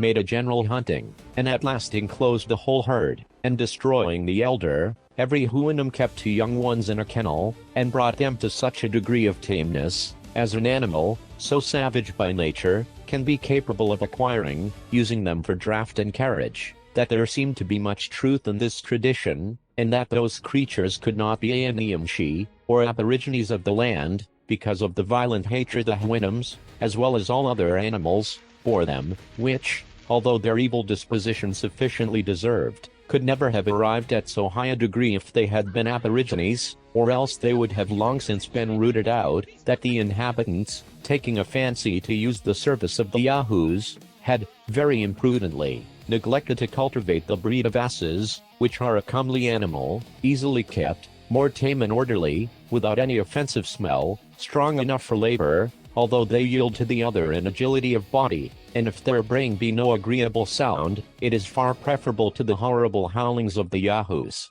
Several others declared their sentiments to the same purpose, when my master proposed an expedient to the assembly, whereof he had indeed borrowed the hint from me. He approved of the tradition mentioned by the honorable member who spoke before, and affirmed that the 2 Yahoos said to be seen first among them, had been driven thither over the sea, that coming to land, and being forsaken by their companions, they retired to the mountains, and degenerating by degrees, became in process of time much more savage than those of their own species in the country whence these 2 originals came. The reason of this assertion was, that he had now in his possession a certain wonderful Yahoo, meaning myself, which most of them had heard of, and many of them had seen. He then related to them how he first found me, that my body was all covered with an artificial composure of the skins and hairs of other animals, that I spoke in a language of my own, and had thoroughly learned theirs, that I had related to him the accidents which brought me thither, that when he saw me without my covering,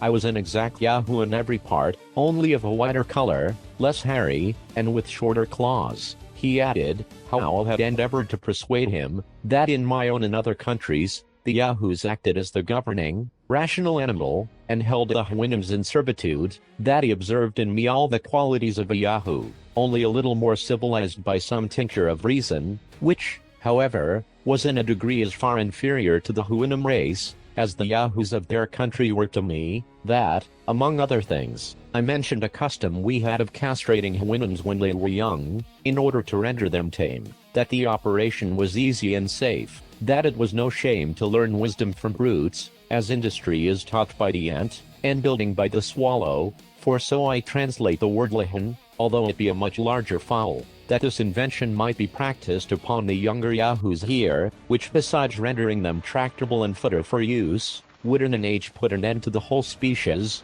without destroying life, that in the meantime the Houyhnhnms should be exhorted to cultivate the breed of asses, which, as they are in all respects more valuable brutes, so they have this advantage, to be fit for service at 5 years old, which the others are not till 12. This was all my master thought fit to tell me, at that time, of what passed in the Grand Council, but he was pleased to conceal one particular, which related personally to myself, whereof I soon felt the unhappy effect, as the reader will know in its proper place, and whence I date all the succeeding misfortunes of my life. The Houyhnhnms have no letters, and consequently their knowledge is all traditional. But there happening few events of any moment among a people so well united, naturally disposed to every virtue, wholly governed by reason, and cut off from all commerce with other nations. The historical part is easily preserved without burdening their memories. I have already observed that they are subject to no diseases, and therefore can have no need of physicians. However, they have excellent medicines, composed of herbs, to cure accidental bruises and cuts in the pastern or frog of the foot, by sharp stones, as well as other maims and hurts in the several parts of the body.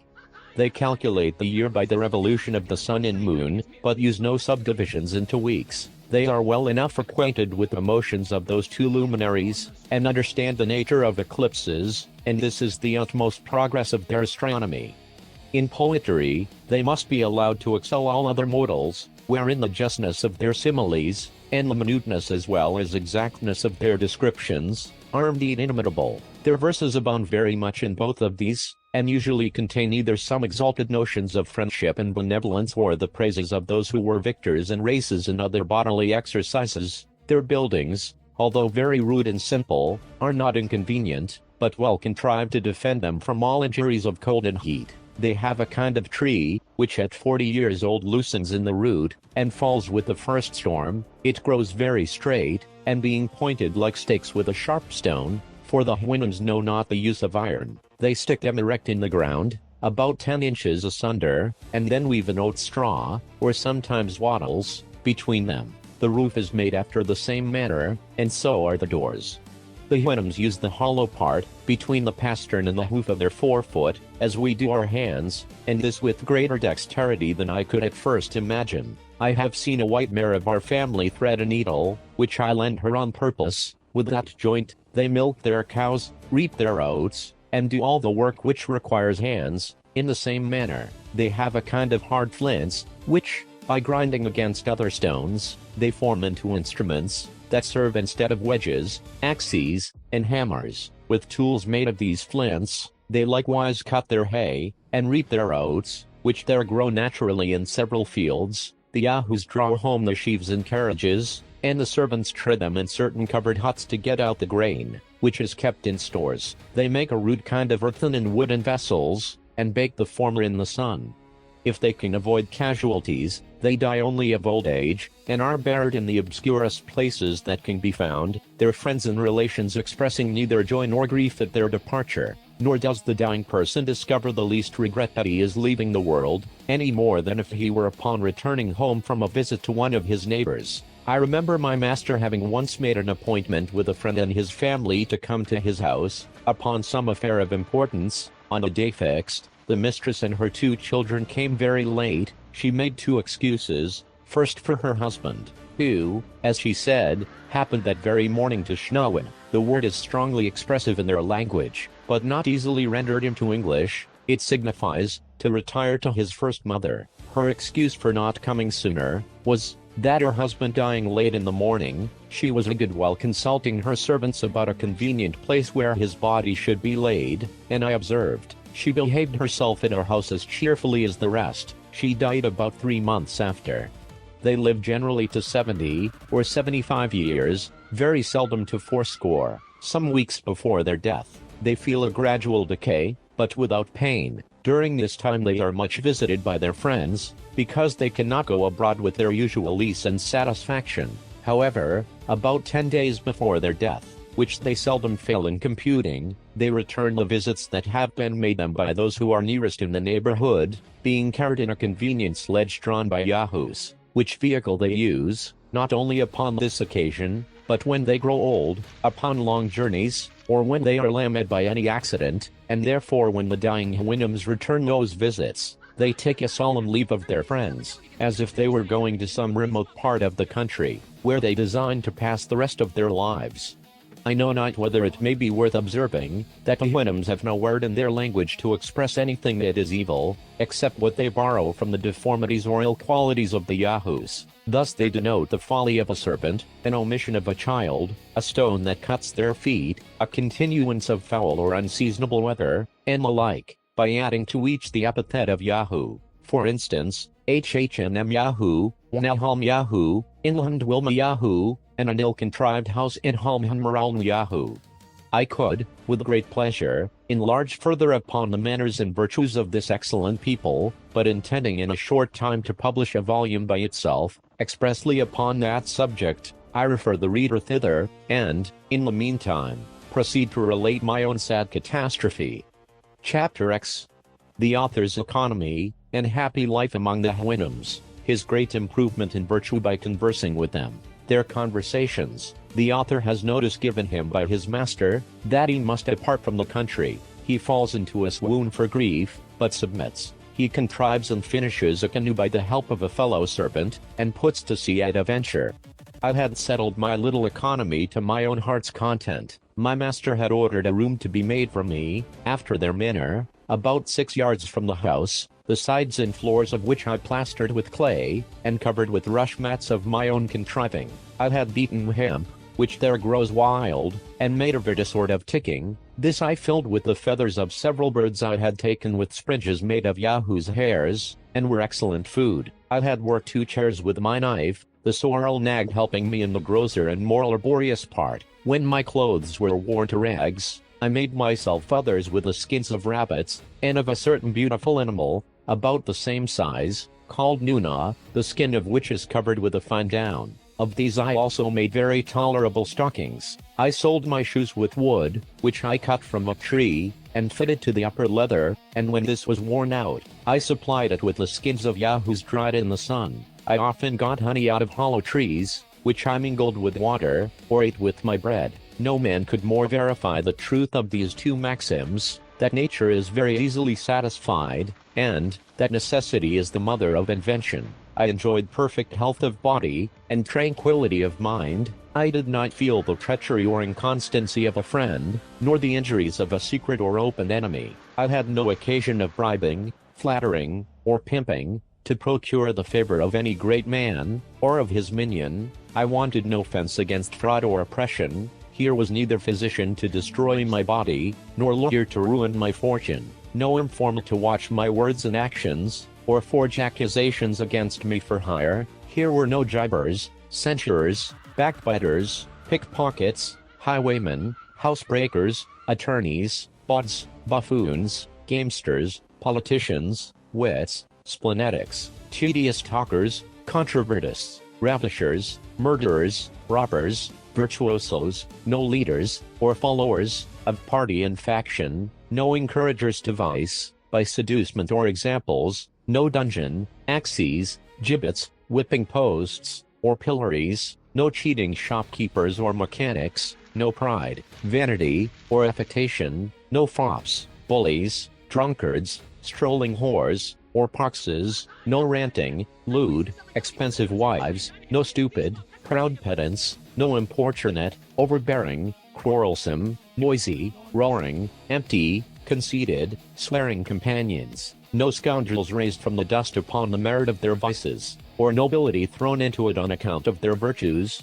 no lords, fiddlers, judges, or dancing masters. I had the favor of being admitted to several Houyhnhnms, who came to visit or dine with my master, where his honor graciously suffered me to wait in the room, and listen to their discourse. Both he and his company would often descend to ask me questions, and receive my answers. I had also sometimes the honor of attending my master in his visits to others. I never presumed to speak, except in answer to a question, and then I did it with inward regret, because it was a loss of so much time for improving myself, but I was infinitely delighted with the station of an humble auditor in such conversations, where nothing passed but what was useful, expressed in the fewest and most significant words, where, as I have already said, the greatest decency was observed, without the least degree of ceremony, where no person spoke without being pleased himself, and pleasing his companions, where there was no interruption, tediousness, heat, or difference of sentiments.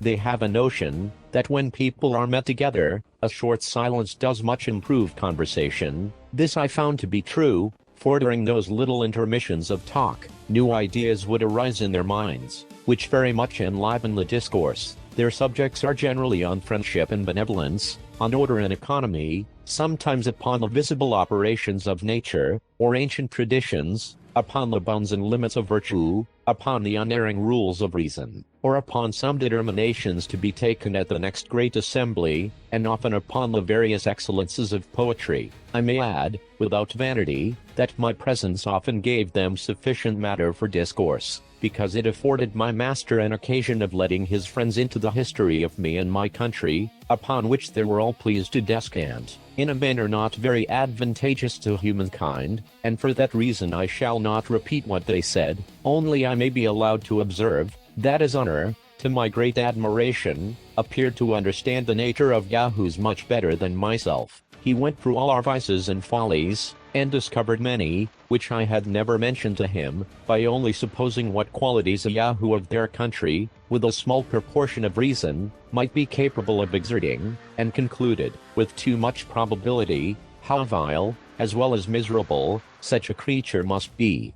I freely confess, that all the little knowledge I have of any value, was acquired by the lectures I received from my master, and from hearing the discourses of him and his friends, to which I should be prouder to listen, than to dictate to the greatest and wisest assembly in Europe. I admired the strength, comeliness, and speed of the inhabitants, and such a constellation of virtues, in such amiable persons, produced in me the highest veneration. At first, indeed, I did not feel that natural awe, which the yahoos and all other animals bear toward them, but it grew upon me by degrees, much sooner than I imagined, and was mingled with a respectful love and gratitude, that they would condescend to distinguish me from the rest of my species. When I thought of my family, my friends, my countrymen, or the human race in general, I considered them, as they really were, yahoos in shape and disposition, perhaps a little more civilized, and qualified with the gift of speech, but making no other use of reason,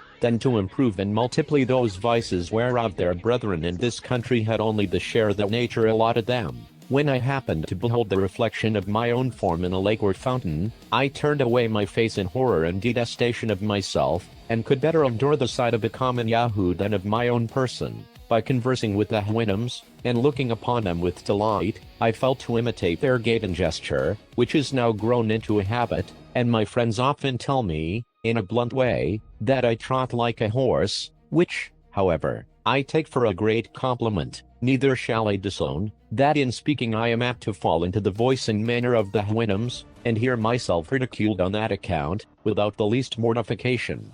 In the midst of all this happiness, and when I looked upon myself to be fully settled for life, my master sent for me one morning a little earlier than his usual hour. I observed by his countenance that he was in some perplexity, and at a loss how to begin what he had to speak. After a short silence, he told me, he did not know how I would take what he was going to say, that in the last General Assembly, when the affair of the yahoos was entered upon, the representatives had taken offense at his keeping a yahoo, meaning myself, in his family, more like a Houyhnhnm than a brute animal, that he was known frequently to converse with me, as if he could receive some advantage or pleasure in my company, that such a practice was not agreeable to reason or nature, or a thing ever heard of before among them. The assembly did therefore exhort him either to employ me like the rest of my species, or command me to swim back to the place whence I came. That the first of these expedients was utterly rejected by all the Houyhnhnms who had ever seen me at his house or their own, for they alleged, that because I had some rudiments of reason,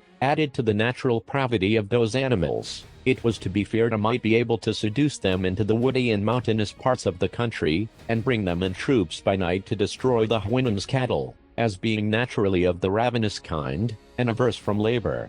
My master added, that he was daily pressed by the Houyhnhnms of the neighborhood to have the assembly's exhortation executed, which he could not put off much longer. He doubted it would be impossible for me to swim to another country, and therefore wished I would contrive some sort of vehicle, resembling those I had described to him, that might carry me on the sea, in which work I should have the assistance of his own servants, as well as those of his neighbors. He concluded, that for his own part, he could have been content to keep me in his service as long as I lived, because he found I had cured myself of some bad habits and dispositions, by endeavoring, as far as my inferior nature was capable, to imitate the Houyhnhnms.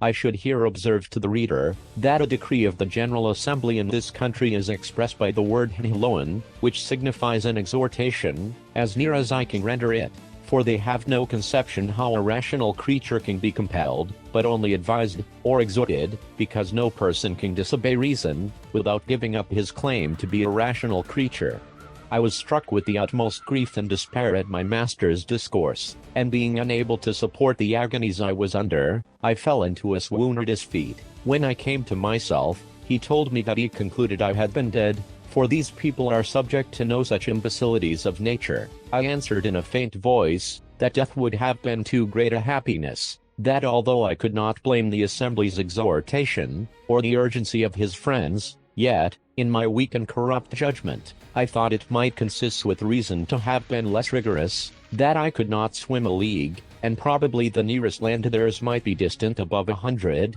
that many materials, necessary for making a small vessel to carry me off, were wholly wanting in this country, which, however, I would attempt, in obedience and gratitude to his honor, although I concluded the thing to be impossible, and therefore looked on myself as already devoted to destruction, that the certain prospect of an unnatural death was the least of my evils. For, supposing I should escape with life by some strange adventure, how could I think with temper of passing my days among Yahoos, and relapsing into my old corruptions, for want of examples to lead and keep me within the paths of virtue? That I knew too well upon what solid reasons all the determinations of the wise Winhams were founded, not to be shaken by arguments of mine, a miserable Yahoo, and therefore, after presenting him with my humble thanks for the offer of his servant's assistance in making a vessel, and desiring a reasonable time for so difficult a work, I told him I would endeavor to preserve a wretched being, and if ever I returned to England,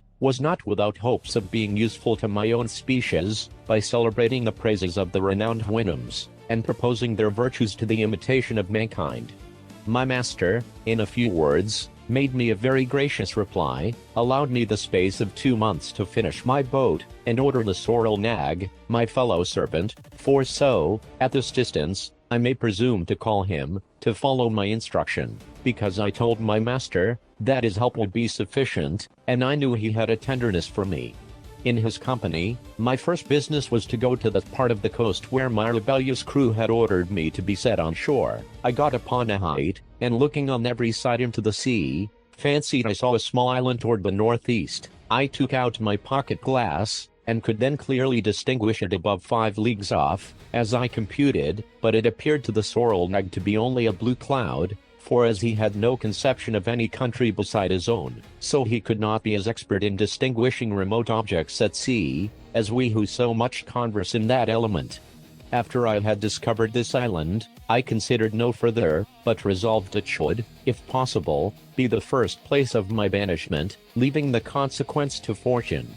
I returned home, and consulting with the sorrel nag, we went into a copse at some distance, where I with my knife, and he with a sharp flint, fastened very artificially after their manner, to a wooden handle, cut down several oak wattles, about the thickness of a walking staff, and some larger pieces. But I shall not trouble the reader with a particular description of my own mechanics. Let it suffice to say, that in 6 weeks' time with the help of the sorrel nag, who performed the parts that required most labor, I finished a sort of Indian canoe, but much larger, covering it with the skins of Yahoos, well stitched together with hempen threads of my own making. My sail was likewise composed of the skins of the same animal, but I made use of the youngest I could get, the older being too tough and thick, and I likewise provided myself with 4 paddles. I laid in a stock of boiled flesh, of rabbits and fowls, and took with me 2 vessels, one filled with milk and the other with water.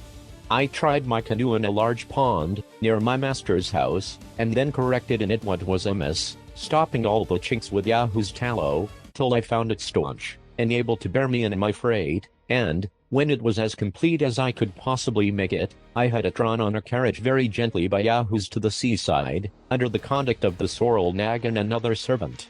When all was ready, and the day came for my departure, I took leave of my master and lady and the whole family, my eyes flowing with tears, and my heart quite sunk with grief, but his honor, out of curiosity, and, perhaps, if I may speak without vanity, partly out of kindness, was determined to see me in my canoe, and got several of his neighboring friends to accompany him. I was forced to wait above an hour for the tide, and then observing the wind very fortunately bearing toward the island to which I intended to steer my course, I took a second leave of my master, but as I was going to prostrate myself to kiss his hoof, he did me the honor to raise it gently to my mouth. I am not ignorant how much I have been censured for mentioning this last particular. Detractors are pleased to think it improbable that so illustrious a person should descend to give so great a mark of distinction to a creature so inferior as I. Neither have I forgotten how apt some travelers are to boast of extraordinary favors they have received. But,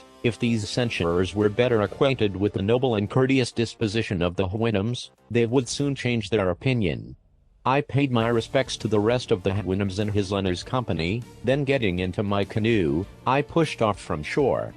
Chapters I. The author's dangerous voyage. He arrives at New Holland, hoping to settle there, is wounded with an arrow by one of the natives, is seized and carried by force into a Portuguese ship. The great civilities of the captain. The author arrives at England.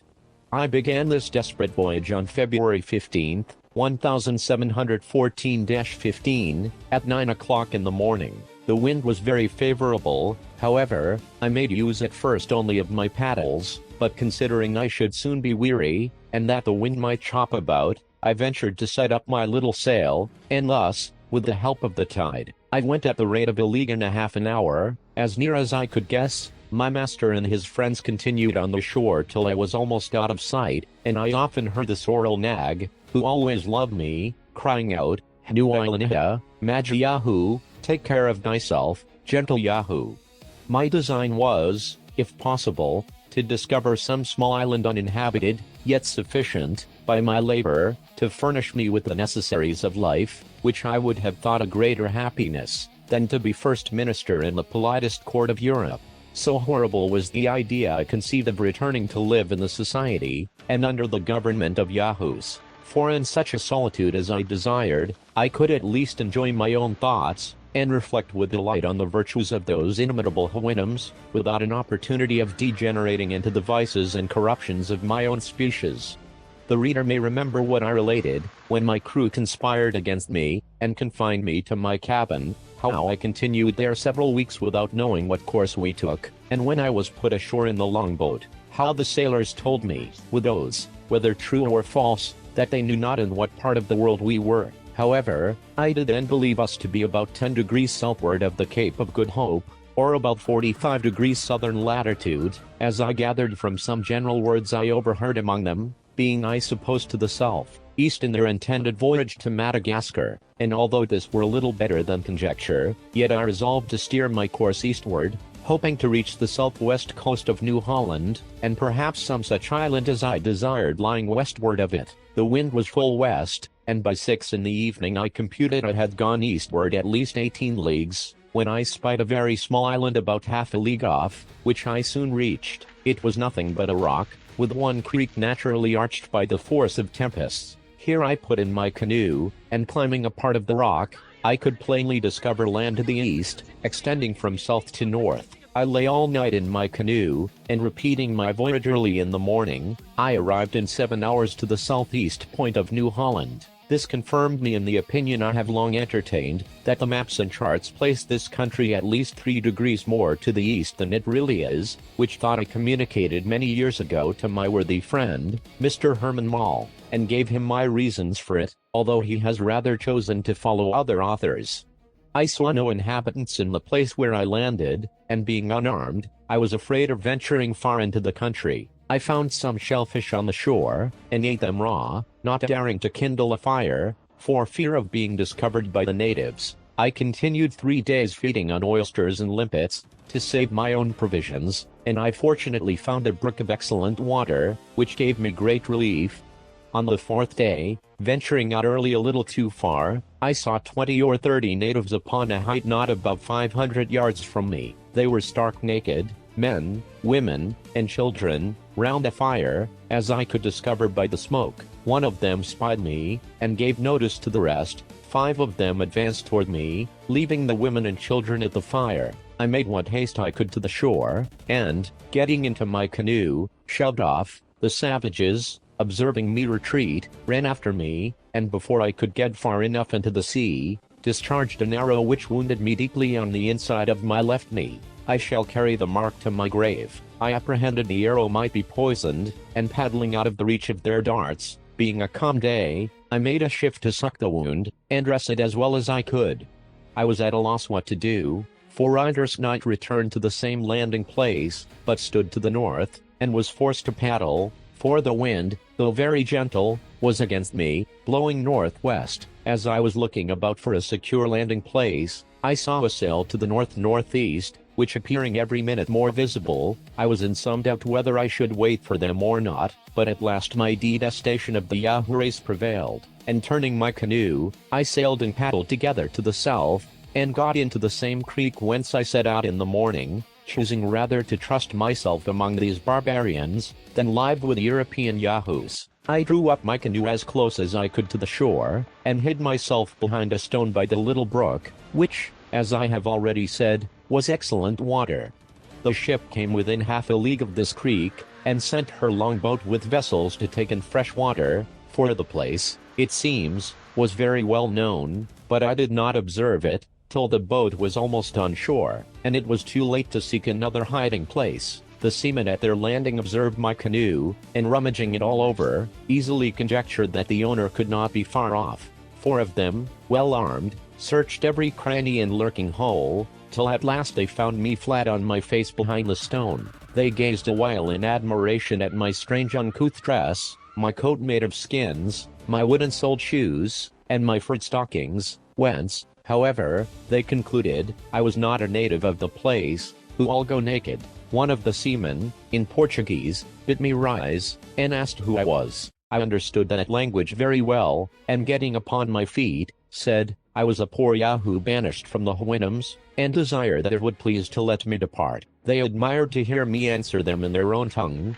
and saw by my complexion I must be a European, but were at a loss to know what I meant by Yahoos and Houyhnhnms, and at the same time fell a laughing at my strange tone and speaking, which resembled the neighing of a horse. I trembled all the while betwixt fear and hatred. I again desired leave to depart, and was gently moving to my canoe, but they laid hold of me, desiring to know what country I was of, whence I came, with many other questions. I told them I was born in England, whence I came about 5 years ago, and then their country and ours were at peace. I therefore hoped they would not treat me as an enemy, since I meant them no harm, but was a poor Yahoo seeking some desolate place where to pass the remainder of his unfortunate life. When they began to talk, I thought I never heard or saw anything more unnatural, for it appeared to me as monstrous as if a dog or a cow should speak in England, or a Yahoo in Houyhnhnmland. The honest Portuguese were equally amazed at my strange dress, and the odd manner of delivering my words, which, however, they understood very well. They spoke to me with great humanity, and said, they were sure the captain would carry me gratis to Lisbon, whence I might return to my own country, that 2 of the seamen would go back to the ship, inform the captain of what they had seen, and receive his orders. In the meantime, unless I would give my solemn oath not to fly, they would secure me by force. I thought it best to comply with their proposal. They were very curious to know my story, but I gave them very little satisfaction, and they all conjectured that my misfortunes had impaired my reason. In 2 hours the boat, which went laden with vessels of water, returned, with the captain's command to fetch me on board. I fell on my knees to preserve my liberty, but all was in vain, and the men, having tied me with cords, heaved me into the boat, whence I was taken into the ship, and thence into the captain's cabin.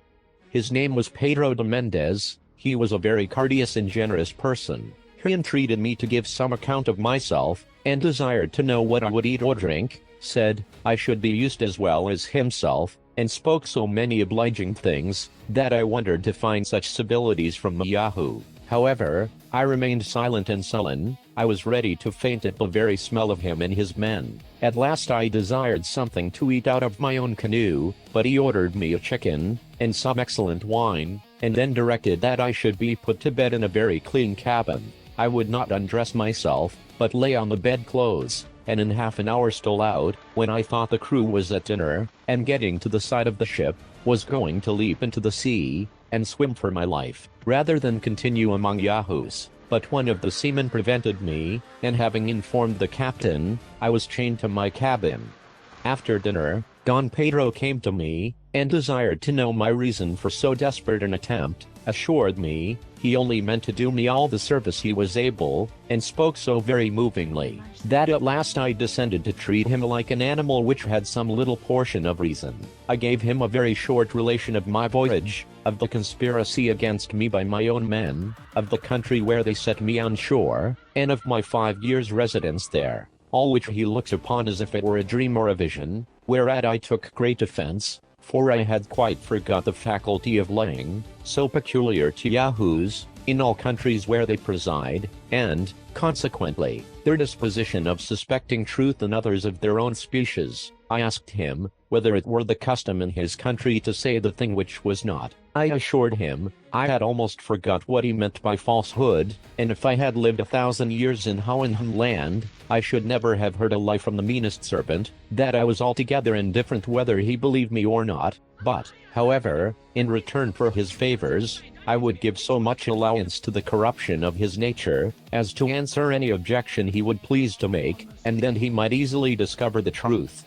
The captain, a wise man, after many endeavors to catch me tripping in some part of my story, at last began to have a better opinion of my veracity, but he added, that since I professed so inviolable an attachment to truth, I must give him my word and honor to bear him company in this voyage, without attempting anything against my life, or else he would continue me a prisoner till we arrived at Lisbon. I gave him the promise he required, but at the same time protested that I would suffer the greatest hardships, rather than return to live among Yahoos. Our voyage passed without any considerable accident. In gratitude to the captain, I sometimes sat with him, at his earnest request, and strove to conceal my antipathy against humankind, although it often broke out, which he suffered to pass without observation. But the greatest part of the day I confined myself to my cabin, to avoid seeing any of the crew. The captain had often entreated me to strip myself of my savage dress, and offered to lend me the best suit of clothes he had. This I would not be prevailed on to accept, abhorring to cover myself with anything that had been on the back of a Yahoo. I only desired he would lend me 2 clean shirts, which, having been washed since he wore them, I believe would not so much defile me. These I changed every second day, and washed them myself. We arrived at Lisbon, November 5th, 1715. At our landing, the captain forced me to cover myself with his cloak, to prevent the rabble from crowding about me. I was conveyed to his own house, and at my earnest request he led me up to the highest room backwards. I conjured him to conceal from all persons what I had told him of the Houyhnhnms,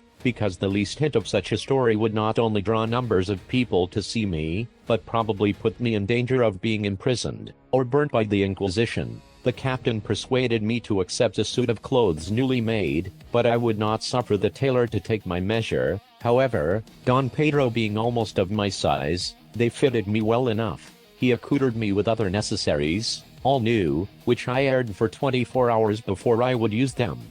The captain had no wife, nor above 3 servants, none of which were suffered to attend at meals, and his whole deportment was so obliging, added to very good human understanding, that I really began to tolerate his company. He gained so far upon me, that I ventured to look out of the back window. By degrees I was brought into another room, whence I peeped into the street, but threw my head back in a fright. In a week's time he seduced me down to the door. I found my terror gradually lessened, but my hatred and contempt seemed to increase. I was at last bold enough to walk the street in his company, but kept my nose well stopped with rue, or sometimes with tobacco.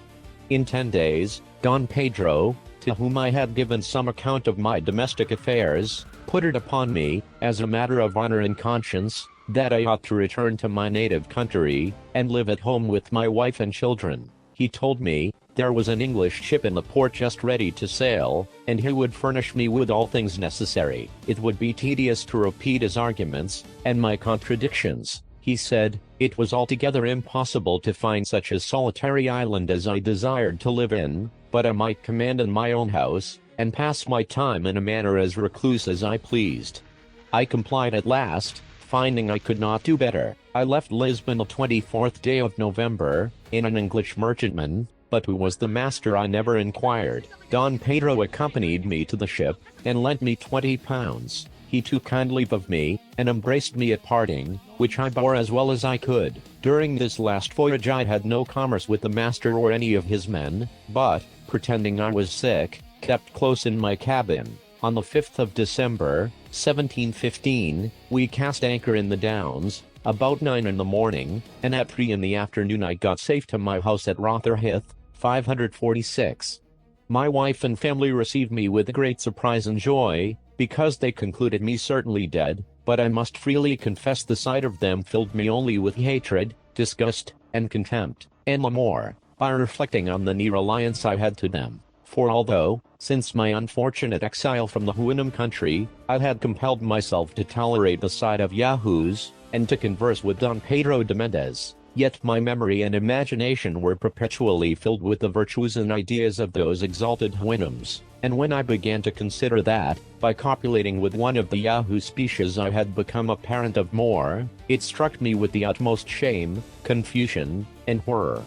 As soon as I entered the house, my wife took me in her arms, and kissed me, at which, having not been used to the touch of that odious animal for so many years, I fell into a swoon for almost an hour. At the time I am writing, it is 5 years since my last return to England. During the first year, I could not endure my wife or children in my presence. The very smell of them was intolerable, much less could I suffer them to eat in the same room. To this hour they dare not presume to touch my bread, or drink out of the same cup, neither was I ever able to let one of them take me by the hand. The first money I laid out was to buy 2 young stone horses, which I keep in a good stable, and next to them, the groom is my greatest favorite, for I feel my spirits revived by the smell he contracts in the stable. My horses understand me tolerably well, I converse with them at least 4 hours every day. They are strangers to bridle or saddle, they live in great amity with me and friendship to each other. Chapters I. The author's veracity, his design in publishing this work, his censure of those travelers who swerve from the truth. The author clears himself from any sinister ends in writing. An objection answered. The method of planting colonies. His native country commended. The right of the crown to those countries described by the author is justified. The difficulty of conquering them. The author takes his last leave of the reader, proposes his manner of living for the future, gives good advice, and concludes.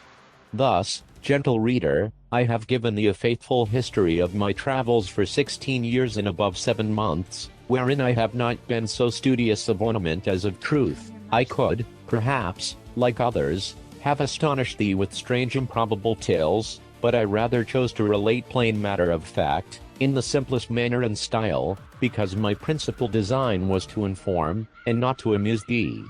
It is easy for us who travel into remote countries, which are seldom visited by Englishmen or other Europeans, to form descriptions of wonderful animals both at sea and land, whereas a traveler's chief aim should be to make men wiser and better, and to improve their minds by the bad, as well as good, example of what they deliver concerning foreign places. I could heartily wish a law was enacted, that every traveler, before he were permitted to publish his voyages, should be obliged to make oath before the Lord High Chancellor, that all he intended to print was absolutely true to the best of his knowledge, for then the world would no longer be deceived, as it usually is, while some writers, to make their works pass the better upon the public, impose the grossest falsities on the unwary reader. I have perused several books of travels with great delight in my younger days, but having since gone over most parts of the globe, and been able to contradict many fabulous accounts from my own observation, it has given me a great disgust against this part of reading, and some indignation to see the credulity of mankind so impudently abused. Therefore, since my acquaintance were pleased to think my poor endeavors might not be unacceptable to my country, I imposed on myself, as a maxim never to be swerved from, that I would strictly adhere to truth. Neither indeed can I be ever under the least temptation to vary from it, while I retain in my mind the lectures and example of my noble master and the other illustrious Houyhnhnms of whom I had so long the honor to be an humble hearer. Nexi miserum fortuna synonym. Finxit, vanamitium, mandusem proba fingit. I know very well, how a little reputation is to be got by writings which require neither genius nor learning, nor indeed any other talent, except a good memory, or an exact journal. I know likewise, that writers of travels, like dictionary makers, are sunk into oblivion by the weight and bulk of those who come last, and therefore lie uppermost, and it is highly probable, that such travelers, who shall hereafter visit the countries described in this work of mine, may, by detecting my errors, if there be any, and adding many new discoveries of their own, jostle me out of vogue, and stand in my place, making the world forget that ever I was an author. This indeed would be too great a mortification, if I wrote for fame, but as my sole intention was the public good, I cannot be altogether disappointed. For who can read of the virtues I have mentioned in the glorious Houyhnhnms, without being ashamed of his own vices, when he considers himself as the reasoning, governing animal of his country? I shall say nothing of those remote nations where Yahoos preside, among which the least corrupted are the Brobdingnagians, whose wise maxims and morality and government it would be our happiness to observe. But I forbear descanting further, and rather leave the judicious reader to his own remarks and application.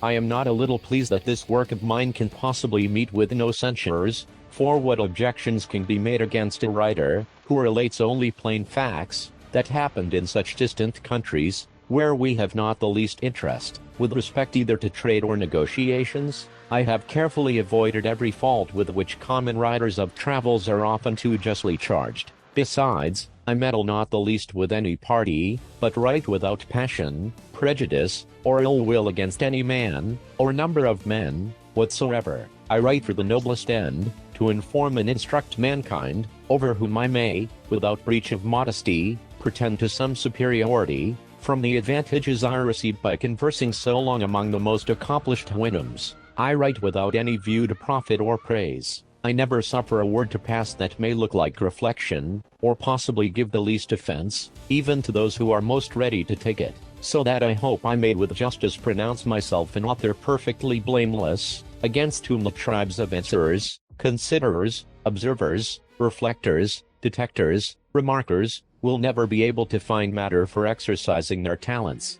I confess, it was whispered to me, that I was bound in duty, as a subject of England, to have given a memorial to a Secretary of State at my first coming over, because, whatever lands are discovered by a subject belong to the Crown, but I doubt whether our conquests in the countries I treat of would be as easy as those of Ferdinando Cortez over the naked Americans. The Lilliputians, I think, are hardly worth the charge of a fleet and army to reduce them, and I question whether it might be prudent or safe to attempt the Brobdingnagians, or whether an English army would be much at their ease with the flying island over their heads. The Houyhnhnms indeed appear not to be so well prepared for war, a science to which they are perfect strangers, and especially against missive weapons. However, supposing myself to be a minister of state, I could never give my advice for invading them. Their prudence, unanimity, unacquaintedness with fear, and their love of their country, would amply supply all defects in the military art. Imagine 20,000 of them breaking into the midst of an European army, confounding the ranks, overturning the carriages, battering the warriors' faces into mummy by terrible yerks from their hinder hoofs, for they would well deserve the character given to Augustus, recalcitrant undictutus. But, instead of proposals for conquering that magnanimous nation, I rather wish they were in a capacity, or disposition, to send a sufficient number of their inhabitants for civilizing Europe, by teaching us the first principles of honor, justice, truth, temperance, public spirit, fortitude, chastity, friendship, benevolence, and fidelity, the names of all which virtues are still retained among us in most languages, and are to be met with in modern, as well as ancient authors, which I am able to assert from my own small reading. But I had another reason, which made me less forward to enlarge His Majesty's dominions by my discoveries. To say the truth, I had conceived a few scruples with relation to the distributive justice of princes upon those occasions. For instance, a crew of pirates are driven by a storm they know not whither, at length a boy discovers land from the topmast, they go on shore to rob and plunder, they see a harmless people, are entertained with kindness, they give the country a new name, they take formal possession of it for their king, they set up a rotten plank, or a stone, for a memorial, they murder 2 or 3 dozen of the natives, bring away a couple more, by force, for a sample, return home, and get their pardon. Here commences a new dominion acquired with a title by divine right. Ships are sent with the first opportunity, the natives driven out or destroyed, their princes tortured to discover their gold, a free license given to all acts of inhumanity and lust, the earth reeking with the blood of its inhabitants, and this execrable crew of butchers, employed in so pious an expedition, is a modern colony, sent to convert and civilize an idolatrous and barbarous people.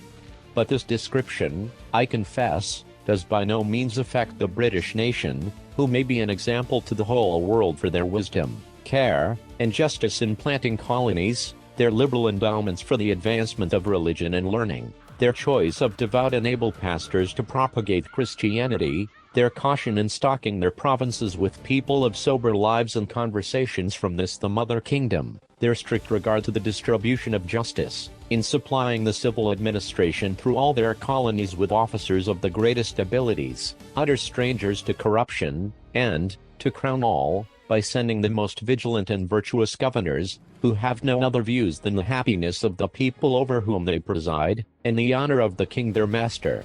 But as those countries which I have described do not appear to have any desire of being conquered and enslaved, murdered or driven out by colonies, nor abound either in gold, silver, sugar, or tobacco, I did humbly conceive, they were by no means proper objects of our zeal, our valor, or our interest. However, if those whom it more concerns think fit to be of another opinion, I am ready to depose, when I shall be lawfully called, that no European did ever visit those countries before me. I mean, if the inhabitants ought to be believed, unless a dispute may arise concerning the two Yahoos, said to have been seen many years ago upon a mountain in Hohenheim land, from whence the opinion is, that the race of those brutes hath descended, and these, for anything I know, may have been English, which indeed I was apt to suspect from the lineaments of their posterity's countenances, although very much defaced, but, how far that will go to make out a title, I leave to the learned in colony law.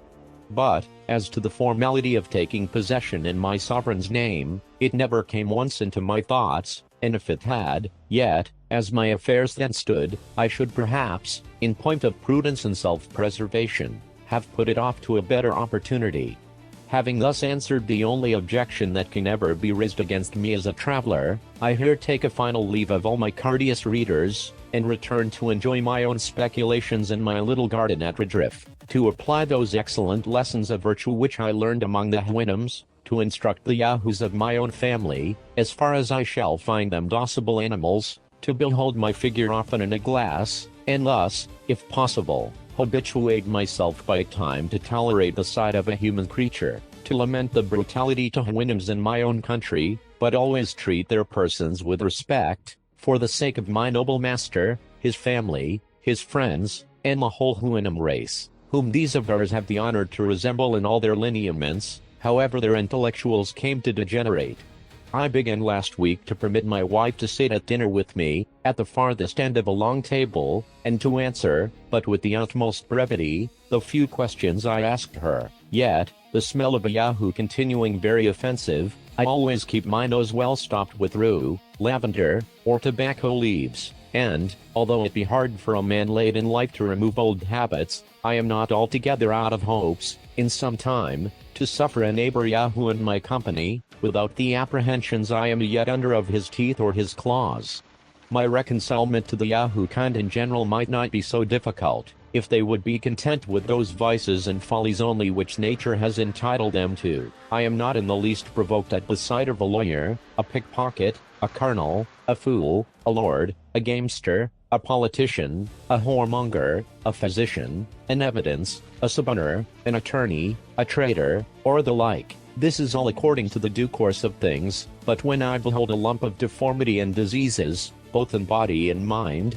smitten with pride, it immediately breaks all the measures of my patience. Neither shall I be ever able to comprehend how such an animal, and such a vice, could tally together. The wise and virtuous Houyhnhnms, who abound in all excellences that can adorn a rational creature, have no name for this vice in their language, which has no terms to express anything that is evil, except those whereby they describe the detestable qualities of their Yahoos, among which they were not able to distinguish this of pride, for want of thoroughly understanding human nature, as it shows itself in other countries where that animal presides. But I, who had more experience, could plainly observe some rudiments of it among the wild yahoos.